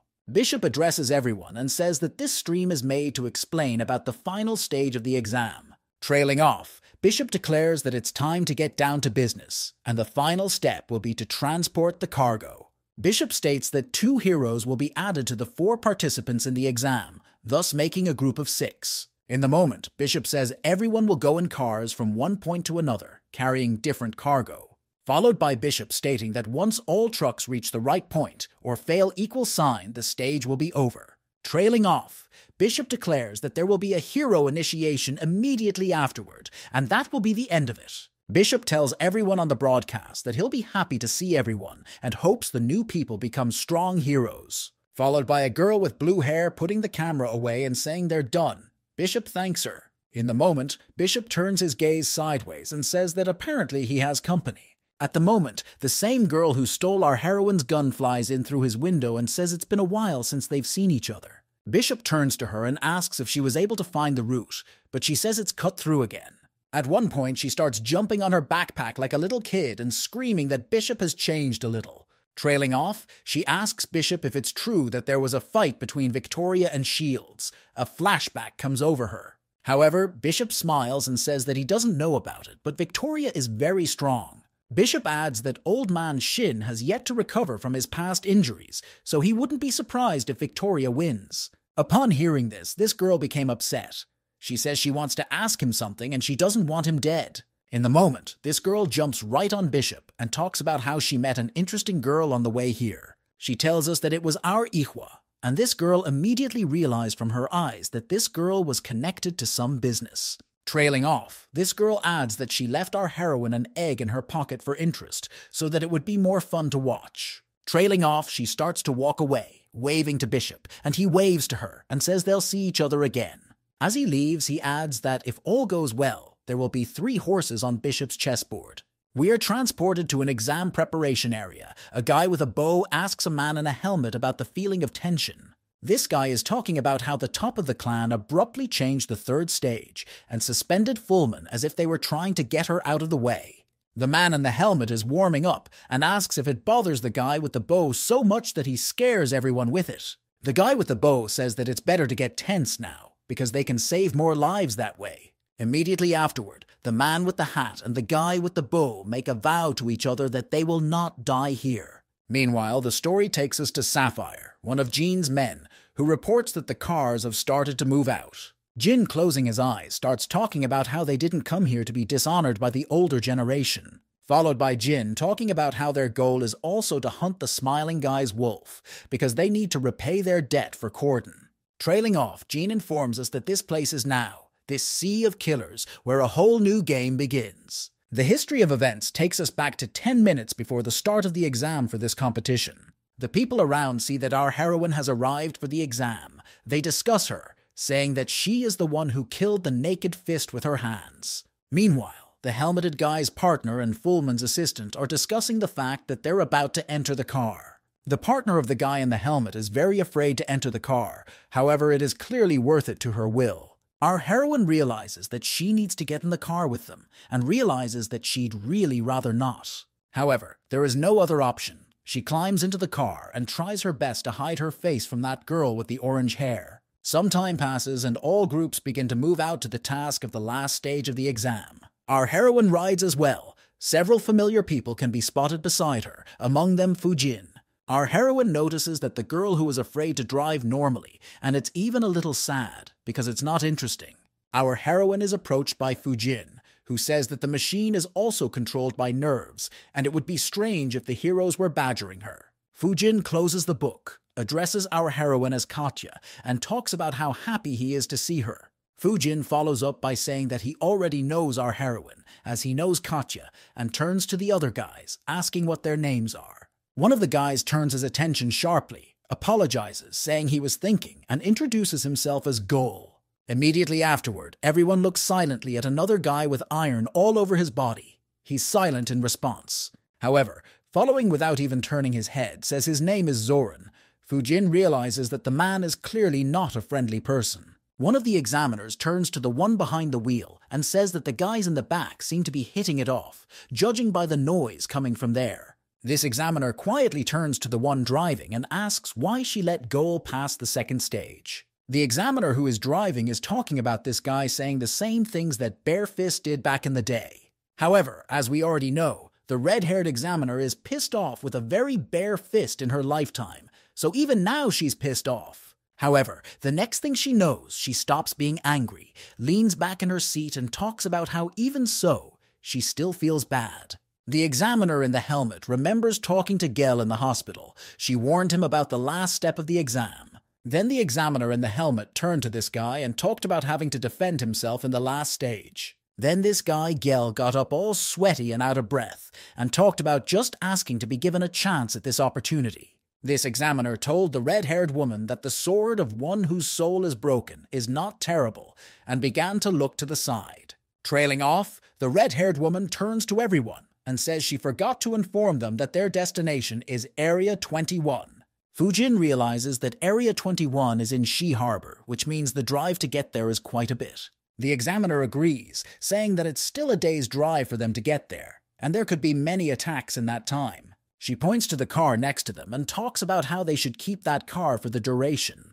The red-haired examiner turns around and talks about being honest. They were told the car was far more important than the students. She adds that it can be said that the clan has taken the students as fighters, and in return will give them the opportunity to become heroes. She adds that she herself does not know what is being transported in the vehicles and asks if the examinees have any questions for her. Our heroine gets a question, apparently a very important one, for she even interrupted from her meal to ask. Next, our heroine, scratching her cheek, sweetly asks if she can touch the examiner's ponytail.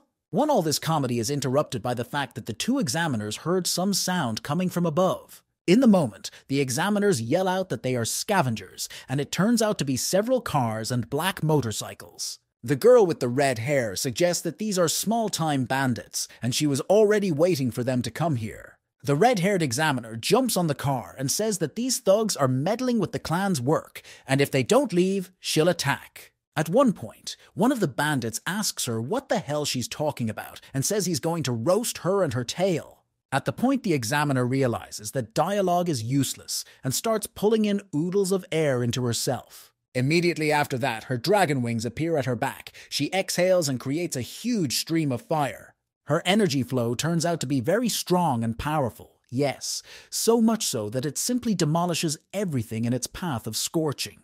She in turn turns away, wipes her hands and makes a sound. Pfft, watching her opponents burn.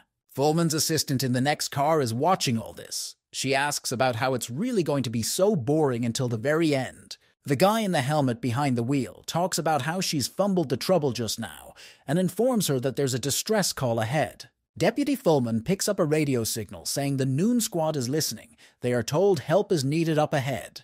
Some girl from another squad gets in touch and says it's over and they were just bait here. Trailing off, she starts to talk about something lying in the car, but doesn't have time to finish and dies. Fullman's assistant is in a state of shock. She doesn't know what to do or what to say. The person who asked for help died without giving any information. At the moment, the helmeted examiner rips open the bus door and asks Fullman's assistant to hold the wheel. He informs her that there are guests ahead. This turns out to be true. There is some woman standing in front, completely in dark coloring, looking ahead. A man in a helmet jumps off the bus, rushes towards her and tries to grab her right as she's running.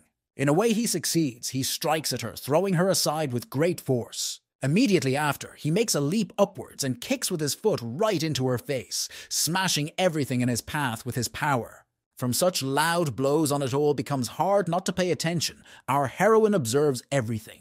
The helmeted man's partner realizes that she must also step in and help him fight against these guests. However, the second examiner says she is against it, because you have to wait and wait for the decree first. The red-haired examiner talks about how she has a suspicion that this same woman is the shadow of the smiling guy. Fullman's assistant also notices and sees this. She calls her the Abyss Dancer, for she is reportedly very dangerous. Judging by the fact that the dancer let the blow hit her, she probably doesn't realize who the opponent is. Such is the conclusion Fullman's assistant makes. Trailing off, she also informs the girl with the tail that she's the fastest and asks her to check the surroundings. Fullman's orange-haired assistant asks her to fly as high as she can and check out the whole situation. She in turn says that she has understood everything and begins to press herself firmly to the ground in order to take off. Immediately after that, she abruptly makes a jump upwards and takes off, thereby beginning to survey the entire neighborhood around her. Trailing off, Fullman's assistant begins signaling everyone else to protect the car while she's out scouting. Trailing off, she reminds everyone rather cold-bloodedly that people's deaths don't matter. The important thing is to keep the car. All the guys are confused. They start walking around the car. Someone gets out and looks around. Our heroine looks through the glass. In a moment of calm, her attention is interrupted by seeing someone's silhouette in the distance. She strains her vision, looks ahead and sees some guy walking there with a white logo on his forehead.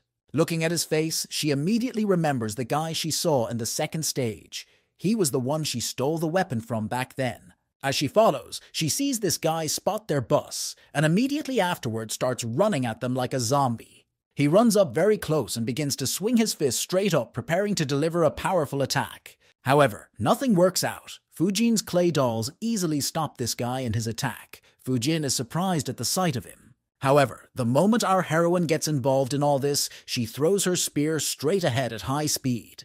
And apparently for good reason, for with her spear, she stops an attack from the side that was coming straight at Fujin. Our heroine looks out the window directly at Fujin and asks him to be careful, for he was almost killed by such a primitive attack. At the moment, a guy named Zoran jumps out of the bus window and immediately abruptly unleashes a huge energy-forward attack.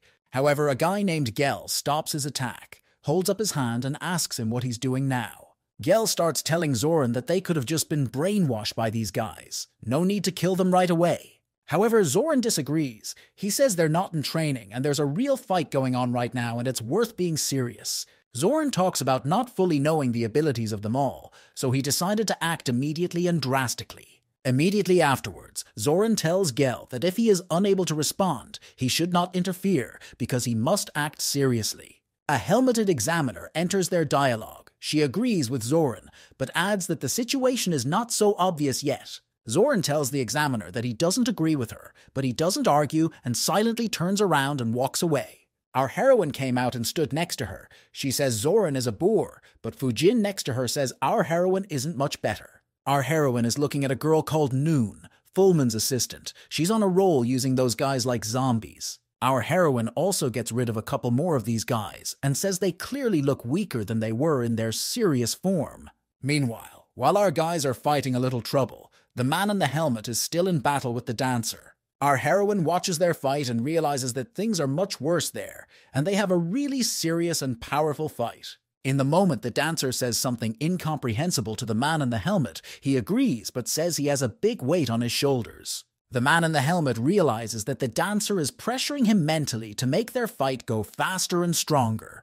However, apparently the man in the helmet has very different plans. At one point he yells loudly, "Noon! Noon!" Fullman's assistant replies that she's been waiting all this time for him to call her already, and smiles. Right after that, she opens the luggage compartment of the bus and starts pulling something out sharply. She pulls out some huge iron thing, swings it around and throws it to the guy in the helmet, yelling accept. However, her plan to get that huge weapon to him fails. As he falls after only a meter, she is surprised. But right at that moment, the amulet that weighs on the necks of the men in the helmet begins to shake and twitch. Immediately afterward, this weapon and another one abruptly take off and start flying straight towards him at high speed. And just a moment after that, two huge weapons slammed into the ground beside him with wild speed. In the moment, he turns to the dancer and talks about how he did as she wanted him to do.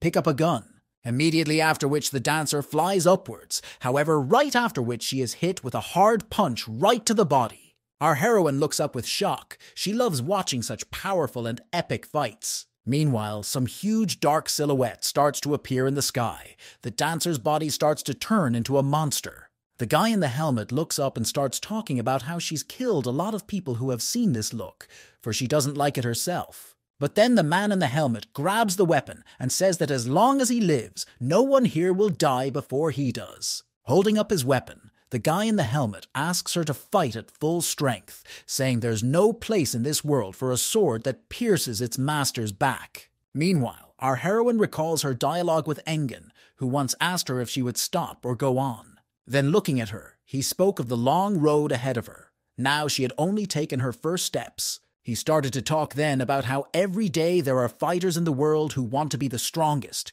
and are now going for it too. Engen told our heroine that the one who once overthrew the elder was just a nameless swordsman. That's when he talked about how many seniors purposely push themselves into a corner, even Victoria, in order to discover new powers. That's when Engen started talking about how he can't sit around and wait for our heroine to get stronger either. We need to act. After looking at the moon, he moved closer to our heroine and began to talk about something else he wanted to say. He began to say that every branch has at least one odd personality, like Psycho in Dust City. Engen mentioned that they are used often, and such an individual in the Cloud Garden is an armored warrior, a man in a helmet. Meanwhile, he himself was already in a powerful fight with the dancer who was flying at him in the form of a monster. He in turn tried to dodge and attack using his weapons and his physical abilities. In a moment, he was even able to hold back her attack with his hands, but here he decided to get serious and drew his sword. Immediately after that, he launched a sharp and powerful attack directly at the dancer, which pinned her body to the floor and even dealt heavy damage. However, the very next moment she flew high up and began to gain momentum, and he launched his attack at her again. A strong confrontation continued between them, where no one was losing yet and everyone was only watching. This battle has come to remind many of legends and fairy tales where one knight marched against a huge monster. Watching such a fight, our heroine was shocked, although she saw them in the media, but to see in reality is quite different. Many people who saw this fight perceived it as a wall they would never overcome in their lives. And for others, like our heroine, such fights were an indicator of how one should and what one should strive for in life. Though our heroine watched intently, she didn't always fully understand what was going on in their battle, but she was eager to join in. In her head, she drew pictures of how it would be her, not this dancer, who would go up against the man in the helmet. Such thoughts pleased our heroine. She saw it as a plus, for only opponents of this level could show what she had accomplished. Our heroine was also thinking about the option of waiting until their powers were gone and picking up two at once. However, in a moment all her thoughts were interrupted. She began to notice how the very egg in her hands began to glow purple. Meanwhile, because of the powerful fight between the helmeted man and the dancer, even the ground began to burst and shake. The girl with the call sign Noon reported to move the cars aside so as not to interfere with the man in the helmet fighting. Together, they all began to drive the cars away and cover the rear, while the dancer threw blow after blow in an attempt to hit the cars. In a moment, the armored warrior launched an attack at her, with words to keep her focused on the machines from her fight. He raised the evil force, grabbed his weapon, and spoke about how she was dancing with him now, so there was no need to be distracted. Some time passes from that fight. Someone approaches the man in the helmet and asks if he is in one piece. He says he is and covers himself with a bush. It turns out to be his helmeted student. She talks about how she's glad he's in one piece and starts laughing. In response, he turns to her and asks about why she is laughing so strangely now. She is startled by the question. As she sits there crying at such a question, Midday runs up to meet Warrior, who screams so, "Warrior!" Noon jumps right on the warrior's back and starts laughing and asking him what's up with the dancer. In the moment, the man in the helmet turns to Noon and asks how Kite is doing, and she hesitantly begins to speak. Noon reports that no one survived there. The dragon girl is still crying in the background of this, for she, along with Kate, was entering the heroes. Followed by Noon, starting to talk about how there were a lot of zombie puppets, and maybe there's a strong gift behind them all. Next, the girl with the orange hair takes off her hat and talks about how there was something odd about Kite's report. She reported that while defending the car, their team discovered that the car itself was empty and had no cargo in it. And then, when our men arrived there, they saw that there were dead people lying around, who had died after the Kate. Noon, turning to the man in the helmet, asks him to take his time to think it all over in order to make an important and correct decision. As she abruptly puts on her hat and begins to walk away, he turns to her and asks where she is going. She turns around and says with a smile that she is to one person she recently had a case. Meanwhile, our heroine is sitting in her tent examining an egg she found in her pocket, which has been shining recently. In a moment, our heroine decides it's not worth getting so steamy and puts that egg back in her sweater pocket. In the moment, Noon abruptly approaches our heroine with a knife, and our heroine reacted and put the knife to her neck as well. Immediately after which Noon says to our heroine, "Let's talk, Katya, though no, it is more accurate to say hero killer." Our heroine begins to bat her hand away with her own and asks, "Do we have anything to talk to you about?" Our heroine starts talking about how back then when they met in Area 16 she told everything she knows. Abruptly, our heroine and Noon step back. Noon agrees and says they haven't touched each other all this time. Followed by Noon starting to twist arms and talking about how, judging by who they met today, her brother might have been wrong about our heroine. Then she says that no one has been able to catch the dancer for a long time and that it pisses off the whole clan. But here you can see how much Engin appreciates our heroine. Followed by Noon talking about how Saiko sees Ihwa as the spark that will cleanse the clan, but Noon suggests that our heroine will only burn everything down. However, our heroine at one point only wrestles her gun away with her hand and bluntly asks her, "What is she carrying?" Our heroine starts talking about Noon doing strange things, and the character is more like her than Saiko. Trailing off, our heroine energizes her eyes, raises her head, and asks Noon, "Is she really going to be that monster?" Polden laughs sharply in response and says, "Look at her," and then adds that our heroine has brains. Followed by Noon talking about wanting to know Smiling Guy's purpose and saying that he destroyed a lot of cities earlier. She asks our heroine, is Engin really going to take the clan back to a time when the zones were ruled by lords standing on ash? However, our heroine apologizes and says that she doesn't know anything much about Engin and the dancer even less so. Next, Polden talks about how apparently the hero killer really isn't on that close of a relationship with him. Followed by Noon asking our heroine what would happen if one day a Smiling Guy decided to interfere with her. This question perplexes our heroine, and Noon says that Engin can put a knife in Ichway's back too. Sleelam Noon moves closer to Ihwa and talks about how that one is right. They are very similar, however there is something. She says they are similar in that they live their entire lives as if they are walking one very thin line into the unknown. And then she adds that the moment such people get derailed, they become the monsters they were coming from in this thread. Followed by Noon abruptly turning around, misty-eyed, and saying she's wildly curious about something in the future. She talks about how Hero Killer and Engin are now walking the same road, however at some point that road will drastically split. Trailing off, she speaks in a thin, quiet voice to our heroine about what she will do then. Will she be able to cross the line? And then adds, or will our heroine decide to stay completely true to herself and continue on her journey? This question makes our heroine hesitate. She looks at the knife and says that she has no intentions of such. She exists as herself. Meanwhile, right in the pocket of her sweatshirt lying next to her, that same testicle is starting to still quiver, but not as much. The events of our story take us to reporter Phil. He is standing and photographing something on the ground. The next moment he gets to his feet, straightens his back, and talks about how he's been feeling like an investigator lately already. At one point he turns around and addressing someone as Catherine asks him not to follow a certain weirdo. Meanwhile, the events of our story take us to Engin, who is standing somewhere in a field looking straight ahead. He walks forward a bit, and seeing as if some large city in the distance, a portal appears behind Engin. Anyan notices the portal appearing and immediately speaks in a cold-blooded voice. How's the situation? Vector comes out of this portal. He informs Engin that the situation is 50-50ths. His gift doesn't allow him to see straight through everything. Rachel runs next to her and Vector continues, adding that there aren't many teams that have been completely overrun right now. Vector reports that from what he has seen, many are now resenting Engin, as they have suffered heavy damage from the heroes. After listening to Vector, Engin says in a moment that with the exception of some humans, everyone else was just a hunting dog. Engin talks about the hostesses waiting for them in a safe place, waiting for their dogs to bring information for them. Vector reports that there are tons of casualties on our alliance's side, as well as the clans. He adds that if this continues, many people will die. However, Engin turns around and coldly says that does Vector remember the moment when the villains disappeared completely? Engin talks about this fight being the resident, even if losing all the other times, but winning now will solve everything.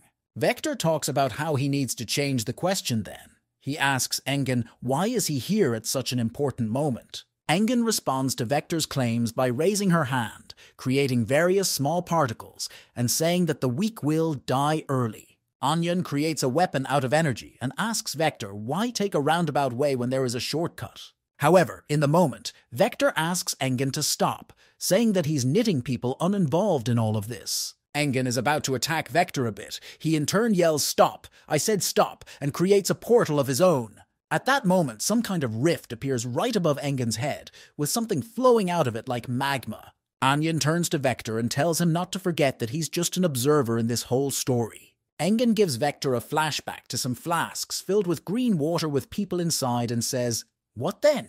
And then reminds them how Vector was watching them and writing everything down just in a notebook says, "What now?" All these memories reflect badly on Vector, and everything around becomes as if in a dark energy. Meanwhile, the events of the story show us two security guards patrolling something and having a nice conversation. However, in a moment right above their heads, there is a huge burst of blue and black energy all around. Also in the moment, another energy began to appear near the building they were patrolling from below. And this turquoise energy from below rose sharply upward and cut the huge energy above. Immediately afterward, the energy competition in the battle began, accompanied by violent bursts of power. The events of the story show us some guy. He's holding a staff and pushing it, and there's blue energy all around. That guy turns out to be Bishop, who at one point says simply, "I've been waiting for you, smiley guy." Immediately after that, a sludge appeared from the sky, right where there were bursts of energy going down, and the whole sky was covered with clouds. Right out of that sludge came Bishop, who began to turn sharply to the smiling guy, Engen. Immediately afterward, Bishop began to create wings out of energy, flying to meet Engen and asking how in the world did he end up here. Anjan, standing with gun in hand, began to address Bishop, saying that he had come to reclaim what was rightfully his. Bishop started laughing and talking about how Engen just has the wild self-confidence to do that. Trailing off, Bishop turns to Engen, saying that such self-assurance is unusual for someone who was a mere commander of lowlifes. But in the moment, Engen just silently strikes. Their energies converge in battle, and Bishop says it will be another defeat for Engen. Anjan starts by air-launching attacks of her energy and darkness, and Bishop in turn tried to fend them off and stop them. Immediately afterward, Bishop began making strange movements with his fingers, creating energy structures over Engen and Vector. At this point, Vector decides to enter the conflict. He begins to create portals around himself and Engen. Bishop, meanwhile, creates energy attacks from all sides, but Vector's portals and Engen's shield absorb all attacks. Bishop decides to add energy and strength to attack at times stronger than Vector and the smiling guy.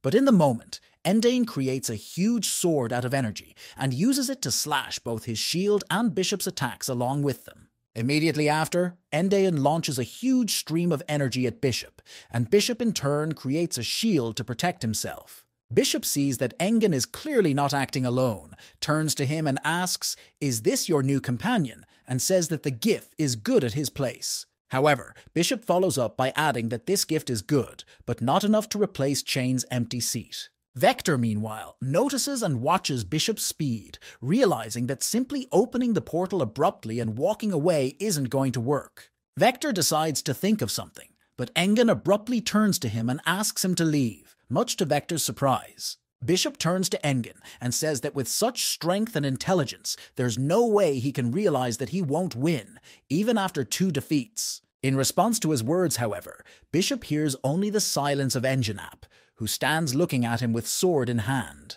Anjan, meanwhile, begins to look closely into Bishop's gaze, telling herself that it's the same gaze as it was then. Anjan talks to herself about how Bishop's look is that of someone who looks down on everyone as objects. Anjan immediately recalls Victoria's look, realizing that Bishop has a similar look, the older one. Trailing off, Engen realizes that no matter how it goes, neither Bishop nor Victoria can escape the Iron Witch's shadow.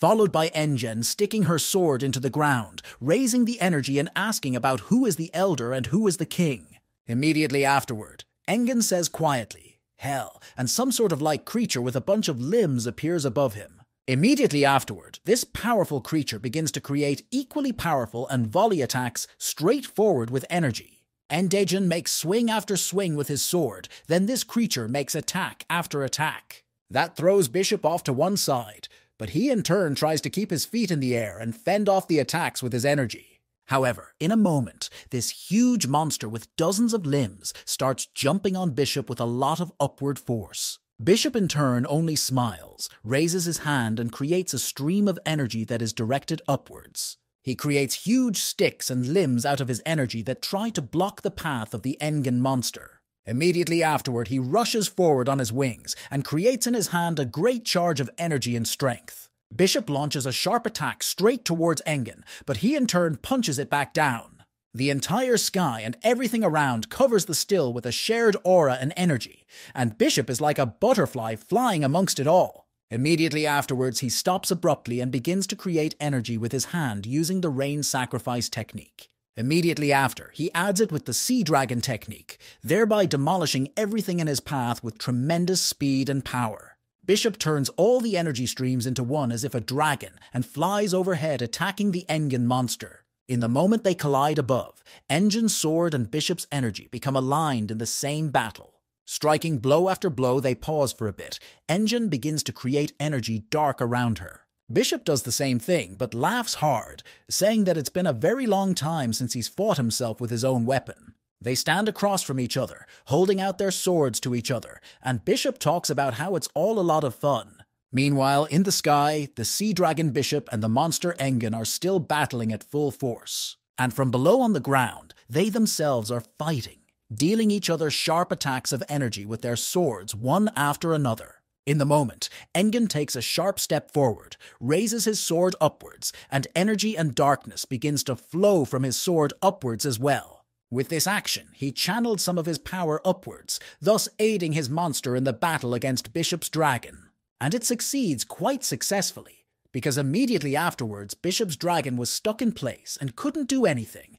It was frozen by Engen's power. However, Bishop also began to energize his dragon, which made a whole bunch of energy in the sky.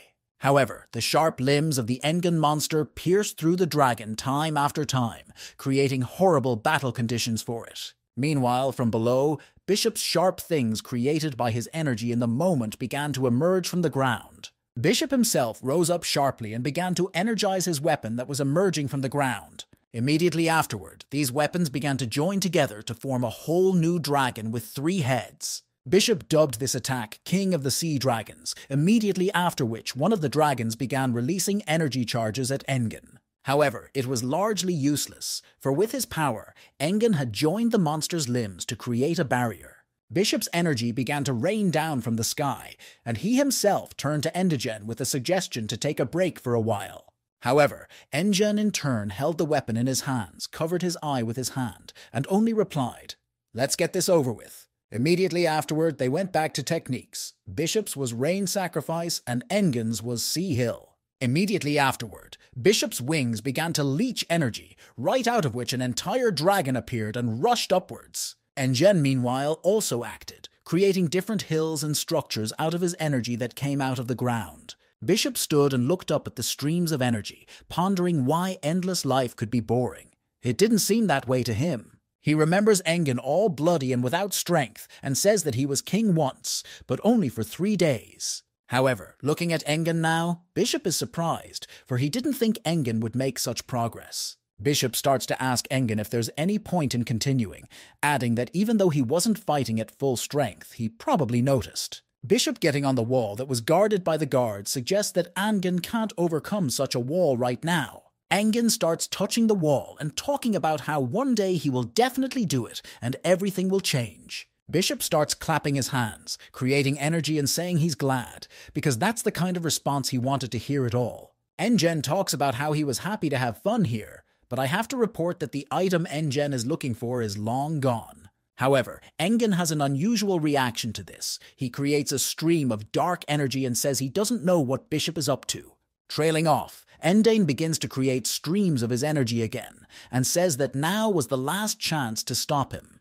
However, Bishop only smiles sweetly in response to all of this, and says that he was very happy to see them now. Meanwhile, the events of the story show us some guards. They are standing and looking at the rifts in the ground. In the moment the events of the story send us back to Bishop, he launches a sharp attack towards Engen with great force. However, in a moment, Vector appears abruptly from behind and delivers a strong attack, creating a portal of power. Bishop stops his attack and starts talking about how Engen is a very interesting person who doesn't go beyond his expectations. Meanwhile, the story returns to Engen and Vector, who have apparently been transported somewhere. In the moment, Vector removes his mask and, covering his face, contemplates what would have happened if Bishop hadn't shown up. In the moment, Vector addresses Engen, talking about calling him an observer, but adds that there's a but. Vector tells Engen that he left the clan and joined the Nameless precisely because he didn't want to be an observer. Vector puts his mask back on and talks about not calling him that anymore if he wants to continue to use him as a tool.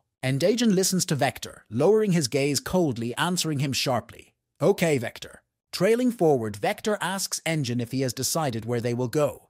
Engen informs him that yes, it has been decided already. Charging her eyes with energy, Engen tells Vector that the torch of power is now at the armored warrior's side. Meanwhile, the events of the story show us our heroine. She is unhappily sleeping in a sleeping bag somewhere. Our heroine is bothered by the very dialogue with Noon. She doesn't understand why she needs conflicts after all. Our heroine tells herself that apparently Noon is afraid she's going to steal the torch, and then starts to croak her by saying, "Boo boo boo boo." Meanwhile, Fujin turns to Gel and talks about how he's been pale lately. What this guy is saying is that no matter how much he thinks about what Zoran said, he was telling the truth. This guy, Gel, is holding his amulet and talking about how he really doesn't want to be an abusa for everyone, since he's without a gift. Fujin starts telling Gel about how Zoran used to be without a gift as well, and spent all his time experimenting on himself. Fujin reveals that Zoran got his gift artificially through research, not like everyone else. What Fujin is saying is that those words Zoran said to Gel yesterday apply to himself as well as Gel. Zorna lies down and adjusts her device, and Fujin adds that the reason Zoran was sad is maybe jealousy. More specifically, Fujin says the object of envy could be the sense of justice that Zoran lacks. Trailing off, Fujin talks about how if you couldn't be a hero without a GIF, the Armadillo Apprentice wouldn't have stopped Gel then. Fujin talks about how all the events now are a possible excuse for Gel to awaken his power and show true might as he can. Trailing off, Gel turns to Fujin with a smile and thanks him for his help, saying that his words have put Gel's thoughts in place. Trailing off, Gel clarifies with Fujin how he learned such valuable information, but in a moment, our heroine appears from behind. Our heroine grabs Fujin by the neck and asks if he wants to eat too. Fujin says he didn't have to grab him. Our heroine says that here she is very hungry and reaches into her backpack, and then something abruptly catches her attention. She notices some guy sitting alone on a mattress. Our heroine is disturbed by his very nasty look. Our heroine begins to remember the words of the man in the helmet about being most concerned about the mind-controlled man. Then the red-haired examiner mentioned that his GIF was very strong and his appearance was unknown to the clan. Our heroine goes to him, and he sits and ponders on the subject of being surprised by the dancer's loss, though it's more of a plus for him. Followed by this guy talking about how he doesn't care about the smiling guy's plan now. He doesn't need him anymore. He looks at our heroine and speaks of the fact that he now has in his hands the perfect object for his own plan. The guy starts to get up and contemplate the fact that he wanted to make a fuss when everyone else got here, but no time now. He ponders the fact that when all the news reaches the smiling guy, he will find the best moment in all the chaos and realize his ideas. Looking at the examiners, he realizes that they won't worry too much even if a couple of examiners go missing. They have valuable cargo. Trailing off, this guy decides that our heroine is going to be a puppet who dies for him in this fight. However, in a moment he notices that our heroine is not much of a submissive. You can see resistance from her. This surprises him. With a bloodthirsty smile, he talks about how he's figured it all out, and this girl is just hiding something, and now it's all clear to him. He goes to her, energizes himself, and talks about how then he needs to get what she's hiding inside himself. He gets into the aura of her mind, noticing that the world in her head is pretty much empty, unlike the others. He takes a stick of charged energy, wants to stick it into our heroine to find out her true colors and figure things out for himself. However, in a moment, he notices that she raises her head in her mind and starts looking at him with a red gaze. In the moment his stick of energy disappears, he is wildly shocked that she was able to destroy his stream of consciousness and power. Trailing off, he notices with his eye a hand on his shoulder and realizes that in all likelihood her giftee is far more powerful than his giftee. Right after that, everything comes back to reality and this guy falls to the floor and vomits blood. Our heroine looks at him in surprise, not realizing that she has hit him without realizing it herself. He stands up and looks at her. She asks him what he's staring at, and he asks in turn, "Who are you?" In the moment, he abruptly grabs the knife in his hands, runs at our heroine, and in parallel shouts, "Who the fuck are you?" However, our heroine easily overtakes him and strikes his arm muscles with her fist, thus denying him the ability to attack with his arm. In the moment, our heroine starts to feel the power of his gif and realizes everything, after which she hits him over the head with a frying pan. She closes her eyes and starts screaming loudly.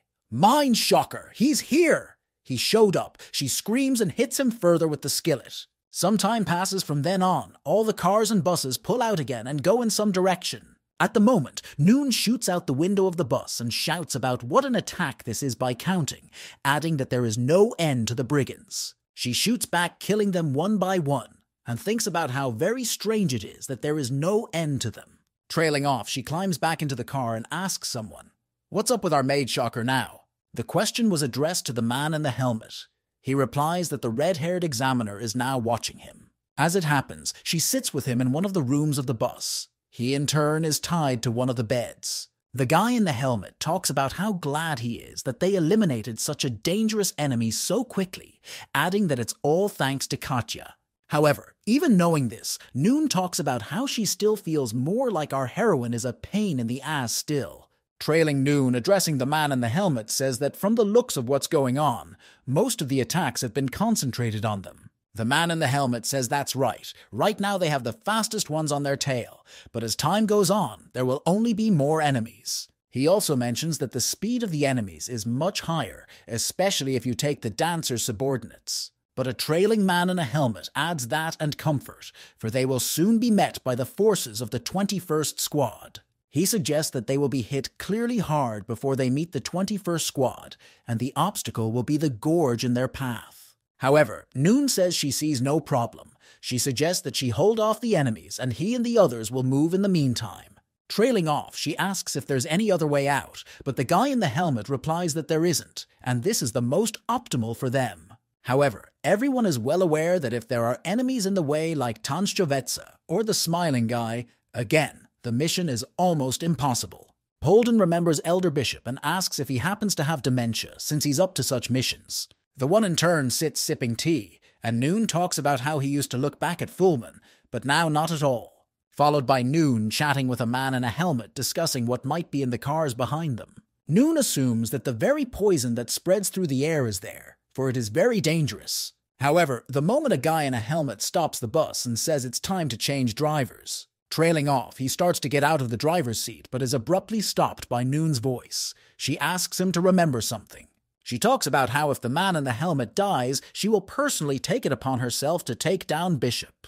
In the moment, the helmeted man's student notices that her teacher has left the transportation and is just standing in the street. He stops in the road and shouts about staying here, adding that the heroes of the future have honor. Meanwhile, the events of the story are moving forward. It is evening. A man in a helmet sits alone on a rock in the middle of the desert. However, in a moment, he notices the dancer's men appearing on the cliff above. In a moment, strange people in bunches wearing costumes also began to appear on the other side of the cliff. One of these men on the other side of the cliff was holding someone's head in his hands, and then in a moment threw it down. She finds it and takes it in his hands. Wearing a helmet, he immediately realizes it's the head of the very same archer guy. He says that he left decently in battle. Immediately afterward, the helmeted man raises a wild red aura of energy and says that so-and-so will fight them here. The events of our story take us to some city built on cliffs with small buildings. There we are shown training some young warriors who fight amongst themselves with wood. The events of the story tell us that the people of this village had been learning martial arts since childhood, but only a small fraction remained among them. As it turns out, whoever was able to grow up there on the night of adulthood is given a helmet for life. According to their customs, the helmet is not removed until death, and it can only be removed next to a loved one. However, even after that, the people in this settlement fight, and fight to the death, However, our man in the helmet didn't like it all. He didn't enjoy the killing and the oration of the crowd afterwards. However, he kept fighting, believing that one day he would become so strong that no one would want to fight him. However, with each new training session, he became more and more frustrated, and then that sadness began to turn into hatred for the world. Throwing his weapon down, he began to notice that this feeling began to eat away at his mind, more and more each day. However, while chatting with Noon one warm day, she advised him that he could just vent his anger, and that was it. Then he replied to her that he would become a hardcore assassin, for even he himself was unable to control his gift to the end. Then Noon turned around and said that then he could only use his gift when control wasn't needed. Then he decided that he would only draw his true sword before someone who was not worthy to live like the trash that had shown up here now. As it happened, it was now that for the first time in a long time, he was using his true power to defeat his enemies. With his immense strength and energy, the armored warrior demolishes everything in his path, even rocks and the people on them, breaking everything without being seen. Immediately afterward, the helmeted man starts jumping on these people one by one and crushing their heads with his bare hand. He spins on the spot with sword in hand, creating attacks of such a level that everyone is thrown to the sides with tremendous force. It's immediately obvious that the helmeted man's condition is uncontrollable because he's just laughing wildly and killing everyone around him. He flies and kills everyone around him at breakneck speed, the trails of blood already so numerous that they have begun to cover him himself. At one point, he takes a huge leap upwards, and right in the sky, he turns around and unleashes dozens of energy attacks on the ground. Everyone went wild with his power, entire squads dying from one of his attacks. Many villains fell to the ground in shock. However, in a moment, the dancer or one of her people appears in the sky, for the form of a black dragon is immediately visible. However, our hero man in a helmet is clearly not intimidated by this because he also jumps up with wild attacks with great speed. Immediately after that, he flies into that dragon and inserts his sword with gigantic strength right into that monster's body. It creates a huge bang and a flow of energy that pulses inside the monster fishing it and its power from within. It hurts the monster badly. It shatters right through the air. Meanwhile, our hero, the man in the helmet, spins in place with his sword and creates a huge upward attack with wild power. Attacks of such power reach their target in an instant, and their target is the monster black in the sky. They smite it. Immediately afterward, one of the human dancers just flies down like a piece of ash that melts after a fire. However, not everything turns out to be as smooth for the man in the helmet as one would expect. Someone flies into his body and delivers a hard blow to his torso. Immediately after, he jumps up, does another spin right in the air, and unleashes another crushing attack into our warrior. This someone lands on the ground, turns to the man in the helmet, and talks about how he's wanted to fight him for a very long time. It turns out to be a large man in armor, and he reveals that he is also from the same settlement as our warrior. Immediately afterward, he jumps on the helmeted man and delivers several more crushing blows, knocking him to the ground.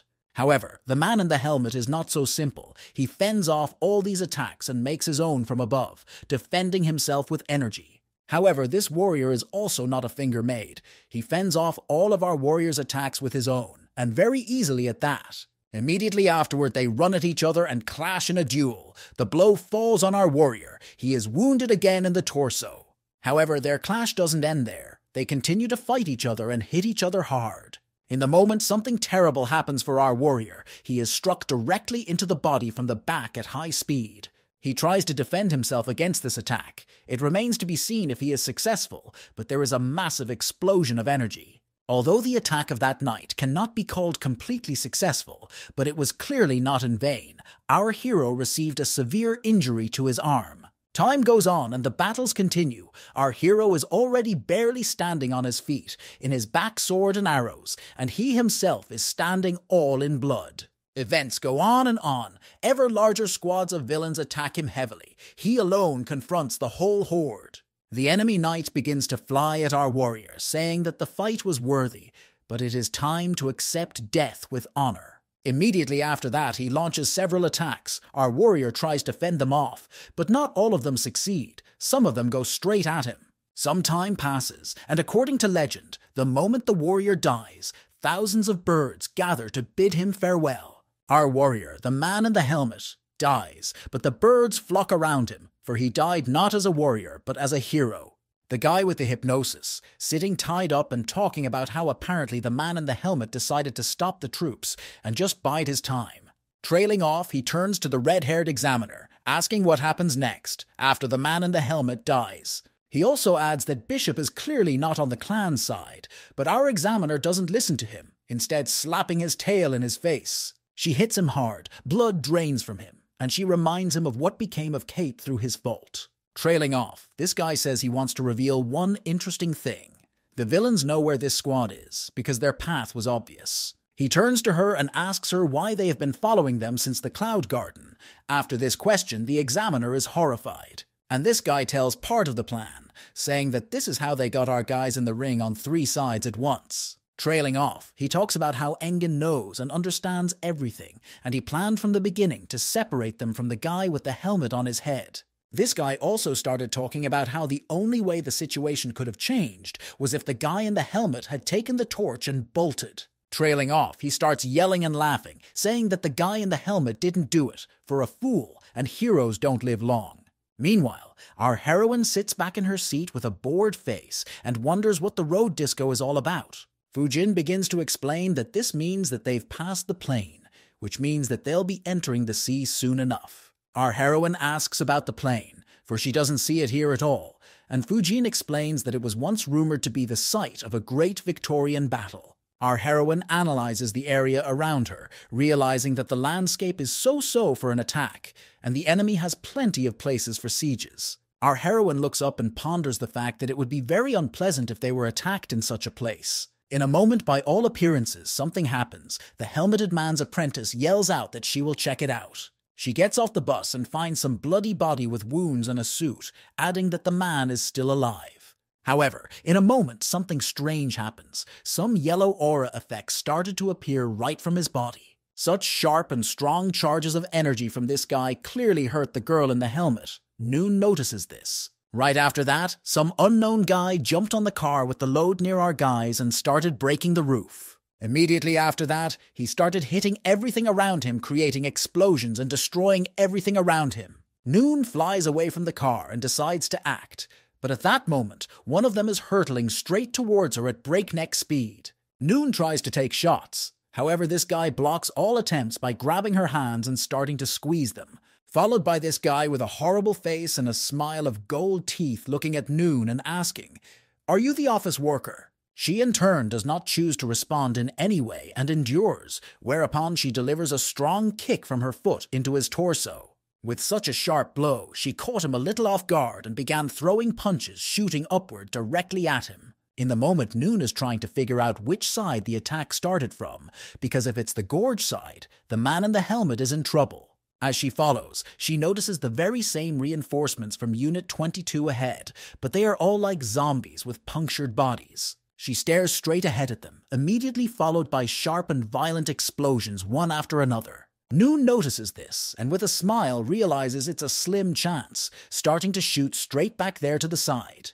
However, the next thing she knows, she discovers that all of her shots hit some kind of rock that someone tossed in the air. Meanwhile, the very guy she'd flipped off started stabbing the skin of the guy from their squad and promptly killed him. This is all noticed by the red-haired examiner. She realizes that standing by is not an option and heads out with an attack. There is a sudden incomprehensible explosion up ahead. She starts asking everyone around her if they are in one piece. Next, a guy from our squad notices a sharp stream of energy near him, which flies towards the bus and shouts, "Dragon!" Our heroine jumps to this guy, grabs him and jumps forward again. And immediately afterwards, an attack is launched at the place where he was standing. Zoran also intervenes in the fight. He flies up and starts launching attacks with his energy from the devices directly at the targets below. Down below, meanwhile, there's a hive of obscure baddies against our squad, and a huge yellow thing in the center.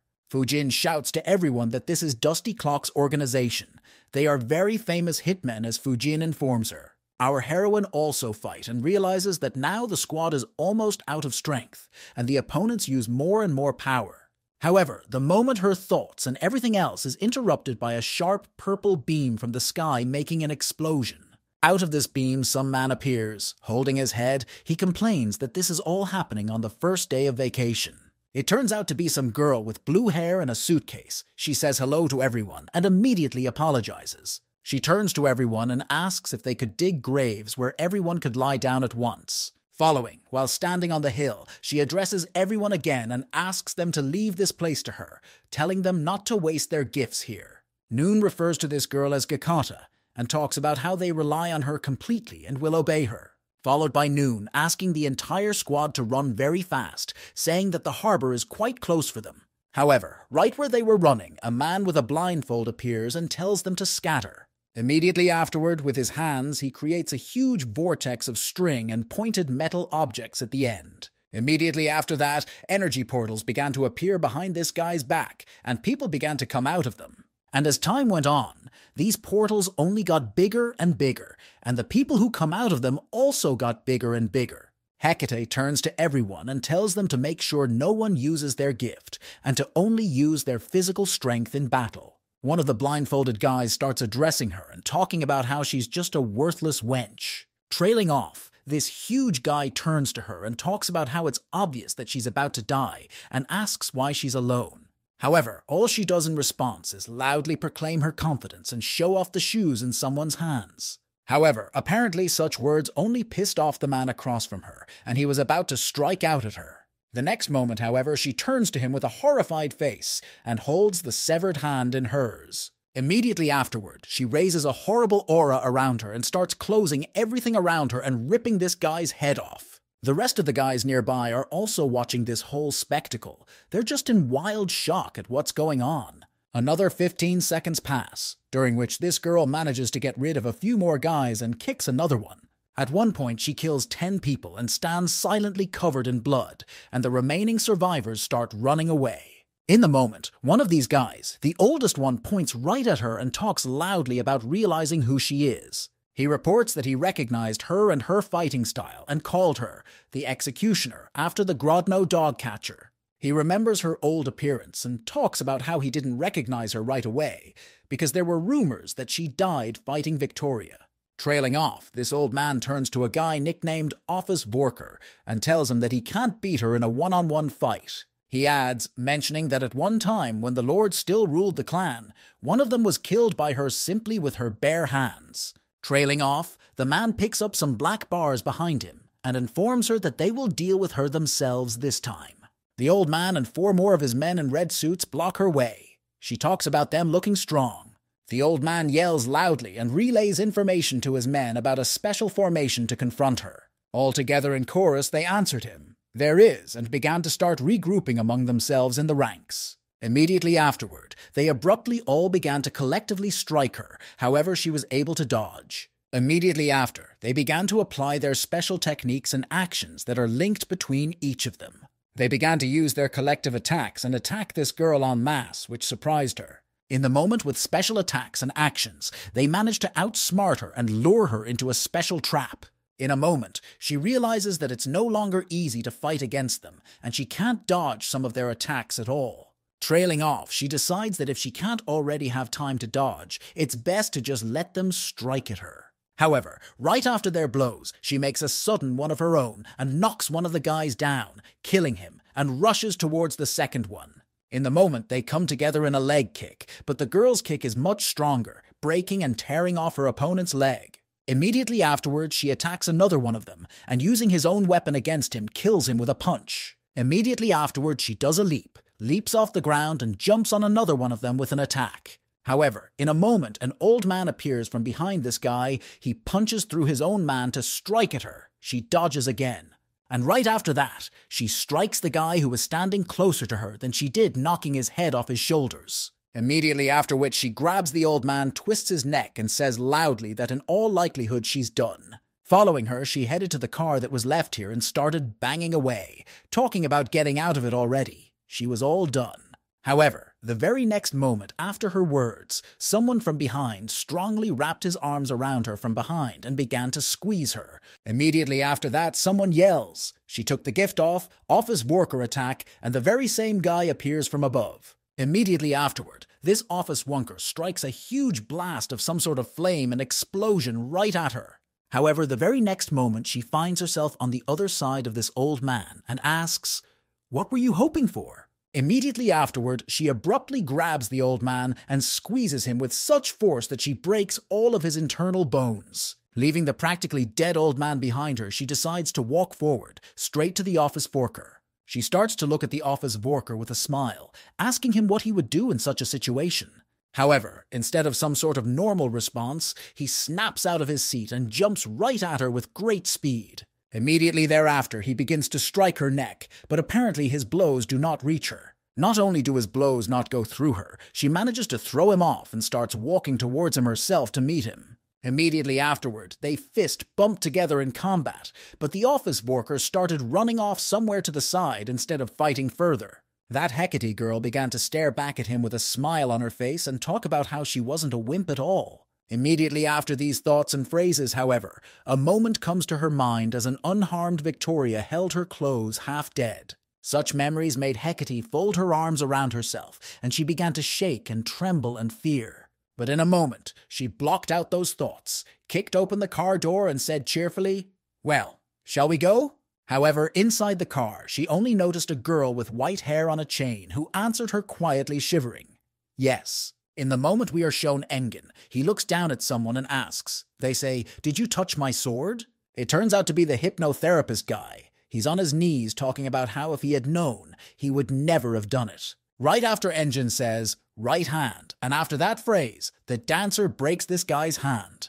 However, following that, Engen looks at him and says that she still can't help but notice his abilities and what he has done. Engen turns to him and asks if he can brainwash someone like an armored warrior. This guy kneels down and answers in a trembling voice if you only order it to be done. Trailing off, Engen turns away, grabs the dancer, addresses her as Roxanne, and talks about how she's weakened already. Anyan began to ask Roxanne if she had been scared so badly by the Steel Witch that she had turned her back on Anyan. Anyan, holding her by the neck, asked her to die for him in battle this time. She only told him gladly in return.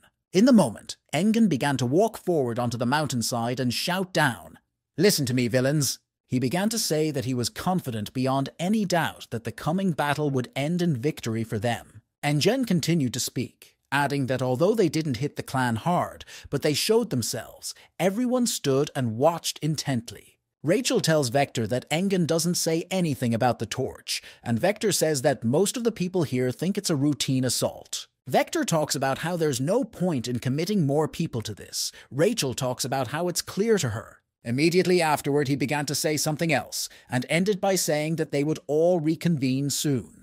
And with that, he asked all the informant dogs to tell their masters that the smiling guy would be back soon enough. Meanwhile, the events of the story have returned to our squad. They watch the helmeted girl being taken away by the healers. The red-haired examiner is saying that they did everything right, and everyone here is definitely going to be a hero. Trailing off, she began to talk about how there was no need to worry about the armored warrior, as he was strong and would definitely make it through. She talked about how an armored warrior wasn't someone who lost so easily, but something in the moment interrupted her attention. Immediately after Noon began cheerfully shouting to get the negative thoughts out of the way, and for now, everyone can come up with a nickname. Meanwhile, our heroine hears this, and the first thing on her mind is a honey fist, so she pathos her enemies like this. Noon turns back sharply and looks at our heroine, asking if it is correct that her name is Katya. Our heroine says she does, and Noon says it's weird to call herself that, as well as the Queen of Lawlessness. Our heroine, hearing the words Noon, began to look at her with shock, for she had taken her late sister's name. Our heroine is shocked and asks Noon what she means. She says that Katya apparently didn't know about it. Noon begins to explain to our heroine what no one in the world would argue, that there is a tremendous amount of power in the hands of the clan right now. She also goes on and says that even those people who are considered half-gods by observers cannot ignore such power. But Noon adds that not all lands are under the clan's power, and beyond those that there is no point in taking over is a different power. Trace also tells her that there is a whole separate prison continent with very dangerous criminals. Noon tells us that it is among such places that his lawless zone called Grodnensa. Noon begins to explain that those territories are a lawless world, jungle rules apply there, and that's it. Noon tells us that there is no morality in those territories. Things are bad enough that even the clan left those territories. Followed by Noon asking our heroine not to think anything unnecessary, complimenting what she herself has only recently learned. Followed by Noon telling our heroine that it takes a special right to get into those territories. And then completing herself, she says that if the right is denied, black hands will follow her. She trails off by saying that such a right is also hard to get, and if our heroine even wants it, she'll have to work as a hero for a long time. Meanwhile, the events of our story move forward and take us to some huge, beautiful house. Our heroine is inside there too. Holding on to something iron, she ponders the words noon. Our heroine reflects on the fact that the Katya that Condor knew and the Katya who is his sister may now be different. While doing exercises, our heroine ponders the fact that it is worth it to find a person who is from there, because you can't just believe noon. Our heroine continues to exercise and think about the fact that things have clearly gotten harder, but it's still worth moving on. However, the moment her attention is caught by Fujin, he walks into the room and informs her that the TV people have arrived. All the characters will be interviewed, Noon says, so no one dares say anything extra. At the moment, the footage starts, and Noon is the first to climb into the camera, saying into the screens, "It's me! It's me!" She yells into the camera that it's time to hand over the exam results to the hero, and it's going to be her, Noon, who does it. She began to walk around the guys and talk about how after very hard and strong fights, only precious few were able to stay. Noon starts pointing at our guys and talking about how they will be the heroes this time. Our heroine turns her head away. However, following twirling the remote in his hands, Noon says that it's worth talking about aspirations first, and then their names. The first to be asked and given a voice is Fujin. He begins to talk about his sister and his old grandmother. Next, Zoran is given the floor. He begins to talk about a certain case, but he is sharply interrupted by various taunts. Zoran's time is up, and the word is passed to Gel. He says that he still has labor to believe that he managed to be a hero. Gel is confident that he has yet to prove himself, but one day he will definitely show his worth to the world. Our heroine follows. Noon introduces her as a fierce brigand and gives her the word. Immediately after our heroine was given a voice, she declared, "I will kill all the heroes," which threw everyone around in shock. Even those who were filming the program fell into shock. They just stood with their mouths open and stared ahead. Noticing such a strange reaction, our heroine realizes that she misspoke and immediately begins to correct herself. She says what she meant to say was kill all the villains. Gel, who is standing next to her, tells her about them being live. Followed by Noon, starting to wave bye-bye to the camera and talking about seeing you again at the nomination ceremony. Some time passes and the appointment process begins, apparently. Our guys walk down the purple lane in the hall. There are crowds of people sitting around in the audience, admiring the heroes and shouting all sorts of nice slogans after them as they go. Our heroine goes the very last ahead of Gel. He notices that she is somehow strangely standing still and not walking. Meanwhile, our heroine remembers Endigan's words that once the ceremony begins, there will be no turning back. That day, Engen was explaining things to her that she would have to deal with more than just heroes in the future when she betrayed the audience's expectations. That day, he fully and thoroughly explained to our heroine that change was coming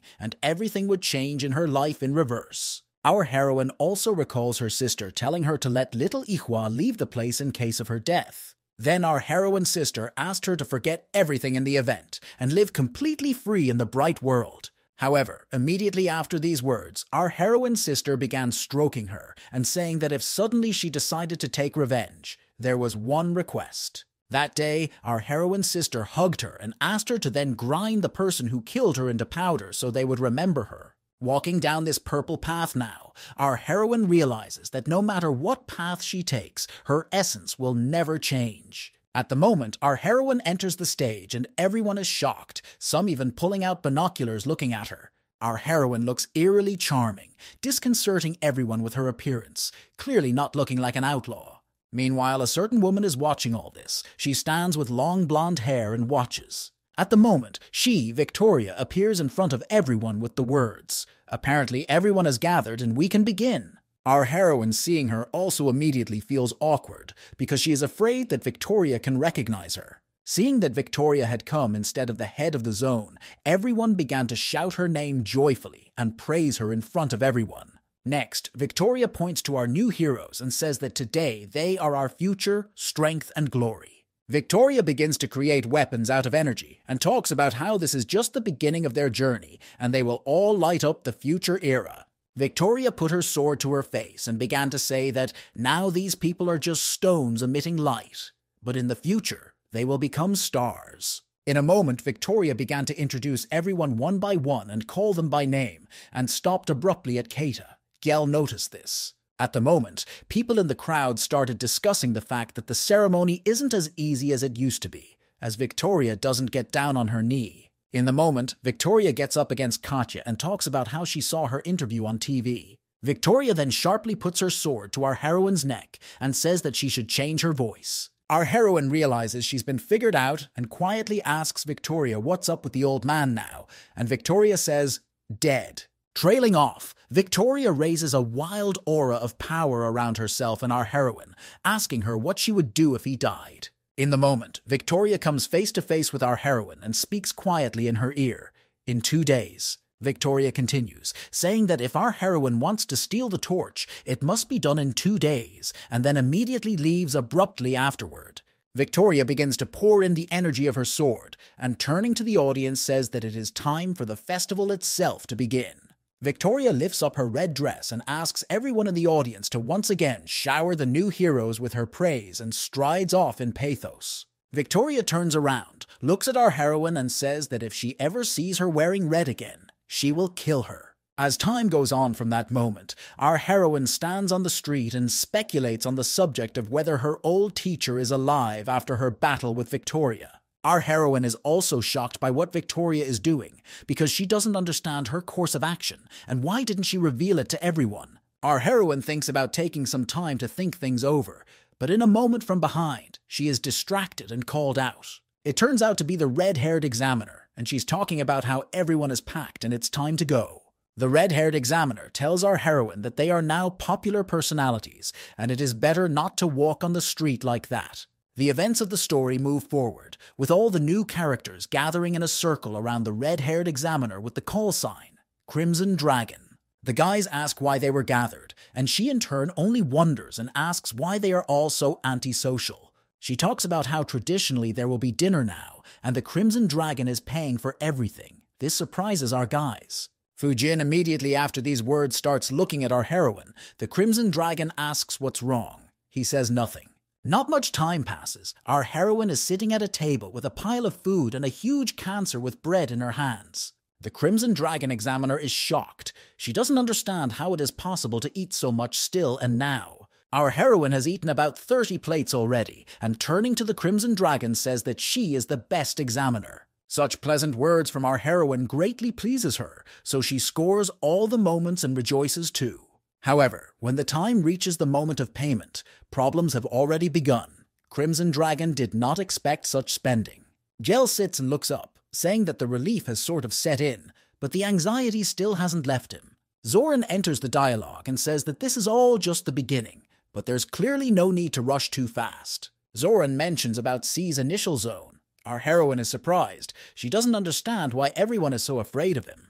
Fujin hears these words and checks with our heroine to see if he remembers correctly that she comes from Zone 17. What Fujin mentions is that the Dust City only recovered its center, and compared to the Cloud Garden, it was always small.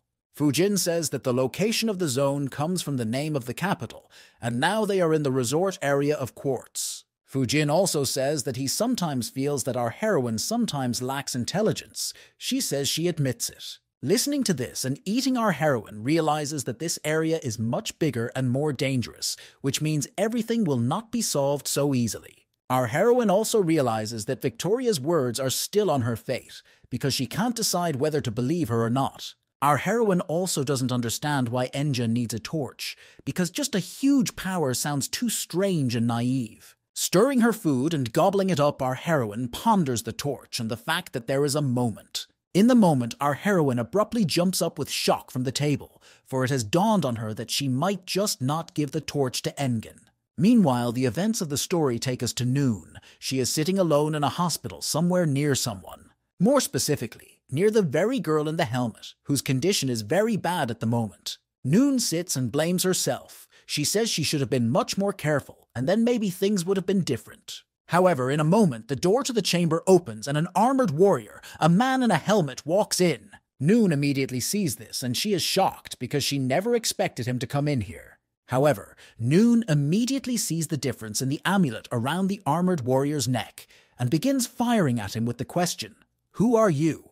The next second after that, Jin the swordsman appears in front of her, as if cutting the light with his sword. Noon sees and recognizes Jin. Without putting her weapon away, she addresses him asking why he came here. Without waiting for an answer from himself, Noon decides to attack and throws True Armored Warrior Amulet. Immediately afterward, she also throws a weaponized blade at Jin. However, he easily fends it off with his sword. Immediately after, Jin also switches to attacks and begins to create a flow of energy with his sword. Following that, Jin connects his sword by connecting its parts to each other with his aura. Thus, he uses the living sword technique. Trailing off, holding the sword in such a technique, Jin says he has a conversation with Noon and offers to talk elsewhere. However, Noon responds by telling him that EY is clearly not up to talking to him, and once he gets into her GIF, he's dead. However, at that moment, Sapphire appears right by the girl's body in her helmet. She touches her body and asks, "Even if she dies?" The dialogue begins by telling us that each organization and character has their own goals, even if there is conflict between them. Though perhaps only for looks, they will always act on the principle of piercing the enemy. However, the story follows that things are different for villains. The villains are always on the side of the villains in any case. Because of the inherently difficult nature of villains to unite, they have a hard time fighting together. This is one of the reasons why the clan wins. The events of the story move to some beach. Noon says that this is the clan's private beach, and you can watch all you want here. Behind Noon are Sapphire and swordsman Jin. At one point, Jin turns to Sapphire with a question. "Are you ready?" Noon hears this, turns around and asks them to act no nonsense, adding that her GIF is not weak. However, before she can finish the rest of her sentence, Jin cuts half of Sapphire's arm with her sword. Noon looks at this with shock and asks what's going on. She doesn't understand why they are acting so strangely. But following, Jin creates hand effects, turns to Noon, and asks her to watch through to the end first. Immediately afterward, he runs his hand near Sapphire's cut shoulder and then literally recovers in an instant. Noon sees all this. She is wildly shocked that a strong swordsman like Jin has such a strong gift and with healing. Trailing off, Jin addresses Noon, saying that the girl in the helmet won't just go back to normal. Her organs were hit by the worker's office GIF and the trap. Following with an eager smile, Jin reaches out to Midday and asks her if she wants him to heal her friend. Meanwhile, the events of the story go to some club. Fujin is singing songs, and at that moment, Gel and Crimson Dragon are playing games. A little more time passes, and the situation changes. Now, instead of Fujin, the songs are sung by a red-haired dragoness. Immediately afterward, they continue to go out and party, and at the point they drink the whole company clinking glasses. Their party continues for a few more hours. By the end, the Crimson Dragon and the others are getting pretty tired of celebrating. However, going home, they still do not lose their spirits and have fun all together. Gulya, our heroine, goes to the end. In the moment on the phone, our heroine receives a message from Noon. She asks her to urgently report to a certain address. Our heroine leaves at the address, realizing that the exam is over and there are still a lot of problems. Our heroine is already approaching Noon, contemplating the fact that today she will have to decide who she is, friend or foe. With his energy, Noon notices our heroine from behind and turns to her with a question. Has she come? Our heroine, meanwhile, looks down, noticing from the footsteps that there were 3 people here and only 1 left. Our heroine realizes that in all likelihood it's a trap just as she thought, and after Noon turns around and says, "Sorry." Immediately afterward, right above our heroine's head appears Jin, who jumps on her with great speed. Immediately after, Jin lands using 2 of his sword techniques at once, striking in all directions. Jin goes in a puff of dust and talks about how apparently he knows who the smiling guy's wolf is. He looks at our heroine and talks about the fact that in all likelihood this wolf is her. Noon, meanwhile, laughs and is greatly surprised at such a quick reaction from our heroine, for she has not seen such a thing before. Our heroine, meanwhile, comes out of the dust, crosses her arms, and says that if someone takes a stab in the back, he should not forget his own. In the instant after her words, everything changed. Everything was covered in snow, and a clock of energy appeared on top. Our heroine turns to Jin and Noon, saying, "Kill each other? She used the Condor gift and created the game." Jin begins to realize why Engen showed up that time, and immediately sees our heroine using the Condor gift. Jin ponders whether our heroine is as good a Condor giftee as he is, or if he's just making them nervous. You can see Midday reacting strangely somehow, as she doesn't even plan to interfere. Maybe there's a deal between them. Our heroine, meanwhile, throws rocks right at Jin with great speed, and he chops them all up with his sword technique. Right after that, our heroine with her sword attacks Jin, and he with his sword only fights back and tries to stop the attacks. Jin jumps right at our heroine with an attack, and talks about how if he finishes her off, he'll solve everything with it right there. However, our heroine turns to Jin and asks him what he's been so hardwired with confidence about. The fight between them continues, with our heroine making different weapons, attacking Jin both up close and from afar as well. Our heroine stands in a pathos strut and talks about fighting for herself, not the smiling guy.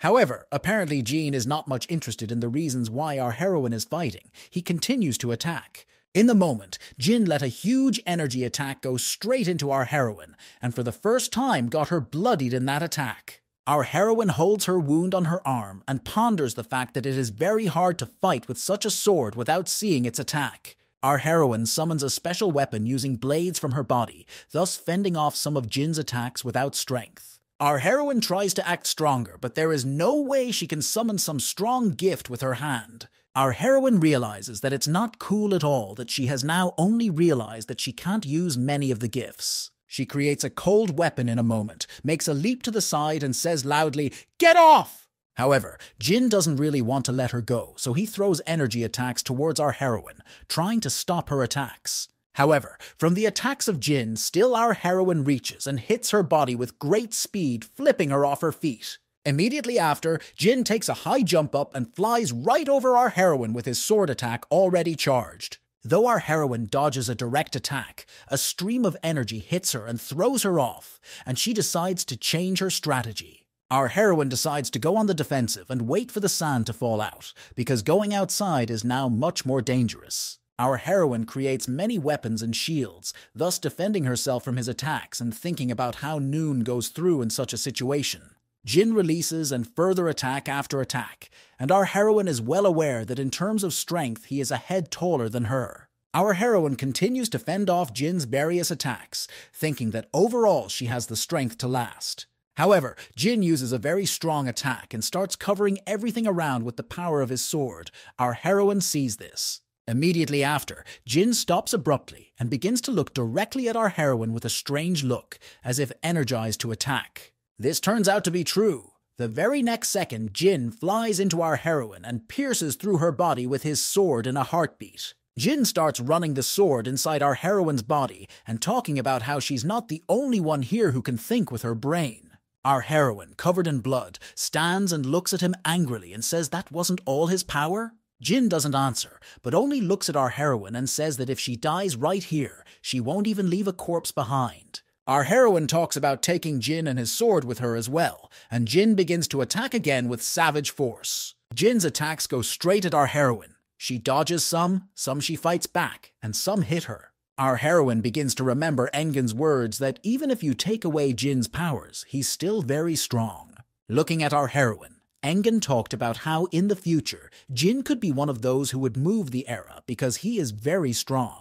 However, that's when Engin added about how he and Jin are in different boats after all, and things could change sooner or later. That's when Engin told our heroine that he decided to instill fear in Jin so that he would be less likely to get in and show himself. Right after that, she starts attacking Jin as well, and remembers that Engin said that if she fought him, he would break her. Our heroine looks into Jin's eyes and talk about how, in all likelihood, Engin's actions have only made Jin stronger. However, our heroine can't think normally. The double blood loss is making itself felt, and she is in a lot of pain. Our heroine goes into her thoughts and realizes that if only she could be cured, she would change the course of the entire battle. Right after our heroine thought about it, her body began to heal on its own, as if healing the wounds in her body. Our heroine notices this and realizes what she seems to have just begun to make sense of all the rules of this game. Jin turns to our heroine and talks about whether our heroine has become so self-absorbed that she doesn't realize she's on the verge of death. Jin begins to raise his sword, energizing it and talking about how he's had enough of this whole thing he's going to destroy. However, at one point, Jin's sword stops working and shakes, which scares Jin himself in the first place. Our heroine talks about how she's been saving what she wants for a long time and starts creating weapons out of blood. Our heroine picks up the same bloody aura of energy and says that in all likelihood the dance will now begin. Our heroine creates another weapon out of blood and raises the powers and aura around her, saying that the second phase of this fun game has begun. Jin notices all this and begins to look at our heroine and stare at her as if preparing for some very powerful attack. Just a moment after it happened, the two of them faced off together in battle and began to fight with tremendous strength. They parried from place to place, fighting at different points, connecting their swords and fending off each other's attacks. Fighting with it, our heroine feels a strange feeling, as if someone else is now fighting with this sword instead of Jin. This battle begins to create such an aura and atmosphere, as if it is not our heroes who are fighting, but their teachers. However, the reality remains the same. Jin still confronts our heroine with multiple attacks. Jin launches a sharp attack straight at our heroine with tremendous speed and force, but our heroine holds off the attack. Immediately after that, Jin starts flying straight at our heroine at a great speed with another new attack. Our heroine creates a defense with her blood swords, but that doesn't stop Jin much. He still attacks with force. Immediately after, Jin tries to attack from behind. However, our heroine meets him there and strikes first at Jin. However, the wound doesn't bother Jin much at all, as he begins to heal his wounds at a great rate in a second with his gif. Our heroine looks at Jin and realizes that he's going to be a huge problem for her in the future, so she needs to destroy him here and now. Jin and our heroine Extravi begin launching attacks at each other at high speed, and our heroine notices that there's only a minute left. In the moment, Jin turns to our heroine, asking her that wasn't it by chance that she was able to destroy Kandor? Immediately after this happened with great speed, Jin removes the blades from his sword and throws them to the side. Our heroine notices Jin throwing away the blades of his sword and begins to realize that Jin will fight to the last man. Immediately after this happened, Jin began to create an aura of glass from his sword instead of blades, using the energy from the ability. Our heroine, meanwhile, holding a gun, realizes that her ESD is also already at its limit, and she should also act strongly. In a moment, Jin begins to get into an ultra-fighting stance and prepares to make very strong attacks into our heroine with force. Immediately after that, his attack succeeds. Our heroine gets a lot of strong heroes, but in her head she says, "Give up the flesh." Immediately afterward, however, she screams loudly and gets bones in return and creates dozens of guns from her blood. Immediately after that, the blood that made up our heroine began to pour into Jin's body, wounding him time after time. Immediately after, a huge number of sticks made of blood began to pierce Jin's body right from the ground early and piercing through his body. Our heroine realizes that she still has a full 40 seconds left to attack, and she continues to pummel all of Jin's attacks. However, in a moment, Noon appears behind our heroine and fires a shot from her gun directly into her body. Right after Noon decided to hide right behind a rock, and after hiding, and there were 38 seconds left. However, immediately afterward, Jin lowered his head almost effortlessly and began to talk about how he had asked Noon not to get involved in the battle. Noon spins his gun and talks about how the stipulation was actually to bring the hero killer here, and then it's on from there. Noon calmly says that some clock upstairs is still going long and you can just wait a couple hours. She doesn't understand Jin's tension. Immediately afterward, Noon began to turn to our heroine, who was lying on the ground, and say that she had a question. Watching our heroine, Noon began to ask if our heroine would be able to harm ordinary people if she knew her sister's killer. Our heroine looks forward with evil eyes and says that it will still be found out. Nothing will stop her path of villainy already. Our heroine grabs a small blood dagger and leaps towards Jin, seeing that she only has 15 seconds left in the game. Noon notices that our heroine, seeing only one greeting on the way to excess, immediately rushed toward him with great speed. With great interest, Noon wonders if our heroine will be able to achieve her goals using a multitude of gifts. However, after thinking about it, Noon also wonders what will happen in case the hero killer targets her loved ones. With 3 seconds left, Noon grabs the gun and agrees that the hero killer is too dangerous to the world after all. Immediately afterward, Noon shoots his own gun into his own hand and says goodbye, hero killer. Right after Noon cut off her arm, our heroine's arm also fell off with 2 seconds left. With 1 second left, Jin unleashes an attack with great speed straight towards our heroine with strong energy. The events of the story take us to some guy. He is walking through the mountains and says that his traveling companion is only a wooden chest. Noon is standing in front of him. She turns to him and talks about how he's getting tired of being a sufferer. This guy turns to Noon and talks about acting on instructions by asking about a certain dead man. Some time passes. Noon and this guy stop near some tree and examine someone's corpse. Guy puts the corpse in the coffin and tells Noon that as he knows this deceased gave great hope for the world. In the moment, Noon looks up and remembers his fight with the hero killer and talks about how it's no longer that guy's business and doesn't change the point. Followed by Noon asking him for the latest news. He at first disagrees, but then says there are 2 pieces of news. Noon is pleased. Trailing off, he talks about how the first piece of news is that Bishop has left the Cloud Garden. In consequence, he adds, the authority to manage the partially destroyed Zone 16 has reverted to Mrs. Fullman. He adds that Bishop openly began to act out, and many people notice this dramatically, trying to advance as well. Noon asks a guy what the purpose of these new people is, but the guy says even he doesn't know about it. In recalling Bishop, he tells what apparently they want to use some kind of force, but nothing more is known. Noon asks what the tops are doing at this point. Are they just watching? This guy talks about how they've already started counterattacking. Guy talks about how the council has a point target at this point. Noon talks about whether it's Chain. Followed by this guy also talking about how many companies have started joining together with the clan. What this guy is saying is that apparently they have taken a very radical stance on the villains. This guy talks about how the clan leadership will try to take over the technical part of Chain's company in order to attack. Learning all this news, Noon is shocked and bewildered because the problems are quite serious. You can't just forget about them. Noon also reflects on the smiling guy and his actions on all of this, as well as Bishop's actions, which are very strange. The guy with the coffin starts to leave, saying that's it, but Noon stops him, saying she didn't hear everything.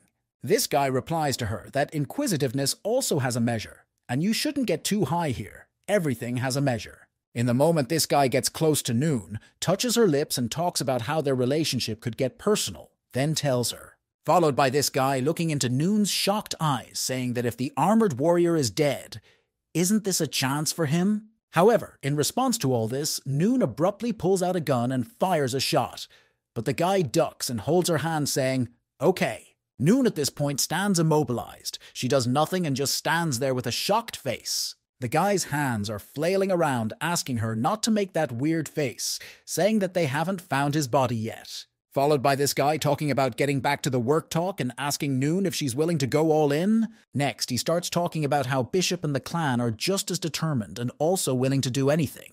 What this guy is saying is that in the Great War to come, everyone will be trying to protect their loved ones. The important thing is that it's not too late. Trailing off, this guy abruptly turns around and turning to Noon talks about not wanting to put her in a coffin. This guy walks away and Noon starts pulling out his phone, saying this guy gives him goosebumps alone. Using the phone, Noon calls the girl Crimson Dragon and asks how her preparations are going. She says everything is super. However, Noon is on the phone asking her to put this all on hold temporarily, telling her to just wait for her time. The events of our story take us to some car. The driver and the same guy who talked to Noon are sitting there. Between themselves, they judge something sharply as in a moment, something black and huge appears in front of the car. Seeing only a silhouette, the guys don't immediately realize what it is and decide to just abruptly turn around and stop at the truck. The driver gets out of the car, asks the guy next to him if he's okay, and that this just happened ahead of them. The driver starts to walk forward to see what happened, but all that was in front of his face was a whole flock of flying mice. Among all these mice appears a huge monster with a yellow eye that sharply says only, "Boo."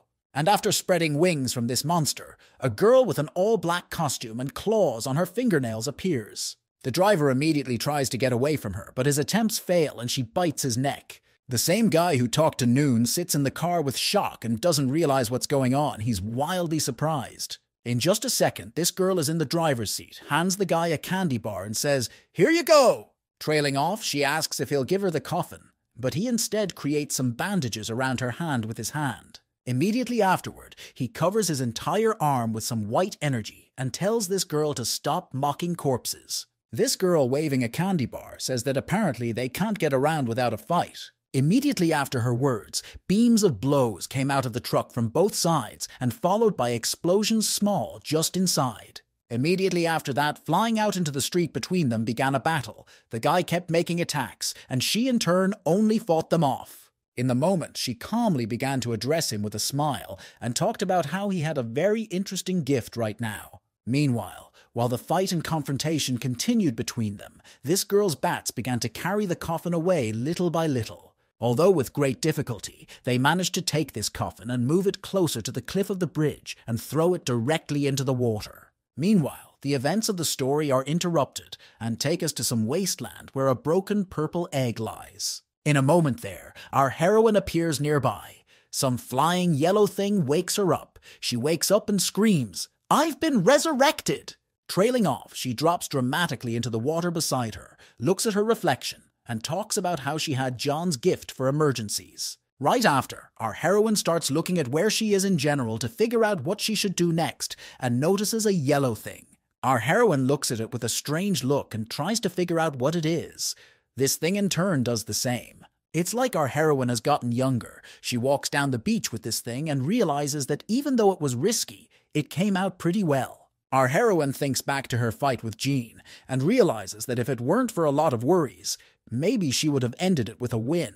Our heroine realizes that the loss is her fault, although she has achieved a good condition, but it is still not stable for fights. Our heroine realizes that although she is growing in skills, her body is still limited and she can't go beyond it. Also, Hero Killer noticed an interesting detail. Now when she touches someone, she has a choice to steal the gift or not. She also realizes that she now needs perpetual workouts to stay in shape, as well as a balance of hefts in her own body.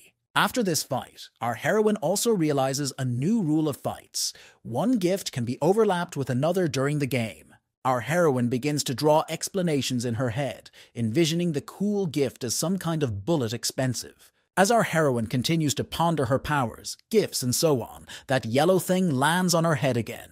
Our heroine senses this and immediately grabs it sharply with her hands to see what kind of creature it is. And the first thing she's interested in, of course, is if it's okay to eat. She tastes it and tries to figure it out. It's all flapping its paws. Right after our heroine looking at it says that it is a very unusual jellyfish, and it tastes something different, says our heroine. Running along the beach, our heroine ponders where the jellyfish came from and realizes that she heard voices of people behind the bushes. After climbing over the bushes, our heroine discovered a live, real beach right behind those bushes, where there are people. Our heroine is immediately seen by the children who, seeing the jellyfish on her head, decide that our heroine is the queen of jellyfish and needs to be shot. Even though they only fire water weapons, our heroine still automatically dodges their shots. This is all seen by a jellyfish nearby. She turns to our heroine with the phrase, "Master, should I kill them now here?" However, instead of this phrase, our heroine hears from the jellyfish only some pathetic sighs and other nonsense. Immediately after that, our heroine runs forward, slightly attacks the guys, and takes their water weapon to herself. Immediately after, our hero killer stops abruptly, turns his head and breaks their weapons with a clutch in his hands. The kids are wildly shocked by this. It's not even clear what scared them more, the strength of our heroine, or the fact that their guns are broken. Our heroine also takes the ice cream away from them as well. She forgets about them and starts thinking about the day Victoria said was near. Meanwhile, the events of our story take us to some girl in chains. She wakes up somewhere in blood and hears phrases. Successfully. There are two doctors standing not far from her, one praising the other and saying he did a very good job, praised by the masked doctor. The guy who is being praised says that even a shrapnel transplant is very difficult, and here is such a case. He is genuinely happy about his breakthrough. However, the very next moment, the masked doctor pulls out a gun and kills him, after which he removes the blood from his mask. A girl who woke up with long white hair lies there thinking about what she's doing here and why the guy next to her was killed. The masked doctor comes over and starts stroking her, apologizing for scaring her and telling her not to think about what happened. The doctor turns to this girl and talks about how her role is to die one day and looks at her. Immediately after, she's abruptly noticed by a girl with blue hair who asks her, "Awake?" This girl turns out to be the one who saved our group in the desert. She tells the little girl that she seems to be having nightmares again. This girl talks about how everything is fine, and her reality is a much bigger nightmare for her, and it's all happening in some expensive house. This girl is contemplating what is about to become of her, at which point we are shown Victoria swimming somewhere. Victoria enters their dialogue. She turns to the girl and says that she will probably die. Victoria is handed a towel. Victoria opens the wine, pours it into a glass, and swirling it around, tells this girl that there is more than one person after her. This girl talks about how Victoria is probably right, and Victoria says she's surprised that this girl isn't shocked. This girl, clutching her legs, suggests that she is ready for anything, but would like to be born strong like Victoria in her next life. Victoria, sipping her wine with a smile, turns to this girl and talks about what would happen if she got that chance right now. Victoria's words shock the girl, and she starts to run away from the house to somewhere out of sight. The blue-haired girl turns to Victoria and asks if she should just let her go like that, because the elders won't be happy. Victoria merely fixes her hair in response, smiles, and asks this girl, what will they do in response? Victoria looks at the stars and says that she needs a man who will take her to the heavens, and she doesn't care at all who it will be. Trailing off, Victoria tells the girl with blue hair that she's going back to work from now on. She in turn begins to make herself poor and miserable, saying that she was essentially on vacation and had not been during that time. After her words, Victoria turns to her and asks her that does she really need physical therapy to understand everything? This girl, though with a few tears in her eyes, immediately declares that she is ready for work and will do everything right. Meanwhile, that girl comes running into town somewhere and doesn't know what to do next because she doesn't know anyone around. She realizes that she doesn't remember anything at all, and there's obviously no place to run to, and she hits a man sharply. A man reaches out to her and apologizes, but all she sees when she looks at him is a sinister monster that looks like it wants to eat her. Immediately afterwards, she starts to feel very awful, but a strong aura appears behind her that affects everything. It's like some kind of plant grows out of her back. It's seen by all the people around them. They are shocked, but she starts to run away again. In the moment, she runs forward again and wants to run around the corner, but there she sees some girl and crashes into her sharply. That girl turns out to be our heroine, Hero Killer, and she's clearly not happy about being run over by some little girl. Our heroine gets to her feet, and this girl starts apologizing to her and talking about how she didn't do it on purpose. However, our heroine doesn't care much about that. She activates her signature technique and jumps on this girl with an Ichwa kick. With that, she knocks her down and of course throws her off. Even in this state, our heroine is still full of strength. This little girl with long white hair is tossed aside, lying on the ground almost unconscious and in shock. Our heroine approaches her and decides to clean up her tracks, then hides her in a bag and takes that bag with her somewhere. Our heroine realizes that this meeting was not accidental at all. She runs into some abandoned building and throws the bag with the girl on the floor. Our heroine thinks the meeting is not coincidental. She feels as if this girl radiates torch energy. Our heroine looks at her. Our heroine realizes that this could all be very dangerous and important, so she immediately calls Engen. Engen picks up the phone and our heroine immediately asks him, how is it possible to identify the appearance of that very torch? Engen is very much surprised by our heroine's question, and he immediately asks, did she get the torch? At this point, our heroine also remembers her plan, which is without Engen, and pretends like she doesn't have it. Anyan starts walking forward somewhere and asks Rachel how she felt when she first saw the torch. Looking at this girl, our heroine talks about how her first feeling was heterogeneity. Anyan isn't too surprised by her answer and suggests that if that's the case, she might as well deal with it herself. Our heroine is genuinely shocked with Engen's answer. She tries to hear an explanation, but he in turn only hangs up the phone. Engen looks somewhere in the dark void. From there, a harsh voice is heard. Finished with the conversation? Without answering the question posed to Engen, he abruptly answers. Why didn't he show up for the gathering? Engen thought he was the first to get there. There's some kind of explosion. Everything starts burning, and this voice says, Silly king, you're still looking for glory, aren't you? The events of the story show us some monster with a bunch of heads, and that voice tells us that the Lord's story has come to an end like the other. Anjan, standing right in that fire, turns to that voice as Ngal and asks him, What are you talking about so harshly? Endajan raises his head, looks ahead coldly, and speaks very confidently about how he can't understand this, because his era is just beginning. Meanwhile, our heroine and her new friend Jellyfish are angry together because of Engen's actions. Our heroine doesn't realize if it's a torch or not. Our heroine, on high nerves, throws her phone right at this jellyfish, asking how she's even supposed to figure it out. However, at one point, along with the jellyfish, they begin to hear some sharp and loud noises and look out to see where they are coming from. Meanwhile, the girl who was caught by our heroine starts to remember something. She sees scenes of her mother taking her somewhere in the rain. Then she would ask her mom what this place was, and her mom would say any other place was better than this one, and now she's a loner. This girl's mother looked at her and cried and apologized to her for having to give birth to her daughter in such a world. Remembering all this girl abruptly jumped at our heroine and began to hold her down, holding her torso and hugging her in tears. Our heroine looked at her, and this girl had tears coming. She was crying and just saying non-stop, "Mom," looking at our heroine. However, the girl stood up abruptly, began to wipe away her tears, and asked our heroine, did she hurt herself? Following this girl began to examine our heroine, stroking and asking her where her parents were and why she was alone. At one point, this girl grabs our heroine's hand and tells her she'll walk her to her parents. Hero Killer is wildly shocked to hear this. However, our heroine abruptly removed her hand and began to directly ask this girl what she knew about the torch. That girl trembled. In her thoughts, she realized that she had done the right thing. Thus, she knew that our heroine knew everything.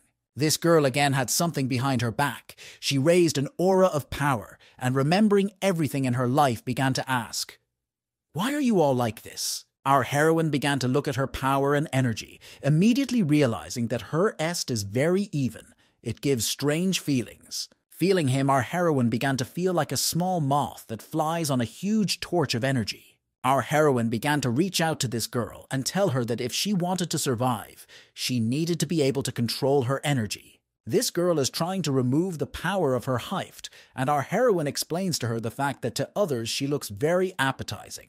Trailing off, our heroine asks this girl to follow her, as she realizes that most likely the other heroes and villains have already smelled the energy. This girl began to turn to our heroine and ask her what her name was, because she needs to know a name to address. Hearing this question, our heroine thought it strange, but stopped abruptly and declared that this girl did not need to know. After some time together, we're walking along one of the roads of the city. In a moment, this girl began to ask our heroine, why is she helping?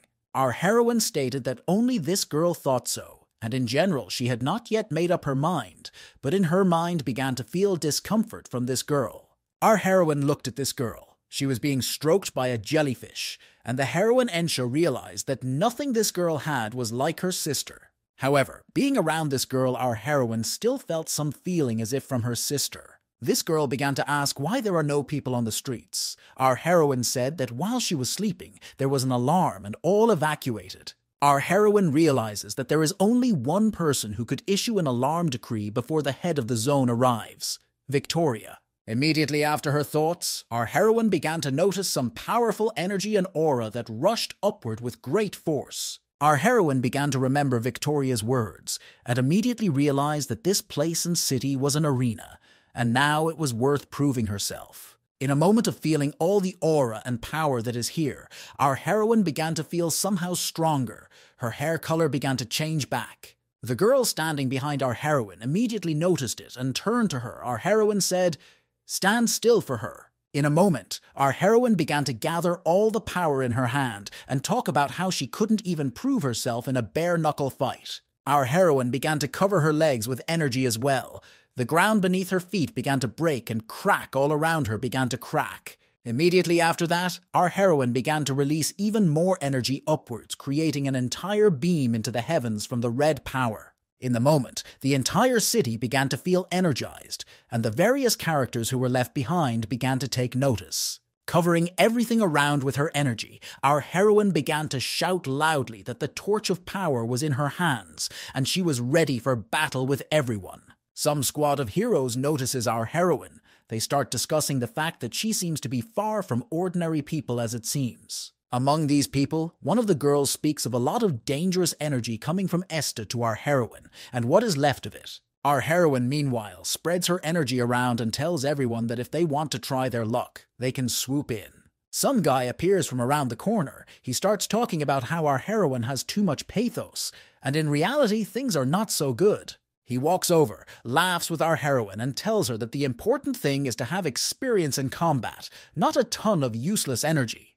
However, the next second after his word, our heroine delivers a very strong kicking attack right to his head. In a second, this guy was lying on the floor unconscious and foaming at the mouth, and our heroine standing next to him said, "Enough experience?" Followed by our heroine starting to unleash her energy everywhere and talking about how she should show everyone her power and experience here. Such words and statements to our heroine caused a strong desire in many to show her strength, one such guy looming with an attack.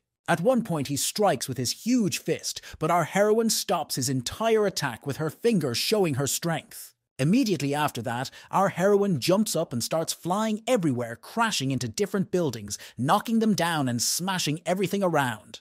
Flying through building after building, she parallels the demolition of the heroes, and turning to everyone asks if they can feel her power. Meanwhile, the events of the story take us to a scarred Rachel. Turning to someone she asks, "Have mercy on me?" At one point, Rachel realizes that she's done pretty well fighting the enemy, and then you hear Engin's voice. That was weak. Anjin says this to Rachel's enemy Rachel, turning to him, adding that he's turned out to be much weaker than before, and it's clearly showing.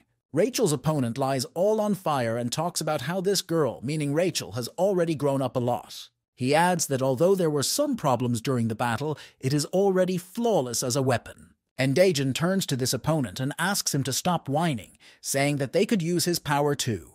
But he refuses, saying his soul is broken after seeing the witch. He says humans can't fight something natural like the sun. He recalls his fight with this witch and talks about how humans are incapable of defeating her, and neither is he, and that's the end of his mission. Remembering her eyes, he talks about how if the elders are demigods, she is clearly a goddess who can defeat the entire world single-handedly. Trailing off, this guy continues to burn, asking Engin how he's keeping up after what he saw, because he saw the same thing. Trailing off, this guy speaks to Engin again, talking about not trusting Chain much, and ends by saying his role is over. Leaving the world, burning in the fire, he addresses Engin saying, "My king, I will wait for the moment when your darkness takes over the light." This guy dies. Rachel comes up behind him and says that someone has made contact and claims to have found traces of the puppeteer. Holding the guy's scattered ashes in her hands, Engin speaks from the OM that this is good news and needs to be met immediately. Immediately afterward, Engin says with a thoughtful face that there is one very interesting thing to the deal. Meanwhile, the events of our story take us to that same little girl Torch. She is sitting under the table and trembling with fear. However, in the moment above, our heroine hero killer appears, and with her abrupt appearance, she scares this girl even more. Our heroine scares the girl so much that she faints at the sight of her. Our heroine ponders all that has happened. After her introduction in the center of the city, many people recoiled, but Jean did not appear. Next, our heroine looks at this girl and realizes that first we need to deal with her somehow, and then everything else already. In the moment the strong energy and aura starts to emanate from this girl again, it speaks of not being able to control her power. Our heroine begins to train her. She asks her to sit down and imagine her wing disappearing, or reaching inside herself. A moment after that girl's energy disappeared. She stood up with shock and started looking at her body, not believing that she had succeeded. Our heroine stands and watches her joy, but can't understand why she's here babysitting her if she had other goals in mind. In the moment, our heroine turns to this girl and asks, "How is the torch used?" But this girl standing still replies, "I won't tell you." This girl starts rolling around on the floor and saying, "I know our heroine will leave her, and until she's in complete safety, she won't say." Our heroine listens to her crying and screaming, realizing that she is a bright girl, but she is already too loud. At one point, our heroine senses some sort of aura from above, looks up and realizes it's the Examiner, a crimson dragon. The heroine realizes it's best to hide this girl from her and grabs her and throws her sharply away from herself. But the Crimson Dragon apparently notices our heroine and starts launching downward fire attacks. Immediately afterward, the roof of the building our heroine was in is pierced from above by Noon and jumps into the whole thing. The Crimson Dragon's fire allowed our heroine to be stopped in place. Noon immediately sees that our heroine is alone and is surprised. A crimson dragon from above shouts that this attack was not for destruction, and the fire begins to crackle. Immediately afterward, Noon grabs his gun and starts shooting straight at our heroine up front. However, right after with a shock, Noon notices our heroine using her own gun to shoot at her and hits her straight on. Noon is in wild shock. She yells at our heroine and asks her how this happened and what she did. In response, our heroine jumps up and starts swinging around, talking about how she really likes to repay her enemies. Immediately after that, our heroine with a gigantic force makes an attack directly on Noon, then presses her head into the asphalt. All this is noticed by the Crimson Dragon. Seeing that Noon is in danger, it begins to fly at great speed to our heroine. The Crimson Dragon immediately attacks, and our heroine grabs whatever is at hand and stops the Crimson Dragon's attacks. Immediately after, our heroine strikes hard right into the Crimson Dragon's body with great speed and heavy damage. The Crimson Dragon begins to look at our heroine, who slowly walks towards her, realizing that she is very strong. In the moment our heroine turns to the Crimson Dragon and says, "Take her and leave," the Crimson Dragon realizes the voice is familiar.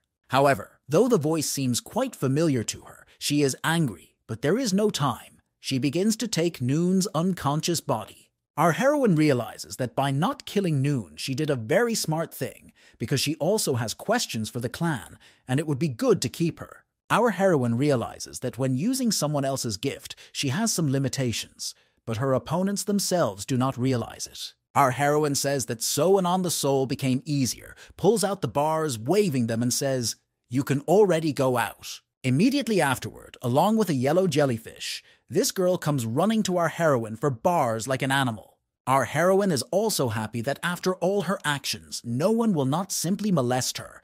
Everyone will be afraid to touch her. Realizing this, she contemplates a new attack on Zone 16. However, she realizes that she is alone and also has a cargo around her. Our heroine also realizes that the best thing to do now is to move quietly to the borders of the city and ideally contact Engen. Our heroine in a moment grabs that very yellow jellyfish and decides that before everything it is necessary to give it a name so that further it will be easier. The same girl suggests that we call it pudding because it just looks wildly like a pudding she'd like to eat. Trailing off, our heroine does a cool Engen voice and says that it's decided, pudding is accepted, and asks him what he can do. Immediately after which this girl grabs the pudding and out of it comes the shape of a knife. She is very happy to achieve such a shape. Our heroine hero killer tries to do the same, but she fails. He doesn't take shape. This makes the girl next to our heroine laugh a lot. She laughs to tears with this situation. Some time goes by from that moment. Our heroes hide in an abandoned building and go to bed at once, for it is late. This girl looks at our heroine and realizes that next to her Owen feels very good and not nervous at all. The girl looks down and cannot sleep. She does not understand why our heroine did not make her talk about the torch, for example, through torture. This girl realizes that it's actually quite simple, because when she dies, her power is passed on to the person who killed her. This girl looking at our heroine realizes that she really wants to tell her this. She is acted by interest. What would our heroine do in the situation? Afterwards, this girl remembers her childhood and realizes that she just wants to rely on someone, at least someone to be on her side. However, this girl's thoughts are interrupted. Some guy comes up behind her and grabs her sharply, covering her mouth. However, right after that, our heroine wakes up and hits the floor very hard, creating a shake around everything. The shaking and vibrations turn out to be so strong that this girl just gets thrown out of this guy's arms. Our heroine starts walking forward to this guy and talking about how she was waiting for someone strong already. And he came. Our heroine looks into his face, calls him Viper, and turns to ask if he has awakened a new gift. The events of the story take us to young Noon. Some guy is carrying her in the middle of a fire. She is almost unconscious. Then, in a horrified state, lying on his shoulders, she spoke of how, if she could, she would have done the same herself. Noon then vowed that if she needed to protect someone close to her, she would sacrifice everything she had. But following this, the events of the story begin to return to real time and show the awakenings of Noon. When she regains consciousness, she notices that some guy with red hair is carrying her. It really pisses her off. She gets scared. She starts hitting this guy hard on the shoulders and non-stop yelling at him, "Let me go! Let me go!" This guy silently complies with her request without saying anything and just abruptly lets go of her hands, causing Noon to fall to the ground. This guy with a smile turns around to her with a gun in his hands and says she's his.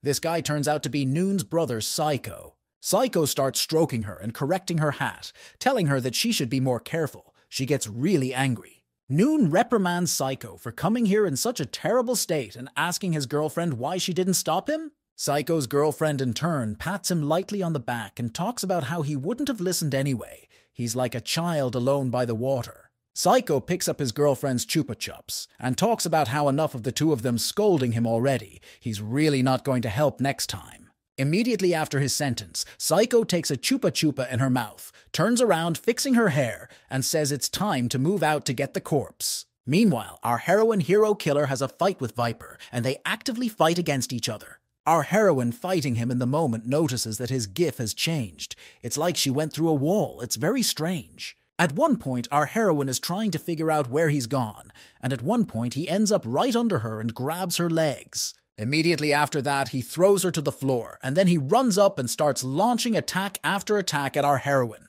However, to tolerate all this, our heroine is not ready. She abruptly becomes on her hands and kicks his face with her foot with great force. In the moment, the hero killer notices that some girl is starting to carry off her new girlfriend, that very girl Torch. Our heroine tries to run to her to help her, but the moment her feet fall under the floor, they are dragged down by someone. Our heroine falls somewhere in space and reflects on the fact that most likely this gift has some limitations. At the point our heroine manages to get out of it all, she's shocked at what kind of trouble this couple is causing her. In the moment, Psycho flies into the window of the building on his bike, yelling for her to provide it all to him already. Immediately afterward, Psycho jumps off the bike, pulls his weapon from behind his back, and begins firing forward through the corridors. Our heroine looks at him with shock, turning to see if this is definitely the Psycho she knows. Psycho starts to turn to our heroine, asking how she became a baby, and she says that Uncle Psycho almost got her killed in the first place. Psycho starts stroking our heroine, saying that he's glad she's doing well. She in turn isn't too happy about it all. Watching Viper, our heroine asks Psycho if he's serious about fighting him alone, since he's gotten stronger. Our heroine also adds that she is now able to make Psycho with one pinky finger. The latter in turn asks her not to worry about anything. Right after our heroine remembers about her new cargo in the form of that girl, and starts to run away, leaving everything on Psycho. Viper begins to look at Psycho and think about what summoned him back to the battlefield, not understanding how the man dared to do all this. Watching Psycho, Viper also begins to remember the Lampoon days when they fought together against enemies side by side. Viper recalls situations that then one day, Psycho handed him something with the words, "Take it away," but Viper did not know what it was. Psycho talks about how Viper has wanted one of these for a long time. They turn out to be gloves with iron stones and brass knuckles installed. Times have changed a lot since then, and now Viper attacks Psycho by punching him in the face with those same gloves. Fighting now with Psycho, Viper is also surprised by the fact that the latter has become very weak and flies off with a couple of blows. Battling against each other, they are both visited by the thought that they have changed a lot, and horror is long gone. However, Psycho has changed the most. Now he is much weaker than he was before, which affects the fight. Psycho is well aware of this himself. He dreams of going back to a time when he could escape simply and contemplates it. In the moment, he realizes that there's not much stopping him from doing that in general, and he just starts running away from Viper through the city. In the moment, Psycho abruptly turns around and starts aiming her weapon at Viper, realizing that she can defeat him now. As it happens, Psycho thought out the terrain plan and threw a grenade at the Viper and began to clip shots from the submachine gun. However, Psycho apparently underestimated Viper as he emerged from that explosion hole. Psycho was eerily surprised by this. He started glaring at Viper, who in turn started throwing punches at Psycho. Psycho knows that the Viper's gif has a cutoff, not the number of items devoured, and strikes 6 sticks at once. Seeing that the blow has passed, Psycho realizes that the Hift rule is working and brings the weapon to the body of Viper, who is trapped by Psycho. In the moment, Psycho turns to Viper and talks about how sorry he is that Viper has to die a second time. In the moment, Viper abruptly addresses Psycho, calling him by his first name, which causes Psycho to go into wild shock. In the moment, Viper snaps off the bottom. Psycho jumps to him and starts holding him down on the floor. In the moment, Psycho jumps back and considers whether Viper is conscious and asks him about it. However, Viper turns sharply to Psycho and asks him how he thinks this is possible. At the moment, Viper started looking directly at Psycho and laughing, saying he couldn't stop doing it. Psycho turns to Viper, calls him the puppeteer, and says that apparently he's after the torch. Puppeteer Viper talks about how the torch isn't his most important goal, but he clearly wouldn't turn down such an offer. In the moment, Viper jumps on Psycho with an attack, saying that he expected him to have great abilities, and he turned out to be a weakling. Psycho starts laughing with Viper. He turns and asks what's so funny. Psycho replies that he's glad he's not the real Viper. In the moment above, some girl with pink hair appears. She looks at Psycho and Viper's fight with a very angry look. This girl is angry that Psycho has become severely weak because of her girlfriend, and she starts firing her weapon downwards. Her shot proves to be very strong and powerful. It pierces through the body of Psycho's opponent, Viper Puppeteer. Immediately, the same girl with pink hair jumps on top and starts trying to lift Psycho up, asking him not to be so weak. Psycho gets to her feet. Together they look directly at Viper Puppeteer, and this girl talks about destroying him. Meanwhile, our heroine hero killer is running around town trying to find the guys, not realizing where they disappeared to so long ago. Meanwhile, the living jellyfish pudding starts screaming for a strike and hits the girl who is holding the girl's torch. The girl who is holding the girl's torch begins to threaten her, saying she will destroy her if she doesn't shut up. Right after this girl decides that if the girl torch cuts some parts of her body, she will stop screaming. It scares her a lot. Right after the girl torch decides that this can't go on any longer, she's tired of running away and starts energizing her fist. This girl screams that she is capable of fighting her own battles and will handle anything. A huge sprout appears from behind her back. However, the girl who is holding her back is not intimidated by this at all. She strikes sharply and slashes this girl with a torch. Immediately after, blood oozes out of the torch girl's hand. She falls and starts screaming and crying at the feet of this girl kidnapper. This girl starts looking down right at the girl torch and talking about how she feels, because the pain of her knife is 10 times worse than normal. However, in a moment right in front of the torch girl, some guy with a gun appears and clearly gets in her defense. Meanwhile, the events of the story show us Victoria. She tells us that the puppeteer Viper hasn't shown up in a while already. A girl with blue hair standing nearby says that she knows Claymore is his apprentice and asks if that's true. Victoria replies that no, saying that Claymore and Snakey are very different and they're most likely just vacationing after the incident in Branch 17. In the moment, the girl with blue hair sees some object flying at them and yells loudly, "Victoria!" She runs straight towards the object in an attempt to stop it in its tracks towards Victoria, but it only crashes into her body at speed. As she lies on the floor, writhing in pain, Victoria stands up and turns to someone and says sharply, "You've been waiting a long time. I'm tired of waiting for you here." It turns out to be the head of Zone 16, Hammer, who yells at Victoria saying that this is not her zone or territory for such actions. Hammer starts walking towards Victoria and yelling for her to stop all her idiotic games immediately, adding that the torch is not a toy. However, Victoria interrupts him at one point with the phrase, "Hey," and turns to him and asks if she has managed to become friends with him in the meantime. Victoria starts looking at this man, Hammer, and talking about how she knows full well that he is a follower of Fade and who he is. The girl with the blue hair starts to walk forward and tries to say something, but Victoria tells her to stand still before she gets punched again. Immediately afterward, Victoria begins to wriggle out and stretch her arms, telling Hammer that he can consider taking the Lord's place. However, she follows up by looking at him rather angrily and talking about whose place it would be to cut Hammer in half. Victoria starts telling Hammer that there is one rule simple in the whole world. If he doesn't like something, he can strike Victoria down. Trailing off, Owen turns to him again and says that if Hammer is suddenly scared, there is only one thing she can say. "Do you want a torch?" Trailing off, she smiles and talks about how if he still wants it, he can dive into that swamp himself and take it for himself. Meanwhile, the events of the story take us back to the past of some gal with long pink hair. She's sitting in a military school. Some man walks by her and holds the guy's hand and asks this girl how she feels in their house. At one point, this man says to her, "Here's a present," and puts a huge grenade in her food that is about to explode. From fright, this girl jumps on the floor. She can't believe that there is a grenade in her food that is about to explode. The man says the grenade is blank, bends over and angrily tells her that he doesn't have to take care of her or take her to surgery at all. The man grabs her and starts beating her, saying that he knows she's here to kill everyone around her and nothing more. However, in a moment from behind, someone grabs the man's arm. It turns out to be Psycho, he says. I told you to get off her, didn't I?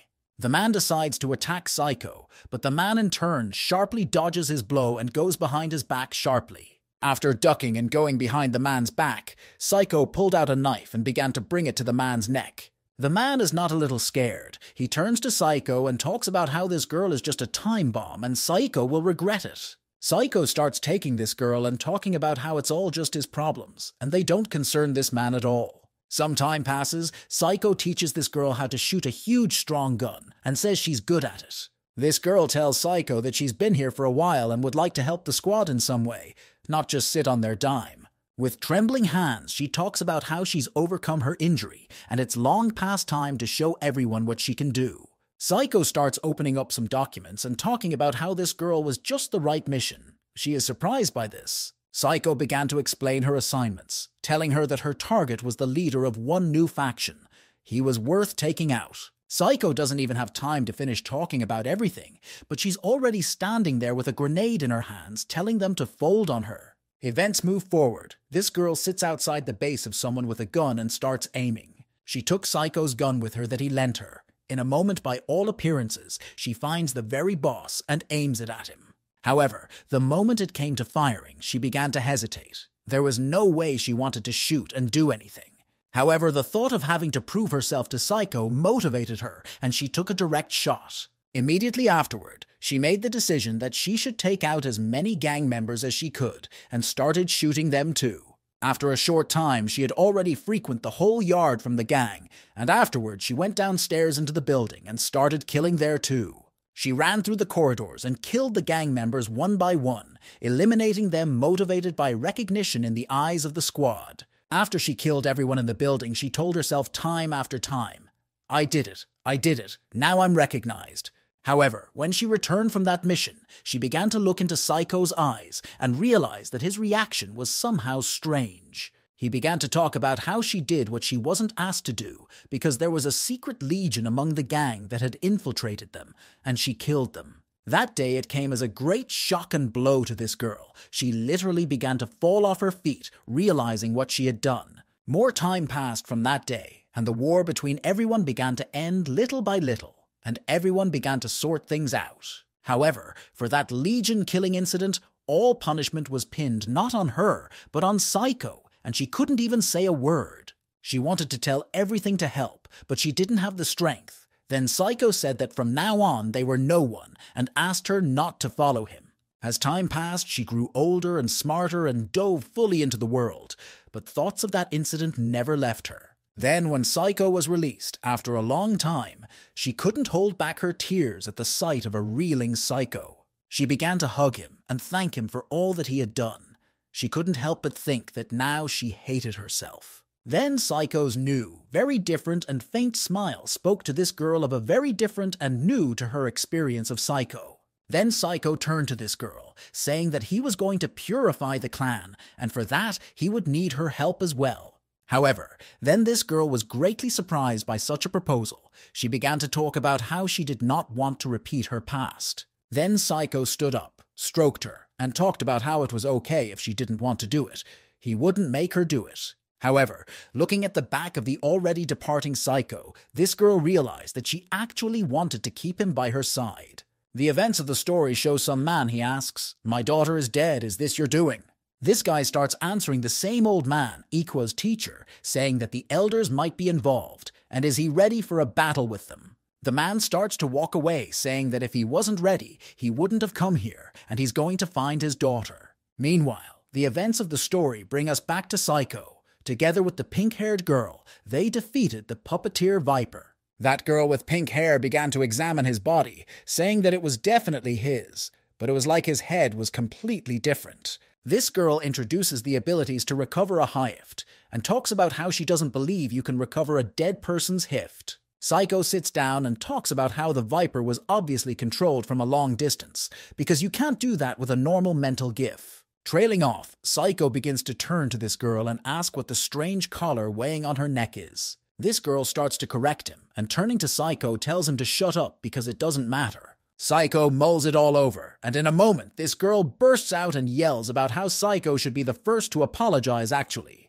She starts to walk away, saying that she paid him back on that, and tells him that if he wants to catch the puppeteer, he'd better forget it. In the moment Psycho complains that this world doesn't give peace of mind, this girl leaving says that does Psycho really think the world will change? Psycho, lying battered on the ground, abruptly begins to smile and talk about how yes, he truly believes that things will change someday. This girl looks at him with a smile and says something about how whatever it was, something of Psycho was left over from times past. This girl realizes that one day her and Psycho's paths will diverge greatly, but she will always believe in the ideals of this world that he has. Meanwhile, the hero who volunteered to save the girl Torch is single-handedly confronting the very girl invader with black hair. In the moment he manages to make a very successful attack, he hits her, cutting her shoulder with his attack. In the moment this girl also attacks, she decides that she doesn't intend to tolerate at all and hits this character hard. Immediately afterward, she bends sharply, begins to duck,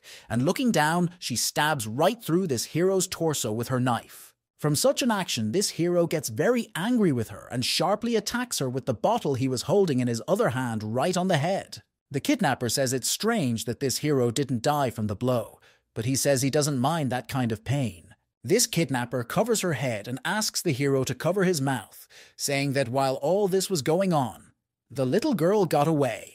In a moment, they begin to attack each other again, but abruptly there is a beam of red light and a violent explosion.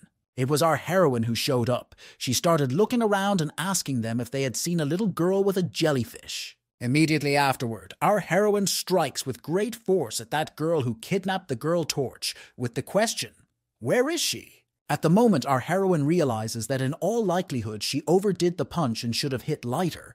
The hero nearby is shocked. He approaches our heroine asking who she is, but in response gets punched in the face asking where her friend is. That guy is lying on the floor unconscious, and our heroine thinks that maybe now that girl is just afraid of her. However, at one point our heroine notices a jellyfish, Pudding, who is clearly pointing strongly somewhere off to the side at something.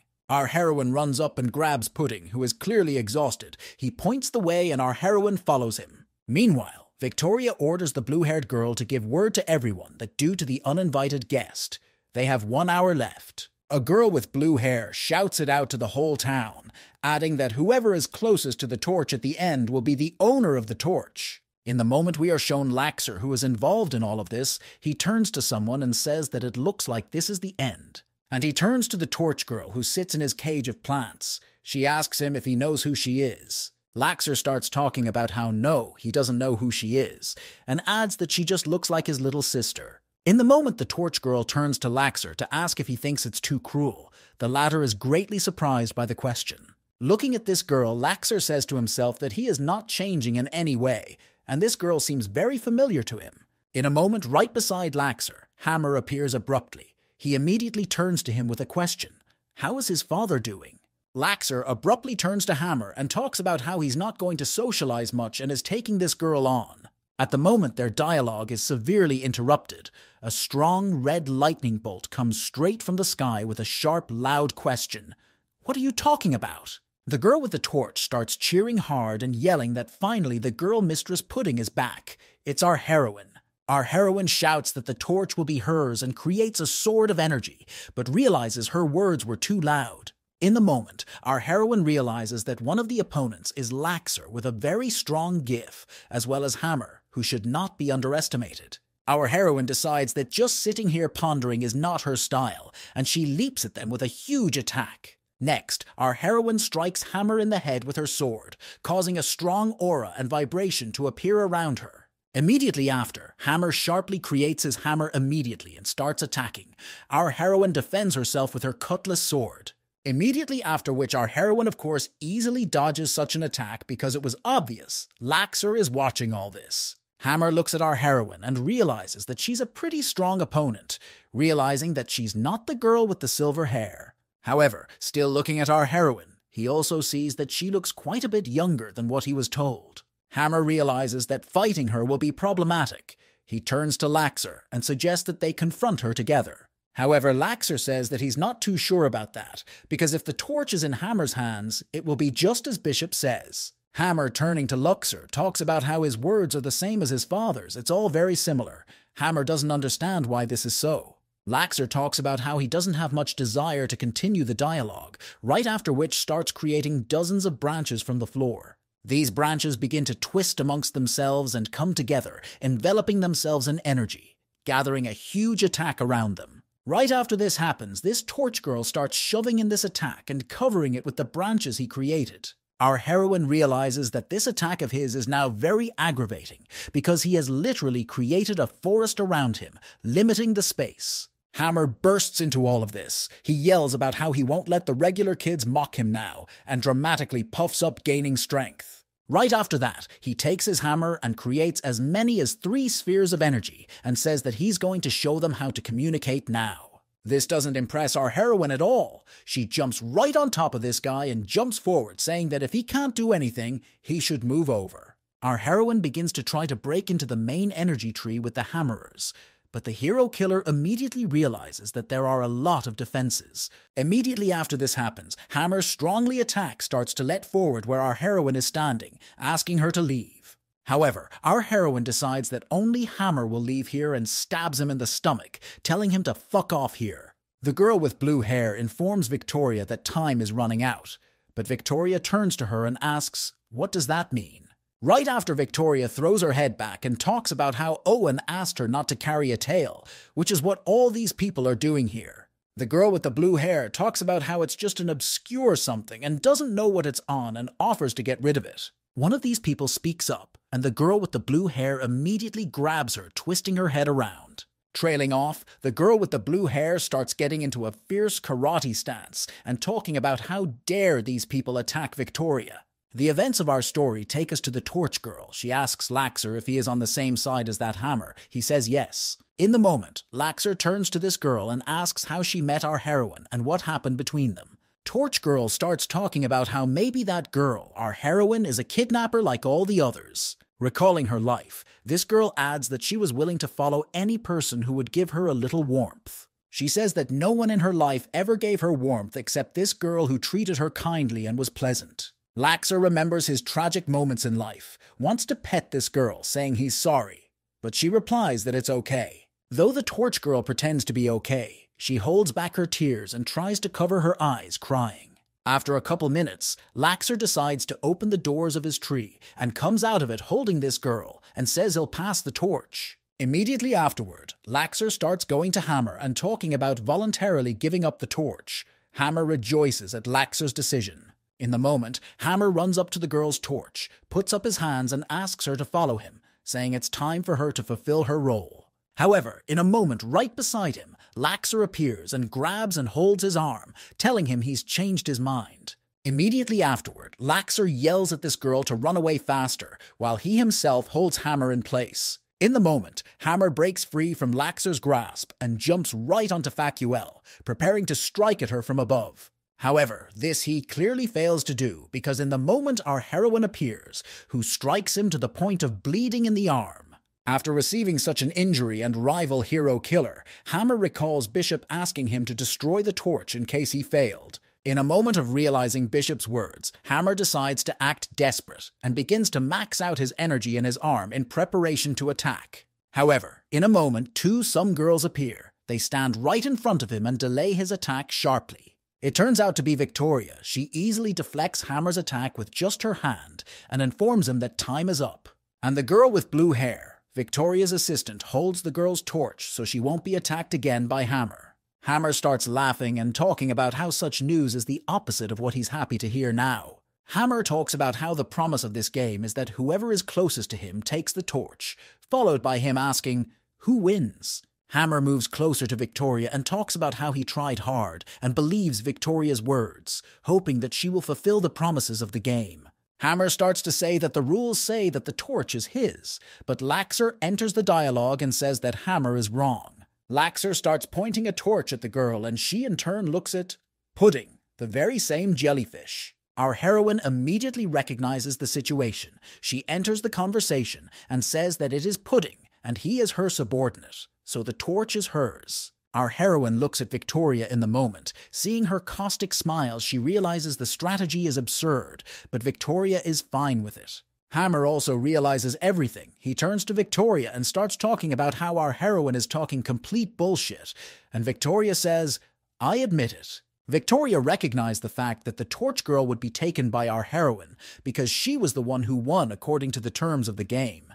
The Torch Girl jumps into the arms of our heroine and is happy that it was she who took her. From behind you hear the phrase, "with the owner determined." It turns out to be Victoria. With a snide voice, she turns to our heroine and asks when she will absorb the torch. The Torch Girl is shocked at such words of Victoria, and our heroine just stands still and says, "I am, but that's where it stops." Not a little time has passed since that incident. The events of the story take us to some rich alley somewhere outside the city. Bishop is standing there. He turns to Hammer and asks for the whereabouts of one man, but Hammer says it's unknown where he is. Bishop's point is that if passing the torch to Castle Ashes failed, it's definitely in the hands of the villains at this point. Hammer starts talking about how if it weren't for Victoria's appearances, there would have been no problem in the plan, and they would have had the torch. However, remembering Victoria, Bishop tells Hammer not to worry, because it can be assumed that they just met a typhoon along the way. He also suggests that, unlike natural disasters, the actions of this Victoria are well within their power to anticipate and outsmart.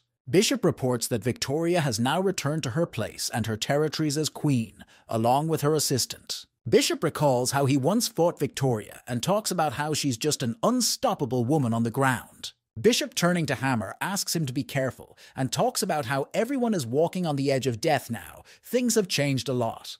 Putting his hand on his heart, Hammer talks about taking note of all this. Bishop asks him to go about his business already. Hammer does start to leave, but some girl with red glasses is in his way. Apparently she's headed for Bishop.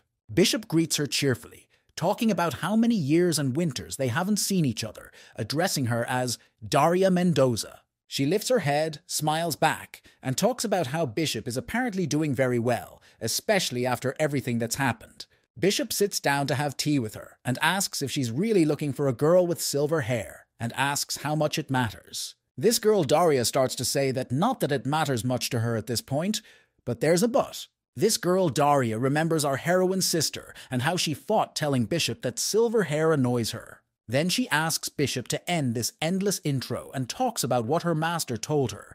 Wasn't Shin enough? Hearing this phrase, Bishop laughed a little. He started talking about how it seemed very daring of him to hear it. Daria speaks of her master's great concern.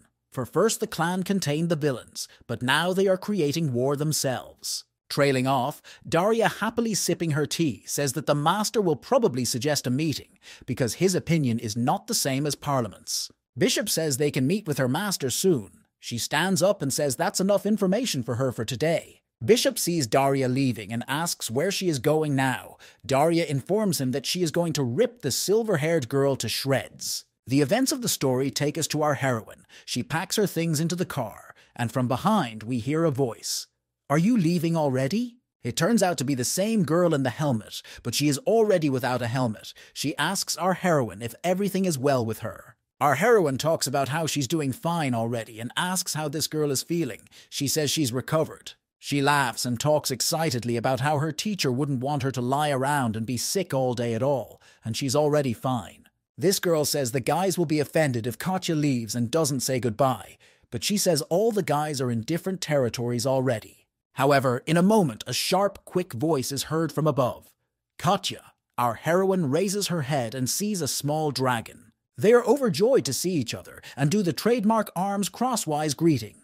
The Crimson Dragon immediately asks our heroine why she decided to go to Nostra, because it is very dangerous there, as she said. The Crimson Dragon speaks vividly that this is the site of one of the most dangerous things in the world that ever existed. Our heroine realizes in her thoughts that it's time to get back to her core business after all that has happened.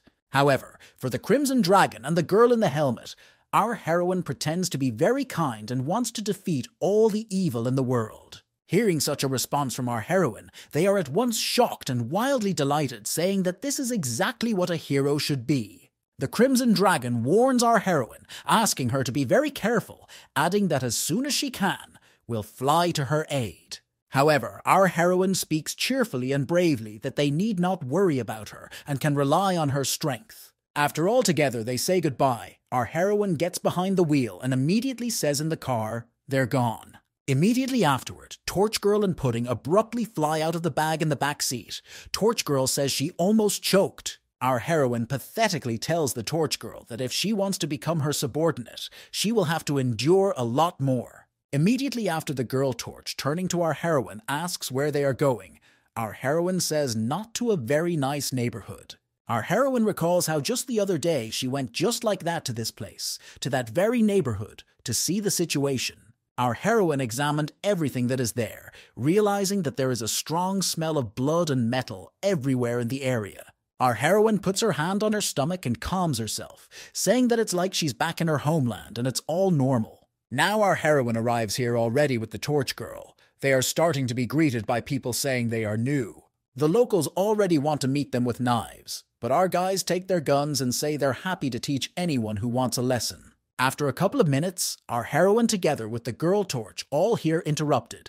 Our heroine frustratedly says that the catch zero.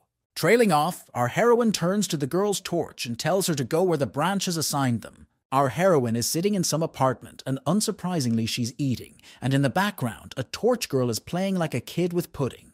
Our heroine spoke to Rachel right before she left, and the latter informed her that Endane had gone on business for a while to another zone. Iwa, that 2 weeks had passed since the incident with Victoria and the Torch. In that time, the girl had learned to control her energy. Our heroine is also well aware that she has now learned well how to use Dave's giftee and is getting small. Our heroine designates herself several goals for the area. The first is during the mission to find clues to getting into the lawless zone. And her second goal is to keep destroying heroes, which is what she always does. Even now, she doesn't want to back down from her goals. Hero Killer decides to go outside. She goes to a local cafe, but they make fun of her by spilling coffee on purpose. The other people are also bullying and mocking our heroine. She understands exactly where she is. However, she still continues to drink her coffee, reflecting on the fact that the whole neighborhood and atmosphere reminds her of her homeland. Realizing this, our heroine acts just as she would at home. She dramatically throws that cup right into the back of the cafe worker's head. Immediately after, our heroine abruptly grabs the cafe employee, holds her by her shirt, and tells her to bring another latte. Immediately after this, our heroine is brought a lovely latte with a heart, but her appetite is interrupted by sharp sounds. Katya, Katya! It turns out to be Rika, the girl with tattoos and needles. She runs to our heroine in tears and beaten. Our heroine turns to Rika and talks about what happened to her, but the latter in turn just falls at our heroine's feet and hugs her. After a while together with Rika, our heroine drinks a cocktail. As it turned out, Rika was sent here as a hero, and she does not like it, because it is very hard here. Our heroine says that the heads of the cafe are connected to the local villains, but Rika talks about how they were just testing the hero killer for strength. Rika grabs our heroine by the arm and talks about how everyone is checked and watched here. This is the most unsafe place to be. Our heroine says that apparently Rika has suffered a lot here. Since she says so, Rika sits and cries. Our heroine talks about being sent here with a partner nicknamed Pitbull.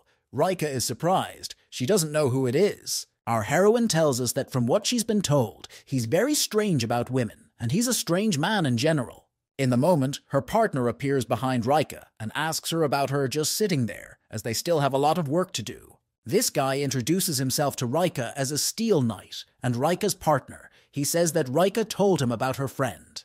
The Steel Knight talks about taking Rika away, and they have a lot on their plate, and he really hopes our heroine will be okay. The events of our story take us to Pitbull's office. His secretary comes in to give us some new news. His secretary informs him that a dangerous enemy, the Smiling Guy, has supposedly been spotted in the Quartz neighborhood.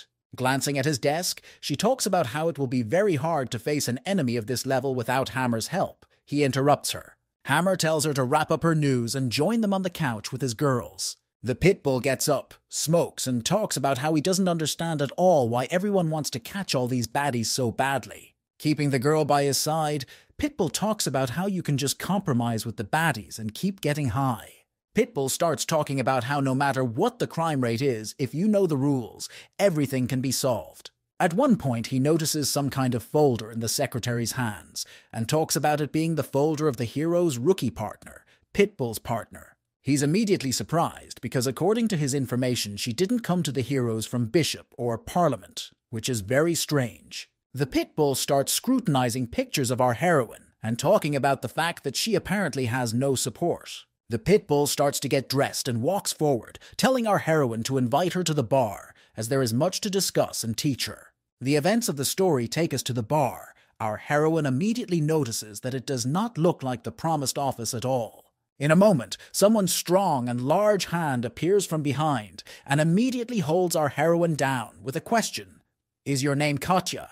It turns out to be Pitbull. He looks at our heroine from behind and talks about how they'll know each other and he's her partner. He asks her to sit on a couch somewhere and complains about such a young girl being sent to a horrible neighborhood like this one. Choosing alcohol, he asks our heroine not to be sad and talks about how even though the neighborhood is so horrible, there is no need to be sad.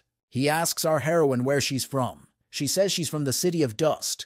He's surprised, saying she'll be used to it here then. In the moment, he holds out a glass of alcohol to our heroine, saying that he really dislikes uptight people. Our heroine begins to examine the glass, and in her thoughts, she realizes that it is most likely an alcoholic beverage now. Immediately after, our heroine killer Jerio recalls the words of her teacher, who asked our heroine not to drink ever. However, smelling this glass, our heroine realizes that it smells very nice and decides to drink it. Seconds after it happened, she was immediately laid up, fell head down and hit hard. This is all seen and looks at our heroine with a caustic smile. Pitbull, he immediately realizes that everything is going according to the plan that he has planned. Our heroine gets to her feet. She's a little shaky, blushing, and talking loudly about how she's just in a great mood. The pitbull immediately yells about her being really hot and grabs her lezu to her. She in turn does nothing. From that moment, some time happens. Our heroine abruptly opens her eyes in her original hair and blood color. She looks down with shock and realizes that Pitbull is lying on the floor with his head smashed in and covered in blood, just like her body. Our heroine with shock looks at his apparently dead body. She does not know what to do with all this because she does not realize what happened. The events of the story take us to Engen. He's standing with Rachel in front of someone. The guy in front says, "Your father followed you." This guy puts his head down and covers his face and goes on to say, "And in the end you just killed him, Engen."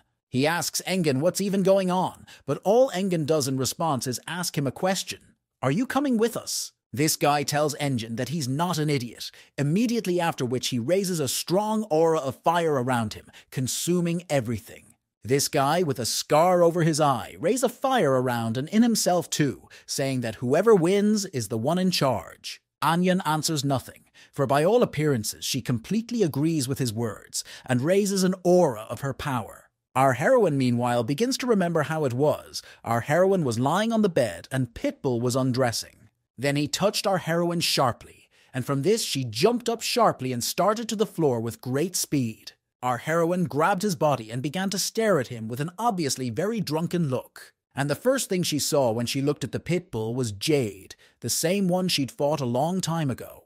Our heroine looks at Jade, who appears to her and talks about how he's really here again and decides to show up. This guy, Jade, began to raise his gif in our heroine's face and threaten her that he would defeat her with great ease. Our heroine does the same thing. She dramatically raises her red energy and starts channeling, saying she's not so weak anymore. Our heroine begins to attack with great force, but in reality, in Jade's place is Pitbull. However, our heroine is in a drunken state and clearly doesn't notice all this. She silently launches attack after attack. Our heroine doesn't even try to hold back in her attacks. She launches them one by one every second, wounding Pitbull's body. And now, soberly back to reality, she fully realizes what and how it happened, realizing what she has done. Our heroine initially tries to help Pitbull come to his senses, but after realizing he's dead, she abandons the idea and decides he deserves it. Our heroine throws her head back on the back of the couch and lays back to ponder why, from an early age, she's been asked by everyone to shun alcohol. Our heroine abruptly jumps up from the bed, realizing that this way she is just wasting time. She urgently needs to do something. Trailing off, the hero killer starts checking everything in this room for cameras, surveillance devices, and noise isolation, realizing it's not there. Our heroine starts examining this guy's dead body, remembering that she clearly smelled smoke coming from him when they were talking. To her joy, her senses have not failed her, for in one of his pockets she finds a lighter, which she will obviously need. She pours a special liquid all over the room, then sets it all on fire and starts to leave the room. About a minute goes by from that point, and there is a sharp explosion from the bar building with a bunch of different materials. This is all seen by various people downstairs, including Pitbull's secretary, who immediately decide to head upstairs to the floor. Our heroine realizes that leaving completely is not an option, and she sharply strikes a blow right in her face. After putting a special handkerchief over his face, the very same secretary runs into the room. She asks, "Pitbull, what's wrong?" On the floor, battered, lies our heroine. She immediately faintly begins to answer about the fact that there was a man here controlling the fire. The secretary begins to examine our heroine, and at this moment the firemen are already arriving and begin to extinguish the building. That same day, rescuers go up to the floor and pick up our heroine, take her to the hospital. The next morning, the events go to the very same hospital. Our heroine was discharged. She immediately runs to meet Rika. Rika immediately begins to examine our heroine for wounds and to ask with whom such a one she fought that such a thing happened. In a moment, right behind our heroine's back, Rika finds a pudding jellyfish, but not knowing it, she is greatly surprised and touches it. Pudding, of course, reacts accordingly. Flies up, Rika gets scared, and our heroine is surprised to see Pudding here. Our heroine decides that to avoid any awkward situations, she will introduce Pudding as her giftee for Rika. Rika looks at Pudding with great shock, and begins to recall something in her memory, from which she is surprised. Rika remembers a jellyfish like Pudding, only gigantic in size, and how it was in the desert once upon a time. Rika recalls how many heroes tried to defeat the huge jellyfish in the desert, but no one succeeded.